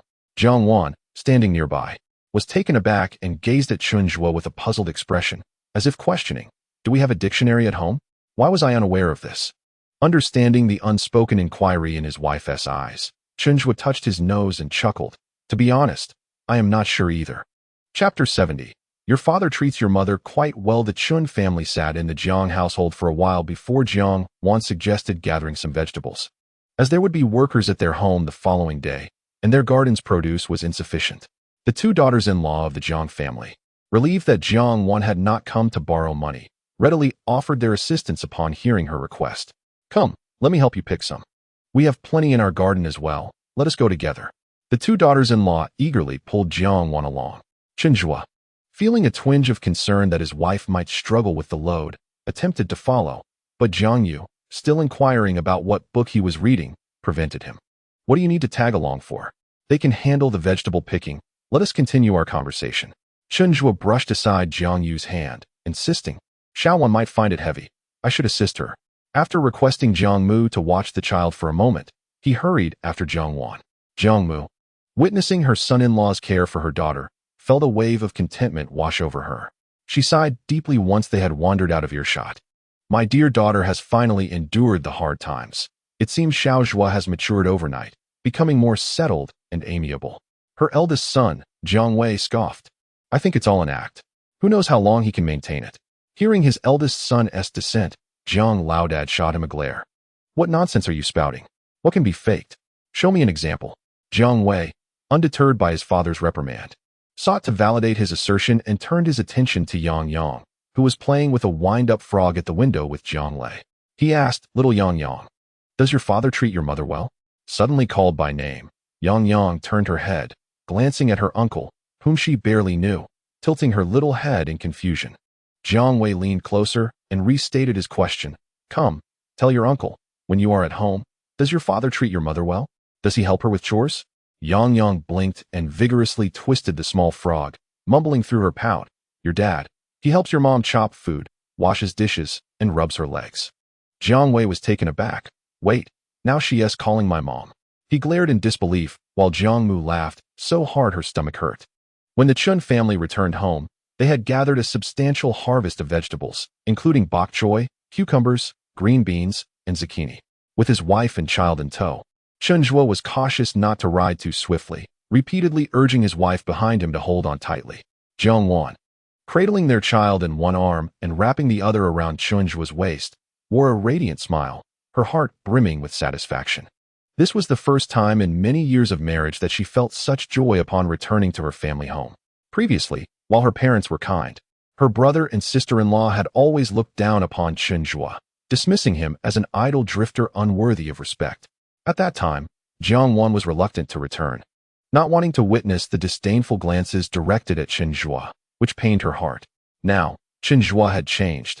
He had become considerate, steady, and accomplished, leaving her brothers and sisters-in-law without any reason to look down upon him.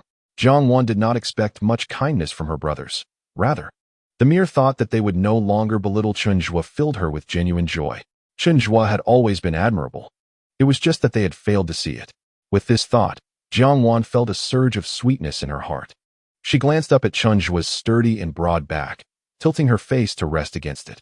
As Chen Zhuo pedaled the bicycle with fervor, he sensed Jiang Wan's closeness, causing his heart to flutter and compelling him to pedal even harder. As the 3 of them entered through the gate, they were greeted by a lively scene in the yard, bustling with people. The elder brother's family of 4 had returned. Third uncle, third aunt, little sister. Chen Ji and Chen Ping dashed over eagerly, vying to assist with unloading the vegetables from the cart. Yang Yang, upon spotting her 2 older brothers, was elated and, with a swift motion, slipped from Jiang Wan's embrace and ran to hug Chen Ping, exclaiming, "Big brother, second brother." Chen Ping, wishing to embrace his little sister, promptly shoved the vegetables he had just acquired into Chen Ji's arms and lifted Yang Yang to carry her into the yard. Chen Zhuo, seeing this, hurriedly delivered the vegetables to the house before rushing to hold his little sister as well. The children were a flurry of excitement, bringing joy to the adults who watched. Sister-in-law Zhang Yanping, her face glowing with happiness, took Jiang Wan's hand and remarked, "You are truly blessed. Third brother has indeed made something of himself. He bought a house just like that. Now, you have your own home." Jiang Wan smiled brightly, her eyes crescent-shaped with joy, grateful for the support from her sister-in-law and elder brother over the years, allowing them to reside in the house. "What is there to thank? Otherwise, we would still be staying on the mountain," she replied. With harmonious sister-in-law relationships and amicable brotherly bonds, the family happily engaged in conversation, discussing the work to begin the following day. Chen Ling mentioned that she had just strolled around the village. Upon hearing that Chen Zhuo was planning to renovate the house, everyone expressed their eagerness to lend a hand. In the village, when someone had a task, everyone would pitch in without expecting payment, as long as the host provided meals. Chen Qing and his wife had also been cultivating a garden on the mountain, and they had brought back a considerable amount of vegetables. The harvest had all been collected by the canning factory, and she mentioned, "I can keep an eye on things on the mountain during the day. Your elder brother and the two boys can help out at home." Zhang Yanping spoke while picking vegetables. Chen Zhuo nodded, turning to Chen Qing to inquire, "Is Qin Li Min prompt with the payments?" Chen Qing, puffing on his pipe, beamed at the question, "Absolutely. It's effortless." Chen Zhuo responded with a satisfied hum. Observing his elder brother smoking so heavily, he sighed, "Elder brother, you smoke too much. If you can't quit, at least cut back, otherwise, you'll ruin your lungs." Zhang Yanping scoffed from the side, "Quit smoking? That's like asking him to quit eating. He smokes all day, and by night, he coughs and coughs. I can't manage him." Chen Zhuo frowned at this, recalling his elder brother's demise from lung cancer in a past life, and his heart sank. "Elder brother, your persistent cough is concerning. In the next few days, I'll take you to the city for a checkup." Upon hearing this, Chen Qing waved his hands dismissively, exclaiming, "Oh, come now. It's not as if I'm being overly fussy. I, much like our mother, suffer from respiratory issues. A few coughs are hardly a cause for concern." However, he recognized the truth in the latter part of the statement. If one has health problems, it is prudent to seek treatment early, lest the situation worsen and lead to greater suffering and financial strain. Initially, Chen Qing felt indifferent to the first part of the conversation, but upon hearing the prospect of incurring more expenses, a sense of dread washed over him. He toiled endlessly to earn a living to provide for his two sons' education and future wives, and he simply did not have the luxury of spending money on medical treatment. With this realization, Chen Qing hastily extinguished the cigarette in his hand, declaring, "Very well, I shall certainly reduce my smoking henceforth." Zhang Yanping, standing nearby, merely scoffed, expressing her skepticism. While the adults deliberated serious matters, the three children in the courtyard were noisily shouting. Two of the boys took turns instructing Yang Yang. "There's a donkey ahead. No one is riding it. Today, I am in high spirits. I shall ride it. Giddy up. Giddy up. I'll be covered in mud. Then I'll go home and ask my mother to wash me. Mother will say she'll skin me alive, burn incense. And pray, I shall never ride a donkey again." Yang Yang chimed in, "There's a girl ahead. No one is riding her. Today I am happy.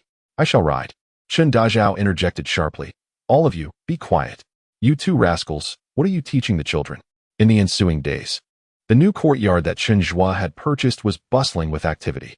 With only about a month remaining before the autumn harvest, Chen Zhuo planned to complete the house within this time frame, for once the harvest commenced, he would have no time to attend to construction. Fortunately, the days were still long, allowing for more work to be accomplished. He entrusted the management of the tasks to his elder brother, Chen Qing, and Xiao Yong, while he himself focused on measuring, drafting, and designing the new home. Chen Qing settled with the two boys in Zaiqi village, avoiding unnecessary back and forth. Chen Zhuo found himself sandwiched between his wife and children on one end of the Kong, and his brother and nephew on the other. The Chow brothers arrived early each day, working diligently. Their prior experience on construction sites made them more organized than others from the village. Chen Zhuo had once been a tyrant in Zaiqi village. When his family began building, no one dared to refuse to show up. Yet, on the first day, the villagers harbored feelings of reluctance. However, once they arrived, their attitudes shifted. They discovered that Chen Zhuo had transformed. He had become approachable and jovial, exuding a masculine charm in every gesture, which was particularly captivating. Most importantly, The meals provided at Chen Zhuo's home were hearty and satisfying, featuring stews made with rich meats. The aroma was delightful. As the workers filled their bellies, they found themselves invigorated for the tasks at hand. When the men returned home after a day's work at the Chen household, they spoke highly of the splendid meals, and the following day, even more of them showed up. With a growing workforce, the old house was swiftly dismantled, and they began diligently excavating the foundation. Once Chen Zhuo finalized the blueprints, he took on the role of overseer, guiding everyone in their work. As a professional, he assigned tasks according to the villagers' strengths, resulting in a more orderly process and accelerating progress. While the men busied themselves, the women were equally industrious. In recent days, Jiang Wan had been either picking vegetables, washing them, or preparing and cleaning up after meals with her sisters-in-law. With so much work to be done, she scarcely noticed the lack of hot water, and within a few days, her hands had become rough once more. Each night, as Chen Zhuo fell asleep, he held the hands of his wife and daughter, soon realizing that Jiang Wan's hands had been damaged by the cold water. This truly pained him. Grasping his wife's hand, he diligently applied clam oil, refusing to cease until a thick layer was generously spread. Residing at the end of the Kong were his elder brother and two nephews.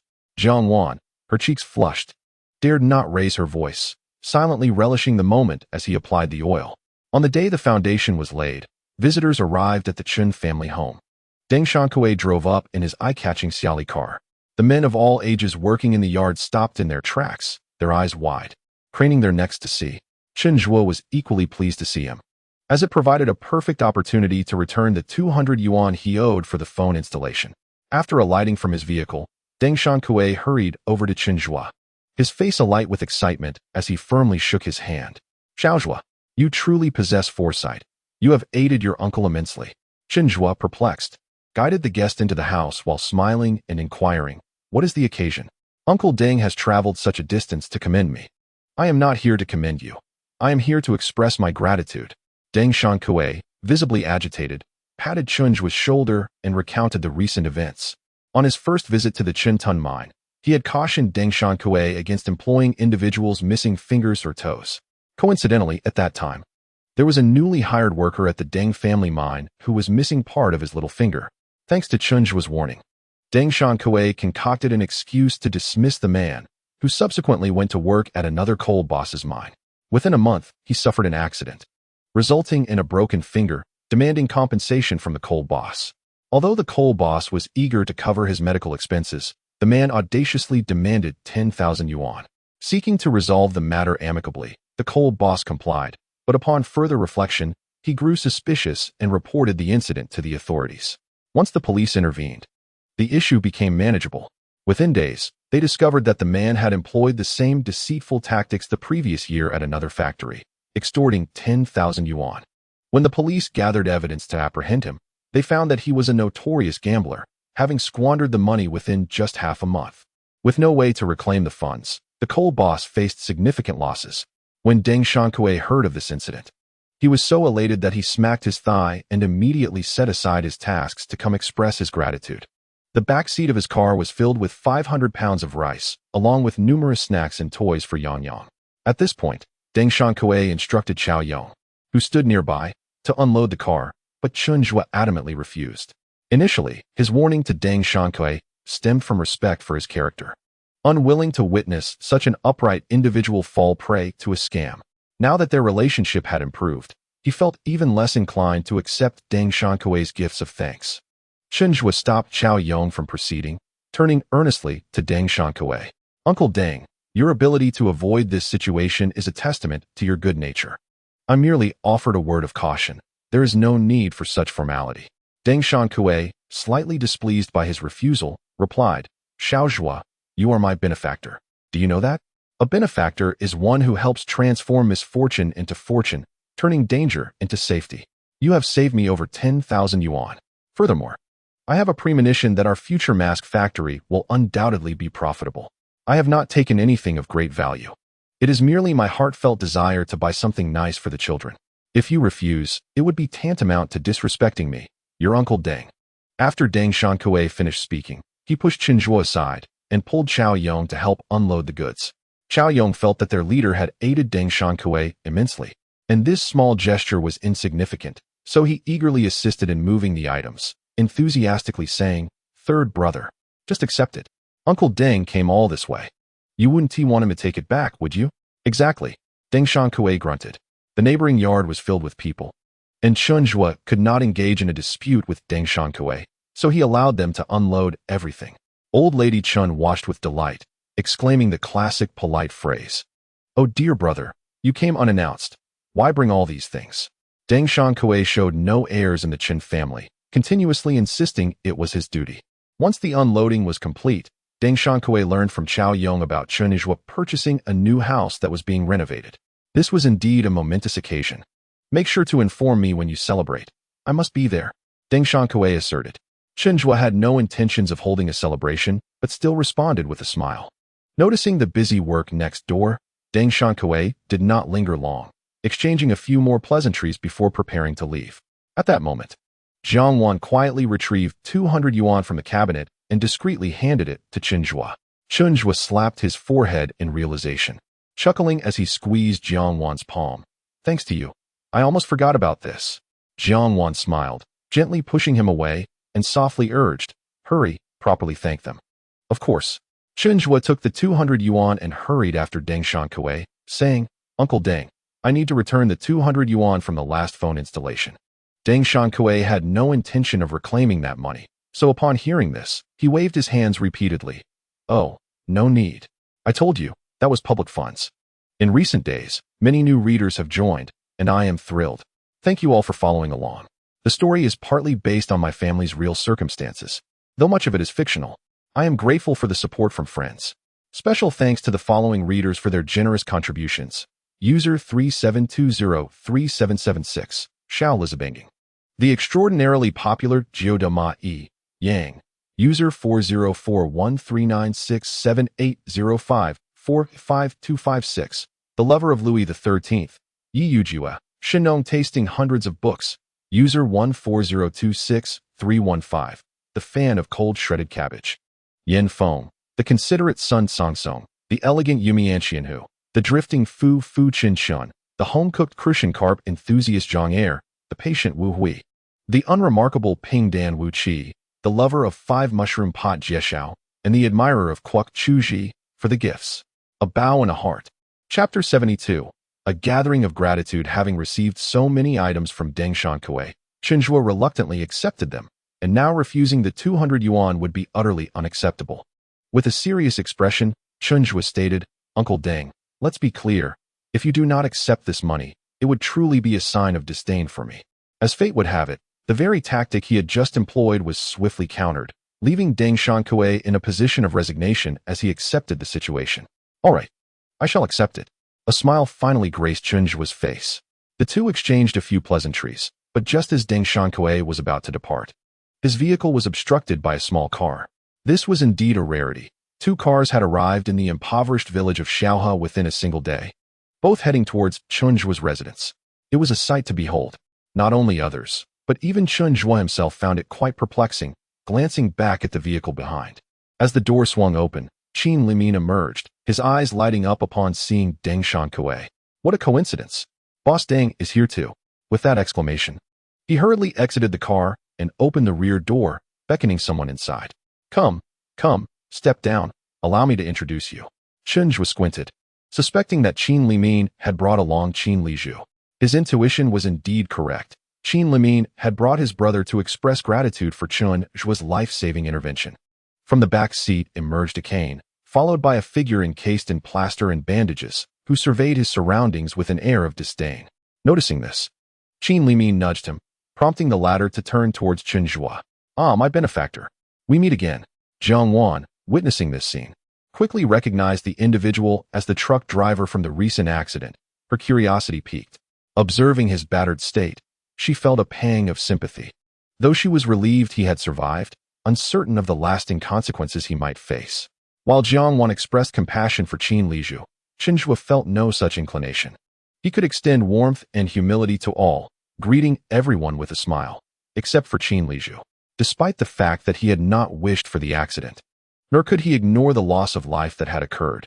Chen Zhuo believed he could save a life for his wife's peace of mind, but could not overlook the recklessness that led to such a tragedy. It was well known to Chen Zhuo that the accident resulted from Qin Liju's negligence, having driven while drowsy after spending the day playing mahjong instead of resting. This avoidable tragedy, stemming from Qin Liju's frivolity and carelessness, was the root of Chen Zhuo's disdain for him. At that moment, the Qin brothers approached Chen Zhuo and Deng Shankui. Acknowledging the collaboration between the canning factory and his elder brother's orchard, Chen Zhuo nodded. There is no need for such formalities. I am Chen Zhuo. Qin Liju scrutinized Chen Zhuo before gesturing towards the trunk of the car with his uninjured hand. I owe you my life, and I am at a loss for how to express my gratitude. You have children, don't you? I bought some snacks and toys for them. They are in the trunk. Please have someone retrieve them. His tone exuded a clear insincerity, perceptible even to the simple-minded Chao Yong. With a disdainful huff, Chao Yong murmured to Chao Chong beside him, "Look at him, acting all high and mighty. As if our third brother cares for his paltry offerings. I almost wish to break that leg of his." Chao Chong also felt agitated, casting an indignant glare at the Qin brothers, Qin Liju and Qin Liming. Noticing his younger brother's attitude, Qin Liming grew anxious and shot him a stern look before turning to Chen Zhuo with a smile, saying, "Liju is young and lacks the words to express himself. I shall fetch the items right away." Chen Zhuo had no desire for anything from Qin Liju, especially given his demeanor. He promptly raised his hand to stop Qin Liming, his expression impassive, and stated, "Mr. Qin, my act of saving someone was for my wife. There is no need for your gratitude. My family lacks for nothing, so please take your gifts back." Who was Deng Shankui, a prominent figure who had carved out a successful path since the 1980s. He immediately perceived Qin Liju's disdain for Chen Zhuo. This realization unsettled him. Chen Zhuo was someone he held in high regard, a person who could stand alongside him as an equal in the future. It was beneath contempt for such a petty individual to belittle him. Deng Shankui wished to uphold Chen Zhuo's dignity and chuckled lightly before remarking, "It is indeed true that he lacks for nothing. I find it challenging to bestow gifts upon someone I respect, let alone you." His words held a veiled meaning, signifying that even someone of his stature would not be subjected to such arrogance from them. Qin Liju failed to grasp the underlying message, but Qin Liming immediately understood the implications. With a beaming smile, he eagerly chimed in, Yes, young Chen is an engineer, a highly skilled professional, and certainly prosperous. I doubt the child will face hardships."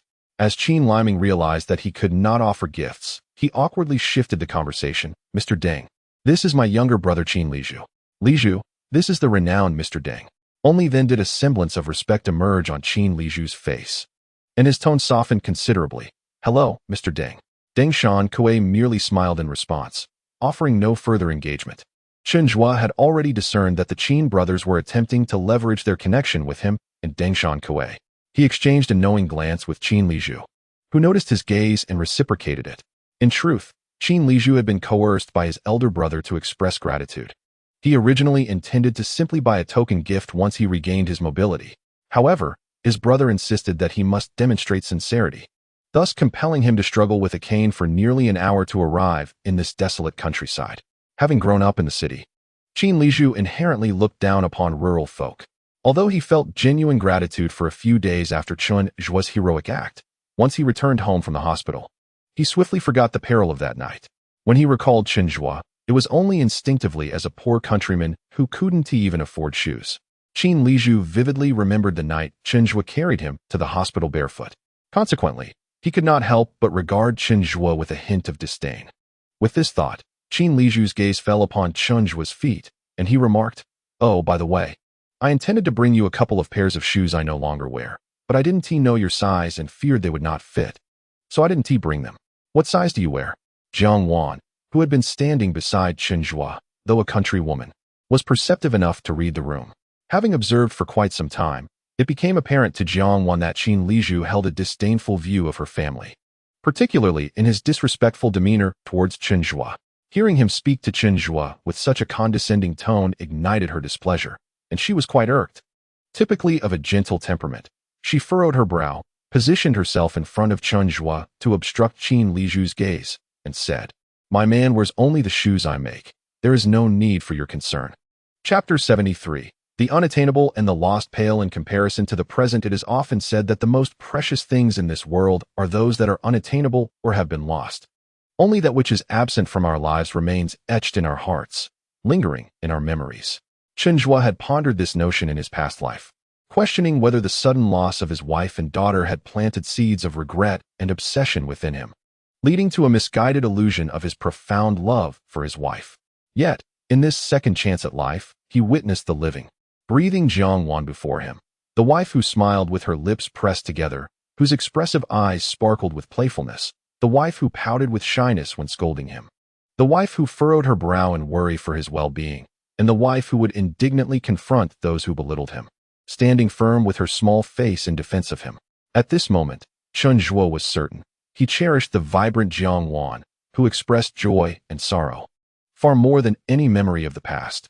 He adored this delightful woman whose heart and gaze were filled entirely with him. In that instant, Chen Zhuo forgot about Boss Deng, the Qin brothers, and the laborers bustling around the courtyard. His focus was solely on Jiang Wan, his eyes reluctant to blink. Unable to suppress the fluttering in his heart, he reached out to caress the top of Jiang Wan's head, smiling as he echoed, "Indeed, my wife is right." Deng Shankui, deeply affectionate towards his own partner, relished witnessing the affectionate exchanges between couples. Observing Chen Zhuo's doting demeanor only endeared him to Chen Zhuo further. With a satisfied smile, Deng Shankui patted Chen Zhuo's shoulder, remarking, "The shoes made by one's own wife are undoubtedly the most comfortable, far superior to those sold outside." As he spoke, he glanced over at the onlookers from the neighboring yard who had paused their work to watch, waving his hand dismissively. "All right, you all have tasks waiting. We, who are unnecessary here, shall not cause a disturbance. Let us take our leave, shall we, Boss Qin?" The latter part of his statement was directed at Qin Lizhu, framed as a question, yet offering no room for refusal, especially since his vehicle was blocked by Qin Lizhu's. At this moment, Qin Lizhu felt exceedingly embarrassed, his frustration toward his brother boiling within him. Chen Zhuo had saved his life, and yet he harbored no gratitude, instead hurling cold jibes and failing to utter a single kind word. On their way, Qin Lizhu had feared his brother's indiscreet remarks would lack any semblance of gratitude. And indeed, his words had proven futile. His brother remained obstinately ungrateful, not only repaying kindness with ingratitude, but also offending Deng Shankui. The more Qin Lizhu contemplated, the more incensed he became, realizing that lingering any longer would only bring further embarrassment. With a forced smile, he nudged his brother back into the car, bidding farewell to Chen Zhuo and Deng Shankui before driving away from the village. Once the car was in motion, Qin Lizhu unleashed a torrent of scathing remarks, chastising Qin Lizhu for his unacceptable behavior. "But for Chen Zhuo, you would have long departed this world. How dare you flaunt your arrogance in someone else's home? Do you possess no sense of gratitude?" Qin Lizhu, upon hearing the scolding from his elder brother after a long journey filled with reprimands, felt a surge of irritation. He retorted loudly, "What if I disdain him? You also benefited from his family's generosity, did you not? Haven't I repaid that debt? Is this never-ending? What do you want? Should I kneel and bow before him?" Qin Limin, enraged by his brother's words, slammed the steering wheel, pulling the car to the roadside. He turned around and vehemently rebuked, "You truly are oblivious beyond measure. What nonsense are you spouting? How many times must I tell you? My dealings with his elder brother, Qin Qing, were purely business transactions, devoid of any personal obligation. Even if we consider the matter of gratitude, he saved your life. Is your life worth merely that handful of fruit? Qin Lizhu, you are utterly ungrateful. It's our mother's indulgence that has turned you into this heartless creature." Furious at being berated as ungrateful, Qin Lizhu flung open the car door, ready to exit. "You needn't scold me here. Where was your conscience when our parents were alive? Did you only decide to feign concern after they passed? I, Qin Lizhu, will manage on my own, even if it means eating wild vegetables." Startled, Qin Limin feared for his brother's safety and hastily locked the car doors, raising his hand to deliver 2 slaps to Qin Lizhu. In an instant, the 2 brothers were embroiled in a fierce altercation within the vehicle. Unaware of the turmoil between the brothers, the Chen family returned to their work after seeing off Deng Shankui and the unexpected guest. Jiang Wan felt a lingering discomfort and sat on a small stool in the house, snapping green beans while simmering in her own frustration. She regretted allowing Chen Zhuo to rescue Qin Lizhu that night. Chen Zhuo had stayed awake all night to save him, running barefoot for several miles. The next day, while preparing warm water for his feet, she noticed several cuts on the soles of his feet, which made her heart ache and brought her to the brink of tears. After such arduous efforts, She had only saved this ungrateful ingrate. As her anger intensified, she found herself breaking the beans into numerous pieces. Chen Zhuo, unable to shake off thoughts of Jiang Wan, returned to the main house after a brief conversation in the neighboring yard. Upon entering, he found her pouting and furiously breaking beans. He couldn't help but chuckle, approaching her and crouching down to ruffle her hair. "What are you doing? The beans are nearly in pieces." "Jiang Wan," she exclaimed, looking at the fragmented beans in the basin, her face filled with dismay. "Oh no, I was so focused on my anger that I ruined the beans. I intended to make a stew with them. But now they're in such a state. How can I stew them?" Amused by her frustration, Chen Zhuo reassured her, "It's all right. I'll make some noodles for lunch. And this crushed bean mixture can be used for a sauce." He then picked up the small basin and playfully poked at the beans with his fingers, teasing, "Look how well my wife has prepared them. Perfectly sized. No need for cutting." Jiang Wan was instantly amused by his playful banter. She gently pinched his arm and asked, "You're still teasing me? That scoundrel just uttered such outrageous words, and you're not angry?" Upon hearing this, Chen Zhuo grinned widely, wrapped his arm around Jiang Wan's shoulders, and with a smug expression raised his chin. "Why would I be angry? I have such a beautiful and generous wife to stand up for me. I couldn't be more delighted. If anyone dares to speak out of turn in my presence again, I shall return home and tell my wife. She'll take a stick and teach them a lesson they won't soon forget." Jiang Wan, already trying to suppress her laughter, let out a chuckle at his words. Seeing his wife finally smile, Chen Zhuo felt a wave of relief wash over him. He squeezed her hand gently and gazed at her with tenderness. "My wife looks lovely when she's angry, but even more radiant when she smiles. Let us not be upset anymore, shall we?" The final word rose slightly, laced with a teasing undertone. Jiang Wan felt an inexplicable shyness under his gaze and nodded obediently in agreement. Chapter 74. Yang Yang brings home a puppy as the time for cooking approached. Lu Zhen and Chun Ling arrived to lend a hand, while Chen Zhuo and his wife had already rolled out the noodles, preparing to cook. Lu Zhen watched Chen Zhuo's adept hands in admiration again, exclaiming, "Oh my, how is my third brother so incredible? He can even roll dough. Third sister-in-law, I find myself growing more envious of you." Chen Ling, as the older sister, couldn't help but feel joy at her brother's capabilities. Observing the affectionate teamwork between Chen Zhuo and Jiang Wan, she smiled so broadly that her eyes almost turned into slits. Hearing Lu Zhen's words, Chen Ling chuckled as she patted her hand. "You needn't be envious. The fourth one is just young. In a couple of years, he will be as steady as your third brother and will learn to cherish his wife." Lu Zhen sighed, helping to retrieve the strainer, and remarked, "Let us hope so. Right now, he doesn't seem to care at all. He only returns home every few days, flops onto the couch, and does nothing. Whenever I ask him for help, he acts as if I owe him a fortune." Chen Zhuo, upon hearing Lu Zhen's words, paused momentarily in his actions and casually inquired, "Does the fourth one go out when he is at home? I've heard he often visits the corner store to play mahjong." The small store in Xiaohe village served as a hub for mahjong games, with gatherings occurring daily. Chen Zhuo recalled that the fourth brother had gotten involved with Zhang Yuna while playing mahjong. Lu Zhen's expression turned even more helpless at this question, her tone laden with frustration. "Oh, he is quite enthusiastic about mahjong, sitting there for the entire day. Thankfully, your third brother is building a house here. Otherwise, he'd be running to the mahjong hall every day, and the money he earns wouldn't cover his losses." Chen Zhuo felt a sense of foreboding. It was not a good sign that the fourth brother had become addicted to mahjong. He realized he needed to find an opportunity to subtly probe the fourth brother's thoughts. Chen Ling also sighed, turning to Lu Zhen and saying, "Don't be upset. I'll have a word with the fourth brother. He must not get caught up in gambling.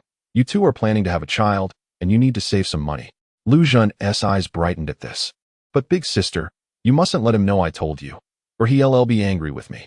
"Rest assured, I understand," replied Chen Ling. The crowd was abundant, and an ample quantity of noodles had been prepared, filling 3 large basins to the brim, accompanied by the delectable egg and green bean stew crafted by Chen Zhuo. Everyone relished the meal with unrestrained delight. Yet, Chun Ji and Qin Ping were nowhere to be found, having taken Yang Yang off on some escapade. And even as the meal commenced, they had not returned. Jiang Wan, setting aside a small basin for herself, intended to venture to the back street in search of them. However, before she could step outside, the trio of children returned. Xiao Ji was at the forefront, lifting the door curtain, while Xiao Ping followed closely behind, arms outstretched protectively. In the center, Her daughter Yang walked carefully, cradling a bundle in her arms, taking each step with utmost caution. Yang, what is it that you're holding? Jiang Wan gasped, eager to reach out and take it. Yet, Yang was unwilling to part with her treasure, raising the fluffy bundle and exclaiming, Mama, little doe? Referring to a puppy. Upon closer inspection, Jiang Wan discovered that it was indeed a small dog. The little creature was enveloped in creamy white fur, its nose moist and its eyes resembling black beans, exuding an adorable charm. Jiang Wan could not suppress her fondness and reached out to pet it. Where did you find this? She inquired. Chen Zhuo eagerly chimed in, at my uncle's place on the back street. His dog just had puppies. There are several. And my aunt gave this one to Yang since she adored it. As Chen Zhuo entered the room for a drink, he caught sight of Jiang Wan and the three children squatting in a circle, their heads together, seemingly engaged in some activity. Curiosity piqued. He approached and discovered Yang cradling the little dog, while Jiang Wan and the two boys took turns petting it. Yang was softly murmuring, gentle touches, gentle touches. Observing the glimmer of joy in Jiang Wan's eyes, Chen Zhuo felt a stir of emotion. Although she had been a mother for over 2 years, she was merely 21 years old. In this era, such an age would still find one in university, reveling in the joys of youth, indulging in food, play, and vanity. In her previous life, she had not had the opportunity to fully blossom before her untimely demise, never having enjoyed a single day of happiness. In this life, her destiny had been altered due to him, yet she spent her days confined at home, caring for their child and managing the household. If not for this little puppy eliciting such childlike delight from her, Chen Zhuo might have forgotten that Jiang Wan was still, in many ways, a child herself. A wave of guilt washed over him. He had believed that by earning more to provide for her and their child, he was expressing his love and compassion. It was in this moment that he realized he had fallen short, and he longed to preserve the innocence within Jiang Wan, to help her escape the confines of their remote village, to expose her to the world's beauty, and to encourage her to explore her passions and talents, allowing her to engage in pursuits that genuinely brought her joy. As the weather gradually turned cooler, the construction on Chen Zhuo's home reached its final stages. On the 15th of August, work halted for a day as the family members returned home to celebrate the festival. On this day, Chen Qing also returned from the mountains. With only the second son, Chen Sheng, and the second cousin, Chen Xiaolan, who had married into a neighboring city, absent from the gathering. Chen Xiaolan is undoubtedly not returning. Early in the morning, old lady Chen stretched her neck towards the entrance, yearning to catch a glimpse of her second son, Chen Sheng. Today, Chef Chen Zhuo was in charge once again, while Jiang Wan and elder sister Chen Ling assisted him. Chen Qing, Chen Li, and Lu Zhan were accompanying the old gentleman on the Kong, playing cards. The three children in the courtyard were amusing the dog, their foreheads glistening with sweat from their frolics. To ensure her daughter's voice was clear, Jiang Wan had named the puppy Duo. At this moment, the children were calling out Duo in chorus, their voices blending together, leaving the puppy bewildered, unsure of where to run. Occasionally, Chen Zhuo would glance at his daughter, reveling in the joyful laughter that filled the yard. When Chen Sheng returned, Yang was busy dodging her two brothers while cradling the puppy. Spotting Chen Sheng, she dashed to his feet, exclaiming, "Second uncle, pick me up." The Chen family indulged their children, and Chen Sheng was no exception. Although he secretly felt competitive with Chen Zhuo, he cherished Yang dearly. Seeing the little girl gazing up at him with a playful demeanor, he immediately bent down to scoop her up. "Did you want me to?" he asked. Yang nodded vigorously, affirming her desire.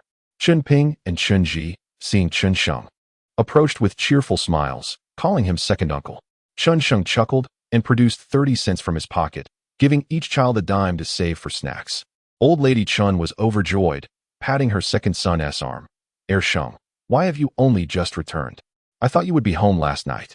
Chen Sheng glanced at the spacious and bright house next door, his eyes dimming momentarily as he replied sullenly, "There's too much work. I was swamped." Chapter 75. Eating mooncakes during the Mid-Autumn Festival. Chen Zhuo prepared an exceptionally lavish meal, having specifically gone to town the previous day to buy some meat bones and mooncakes according to the number of family members. At this time, mooncakes cost 30 cents each, a significant luxury for rural folk who barely dared to imagine such indulgence. When Chen Zhuo presented the mooncakes, the family was astounded. The large plate was brimming with mooncakes. After some calculations, they realized the platter must have cost 4 yuan, a sum sufficient for the old couple to live on for a month. This was simply extravagant. Old Lady Chen was both shocked and pained, scolding Chen Zhuo. "You prodigal child. How much did all these mooncakes cost?" Chen Zhuo smiled nonchalantly, replying, "Mother, we won't eat them all the time. Isn't today a holiday? One for each person, so we can be together." Yesterday, Chun Ling overheard her younger brother and Jiang Wan whispering about buying mooncakes. She thought her brother had earned some money and could afford a few for a taste, but she never imagined he would buy so many. Feeling a pang of concern, she suggested, "How about this? The children can each have one, and the adults can just have a small taste, leaving the rest for the kids."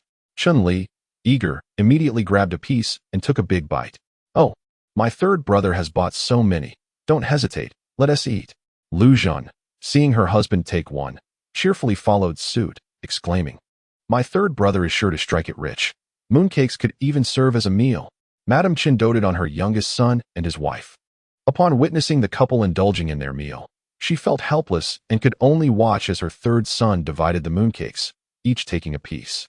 Chen Ji, with his insatiable appetite, quickly devoured his portion and then cast a longing gaze at his younger brother Chen Ping, who was savoring his mooncake delicately. Chen Ji swallowed hard, urging him, "Could you eat a bit faster? You're only teasing me." Chen Ping, reluctant to devour it all at once for fear of his brother's envy, moved to stand beside Chen Zhuo, relishing each bite. Sister-in-law Zhang Yanping, unable to resist her son's eager eyes, took a small bite of her mooncake, then broke her piece in half to share with her child. Despite his cravings, Chen Ji was mindful of his mother's feelings and promptly offered his piece to Zhang Yanping, insisting, "Mom, you should eat. I've already had mine." Chen Ping, content with his own piece, declined to take any more. Jiang Wan was also hesitant to indulge, her gaze fixed on her daughter and Chen Zhuo, contemplating whether to share her mooncake with the two of them. Sensing her thoughts, Chen Zhuo leaned in close and whispered, inaudible to anyone else, "Go ahead. I've saved 2 pieces for you both." In truth, Chen Zhuo had purchased more mooncakes than what lay on the table. He had also bought one for each of Zhang's elderly parents in Shaodong village, which he had delivered on his way back from town. This gesture deeply touched Zhang's mother, as it was heartwarming to know that her son-in-law cared for them so much, even more than his own daughter. The mooncakes set aside for Jiang Wan and Yang Yang were filled with red bean paste, which cost slightly more than the 5-nut variety. Chen Zhuo had hidden these special treats for his wife and child. When Jiang Wan learned that Chen Zhuo had reserved them for her and their daughter, a wave of sweetness enveloped her heart. She cherished this favoritism, this preferential treatment that made her feel as though she and their daughter were of utmost importance in Chen Zhuo's heart. After enjoying a reunion dinner, the family gathered in the living room. The women sat around the Kong table playing cards, while the men discussed future financial prospects. The eldest son, Chen Qing, had secured a contract with Qin Limin's canning factory for the ripe fruits from his orchard, alleviating concerns about sales. The money from the fruit sales would help ease their struggles, allowing for the purchase of new saplings and finally providing some financial breathing room. The second son, Chen Sheng, had worked as a mason for 6 months, and through frugality, had managed to save nearly 300 yuan. Chen Zhuo, having completed his new home, listened as the eldest inquired about the savings of the youngest brother, Chen Li. With a sheepish grin, Chen Li responded, "I'm saving up, I promise. By the new year, I'll definitely have 200 yuan. Understanding the underlying truth, Chen Zhuo sighed, recognizing that Chen Li had likely lost money gambling at mahjong. After a moment's contemplation, he suggested, "Why not learn a trade? Driving a truck won't lead to much success in the long run." Chen Li, taken aback, retorted, "Third brother, are you out of your mind? Knowing how to drive is a skill. Why would I need to learn anything else?" Chen Zhuo felt a twinge of exasperation. In this era, driving was indeed a skill, but in 10 or 20 years, even newly minted adults would easily acquire a driver's license, rendering it less significant. Yet he could not divulge the matters of future generations, only offering an oblique reminder that in time, the number of those who could drive would increase, and that this profession was fraught with challenges, not only dangerous, but also poorly remunerated. Look at the second brother, who is not only a mason but also possesses skills in carpentry. That is the mark of a true craftsman. If one masters their trade diligently, they can secure a lifelong livelihood. Chen Zhuo was clearly using the steady example of the second brother to advise the fourth. Yet this admonition struck Chen Sheng's ears as particularly grating. Chen Sheng had previously looked down upon Chen Zhuo, considering him insignificant and a source of trouble for the family. However, suddenly, this younger brother, who had seemed less accomplished, had prospered within a matter of months, acquiring wealth and even a house, enabling the family to indulge in mooncakes and meaty bones, which stirred his resentment. Hearing Chen Zhuo lecture the fourth in a didactic tone, Chen Sheng grew impatient and retorted, "Why should he abandon driving when he is doing so well? At his age, learning a trade is futile. Spare us your misguided suggestions." Chen Zhuo, unfazed by the rebuke, merely smiled and said, "Second brother, having multiple skills is never a burden. While you were busy with masonry, you also took the time to learn carpentry. The fourth is only 20. As long as he is willing to put in the effort, it is never too late to learn." Although Chun Li was somewhat lazy, he was receptive to counsel, and currently, he held Chen Zhuo in high regard. As he listened to his third brother articulate his thoughts so clearly, he found himself somewhat swayed and earnestly asked, "Third brother, what do you suggest I learn?" Chen Zhuo pondered for a moment, pursing his lips before responding. "Regardless of what you choose, you must first learn to read and write. A lack of education will eventually lead to societal obsolescence. I will bring you some books. You should read them when you have the time. Now that you have a family, it is time to settle down and stop playing around. Reflect on what industry piques your interest." Ultimately, Chen Zhuo's lengthy discourse was merely an attempt to redirect Chun Li's attention away from gambling, hoping to deter him from the mahjong parlor and the entanglements with Zhang Yuna. However, upon hearing about reading, Chun Li's face fell, and he shook his head vigorously. "Reading? I would rather toil in the fields." Anticipating this reaction, Chen Zhuo smiled wryly and replied, "After 10 or 8 years of farming, you may still not be able to afford that car you covet." Chun Li, upon hearing this, grimaced and scratched the back of his head. But suddenly his eyes lit up. "Third brother, how about I learn hairdressing? I see that the hairdressers in the city are making a fortune." Chapter 76. Third brother, you are truly impressive. What nonsense about hairdressing? Chen Zhuo feared that if Chun Li pursued connections with other women, it would only lead him astray further. He shot him a disapproving glance. "Enough nonsense. Focus on your studies for now. I will consider what profession suits you best." The four brothers chatted for a while before engaging in a game of chicken, a card game, playing through the night with a meager 3 dimes exchanged in wins and losses. Second brother Chen Sheng came out ahead by 3 dimes, while the other 3 brothers each lost a dime. After the August festival, life returned to its regular rhythm. Chen Sheng returned to work in the city, while the house belonging to Chen Zhuo's family was still pending completion, with the 3 Chen brothers laboring diligently on it. Gazing at her new home, Jiang Wan felt an overwhelming sense of joy. Each night before bed, she would take a stroll around the neighboring yard, touching this and that, savoring the imagined scenes of life in this house. Only then would she return to her room to sleep. Chen Zhuo, witnessing her happiness, felt a profound satisfaction himself, following closely behind his wife, delighting in her radiant smile. At this moment, it was the season of ripe grapes.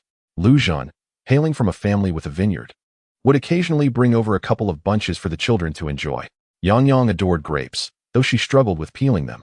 Chen Zhuo would carefully peel the grapes for her, while Chen Ping and Chen Ji, observing, learned to peel as well, eagerly competing to feed their little sister. These 2 boys were particularly well-mannered, thanks to their sister-in-law, Zhang Yanping, and Jiang Wan felt completely at ease in trusting the children to their care. Recently, little Yang Yang was immensely happy, being spoiled by her 2 older brothers and having Duo by her side, completely ignoring the new toys bought by Deng Shankue. The little girl would open her eyes each day to see Duo and close them to think of her brothers, her little mouth chattering incessantly. Duo, sensing the affection from his young mistress, would wag his tail and follow Yang Yang around.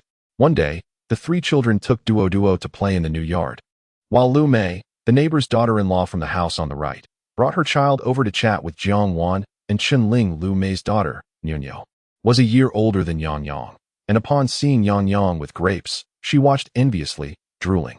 Not one to be stingy, Jiang Wan hurried into the house, fetched a small bunch of grapes, washed them, and handed them to Lu Mei for Nyunyo to enjoy. However, Lu Mei, lacking patience, gratefully accepted them and immediately passed them to Nyunyo. In fact, the 2 of them had come specifically for the grapes, as Nyunyo had long been coveting them from the Chun family's yard. Nyunyo's eyes sparkled with joy as she received the grapes and began stuffing them into her mouth. Yang Yang, anxious, warned her, "Take your time. You need to peel them." Yet, Nyunyo, in her haste, choked on a grape, gasping for breath and collapsing to the ground, her little face turning a shade of blue. The women, horrified, sprang into action. Lu Mei picked up her child, wailing, summoning the men working inside the house. Chen Zhuo quickly assessed the situation. He strode forward, taking the child from Lu Mei's arms, firmly grasping Niunyu's face, and flipped her over onto his arm, vigorously patting her back. Within moments, a grape fell to the ground, and Niunyu began to cough and cry, her complexion gradually returning to normal. Chen Zhuo exhaled in relief, returning the now bewildered Niunyu to Lu Mei, reassuring her that everything was fine. Lu Mei immediately cradled Niunyu on the ground, sobbing uncontrollably, "My daughter, you scared me to death." The children were all frightened, and Jiang Wan handed Yang to her sister-in-law Chen Ling for comfort while she approached Lu Mei to soothe her. Meanwhile, the two boys stood silently at a distance, watching the scene unfold with concern for the mother and daughter. Jiang Wan, still haunted by the earlier incident, gently caressed Lu Mei's back, soothingly murmuring, "It's all right now.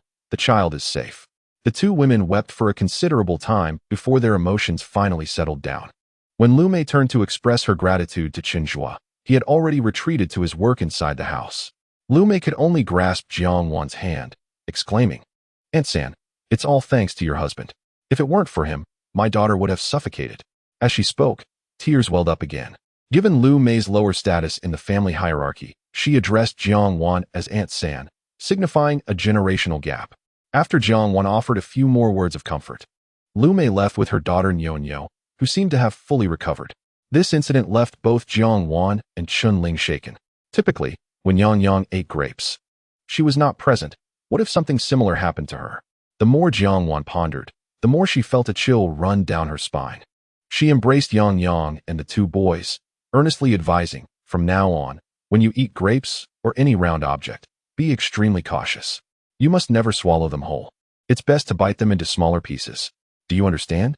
Just look at how dangerous it was for Niunyu, having just experienced a perilous moment. Xiao Ping and Xiao Ji were indeed deeply impressed. They nodded vigorously. "Aunt San, don't worry. We will be extra careful and always watch over Yang, making sure she doesn't put anything in her mouth all at once." "Good children, truly good children," Jiang Wan said, her eyes filled with gratitude as she affectionately ruffled their hair. She then rose and retrieved 2 50-cent coins from the cabinet, handing them to the boys. "Here, this is a reward from Aunt San." The amount felt like a fortune to the children. Initially hesitant, they were finally encouraged by Chen Zhuo, who had just entered the room. Having overheard their conversation while washing his hands at the door, he chuckled. "Take it. It's from your Aunt San. So there's no need to be shy." Xiao Ping and Xiao Ji exchanged glances, their eyes gleaming with anticipation as they asked, "Aunt San, can I use this money to buy candy?" Jiang Wan smiled and replied, "What I give you is yours. Buy whatever you like." The boys erupted in cheers. Racing out through the back door with Yang in tow, Jiang Wan watched their retreating figures with a smile, shaking her head. "Run slowly." "We know," Xiaoji called back without turning his head. Chen Zhuo wrapped his arms around his wife's shoulders and affectionately stroked her hair, softly inquiring, "Were you frightened just now?" Jiang Wan let out a long sigh, nodding in affirmation. She then gazed up at Chen Zhuo with admiration, her eyes sparkling as if they contained stars. "Brother San, how did you know how to save Niunyu? You are truly amazing. Even the doctor can't compare." Chen Zhuo delighted in the way his wife looked at him, unable to resist leaning down to plant a gentle kiss on her full lips. "Of course. Just look at who I am," he responded with a playful grin. Chapter 77. My wife has become a little fan following the incident with Niunyu and the grapes. Chen Zhuo suddenly realized the importance of teaching his family some first aid techniques. With so many children and elderly at home, it was inevitable that an accident could occur at any time. While one may not fear the possibility of 1,000 misfortunes, it is prudent to be prepared for the unlikely event. Chen Zhuo took advantage of his family's post-lunch respite to impart his knowledge of basic first aid techniques to everyone. He elucidated various methods such as the Heimlich maneuver, cardiopulmonary resuscitation, and fingertip bleeding control, as well as addressing how to respond to heat stroke, burn injuries, and even wasp stings. The audience listened attentively, nodding in agreement, and attempted to mimic Chen Zhuo's demonstrations. Jiang Wan, with a face full of admiration akin to an infatuated admirer, yearned to memorize every word he spoke. Chen Li, in particular, was incessantly giving a thumbs up to his elder brother, exclaiming, "Where on earth did you acquire such skills?" "Third brother?" Noticing his brother's interest, Chen Zhuo seized the opportunity to enlighten him by reading. Books contain all the knowledge one could desire. Upon hearing the word book, Chun-Li visibly recoiled, grinning playfully as he replied, "Third brother, I have a brilliant idea. Why not become a teacher? I struggle to focus on reading. But I can absorb what you explain. Henceforth, I shall call you Teacher Chen. What do you think? Get lost." Chen Zhuo chuckled helplessly before returning to his new house to continue his work. To ensure ample natural light, he retained the traditional layout of the new house. Upon entering, one finds the kitchen, with a room on either side. The eastern room is slightly smaller, intended for when the children grow older and require their own space. Due to the absence of a sewage system in the countryside, he was unable to relocate the bathroom indoors. Otherwise, foul odors would permeate the home, transforming it into an unsanitary environment filled with bacteria and viruses. Nevertheless, he established a separate washing area in the northeast corner of the house. In this era, without water heaters, bathing required heating water over a large stove. Thus, Chen Zhuo crafted a wooden tub for bathing. The floors were finished with polished terrazzo, a choice he deemed a lack of options, yet others viewed it as remarkably sophisticated. In the countryside, the finest floors were typically made of cement. So the elegant renovations of Chen Zhuo's home sparked curiosity and speculation among the neighbors. Where did Third Chen acquire such funds? How could he afford such extravagance all at once? It said he became an engineer in the city and made quite a fortune. They marveled at his success, contemplating the potential for future prosperity. On that day, an unexpected guest arrived at the Chun household, the brigade chief, Zhao Daping. As he stepped through the door, Jiang Wan's previously cheerful demeanor faded. She furrowed her brow and whispered to Chen Zhuo, who was hanging curtains nearby, "Third brother, Zhao Daping is here." Upon hearing this, Chen Zhuo raised an eyebrow and glanced toward the entrance, where he saw a tall, well-groomed man engaging amicably with the children playing in the yard. "Oh, Zhao Daping is quite handsome. No wonder he stirs the hearts of young women," Chen Zhuo mused. As the male host, he naturally went out to greet their guest. There was an account that needed to be settled with Zhao Daping, but recently, Chen Zhuo had no time to deal with him, yet he unexpectedly sought out Chen. Setting aside his tools, Chen Zhuo cast a calming glance at Jiang Wan and stepped outside to greet his guest. Given the necessity to seize the opponent's weaknesses, it was crucial not to alert him prematurely. With a warm smile gracing his face, Chen Zhuo inquired, "What brings Director Jiao to my humble abode?" Zhao Daping seemed taken aback that Chen Zhuo recognized him, his expression reflecting surprise. "No need for such formality. You can call me Brother Jiao or Brother Peng, as I am your senior." Chen Zhuo, acquiescing gracefully, addressed him as Brother Peng. Zhao Daping had no particular agenda. He claimed to have heard about the grand new house built by the Chen family and wished to visit for inspiration regarding his own renovations. Upon hearing this, Chen Zhuo led him into the impressive new residence for a tour. As they entered, Zhao Daping's gaze fell upon Jiang Wan standing in the outer room, and his eyes lit up. "Is this your sister-in-law?" he inquired. Jiang Wan, disliking the way he scrutinized her, offered a slight nod of acknowledgement before discreetly moving behind Chen Zhuo. Any husband would be displeased to see another man staring at his wife, especially one as devoted as Chen Zhuo. He immediately darkened his expression and turned to Jiang Wan, saying, "Why don't you go rest? You've been busy for quite a while." Jiang Wan nodded in agreement and retreated. Noticing Chen Zhuo's displeasure, Zhao Daping quickly adopted a serious demeanor and stated, "I merely found your sister-in-law somewhat familiar. Please do not misconstrue my intentions." Chen Zhuo suppressed his irritation and replied with a light chuckle, "How could that be? Come, let me show Brother Peng around the house." Zhao Daping nodded and followed suit, feigning interest in the surroundings. However, his true intention was not to admire the new home. He had just quarreled with his lover and, in a fit of anger, sought refuge here. Zhao Daping had been secretly involved with a woman from his village for over half a year, and she had always been compliant, which pleased him greatly. Yet, recently, she had taken to praising Chen Zhuo, the third son of the Chen family, incessantly, extolling his looks and capabilities. Not only is he handsome, but he also possesses remarkable skills. His house in Beijing was erected with ease. They say he is proficient in many things, from construction to emergency medical care. If it weren't for him, the granddaughter of the Dai family would have suffocated. As a man, Zhao Daping could not tolerate his lover constantly comparing him to another man. During their recent rendezvous, she had once again mentioned Chen Zhuo's prowess, urging him to learn from him to earn more money for her. Frustrated, Zhao Daping had ended up in a heated argument, leaving in discontent. The more he thought about it, the angrier he became, and he resolved to ascertain the true nature of this so-called impressive figure, which led him to concoct an excuse to visit Chen Zhuo. To his surprise, he found an unexpected delight. Chen Zhuo's wife was stunningly beautiful. With radiant teeth and fair skin, she stood there, demure and captivating, far surpassing his current lover, even outshining the village chief's daughter. If he could win her affection, he would gladly cast aside his current partner, who constantly compared him to Chen Zhuo. Lost in these thoughts, Zhao Daping's expression inadvertently revealed a hint of ill intent. Chen Zhuo, having encountered countless individuals, could instantly discern the insidious and greasy expression upon the man's face, indicating that he harbored nothing of merit within.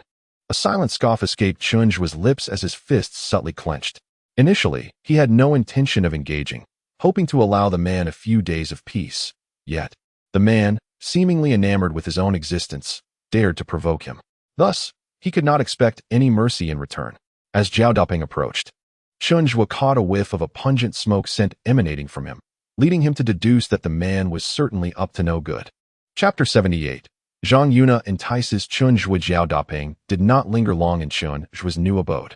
He merely feigned interest in a few renovation tips before tossing out a remark about returning for further advice and departing. Standing at the threshold, Chen Zhuo watched his retreating figure, narrowing his peach blossom eyes as schemes began to form in his mind. The newly painted walls required a couple of days to air out, and during this interval, Chen Zhuo took the opportunity to delve into matters concerning Zhao Daping. The more he investigated, the more he realized that Zhao Daping was a man of considerable cunning. The villagers spoke highly of him, either praising his amiable nature or lauding his youthful prowess and capability. If the former Chen San was the embodiment of malevolence in the surrounding villages, then Zhao Daping stood as the paragon of justice. After 2 days of subtle inquiries, Chen Zhuo gleaned little gossip about him. He learned only that Zhao Daping frequently visited the local shop to play mahjong, though he was not particularly skilled at it, losing 8 out of 10 games. Nevertheless, the villagers were eager to play with him, always calling him first when a game was arranged. Could it be that Zhao Daping's romantic interests had blossomed at the mahjong table? Chen Zhuo, harboring suspicions, decided to visit the shop during a daytime game. Perhaps fortune favored him, as he stumbled upon an unexpected revelation. Under the pretense of purchasing soy sauce, he entered the shop to find it bustling with activity. For individuals were engrossed in a game of mahjong, surrounded by several onlookers. Now a figure of local renown, Chen Zhuo's entrance elicited bright smiles and cheerful greetings from the crowd. He nodded in acknowledgement, discreetly surveying the scene. "Ah, it's Lao San. What brings you here?" The shopkeeper, engrossed in the game, began to rise to attend to him, only to be halted by a girl who gently pressed down on her shoulder, saying, "Auntie, continue your game. I shall assist the customer." With that, the girl tossed her long hair playfully and, with a flirtatious smile, inquired, "What can I help you with, Brother Chen San?" Her tone was softened, the final syllable drawn out with a hint of coquetry. Chen Zhuo cast her a fleeting glance, feeling a wave of nausea wash over him. This woman was none other than Zhang Yuna, the very individual he had been so wary of, the one who had led his former acquaintance astray. Despite her youth, she was adorned with heavy makeup and dressed in the latest fashions. With an ample neckline that revealed her cleavage at the slightest lean, she approached Chen Zhuo, compelling him to instinctively step back, furrowing his brow and holding his breath. Alas, this woman did not seem to possess virtuous intentions. Chen Zhuo detected an intriguing scent emanating from her. He mused to himself that the cigarette powdery aroma surrounding Zhao Daping that day bore a striking resemblance to that of Zhang Yuna. Was it merely the result of their shared pastime of playing mahjong, or did these two harbor a deeper connection? If it were the latter, would his younger brother truly cast aside his devoted wife for a woman who deliberately ensnared married men? The mere thought incited a surge of indignation within Chen Zhuo. His mind raced, yet his countenance betrayed no emotion as he handed over the empty bottle in his grasp, stating in a monotone voice, "For soy sauce." At that time, soy sauce was sold in bulk, necessitating one to bring their own container. Zhang Yuna responded with an agreeable all right, and sashayed toward the large vat at the front of the shelf. Chen Zhuo found her exaggerated movements unworthy of his attention, opting instead to survey the group engaged in mahjong. A mere glance confirmed that, apart from Zhang Yuna, none among them wore the scent of cigarette powder. "Chen Sangu, could you lend a hand with the bottle?" I'm worried it might spill. Zhang Yun's affected voice reached his ears, inducing a wave of nausea within him. It was indeed peculiar. Both were women, yet when his wife called him Sango, it was in a tender tone that made his heart melt. Whereas Zhang Yun's call made him feel repulsed. Annoyed, Chen Zhuo turned to her and retorted, "Shall I do it myself?" Zhang Yun appeared taken aback by his response. Offering a sheepish smile, "No worries, I'll handle it." With that, she dismissed his offer to assist with the bottle. Once she filled the container, Chen Zhuo placed his money on the counter and casually inquired, "Why hasn't tea director Jiao come today?" Upon hearing him initiate conversation, a smile illuminated Zhang Yun's face as she responded in a soft voice. She mentioned that her child is unwell, and Director Jiao accompanied his spouse to the health station. The proprietress chimed in, "Oh, what happened to their child? No wonder he didn't show up today." Chen Zhuo inwardly scoffed. It was evident that the two shared a close bond, with Zhang Yun possessing knowledge that others did not. At that moment, she seemed to realize her familiarity with Jiao Dapeng's whereabouts was inappropriate and quickly added, "I'm not sure what's wrong. I merely encountered Director Jiao on my way here and asked casually." Chen Zhuo chose silence, taking his soy sauce bottle and heading outside. Zhang Yun hurried after him. Adopting a familiar tone, "Chen Sangu, I have a good relationship with your fourth brother. We often play mahjong together. I've heard the new house your family built is quite splendid. Is it all right if I accompany you to take a look?" "Not a chance," Chen Zhuo replied without hesitation. Zhang Yun's expression faltered, revealing her embarrassment. "Why not? I don't know you. If you wish to visit, ask my wife. She makes the decisions in our household." With that, Chen Zhuo strode away without a backward glance. Left behind, Zhang Yun bit her lip and stomped her foot, her face a portrait of discontent. Chen Zhuo had now confirmed a connection between Jiao Dapeng and Zhang Yun, an unexpected revelation that, if handled appropriately, could yield significant benefits for him. Having resolved Jin Yuezhu's long-standing resentment and addressed the familial concerns surrounding Lao Si, Chen Zhuo began to ponder his next course of action. Both individuals involved were exceedingly cautious. Attempting to catch them in the act like a monkey would prove to be quite challenging, necessitating alternative strategies. One evening, while strolling by the river with Jiang Wan, Chen Zhuo divulged his suspicions regarding the profound connection between Jiao Dapeng and Zhang Yun. Jiang Wan's mouth fell agape in astonishment, disbelief etching her features as she processed the revelation. Could it be true that they were entangled in such affairs? The likelihood seemed nearly certain. Chen Zhuo found her stunned expression endearing. Unable to suppress his fondness, he leaned down and planted a kiss upon her rosy lips.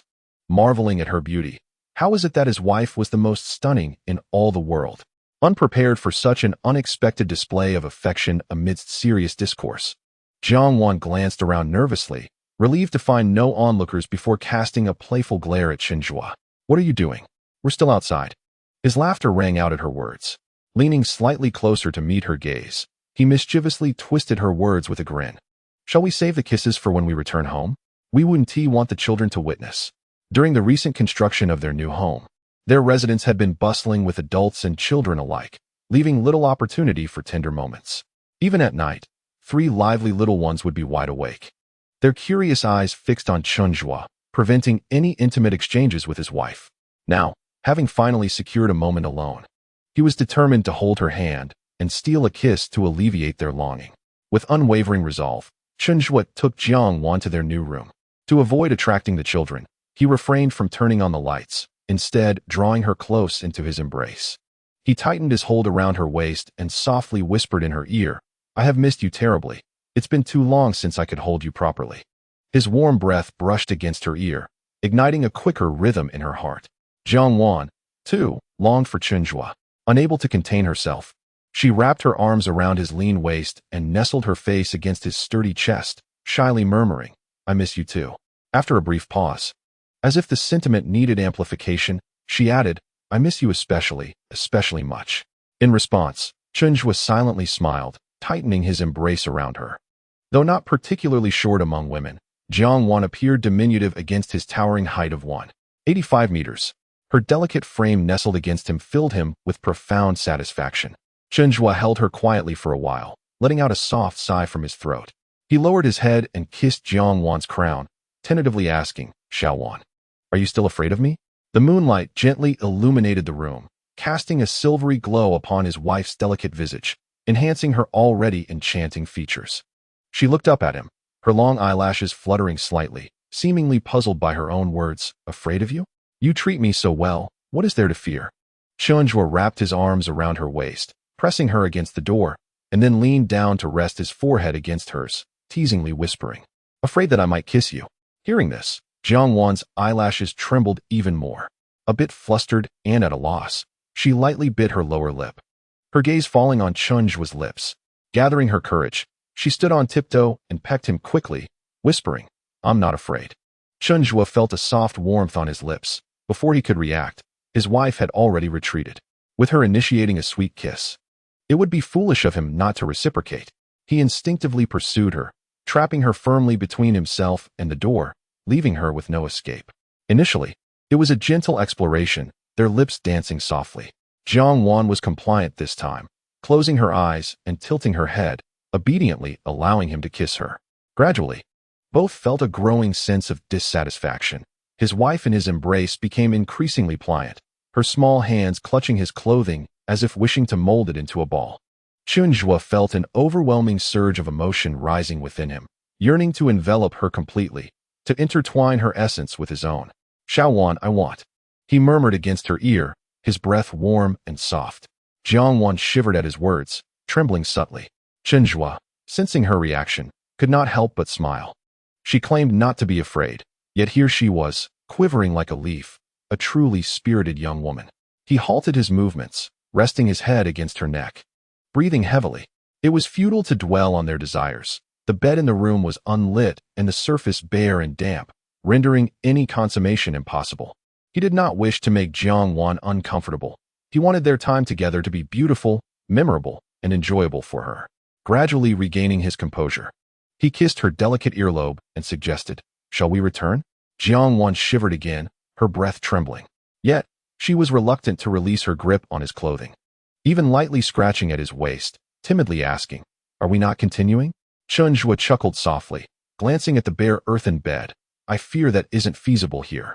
Jiang Wan's cheeks flushed deeper, her eyes dropping to avoid his gaze. Chen Zhuo shifted slightly, lifting her chin and leaning down for a fervent kiss. Gritting his teeth as he said, just wait a little longer. Once this place is furnished, and we have a private room while our daughter sleeps, we can quietly do what comes next. The following day, Jiang Wan took their 3 children to the small grove to gather dry branches. As the bed in their new house was recently constructed and needed to be adequately heated to dispel the dampness, due to the limited supply of firewood at home, it became necessary to gather some dry branches for burning. Chun Ji and Chen Ping, the 2 young lads, worked efficiently and soon filled a basket to the brim. Little Yang Yang primarily collected small twigs, and with each piece she found, she proudly showcased it to her mother. Jiang Wan, ever supportive, praised her daughter's industriousness. The 4 of them, with their baskets full, were joyfully making their way home when they unexpectedly encountered Jiao Daping just outside the grove. He seemed to be passing by, and his eyes lit up upon seeing Jiang Wan. He reached out towards the basket she was holding, asking, sister-in-law, have you been gathering firewood? Let me help you with that. Jiang Wan, already reluctant to engage too closely with the opposite sex, especially with someone as distasteful to her as Jiao Daping, stepped back to evade his outstretched hand. No, thank you. I can manage, she replied. Unfazed, Jiao Daping swiftly snatched the basket from her, dismissing her protests. Why be polite? Come on, let us go. He then started walking towards Jiang Wan's home, gesturing for her to follow. Anxious about having her basket taken, Jiang Wan felt frustrated and wanted to reclaim it without getting too close to him. So she furrowed her brow and angrily trailed behind. Chun Ji and Chen Ping noticed their aunt's discomfort and immediately interpreted it as Jiao Daping's bullying. After exchanging glances, the 2 boys huddled together and whispered a few words before they puffed up their chests and boldly marched behind Jiao Daping, shouting in unison, there's a donkey ahead. No one else riding it. Today I'm happy. I'll ride it. The sudden outburst startled Jiao Daping, who turned around to see the 2 boys craning their necks and shouting behind him. Hey, which little rascal are you calling a donkey?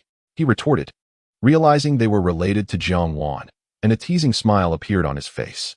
Jiang Wan was taken aback by the unexpected antics of the boys and felt a bit embarrassed. They're just reciting a rhyme. They didn't mean to offend you. I was just playing with them. Jiao Daping's tone remained amiable, showing no signs of anger. Jiang Wan, managing a sheepish smile, took back the basket from the boys and said, "Come on, let us not let Director Jiao carry it. We can manage ourselves." Upon her command, Chen Ping and Chen Ji immediately executed a comical salute and dashed in front of Jiao Daping to reclaim the basket. Jiao Daping had hoped to engage Jiang Wan in conversation, but found himself caught off guard as the two boys, despite their young age, were surprisingly strong, nearly causing him to stumble. He quickly relinquished his hold, looking at Jiang Wan with an expression of exasperation. "Sister-in-law, you're too accommodating." Jiang Wan, wishing to avoid further entanglement, simply smiled faintly and led the three children home. Once they reached home and she set down the basket, Jiang Wan affectionately ruffled the boys' hair and beamed with pride, praising them for their efforts. As autumn approached, Chen Zhuo had yet to devise a suitable plan to deal with Jiao Daping and decided to focus on completing the shed first. He made a special trip to the town to purchase vibrant fabrics with simple patterns, returning home to hang the canopy himself. With the assistance of the ever-diligent Chen Li, Chen Zhuo swiftly completed the installation of the two ceilings, transforming the rooms into much brighter spaces. At that time, the concept of ceiling installation was still foreign to rural areas. After circling the room twice, Chen Li could not help but express his admiration. "Third brother, where did you come up with such an idea?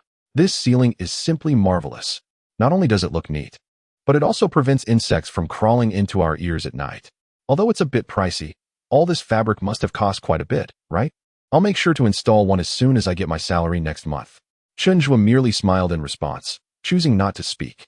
In the countryside, insects were quite prevalent, especially during the summer months, when it was not uncommon for bugs to burrow into one's ears while sleeping. Chen Zhuo recalled a childhood incident when a small centipede had crawled into his ear. While it wasn't particularly painful, the sensation of a creature moving within the ear canal was truly distressing. He wished to spare his wife and children from such agony, which had inspired him to install the ceilings.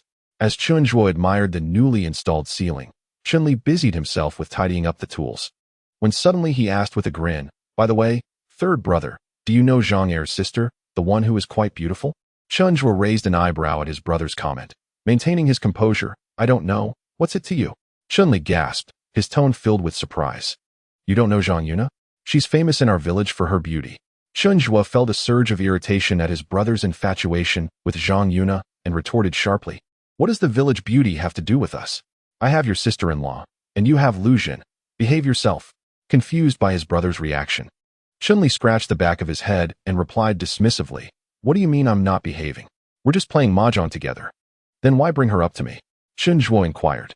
"Ah, she heard about your home renovation and said she wanted to come over and take a look."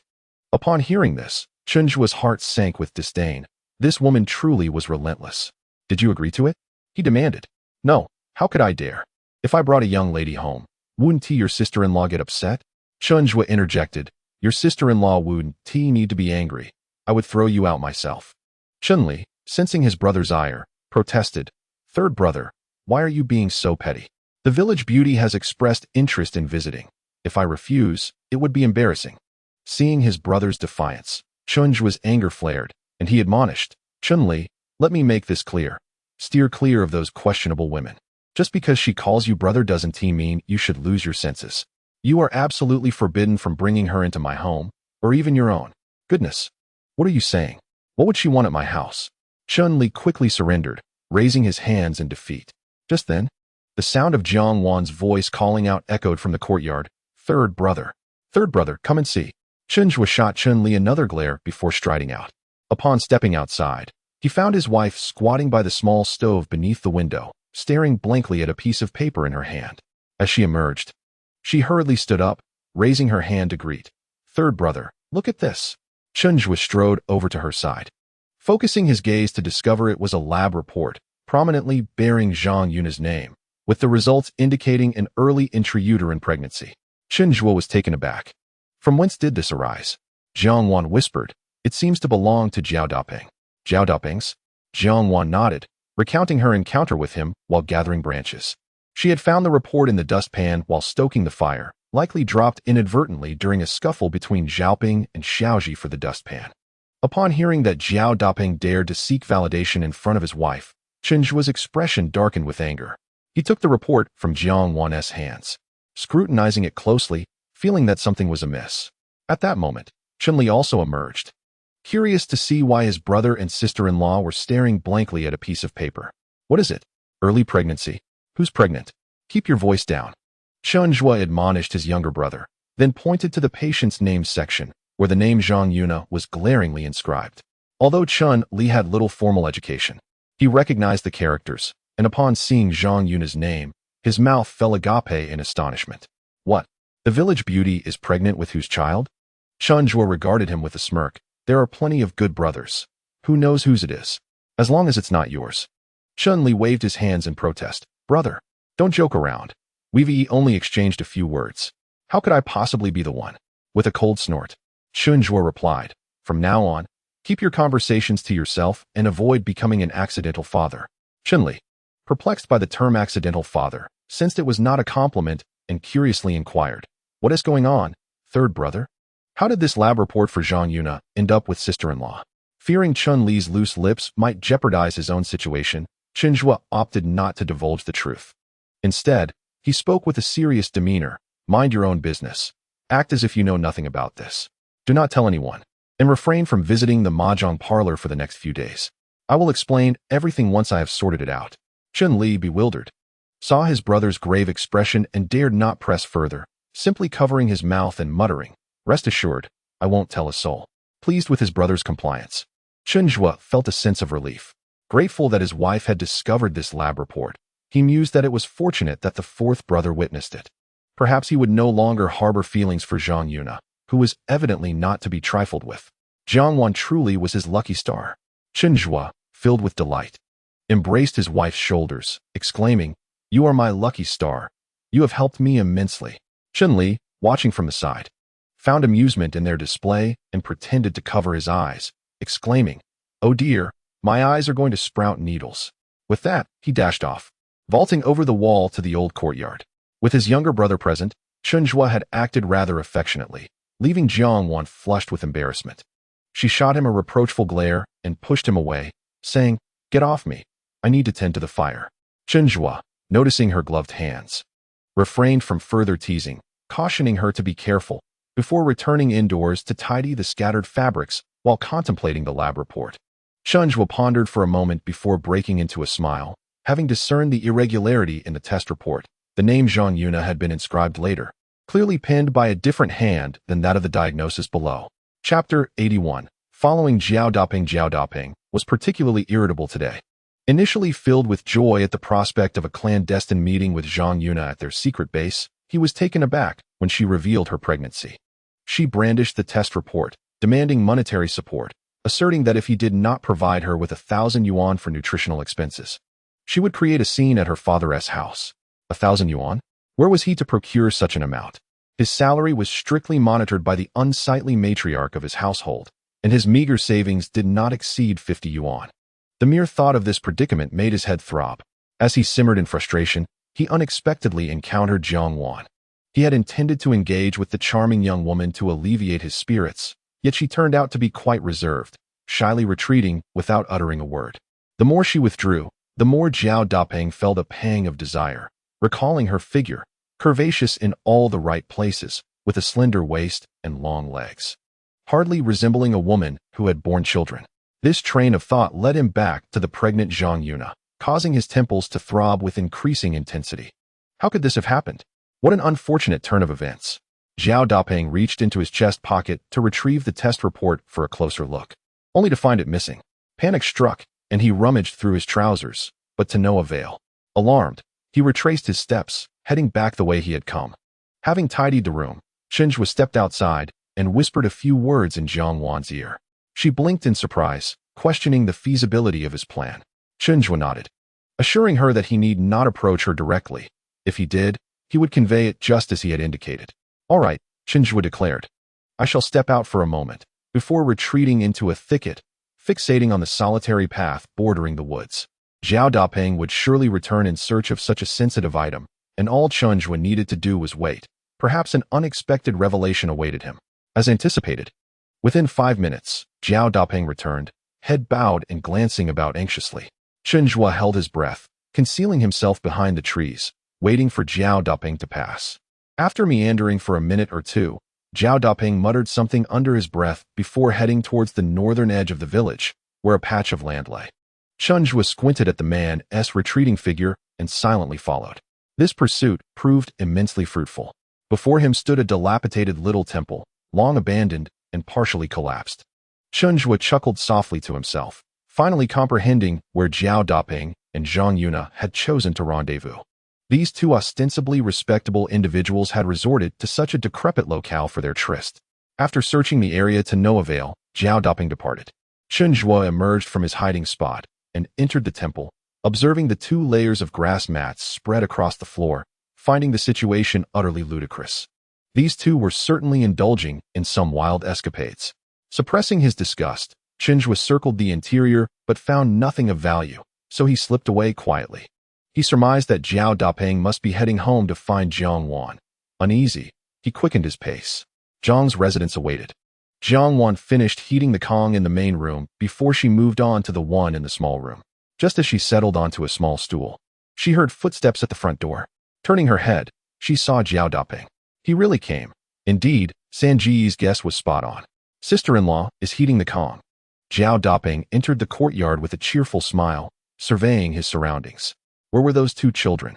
I dropped something from my pocket and thought to ask them if they had seen it. Zhao Daping was probing to see if Jiang Wan had found that laboratory report.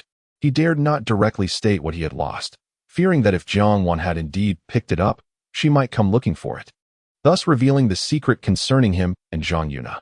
Having asked his question, he fixed his gaze intently on Jiang Wan's face, anxious not to miss any flicker of expression. Jiang Wan, with an indifferent demeanor, shook her head slightly. We didn't find anything. What did Director Zhao lose? Oh, it's nothing. Just a new pen I bought a few days ago. If it's lost, it's lost. I'll just buy another one later. Zhao Daping sighed in relief, thinking to himself that this young woman appeared quite innocent, likely unaware of the matter, and besides, he had walked past her, so even if it had fallen there, she wouldn't have picked it up. With that thought, he lost the desire to linger, needing to hasten his search for the report. Otherwise, the news of Zhang Yuna's pregnancy would spread, and he would be in deep trouble. He looked at Jiang Wan, smiled, and waved. You carry on with your work. I'll take my leave now and come to visit another day. With that, he hurriedly departed. Jiang Wan watched his retreating figure, curling her lip in disdain, thinking that this was truly the epitome of lowly behavior, worse than a beast. Chen Zhuo, hiding in the shadows, revealed himself only after Zhao Daping had exchanged a few words and left. Noticing Jiang Wan's pouting face, he found it amusing and reached out to pinch her cheek. I'll heat the Kong. You go to the village chief's house and summon Sister Yuezha's. Just tell her there's been progress. Jiang Wan replied affirmatively, then removed her glove and handed it to Chen Zhuo. Put this on. Chen Zhuo extended his hand. You put it on for me. Jiang Wan immediately complied, gently helping him with the glove. My wife is truly wonderful. Chen Zhuo couldn't help but say.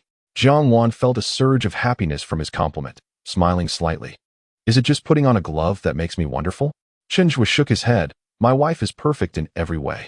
Upon hearing this, the smile on Jiang Wan's lips deepened, and she looked at him with delight before turning to call for Jean Yuezha's. The remnants of twigs in the dustpan had burned halfway, and Jean Yuezha's came in, linking arms with Jiang Wan, with a face full of excitement. She looked at Chen Zhuo and, lowering her voice, asked, What is going on?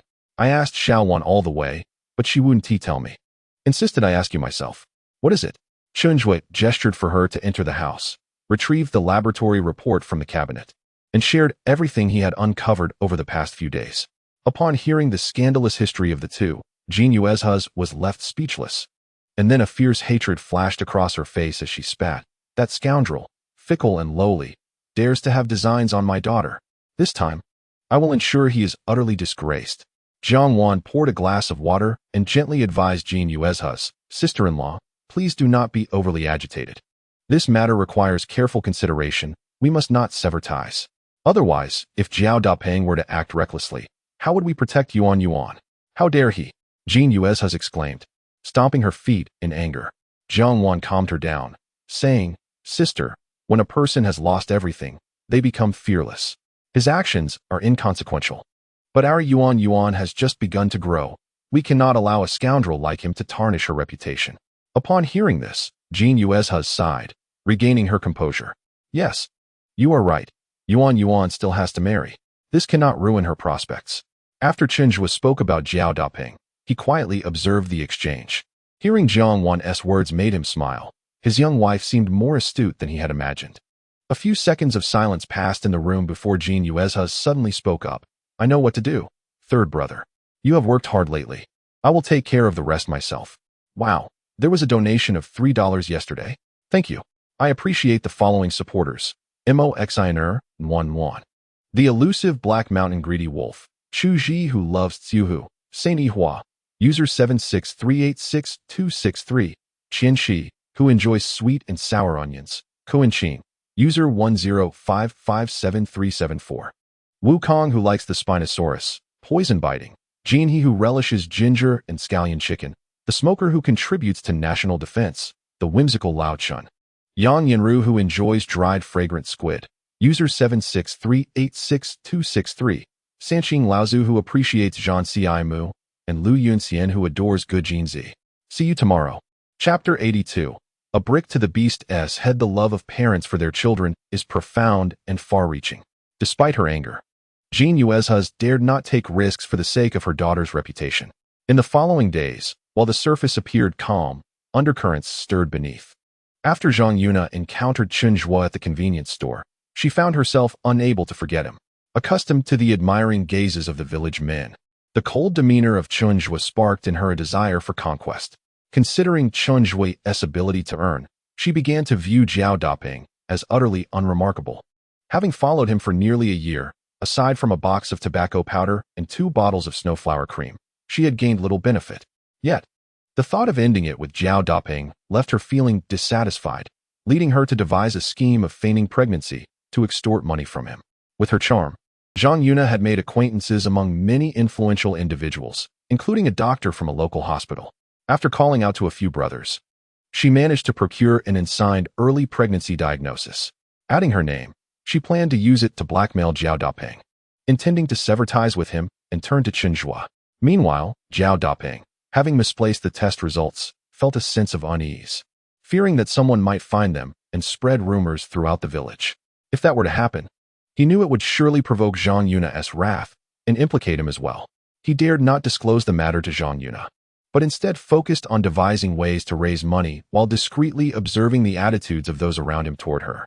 He intentionally visited the small shop twice, and upon seeing Zhang Yuna still well-liked, he felt a sense of relief, dismissing the incident as if the flimsy paper had been swept away by the river and disintegrated.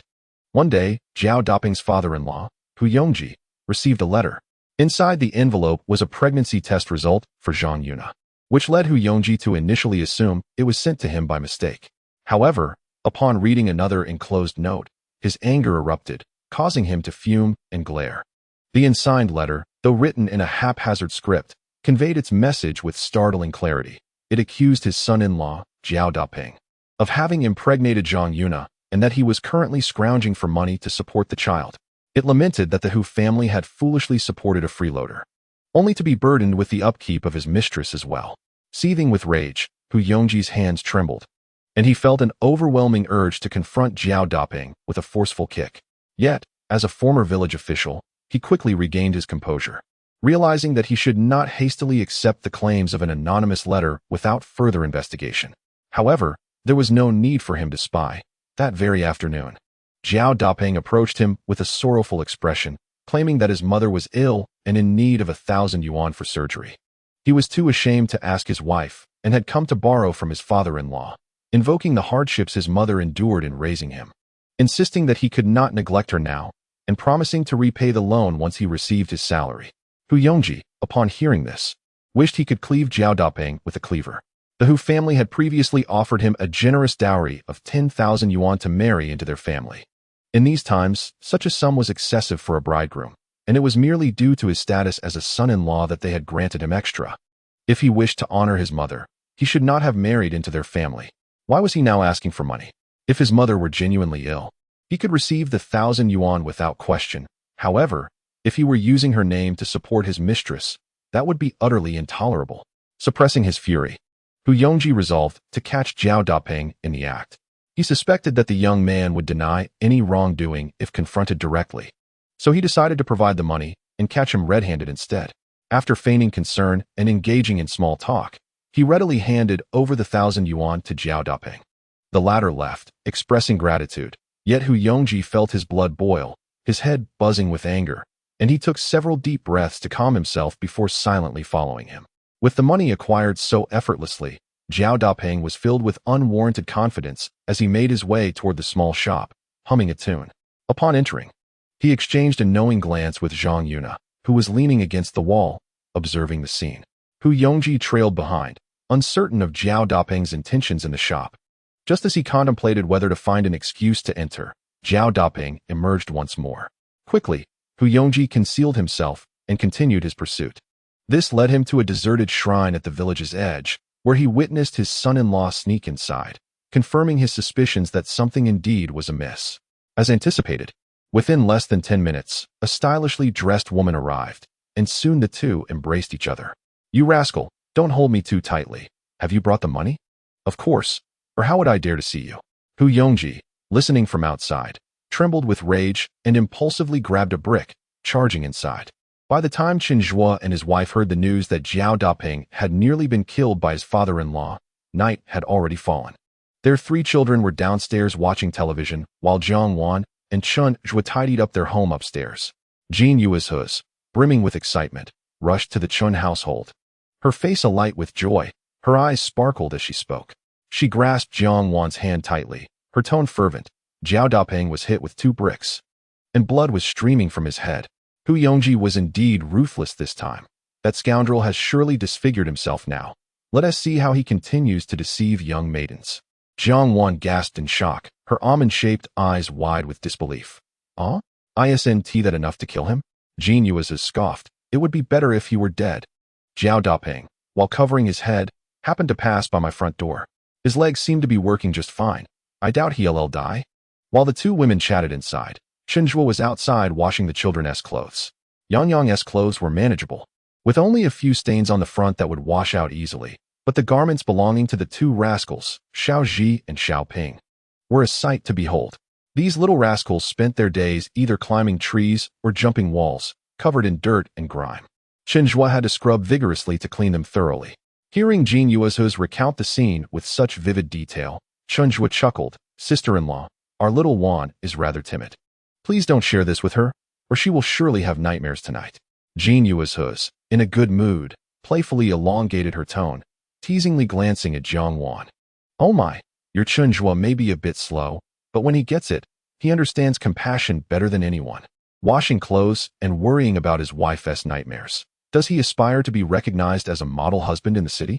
Jiang Wan, slightly embarrassed by Jean Yuezhe's teasing, blushed and shot a mock glare at Chen Zhuo, saying slowly, "I am not that delicate. I will wash the clothes later. You have worked hard all day, so go rest." As Jean Yuezhe observed the affectionate dynamic between the young couple, she felt somewhat superfluous, having already shared the joyous news she wished to convey. She rose with a smile, preparing to take her leave. Jiang Wan accompanied her to the door, and as they reached it, Jean Yuezhe gently patted her hand, speaking earnestly.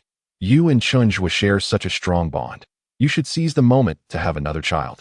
If you conceive now, the baby will be born next summer, and the 2 children will be close in age, providing companionship as they grow." Jiang Wan felt a bit shy upon hearing this, her cheeks flushing. "Well, I should ask Yang if he would like a sibling." Jean Yuezhe laughed at this. In her generation, if it weren't for family planning policies, they would have been eager to have a whole classroom of children, and she had never heard of anyone asking the eldest child whether they would welcome a younger sibling. "How old is Yang?" When you inquire, what could she possibly comprehend? Jiang Wan's face radiated joy as she spoke of her daughter. "Our Yang is quite sensible." Recalling a previous incident involving Yang and Jean Yuezhe, she continued, "By the way, I had asked you to send Yang to my home the other evening. With school on break, I thought to teach her some nursery rhymes. Why haven't you brought her over yet?" Indeed, there was such a matter. However, with Xiao Zhi and Xiao Ping at home, the 3 children were playing together quite well. Jiang Wan didn't wish to trouble Jean Yuezhe, so she had refrained from sending Yang. With gratitude, she mentioned, "I know you mean well, sister-in-law, but Yang is still too young. She can't even hold a pencil. It's better to wait until she is a bit older before sending her over. By then, I hope you won't mind the noise." Jean Yuezhe, aware of her reluctance to part with her child, smiled, and replied, "All right, there's no need to be so polite. Your Chen Zhuo has been a tremendous help to me this time. If you find it inconvenient once you're pregnant, just send Yang my way. I'll take care of her." Jin Yuezhu's warmth was palpable, and Jiang Wan, suppressing a smile, did not refuse. In truth, if she were to become pregnant, there was no need for anyone else to assist with the child, as there were elder family members and a sister-in-law at home. Chen Zhuo emerged from washing the clothes, hanging them up to dry. Noticing Jiang Wan engaged in a hushed conversation with Jin Yuezhu, he thought how well the two got along, seemingly lost in their chatter. As darkness enveloped the evening, Chen Zhuo feared that once Jin Yuezhu left, Jiang Wan might feel uneasy alone. Thus, he took up a broom and swept the leaves scattered in the yard.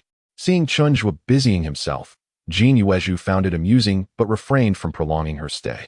She gently released Jiang Wan's hand and truly prepared to leave. Jiang Wan waved her off, turning to see Chen Zhuo approaching, wrapping his arms around her waist. "Have you finished chatting?" he asked. Jiang Wan nodded, subtly assessing his expression. She pondered, "I wonder when he arrived and if he overheard Jin Yuezhu's mention of wanting a second child. Would he think it shameful that I constantly dwell on having another baby?"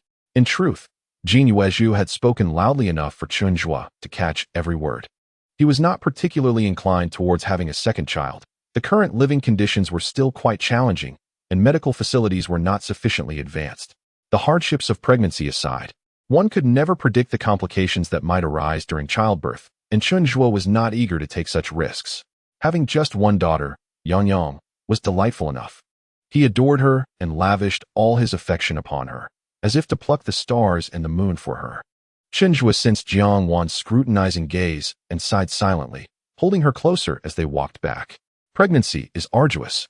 I remember when you were expecting Yang. You were constantly nauseated, so frail that a gust of wind could knock you over. During that time, he faltered, unable to continue, recalling how he had been at that time, truly worse than a beast. Jiang Wan's morning sickness had been particularly severe. Whatever she consumed would inevitably be rejected, and even a sip of water could trigger a bout of vomiting. Only after expelling the yellow bile would she finally find respite. At that time, I was unaware of the pain I caused, and I even resented her incessant retching that disturbed my sleep, often urging her to go outside the main gate to vomit. Yet, Jiang Wan showed little reaction, merely covering her mouth and stumbling toward the entrance to purge. Reflecting on this, Chen Zhuo felt a warmth in his eyes, his heart aching as if it were being sliced apart. How ungracious I was. He feared that Jiang Wan might notice the redness around his eyes and tightly embraced her. Chen Zhuo struggled to suppress the lump in his throat, remaining silent for a long while, until the urge to weep subsided, and he finally asked in a muffled voice, "Xiaowan, why do you not hate me for my past cruelty?" Upon hearing this, Jiang Wan was momentarily stunned. Hate, or perhaps not. As autumn arrived, the temperatures began to drop in the early mornings and evenings, and she felt a chill at night when her attire was too thin. Dressed in a gauzy garment, she felt cold, but suddenly held in Chen Zhuo's warm embrace, the chill dissipated. The sounds of the wind mingled with the chirping of insects, occasionally accompanied by the laughter of children from the lower house. Jiang Wan remained quietly cradled in Chen Zhuo's arms, pondering his question, "Why don't you hate me?" In truth, she was uncertain whether she felt hatred or not. In her youth, Jiang Wan perceived herself as flawed, a silent and sullen child, convinced she would never marry. Yet, unexpectedly, after a turn of events, her third sister wed her brother-in-law, while the man meant for her sister, Chen Zhuo, took her as his bride instead. Before her marriage, her mother wept for several nights. "This is the only way," her mother lamented. "After all, our Jiang family owes the Chen family. If he treats you poorly, do not hold it against him. Endure as best you can. As long as he does not resort to violence, life can be endured." How many women live their days in such a manner? Enduring, one lifetime simply passes by. Back then, Jiang Wan did not understand why her mother spoke of the marriage with such dread. In truth, she did not resist marrying Chen Zhuo. Rather, she harbored a faint hope. She was aware of Chen Zhuo. Others may have labeled him a worthless scoundrel, but Jiang Wan held a different perspective. She felt gratitude towards him. On the day of her grandfather's funeral, 5-year-old Jiang Wan followed the procession up the mountain. At that age, she did not comprehend the concept of death. She only knew that her grandfather lay motionless in a long wooden coffin for several days. The adults wept continuously as they carried him to the mountain to bury him, which frightened her immensely. She wished to wait until everyone had left to dig him up and carry him home. Yet, as she waited, the adults never departed, and little Jiang Wan, exhausted, fell asleep in the grass. When she awoke, darkness had fallen. Feeling scared, she ran to the mound where her grandfather was buried, her small hands digging incessantly, attempting to unearth him. As she dug, blue-green flames began to swirl around her, causing her hair to stand on end, and she cried out in terror. Chapter 84. The first encounter of Xiao Jiangwan and Xiao Chunj with the mountains at night were already shrouded in an eerie atmosphere, with the occasional cries of a cat piercing the stillness, amplified by the clusters of green flames that danced menacingly around. Even the innocent Xiao Jiangwan could sense the fear creeping in. Terrified, she screamed and wept, her wails echoing through the valley, amplifying the horror of the moment.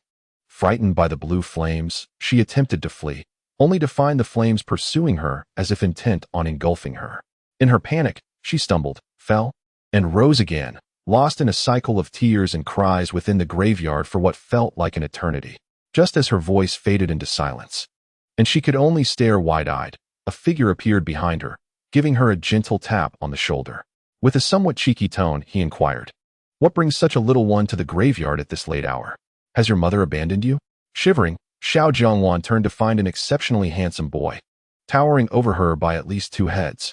The tears ceased momentarily as she stammered, wanting to respond, but found herself unable to utter a word. The boy clicked his tongue in mild annoyance, then lifted her by the armpits, setting her on her feet. He asked again, "Did your family cast you aside because you were just a girl?" Unable to speak, Xiao Jiangwan shook her head, wishing to convey that her mother had not forsaken her. But her small hands flailed in frustration, unable to communicate effectively. At that moment, a voice called out from a distance, "Chen Zhuo, are you conversing with a ghost? You're quite the character, chatting with spirits." So, the handsome boy was named Chen Zhuo. Wiping her tears, Xiao Jiangwan committed his name to memory. Chen Zhuo turned and retorted, "What nonsense.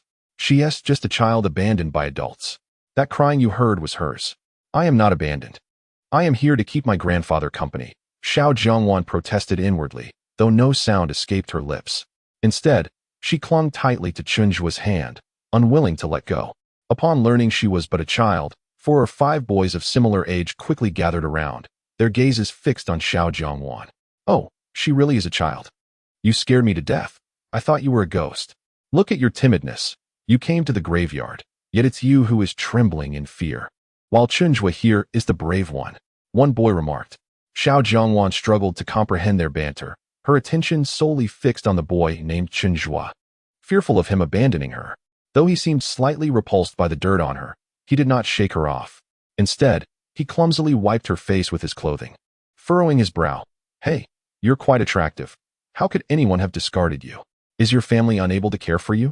Xiao Jiangwan shook her head and pointed towards the direction of Xiaodong village below. Chen Zhuo raised an eyebrow in surprise. "Do you know where your home is?" This time, Xiao Jiangwan nodded enthusiastically. Chen Zhuo smiled. "All right. Today, I shall play the role of a good Samaritan and escort you home. Let us see if your family still intends to cast you out. If they do, I shall take you to my home." Another boy scoffed. "You must be joking. Look at how poor your family is, and you still want to take one home? Your mother would surely be furious." Chen Zhuo knelt in front of Xiao Jiangwan, lifting her onto his back as he spoke. "We're already poor. How much poorer can we get? If it comes to it, I'll share my rations with her. Besides, my family treasures daughters. My parents dote on my elder and younger sisters." As the group of boys chatted, they made their way down the mountain, navigating the dark night with cautious steps, escorting the frightened Xiao Jiangwan back to Xiaodong village. That night became a haunting nightmare that Jiangwan wished to forget, a secret she had buried deep within her heart for years. The boy who had descended upon her during her most helpless and desperate moments brought her an abundance of warmth.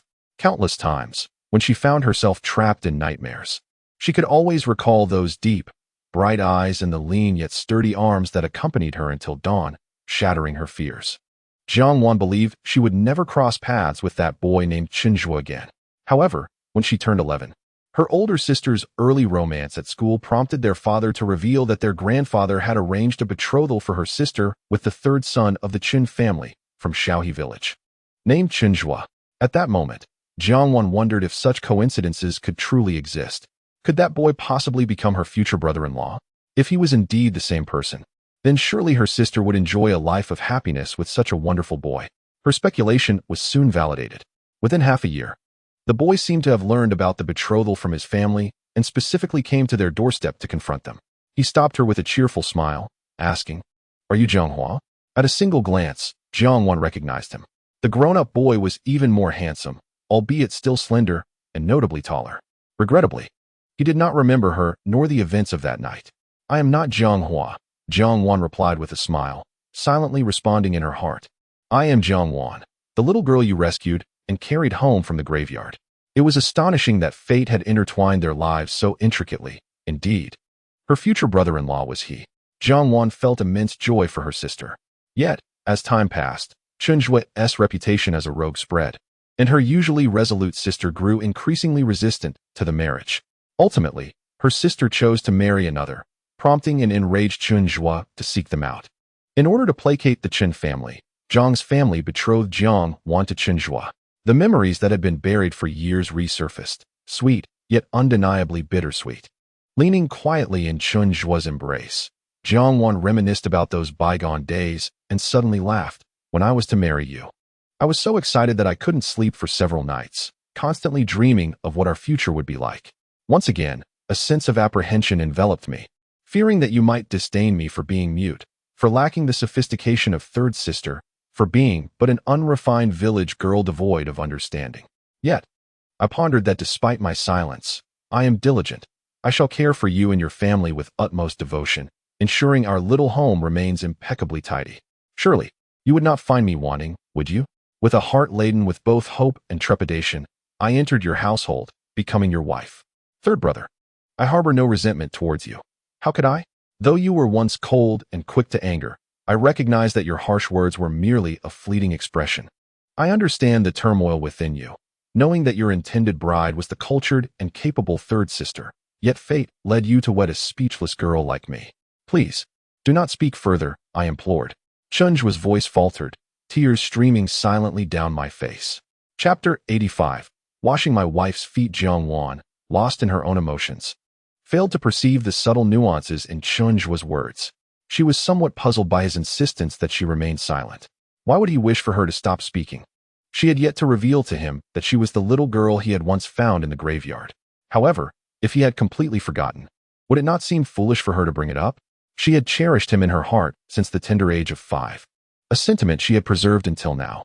As Jiang Wan hesitated, Chen Zhuo's arms tightened around her, as if he sought to merge her essence with his own. Third brother. It hurts, she murmured. After a moment, he regained his composure and softly whispered in her ear, I am sorry. Yet, despite his words, the pressure of his embrace did not relent. He held her tightly, finding solace in the warmth and softness of her presence. He was overwhelmed with emotion. This was the first time he had heard Jiang Wan articulate her feelings about marrying him. As she spoke softly, Chen Zhuo envisioned a scene in his mind, a shy, anxious young girl, brimming with hope and anticipation for the future, who upon entering his life was doused with a frigid reality. How deeply she must have hurt. How utterly helpless she must have felt. That night, he had acted like a brute, and even as he treated her roughly, she had submitted without a hint of resistance. How could his youthful self have committed such despicable acts? Chen Zhuo quietly wiped away his tears and lifted Jiang Wan into his arms as one would a child. Startled, she clung tightly to his neck, exclaiming, Third brother, what is wrong? The children will be back, do not jest. Without uttering a word, Chen Zhuo carried her into the house, gently placing her down by the edge of the calm. He then turned to fetch a basin of warm water, testing the temperature before taking her feet and cautiously dipping them into the water. He looked up and asked, How is it? Is the temperature acceptable? He longed to treat her with utmost kindness, to shower her with all that he had. Jiang Wan, bewildered by Chen Zhuo's actions, glanced down at the large hand gripping her ankle, attempting to withdraw her foot, but finding herself unable to do so. She could only gaze helplessly at the handsome man kneeling before her and timidly inquired, Third brother, do you find my feet unpleasant? Chen Zhuo felt a pang of discomfort within, a mix of sourness and bitterness swirling inside him. However, he was instantly disarmed by Jiang Wan's playful remark about foot odor. Bursting into laughter, he chuckled for quite some time before regaining his composure, taking his wife's petite foot, which was nearly the size of his palm, into his hands and bringing it to his nose for a sniff. With a feigned expression of disdain, he remarked, there is a slight odor. Jiang Wan gasped in shock, instinctively retreating while trying to reclaim her foot, exclaiming anxiously, "You find it stinky, and yet you sniff it." Observing the flustered expression of his silly wife, Chen Zhuo couldn't help but laugh even harder, teasing, "I'm just joking. It doesn't smell at all." Just as he intended to help her soak her feet properly, their 3 children returned home, chattering excitedly. Yang, leading the way, entered the room and immediately witnessed the scene by the Kong. There was her father, grasping her mother's ankle as if to assist her in washing her feet, while her mother appeared unwilling and evasive. Yang blinked, boldly stepping forward to stand beside her father, imitating the tone adults often used to coax her, and said to Jiang Wan, "Mommy, don't wash your feet." Jiang Wan found her daughter's earnest demeanor both amusing and exasperating, while Chen Zhuo, unable to contain his laughter, exchanged a knowing glance with his wife. The family erupted into laughter, the joyous sounds reverberating through the house. The elderly couple downstairs, hearing the commotion from above, couldn't help but laugh along, with Chun Ling's eyes crinkling in delight as she sighed contentedly, "How wonderful." In stark contrast to the harmonious warmth of the Chun household, others found themselves in dire straits. Take Jiao Dapeng, for instance. After being caught in a compromising situation by his father-in-law, Hu Yongji, he was met with 2 bricks to his forehead and nose, leaving his face bruised and bloodied. Now, he lay in the clinic, receiving stitches, without a single soul to attend to him. Zhang Yuna's situation was even more tragic. Hu Yongji's disdain for striking a woman did not prevent his daughter from taking matters into her own hands. Upon learning of the incident, Jiao Dapeng's wife, Hu Jing, stormed into Zhang Yuna's home that very evening, dragging her into the street, where she pulled her hair and slapped her, hurling the most vulgar insults imaginable. "You shameless hussy. Dare to steal my man." Zhang Yuna's home was merely 2 houses down from the Chen family.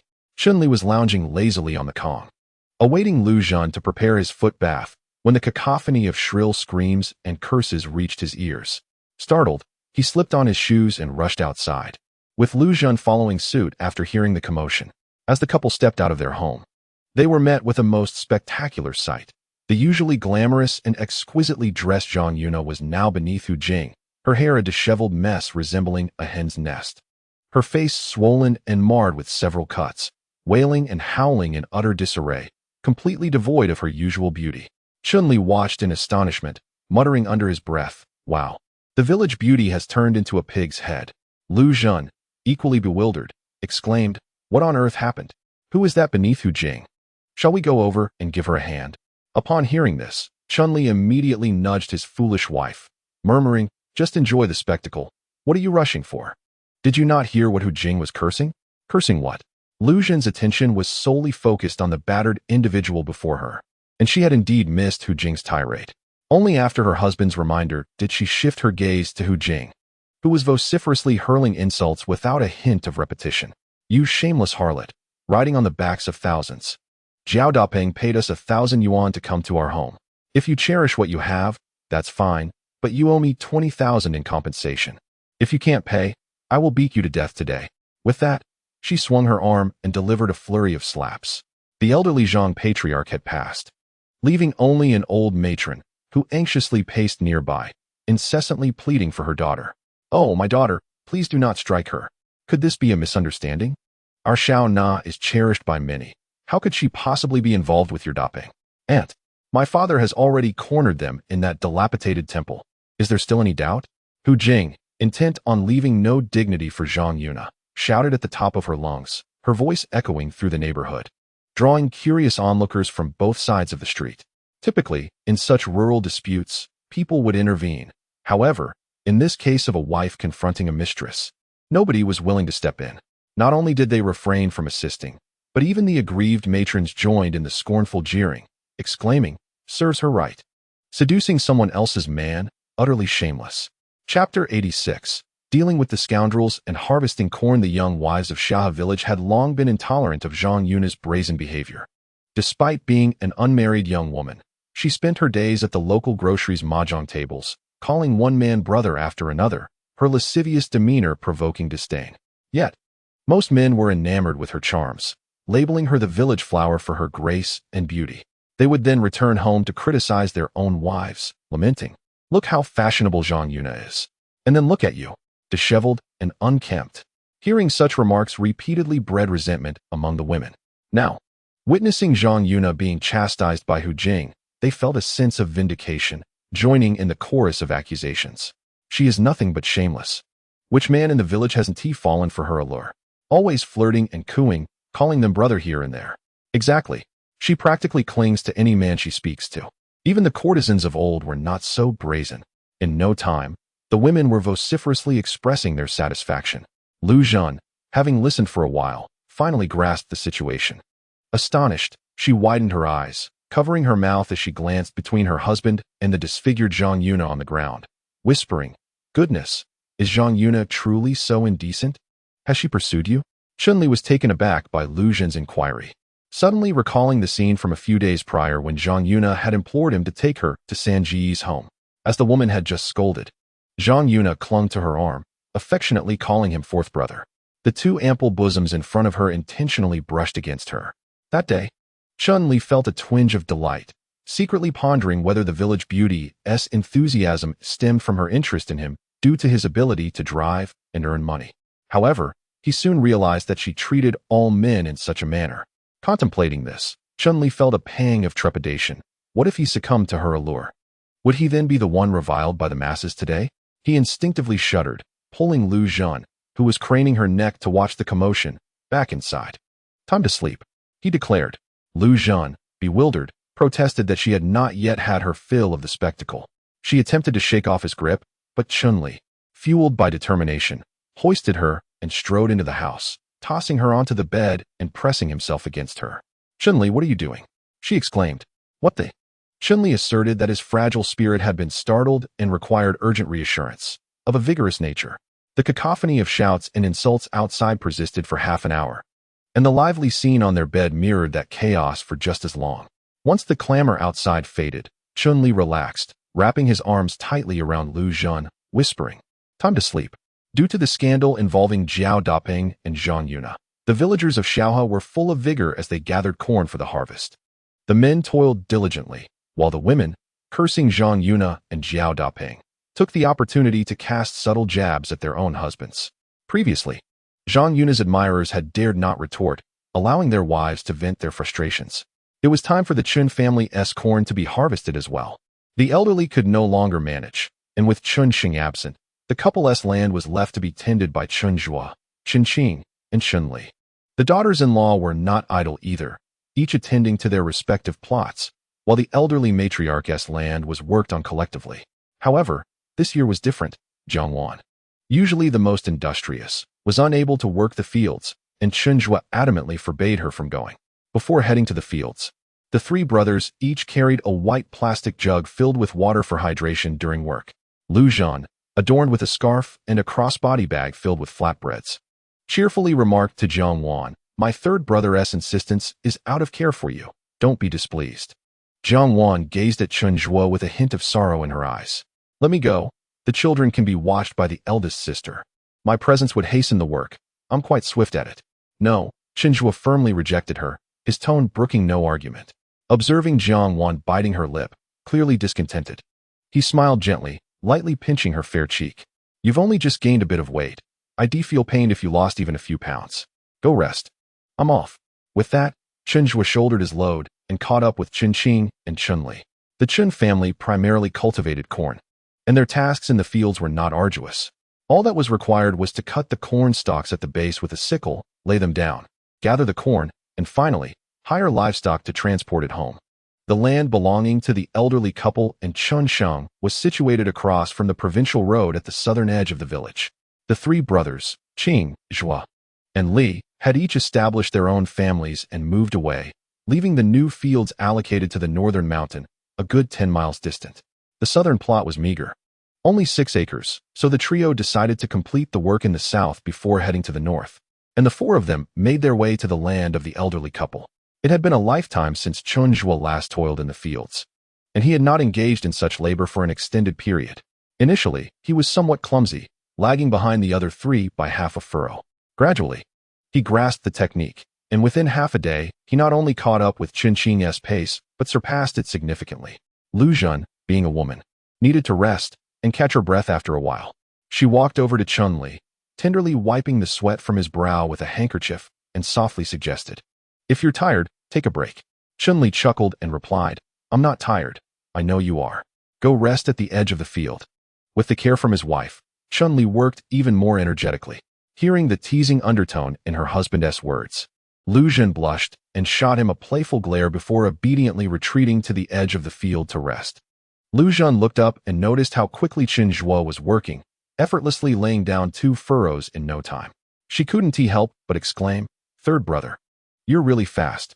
No wonder you didn't want my sister-in-law to come. You can do the work of 2 people by yourself." Chen Zhuo smiled at her praise and straightened up to take a sip of water. He observed that today, Lu Zhen and the 4th brother were exchanging glances in a particularly affectionate manner, a stark contrast to the previous days when they seemed to harbor resentment towards each other. Upon reflection, Chen Zhuo deduced the reason behind this change. The news of Zhang Yuna and Zhao Daping's affair had spread throughout the village, likely calming the 4th brother's previously erratic emotions. Watching the couple's tender interactions, Chen Zhuo sighed deeply, relieved that the unexpected situation regarding Zhang Yuna had been resolved, and hoped fervently that the 4th brother would not stray down a misguided path again. Lost in thought about the 4th brother, Chen Zhuo was momentarily careless while wielding his sickle, and it slipped, cutting into his leg. The fabric of his trousers and his calf were swiftly marred by a gash, blood flowing forth. He furrowed his brow but remained silent, noticing that the wound was not deep. He tore off a strip of his trouser leg to bind the injury and continued laboring with unwavering focus. Chapter 87. The PK arena in the Chun family courtyard. After Chen Zhuo left for the fields, Jiang Wan felt a profound discomfort. In previous years, during the autumn harvest, Chen Zhuo rarely participated, as it was always Chen Qing and his wife assisting Jiang Wan. At that time, Jiang Wan felt embarrassed to let her brother-in-law and sister-in-law do her family's work, so she didn't dare to rest for even a moment and tried to do as much as she could herself. Over the years, she honed her skills, becoming significantly faster than others during the harvest. Yet now, this adept worker was ordered to stay at home, filling Jiang Wan with anxiety. She worried about Chen Zhuo's ability to manage the agricultural tasks and the potential strain it might impose on him. After all, the hands of the 3rd brother were those of an engineer, capable of great accomplishments. What if he were to injure himself? Jiang Wan, restless in her home, became increasingly agitated. Unable to sit still, she decided to send Yang Yang to the lower house, entrusting him to her sister-in-law, Chen Ling. Chen Ling was experiencing menstrual cramps and stayed indoors today, but she had no issue taking care of the children. Upon hearing that Jiang Wan intended to go outside, Chen Ling, with a hint of resignation, cheerfully remarked, "If you wish to go, then do so. After all, once you arrive, Sin can't expect you to work." Jiang Wan, feeling slightly embarrassed, merely replied, "Then I shall take my leave," and retreated to change her clothes. It was necessary to dress warmly for going outside, lest the corn leaves prick her skin. Once Jiang Wan had bundled herself up and donned a headscarf, she reached the entrance and noticed a somewhat familiar woman approaching her home, accompanied by a tall man who was pushing a bicycle. The woman appeared to be in her mid-20s, with slanted eyes and a hooked nose, her countenance somewhat harsh. For a moment, Jiang Wan struggled to recall where she had encountered this individual. "Is this the home of the old Chen family?" the visitor inquired, her face taut. Rolling her eyes in disdain, Jiang Wan replied with an affirmative hum, asking, "Who are you looking for?" The 2 individuals ignored her, bypassing her as they entered the courtyard. The woman, rather impolitely, raised her voice, calling out, "I say, Chen Ling's sister-in-law, why are you still hiding at your maternal home? Are you afraid of having to work in the fields?" At this shout, Jiang Wan finally recognized the woman as Shun Yufeng, Chen Ling's sister-in-law. The man beside her was her husband, whose name Jiang Wan did not know. During her first year of marriage, when Chen Ling had fallen ill at her in-laws, Jiang Wan had encountered Shin Yufeng while visiting with her mother-in-law. The adage holds true that appearances can be deceiving. Shin Yufeng's demeanor matched her looks, as she was equally caustic and spoke in a sharp manner, never offering kind words to the Chen family. Sensing the hostility in Shin Yufeng's approach, Jiang Wan felt a wave of apprehension and refrained from insisting on going outside. Observing Shin Yufeng's aggressive demeanor, she quickly turned and headed towards Chen Guohua's home. School had resumed, and not only was Chen Guohua away at work, But Jin Yuezhu had also returned to teach her students, leaving only the soon-to-be college student, Chen Yuan, at home. "Aunt Xiao Wan, what brings you here at this hour? My mother isn't home yet." Chen Yuan, feeling a kinship with Jiang Wan, had always referred to her as sister. Thus, she continued to address Jiang Wan as aunt, bypassing the generational hierarchy of the Chen family. Seeing Jiang Wan, Yuan greeted her warmly with a beaming smile. Jiang Wan took Chen Yuan's hand, her expression urgent as she implored, "Yuan, I beg you for a favor. Please go to the fields at the southern end and fetch your third uncle home immediately." Chen Yuan, noticing the urgency etched on Jiang Wan's face, nodded without hesitation, saying, "All right, I'll go at once." As Yuan hurried away, Jiang Wan turned swiftly to return to her own home. Upon reaching the entrance, she overheard her mother-in-law vociferously scolding, "Your Shin family truly knows how to act. You're so concerned about my daughter's well-being that you send her back to her maternal home. Yet come harvest time, you know just where to find her." The sharp tongue of old lady Chen was fierce, and Shin Yufeng, ever so audacious, retorted with a cold laugh. "Auntie, what kind of talk is that? My sister-in-law's household registration is with us, and the land also belongs to us. If she does not return to harvest the autumn crops, who is expected to do the work? Is she hoping that her 50-year-old mother-in-law will toil in the fields to gather corn? Aunt, is it not true that your land is also tended by your sons and daughters-in-law? Why is it that you can command the daughters of others, yet your own daughter is treated as a privileged lady, exempt from such labor?" As Shin Yufeng spoke, her voice dripped with sarcasm, deliberately drawing out her tone, which was particularly infuriating. The elderly woman, suffering from poor health, immediately turned pale with anger, gasping for breath. Jiang Wan, concerned for her mother-in-law's well-being, hurried over to soothe her back, urging, "Mother, please do not be angry. Take deep breaths." Chen Ling, experiencing abdominal pain, wore a troubled expression upon seeing her sister-in-law seeking confrontation, feeling a mix of anger and resignation. She had long anticipated that the Shun family would summon her back during the harvest season. Chen Ling was reluctant to engage in disputes. Had it not been for her painful menstruation, she would have made the nearly 30-mile journey back to her mother-in-law's home today. She did not mind doing farm work, even though she had never seen the profits from the grain sales, viewing it merely as fulfilling her filial duty to her late husband. However, upon witnessing her sister-in-law's visit, which involved cold mockery directed at her own mother, Chen Ling was instantly enraged. Narrowing her eyes, she spoke coldly, "Yufeng, I only have 2 acres of my own land. Yet every year I am burdened with the work of 6 acres. I have never seen the profits from the grain sales, not even my own share. My parents are elderly, and I refrain from quarreling over money with them, but you are unwilling to even let me eat. Your insinuations urge me to return to my family. Fine, I can go back home. I do not rely on your family's grain. So what is the meaning of your aggressive behavior in our home? Do you think I, Chen Ling, am merely your family's beast of burden, meant solely for labor? Let me tell you, even beasts require fodder. This year, whoever wishes to work your land may do so. I refuse to participate.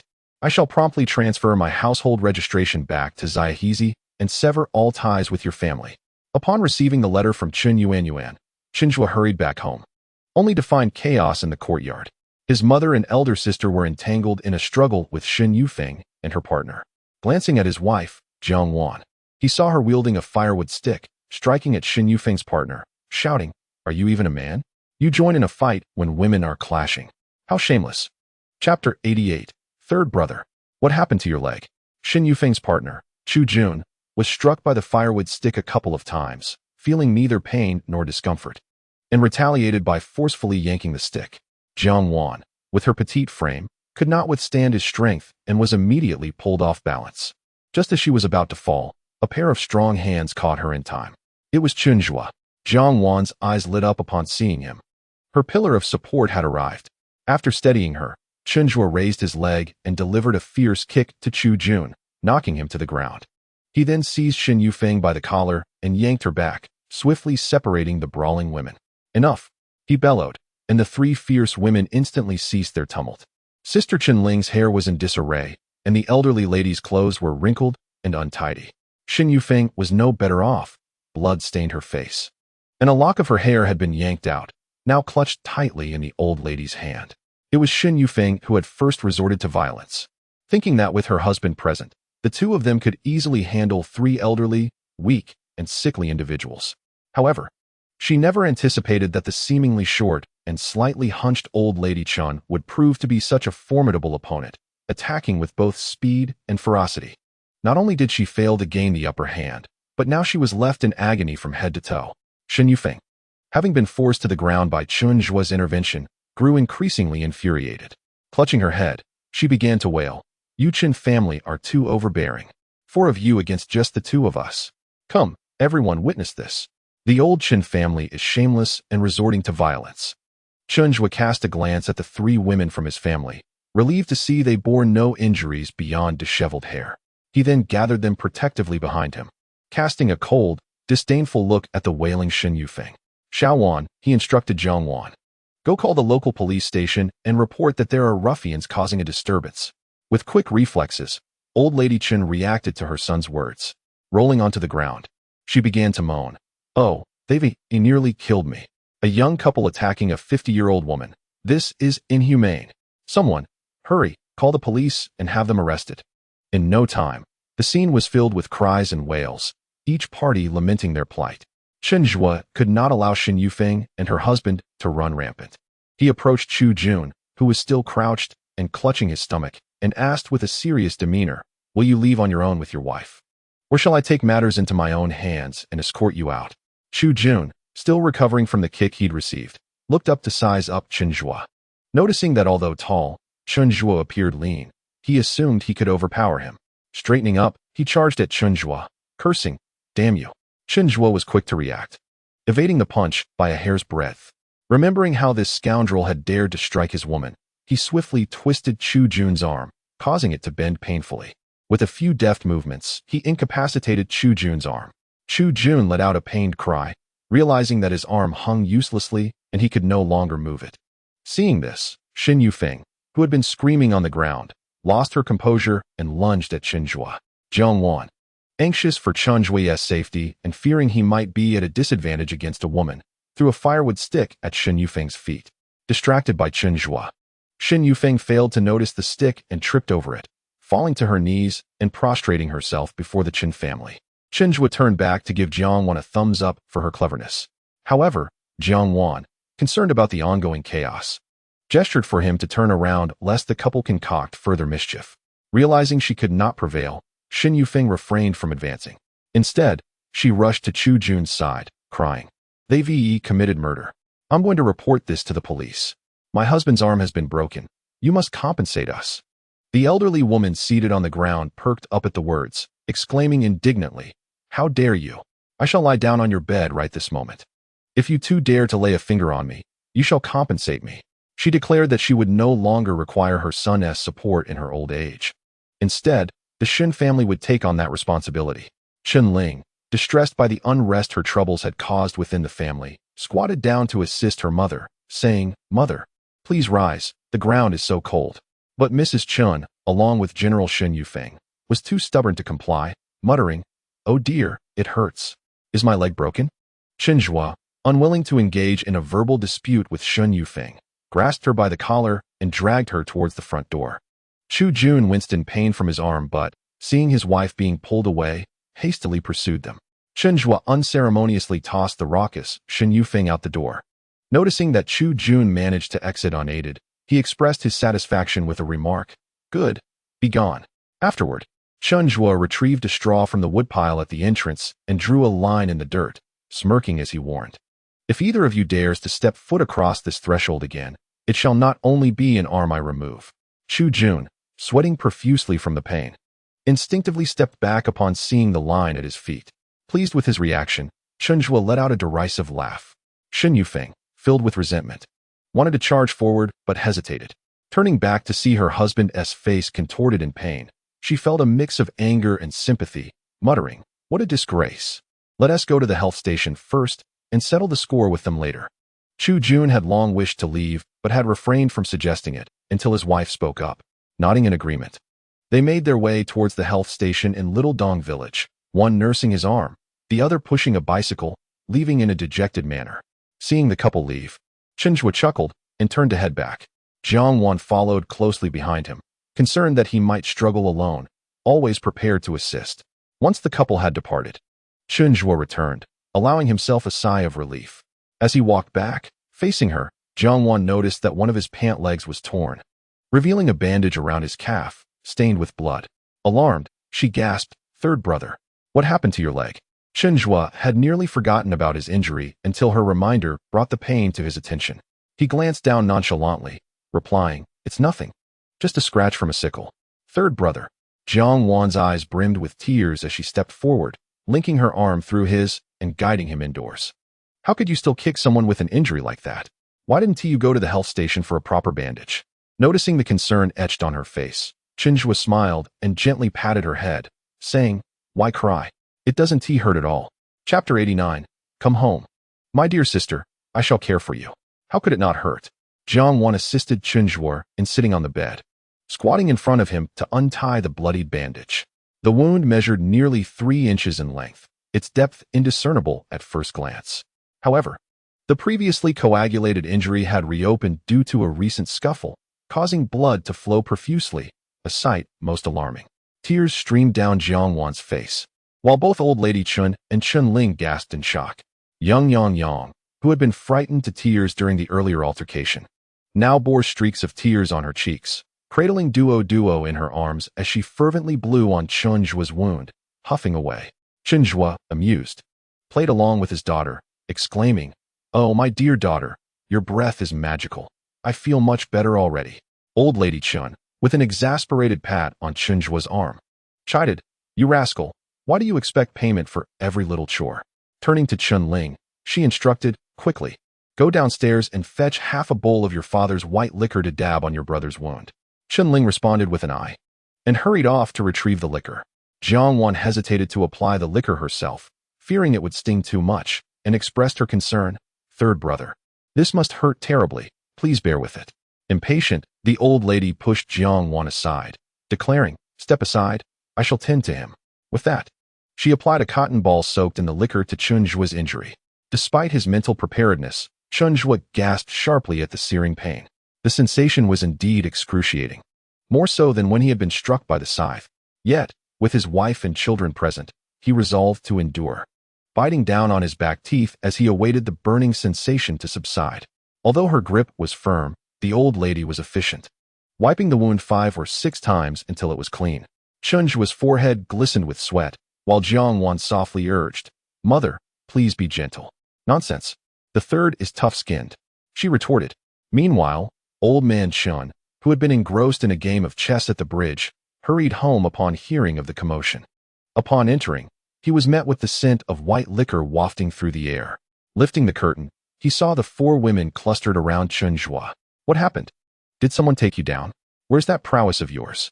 Chen Zhuo managed a grin, replying, "Father, I was merely husking corn and accidentally got nicked by the scythe." The old man glanced at the wound, satisfied that it wasn't serious, and grunted, casting a reluctant glance at the bowl of liquor as he muttered, "You fool. What is going on? Didn't you go out to work? Why are you fighting?" "Father, it's not third brother. It was I who had a scuffle with my sister-in-law." Chun Ling interjected, recounting how Shen Yufeng had come to summon her back to the fields. After hearing this, Old Man Chen cursed, turning to Chun Ling. "Hurry and transfer your household registration back, sever ties with them.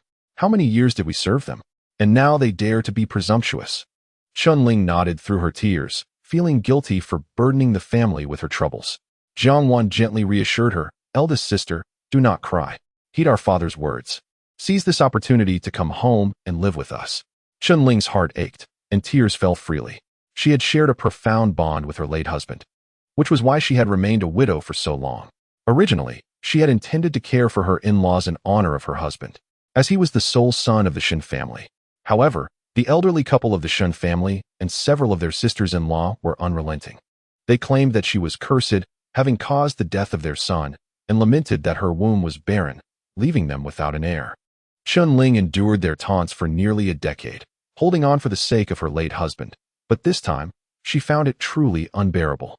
Chen Zhuo, fearing that his mother might further torment his wounds, quickly stood up, looking at his hesitant elder sister, and said, "Sister, come back. I can support you." Upon hearing her brother's words, the last remnant of Chun Ling's hesitation evaporated, and tears streamed down her face as she nodded vigorously. All right. I will begin the household registration process after the harvest. With the family in agreement regarding Chunling's situation, Chen Zhuo prepared to return to work in the fields. But Jiang Wan insisted on accompanying him. She entrusted Yang Yang to Chunling and followed closely behind Chen Zhuo, with no other choice. Chen Zhuo sighed in resignation and took Jiang Wan's hand, saying, "Fine, you need not work once we arrive." Jiang Wan remained silent, her gaze fixed on his bandaged wound. Her voice laced with concern. Does it still hurt? Is it tied too tightly? To alleviate her worries, Chen Zhuo playfully grimaced, "Don't mention it. Our mother's hands are indeed heavy." The pain from the sickle was nothing compared to her application of alcohol. That Xin Yufeng must have had the audacity of a bear to challenge our mother.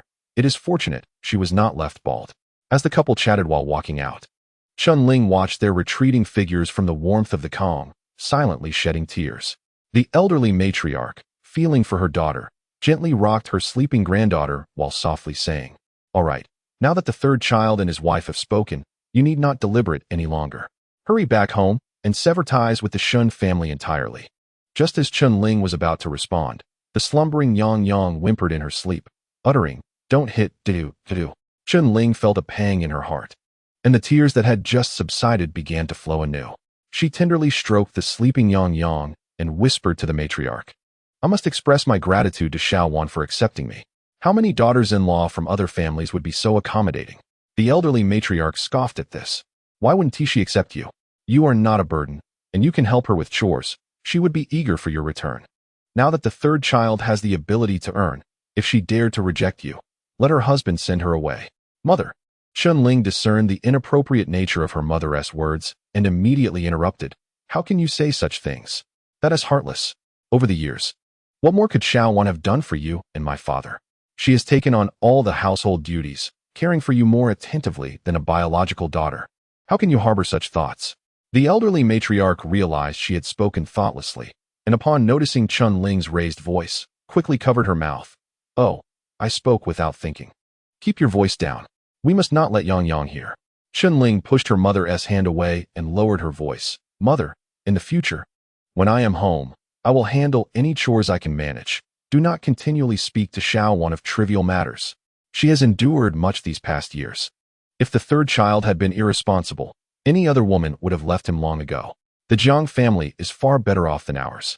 Wouldn't Xiao Wan prefer to enjoy a comfortable life rather than remain in this impoverished abode?" It was not merely because at that time the third child was lacking in ambition that she felt compelled to fulfill her filial duties. Old Lady Chun was a shrewd woman. Was there anything she could not comprehend? She understood that Jiang Wan was a good person, yet she had carelessly blurted out a remark in the heat of the moment. Realizing that her jest had provoked such a lengthy discourse from her daughter, she momentarily felt at a loss and exclaimed, "Get lost, you wretched brat. You dare to lecture your own mother?" Chapter 90. Come, let me tell you directly. When Chen Zhuo and Jiang Wan arrived at Nanshan, Lu Zhan was sitting at the edge of the field, sipping water. Upon seeing them, she hurried over. "Why are you here, third sister-in-law? You should stay at home. My third brother is working swiftly." Jiang Wan smiled. "I work quickly too. What happened back home? Why the urgency?" Chen Qing, the eldest brother, also arrived, pulling out a cigarette from his pocket and lighting it. "Brother, do take care. Don't set the field ablaze." Chun-Li staggered behind him. "Do you think I'm like you? Always so reckless." Chen Qing shot him a sideways glance, causing Chun-Li to chuckle. The brothers settled down at the edge of the field to rest. Chen Zhuo was eager to finish the work, prompting Jiang Wan to recount the earlier events while he picked up a sickle and began cutting. Jiang Wan, entrusted with an important task, found it impossible to join them in labor. Thus, she shared the incident regarding Shun Yufeng's disturbance. Upon hearing this, Chun-Li slapped his thigh in frustration, cursing, "How audacious of them! They dare to come and assault us? We should have dealt with those two scoundrels earlier." Lu Zhan furrowed her brow in concern. "Now it's just our parents and our eldest sister Yang Yang at home. What if Shun Yufeng returns with more people for revenge?" "They will undoubtedly return," Chen Qing replied. Yet his expression remained untroubled as he looked at Jiang Wan with a smile. "Did you hear that the third child dislocated Chu Jun's arm?" Jiang Wan nodded yes. They went to the clinic to attend to it. Chen Qing's amusement deepened. "No need to worry about home. Everything will be fine." With that, he resumed his work, leaving the other three in a state of confusion. Chen Zhuo worked swiftly, and in the time it took them to chat, They had already reached the middle of the field.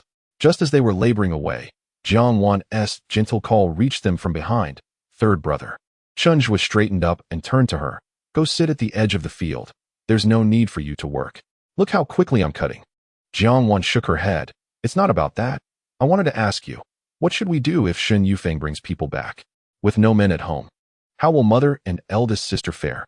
Just now, eldest brother mentioned they would definitely return. At her mention of this, Chen Zhuo chuckled. Did eldest brother not tell you why Shen Yufeng is certain to return?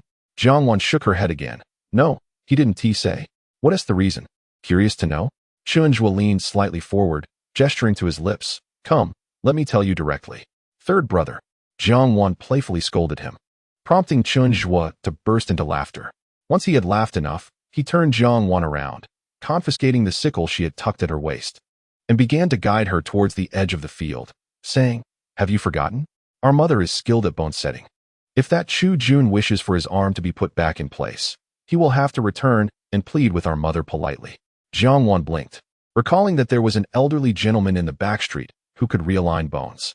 However, that gentleman had passed away last month, leaving only her mother with such skills. Upon hearing this, Jiang Wan's eyes widened in disbelief. Can our mother really treat him? Chen Zhuo gently urged her to sit on the ground, chuckling as he replied. She will undoubtedly treat him, but only after she vents her frustrations. As anticipated by Chen Zhuo and Jiang Wan, a rather amusing scene was unfolding in the Chen family courtyard.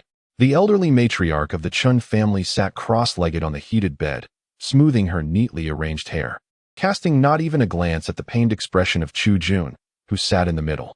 Chu Jun had just accompanied Shen Yufeng to the clinic to have his arm treated, only to find that the doctor was unable to realign bones and recommended him to seek out the elderly matriarch of the Chen family in Xiao village. Upon hearing this, Shen Yufeng and her husband nearly fainted. What nonsense was this? His arm had just been twisted by the son of the elderly matriarch, and now they were expected to go to her for treatment? In desperation, they pressed the doctor for alternative options, but he insisted there were none. The only person he knew capable of realigning bones within 10 miles was the elderly matriarch. With no other recourse, the couple found themselves in a predicament. It was the busy harvest season, and enduring the pain of his arm hanging like this was intolerable, not to mention the hindrance to their work. Shen Yufeng, gritting her teeth in frustration, unleashed a torrent of curses upon the ancestors of the Chen family, before finally instructing Chu Jun to go to the Chen family and seek out the elderly matriarch himself, declaring she would wait for him at the village entrance. Go by yourself. If I accompany you, that old hag will surely berate me. Just say a few good words, and she will treat you. What choice did Chu Jun have? With half his body aching, he could only nod in resignation and head off dejectedly. He dared not utter the harsh words. You must treat me since your son is the one who injured my arm. But instead, with a pained expression, he implored, Auntie, I was wrong earlier. I should not have provoked you. You are a living Buddha with a generous heart. Please help me with my arm. Whatever it costs, I will pay. Seeing him approach, Chun Laojun, the elderly patriarch, was incensed and scolded him. How dare you show your face here? A man should not lay hands on a woman. Go wherever you please for treatment. If the clinic cannot help, seek help in the city. Now be gone. Hearing this, the elderly matriarch shot her husband a glare. Go smoke in the other room. This matter does not concern you. She hadn't yet exhausted her anger and had no intention of letting Chu Jun leave. Chen Laojun, well aware of his wife's intentions, understood that she would not let him off the hook easily and grunted before retreating to the outer room. Chu Jun, seeing this as a glimmer of hope, quickly pleaded, Auntie, I am in excruciating pain. I beg you, have mercy. The elderly matriarch scrutinized him, then asked, Where is your wife? Let her come in and bow to my daughter in apology, and I shall treat your arm. Chu Jun, upon hearing this, silently praised his wife's intuition. Thankfully, she had not come along. Her fiery temperament would have certainly ignited a scene.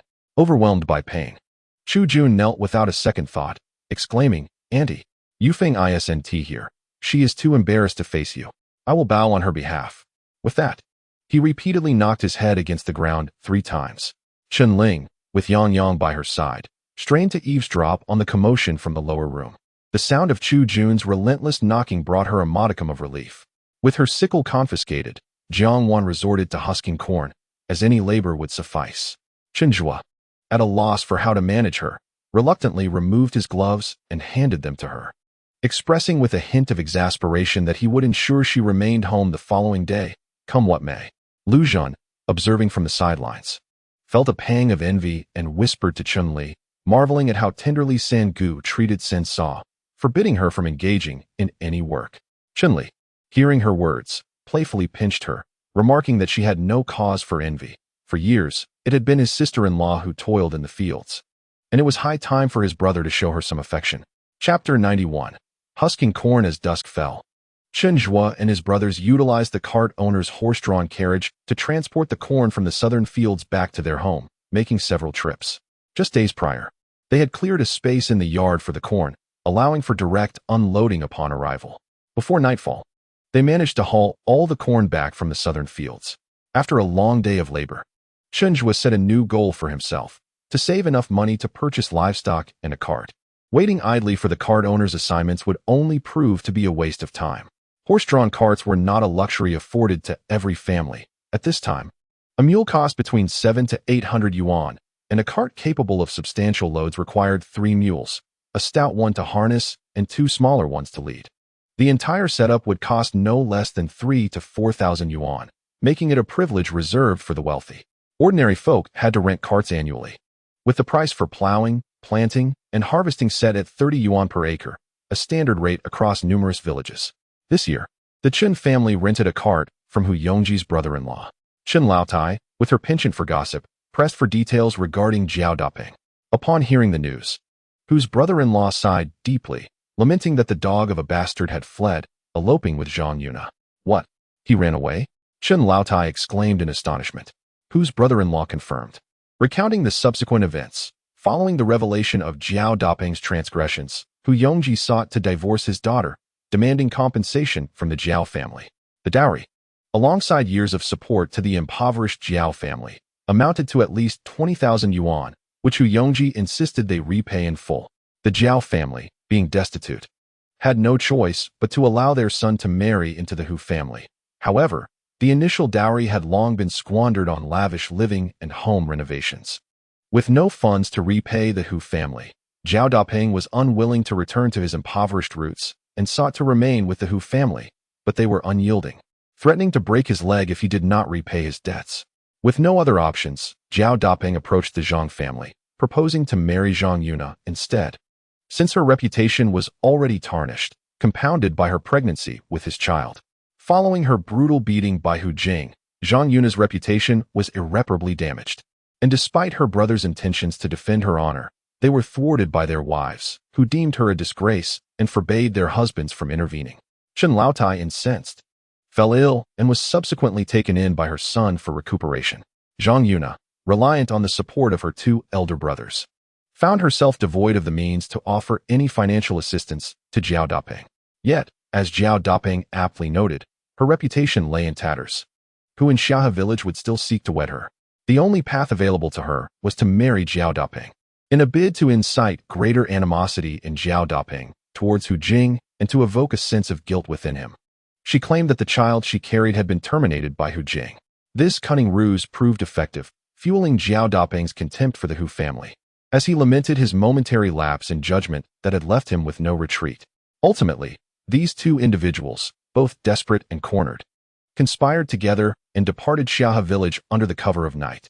Upon discovering their absence, the Hu family was incensed, searching high and low through the Zhang and Jiao households to no avail.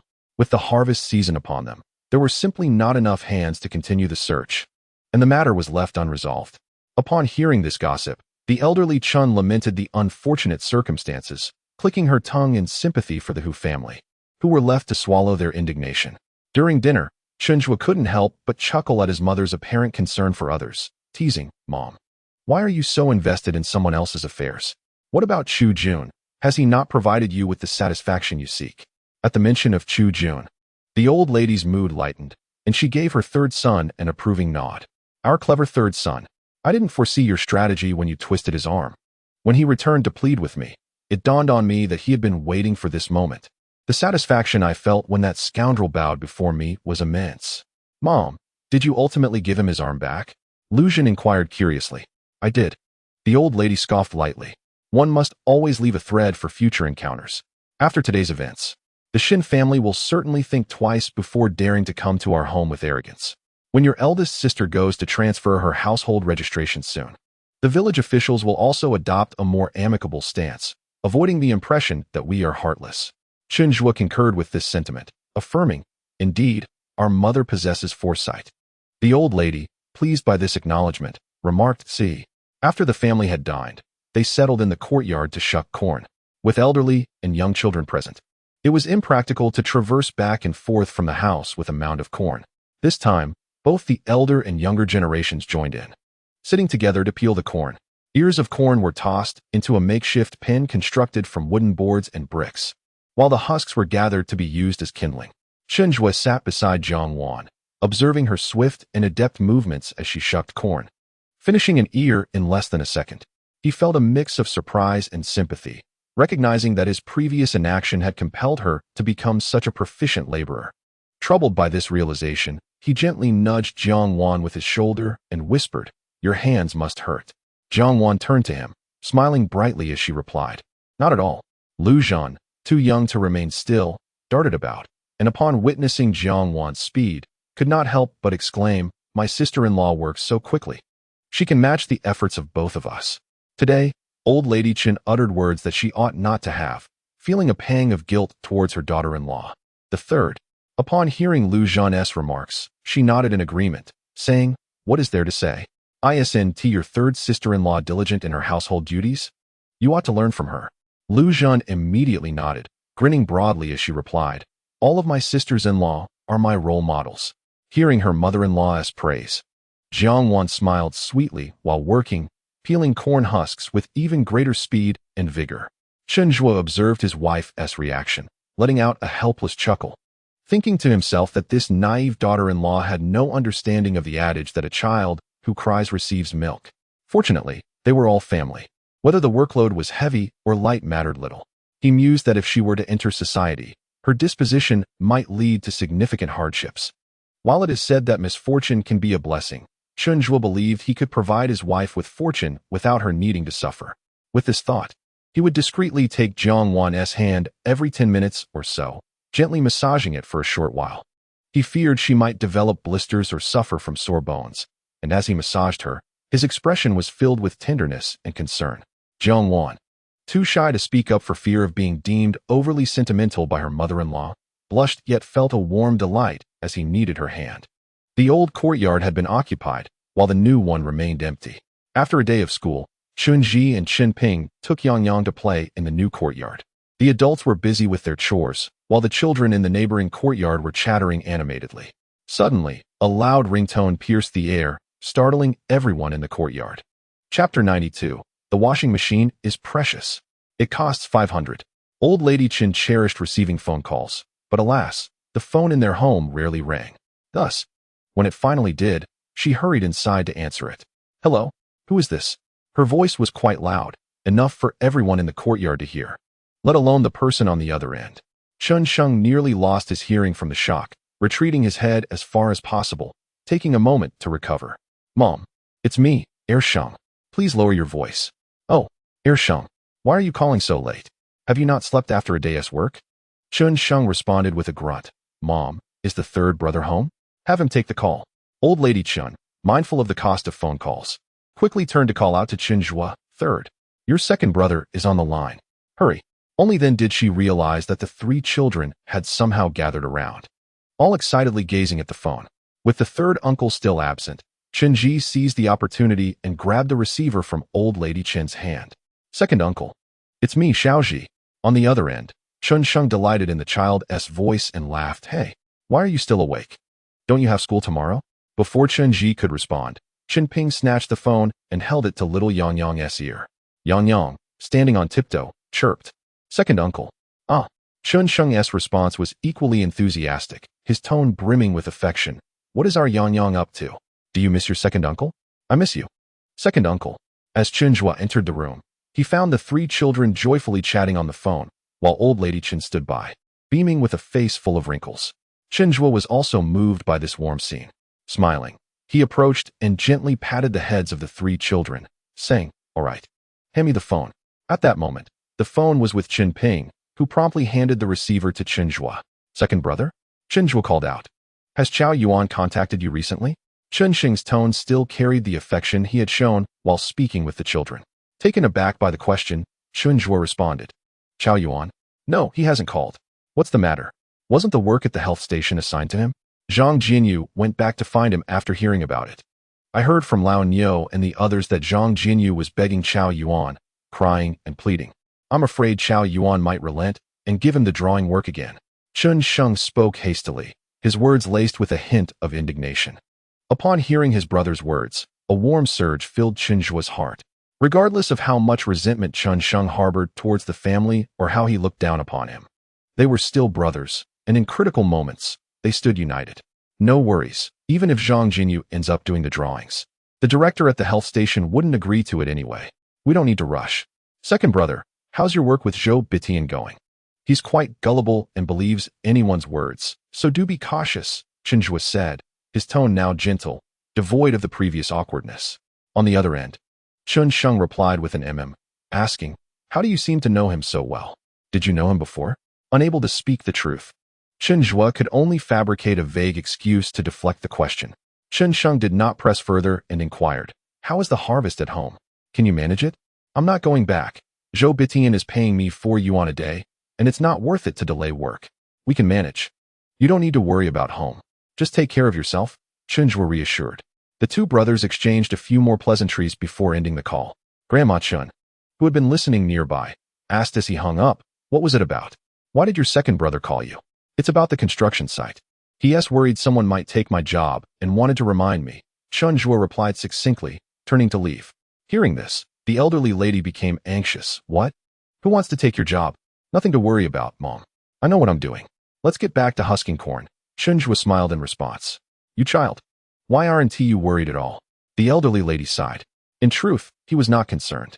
Firstly, he trusted Chao Yuan's character. Although Chao Yuan was simple-hearted and soft, he was principled. He would never collaborate again with someone who had betrayed him. Furthermore, the director at the health station had previously worked with him, and Zhang Jinyu's limited skills would certainly not attract their attention. No matter how much Zhang Jinyu pleaded, it would be futile. Chen Zhuo estimated that the work for the staff building would not commence until spring of the following year, and going several months without income was not feasible. The 6,500 he had received last month was nearly spent, and the new house was nearing completion, requiring additional furnishings. The television in the eldest brother's room could be managed for now, but the priority was to purchase a washing machine to spare Jiang Wan from hand-washing clothes. Washing for the entire family was exhausting and hard on the hands.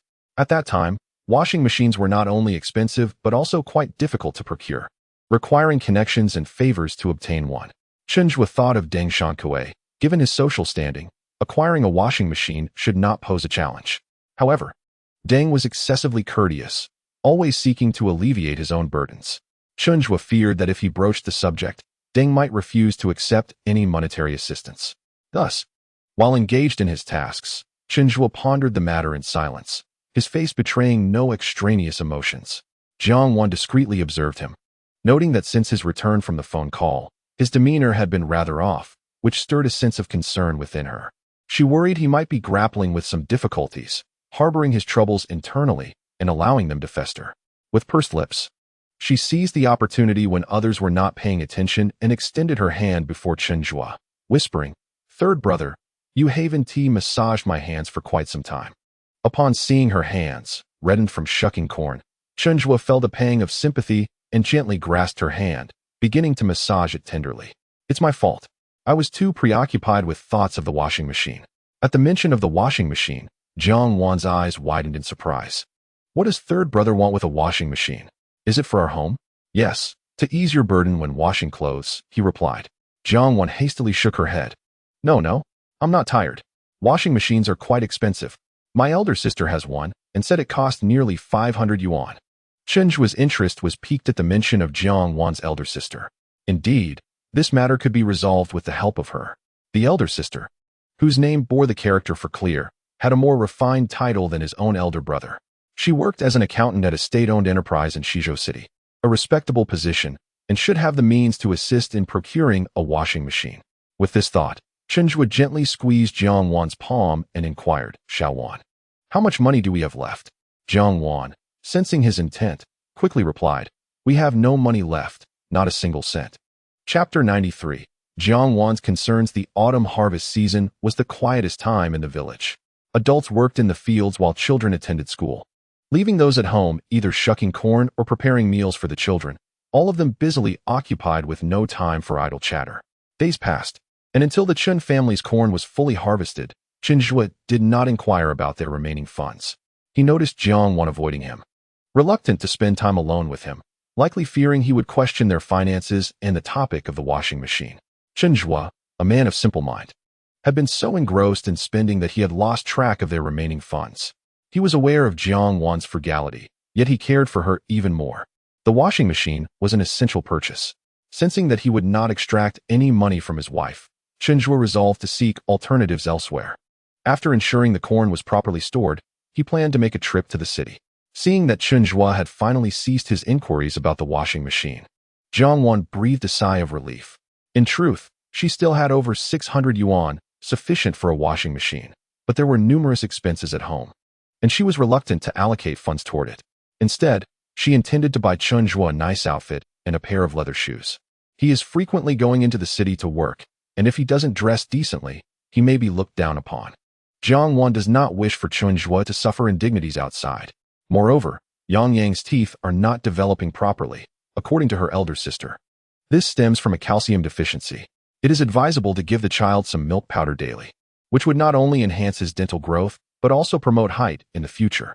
However, milk powder is an expensive commodity. Not everyone in the city can afford it. At 5 yuan per pack, which contains merely 1 kilogram, consuming it daily would require 2 packs a month, amounting to 10 yuan. Now that the family's financial situation has improved slightly, Jiang Wan desires to purchase milk powder for Yang Yang.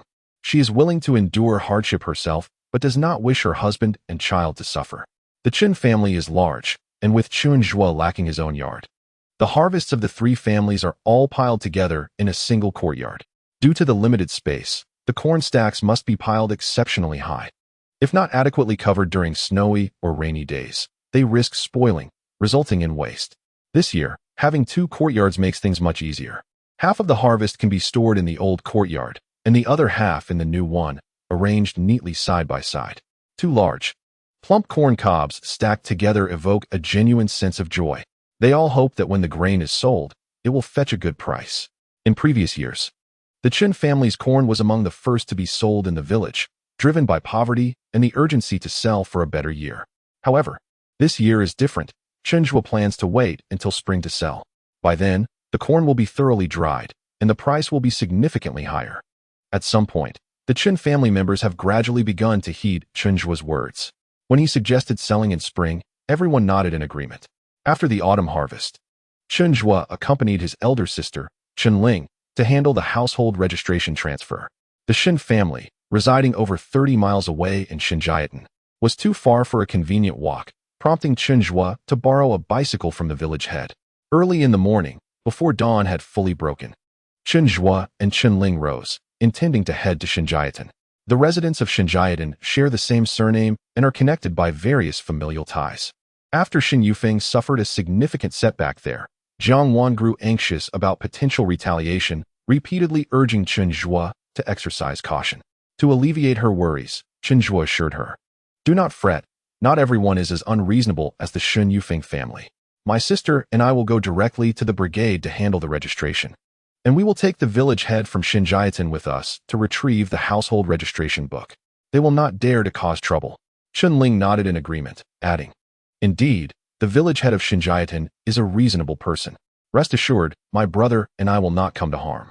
Jiang Wan responded with a slight sound of affirmation, glancing at Chen Zhuo, hesitating to voice her concerns, still feeling uneasy. Observing her apprehension, Chen Zhuo smiled helplessly and said to Chen Ling, "Sister, why not put on another layer? I fear you may feel cold on our return." Chen Ling, perceptive as she is, recognized that her younger brother was trying to send her away. With a playful smile, she replied, "No need, I'm not cold. I will just step outside for a moment." Having said that, she turned and exited to use the restroom. As soon as she left, Chen Zhuo embraced Jiang Wan, gently patting her back in a comforting manner. I assure you, I will not resort to violence. Trust me, all right? I do not fear for your physical safety, but rather for your well-being. Nowadays, every household has finished the autumn harvest, and the village is filled with idle individuals. What if they decide to provoke you?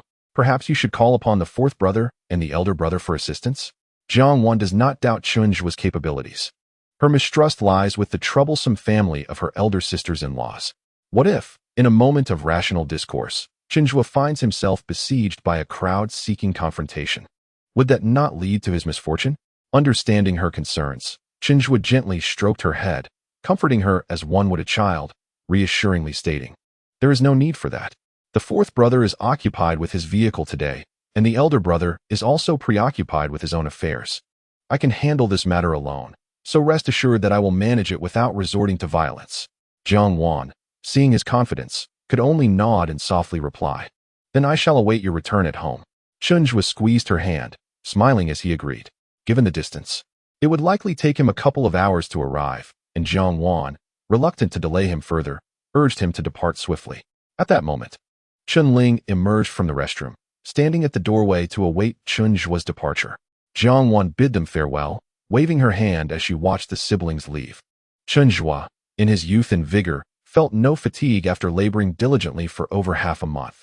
Even now, as he pedaled with ease while carrying approximately 100 pounds of his elder sister, Chen Ling, on the back of his bicycle, he showed no sign of struggle. Chen Ling, seated on the rear seat, cheerfully adjusted the exposed fabric of her brother's clothing around his waist, softly saying, "Oh, third brother, you truly have been remarkably sensible. Our father may appear silent, but he is most concerned for you, always fearing that your involvement in fights may lead to trouble. Now that you are more settled, he can breathe easier, and both you and Jiang Wan will have hope." Hearing his sister's words, Chen Zhuo felt a pang of sorrow within. He responded with a heavy sigh. In his previous life, his father harbored deep resentment towards him for the deaths of Jiang Wan and Yang Yang, blaming himself for forsaking a good life and inadvertently driving them to their demise. After a harsh reprimand, his father refused to speak with him again. Even when Chen Zhuo amassed great wealth and offered to purchase a grand estate larger than that of Xiaohe village for his parents, his father steadfastly remained in Xiaohe village. It was only at the end of his life that Chen's father laid a frail hand upon Chen Zhuo's, uttering weakly, "Third son, I shall seek them out in the afterlife to offer my apologies. If they can find it in their hearts to forgive you, I shall beseech the heavens to allow you to reunite in your next life. When that time comes, you must cherish them well." Chapter 94. The man who secretly loves the eldest sister in northeast China. The spring and autumn seasons are fleeting. With the autumn harvest completed, the air grows increasingly brisk with each passing day, particularly during the early morning and evening hours. Today, the wind is quite strong, and riding against it towards Xinjiang has become laborious for Chen Zhuo after an hour of cycling. He slowed his pace, his mind drifting back to memories of his past life, and his mood inevitably darkened. Observing her younger brother's sudden despondence, Chen Ling feared that her earlier words may have weighed too heavily on him. She gently nudged his back and inquired, "Are you tired?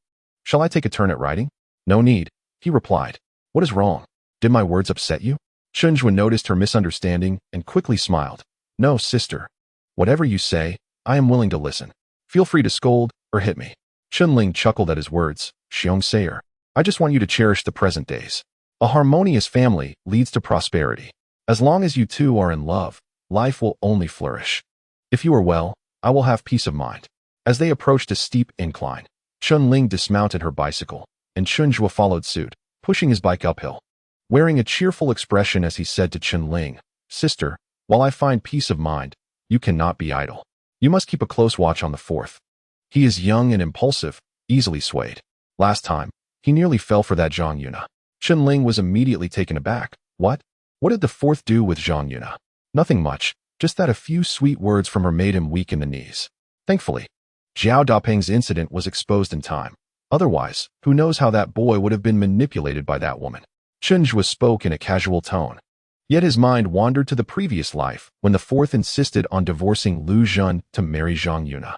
It was after Zhang Yuna claimed she was pregnant that the fourth stirred up trouble, insisting he must take responsibility for her and the child in her womb. However, the Chen family suppressed Chen Li, preventing the divorce. Not long after, Zhang Yuna miscarried, causing a ruckus with her family. and his own family had to scramble to compensate them for the loss of their daughter's dignity. Reflecting on it now, Chen Zhuo felt a chill run down his spine. Was it possible that in his past life, after Zhang Yuna deceived Jiao Dapeng, she attempted to ensnare his brother as well? Did her feigned pregnancy serve solely to extort money rather than a genuine desire for marriage? How disconcerting. Chen Zhuo shuddered at the thought, relieved that the matter had been uncovered early. Otherwise, his brother might have fallen into her gentle trap once more. Upon learning of this, Chen Ling seethed with anger. That foolish boy, having grown up with Lu Zhan, who accepted him despite his poverty, how dare he entertain other thoughts? When I return, I shall give him a good beating. Chen Zhuo, reveling in the unfolding drama, exclaimed, I think that's a splendid idea. With an elder sister overseeing things, this feels truly delightful. As the siblings conversed, the journey felt shorter, and by the time they reached Xinjiatin, it was just past 8 o'clock. They proceeded directly to the village headquarters. The village head of Xinjiatin, looking just shy of 40, was robustly built and exuded vitality. Upon seeing Chen Ling, he broke into a smile and then turned to Chen Zhuo, asking, Oh, when did you return? Is this your brother? Chen Ling nodded with a smile. This is our village head.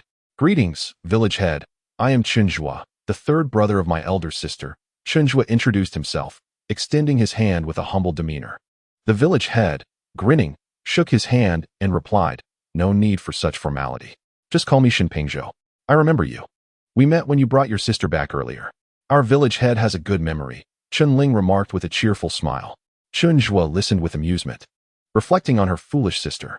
Despite possessing a heart as intricate as a delicate clock, she exhibited moments of remarkable dullness. The village chief was not one to remember trivial matters. He had harbored a secret affection for her for years, recalling only those events intimately connected to her. After her tragic suicide by the river, the Chen family sent word to the Shen family, yet not a single member of her in-laws appeared. They proclaimed that the one who took her own life bore guilt and sin, unworthy of resting beside their son, advising the Chen family to manage her funeral arrangements themselves, suggesting they simply find a spot to bury her. At that moment, Chen Zhuo realized the heartlessness of the Shans. None held virtue. Unexpectedly, however, the village chief of Shen family village arrived. At that time, Chen Zhuo was still reeling from the sudden loss of his wife and daughter. And now he mourned the passing of his most respected sister, spending sleepless nights kneeling before her spirit altar. When Shen Pingzhou arrived, he kept vigil alongside Chen Zhuo for 2 nights before. Pale-faced, he accompanied the funeral on the 3rd day. Though Shen Pingzhou spoke little during those days, Chen Zhuo discerned the depth of his affection for his sister. Later, as Chen Zhuo achieved success and returned to Shen family village to confront his sister's unjust in-laws, Shen Pingzhou intervened, preventing him from demolishing the Shen residence. Chen Zhuo vividly recalled Shen Pingzhou calmly advising him that this was the place where his sister had once lived, and she would not wish to see such destruction. If Chen Zhuo sought to ensure her eternal unrest, he was free to proceed. Thus, the stubborn desire for revenge within him was quelled by Shen Pingzhou's words. From that moment onward, Chen Zhuo and Shen Pingzhou began to intertwine their lives. Their conversations invariably revolving around Chen Ling. Shen Pingzhou confided in Chen Zhuo that he had cherished Chen Ling for an eternity, so deeply that his affection was etched into his very being, woven into the fabric of his daily existence. Each day, as he passed by the Chen household on his way to the commune, he would habitually glance into the courtyard, where Chen Ling could often be found either cooking or tidying up. The sight of her brought him solace, and if he could find an opportunity to exchange a few words, his spirits would soar for the entire day. The days when Chen Ling returned to Xiaohe village were the most arduous for Shen Pingzhou. In her absence, he would gaze longingly toward the village entrance. When she finally returned, his mood would brighten immeasurably. He noted that the villagers of Shen family village unanimously praised Chen Ling, describing her as amiable and capable, meticulously caring for her deceased husband's parents. Yet, such a wonderful person met with a tragic end, taking her life in such a sorrowful manner. Shen Pingzhou confessed to Chen Zhuo that each day he was plagued by regret that he had not dared to profess his feelings while Chen Ling was alive. Fully aware of her suffering at the hands of her in-laws, yet he had remained a coward, merely watching from afar, too timid to reach out and pull her to safety. In the dead of night, a thought crossed his mind. Am I not remarkable? Praise me. Chapter 95. Dislocating an arm again in the case of another, one might have scolded Shen Pingzhou for his sentiments. What use are such retrospective musings now that she is gone? Was it not a lack of love that led to this? While Chen suffered, what were you doing? Merely observing from a distance, hesitating and indecisive, indulging in the warmth bestowed upon him by Chen, yet never reciprocating with any action. Chen Zhuo found himself in a peculiar position. Everyone possessed the right to voice such sentiments, except for him. He was even inferior to Chen Pingzhou in this regard, unable to comprehend his own feelings. A woman marries a man for the promise of protection against life's tempests, yet the storms in Jiang Wan's life were conjured by him. Reflecting on the past, Chen Zhuo regarded Chen Pingzhou with a gaze tinged with curiosity. Given the opportunity to amend past regrets and atone for his former self. What about you?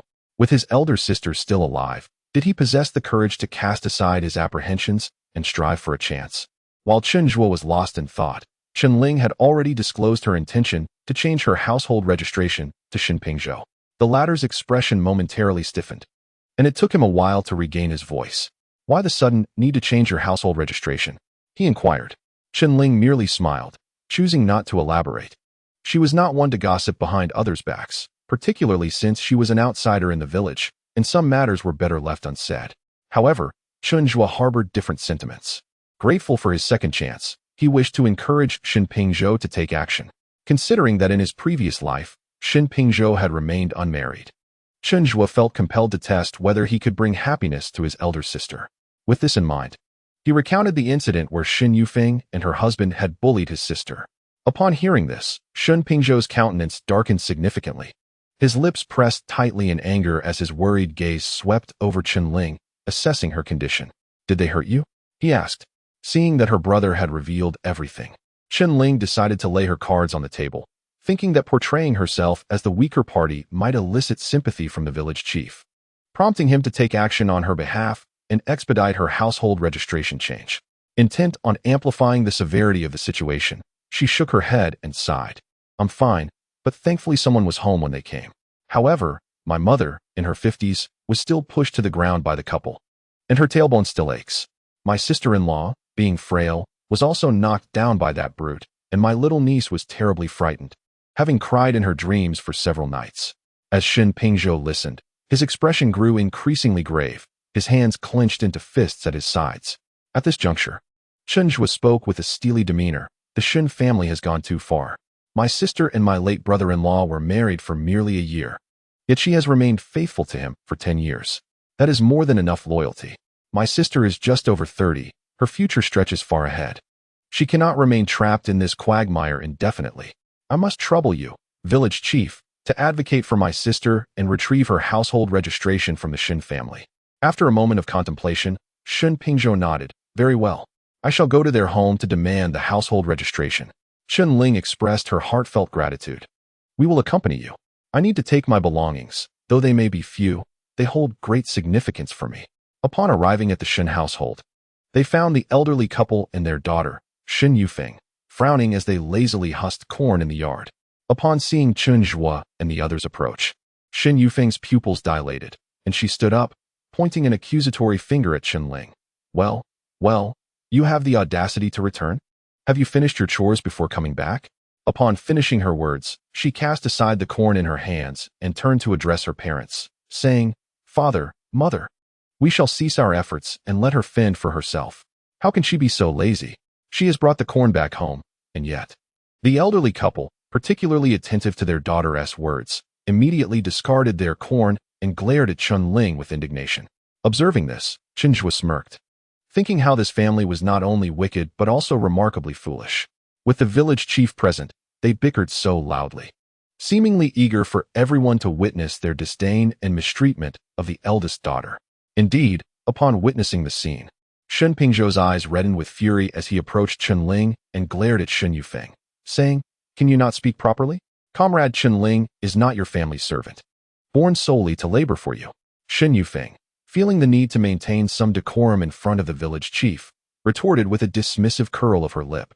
Village chief, one cannot speak in such a manner. She is not our servant, but she is the daughter-in-law of the Shen family. It is her duty to show filial piety to her in-laws. You have no idea how morally bankrupt she is. Knowing full well that the harvest season is approaching, she has chosen to escape to her parental home. Just a few days ago, we sought her out, only to be met with hostility from her brother. Shen Pingzhou was acutely aware of the circumstances surrounding Chen Ling's departure from the Shun family compound months ago, having been coerced to leave by her mother and sisters. Yet now, Shen Yufeng deliberately twisted the narrative to suggest that Chen Ling had fled to avoid the harvest. This duplicitous behavior only solidified Shen Pingzhou's conviction that Chen Ling's decision to change her household registration and sever ties with the Shen family was indeed a wise one. He refrained from further debate with Shen Yufeng and turned his gaze towards the elder matriarch. "Auntie, please present your household registration. Comrade Chen Ling is here to formalize her account." "What?" The Shun family members were struck dumb by his words, initially astonished and incredulous, which soon transformed into a simmering rage. Shen Yufeng, her eyes aflame, pointed an accusing finger at Chen Ling and shouted, "You wish to change your registration? Chen Ling, how could you be so heartless? My parents have only this one son. As a daughter-in-law, you ought to serve the elders, not run away." Chen Zhuo, upon hearing this, was both amused and enraged. He pulled his sister behind him and retorted at Shen Yufeng, "What gives you the right to make such noise? Your parents may have lost their son, but they still have a capable daughter like you, right? Of course, if all the children in your family were to perish, the Chen family would not mind providing for the elderly couple." His words were sharp, instantly inciting fury within the trio in the courtyard. Shen Yufeng's face turned a ghastly shade of blue and purple. She contemplated striking Chen Zhuo, but realized she was outmatched. Instead, she lunged at Chen Ling, shouting, "You wretched girl, how dare you come here with your brother to bully us?" Shen Pingzhou, taken aback by Shen Yufeng's brazen behavior, intervened. "Shen Yufeng, what do you think you are doing?" Chen Zhuo had anticipated her aggression and deliberately stepped aside to reveal his sister, a mocking smile on his face, filled with scorn and provocation. Having grown accustomed to her domineering ways at home, Shen Yufeng, enraged, shoved Shen Pingzhou aside and charged towards Chen Ling. Chen Zhuo stepped forward swiftly, raising his hand to grasp the hand that Shen Yufeng had swung towards him. With a deft twist and lift, a faint cracking sound echoed as Shen Yufeng's arm was dislocated. "Ah, it hurts terribly." Shen Yufeng's wailing echoed through the village of Shinjiatin like the cries of a slaughtered pig.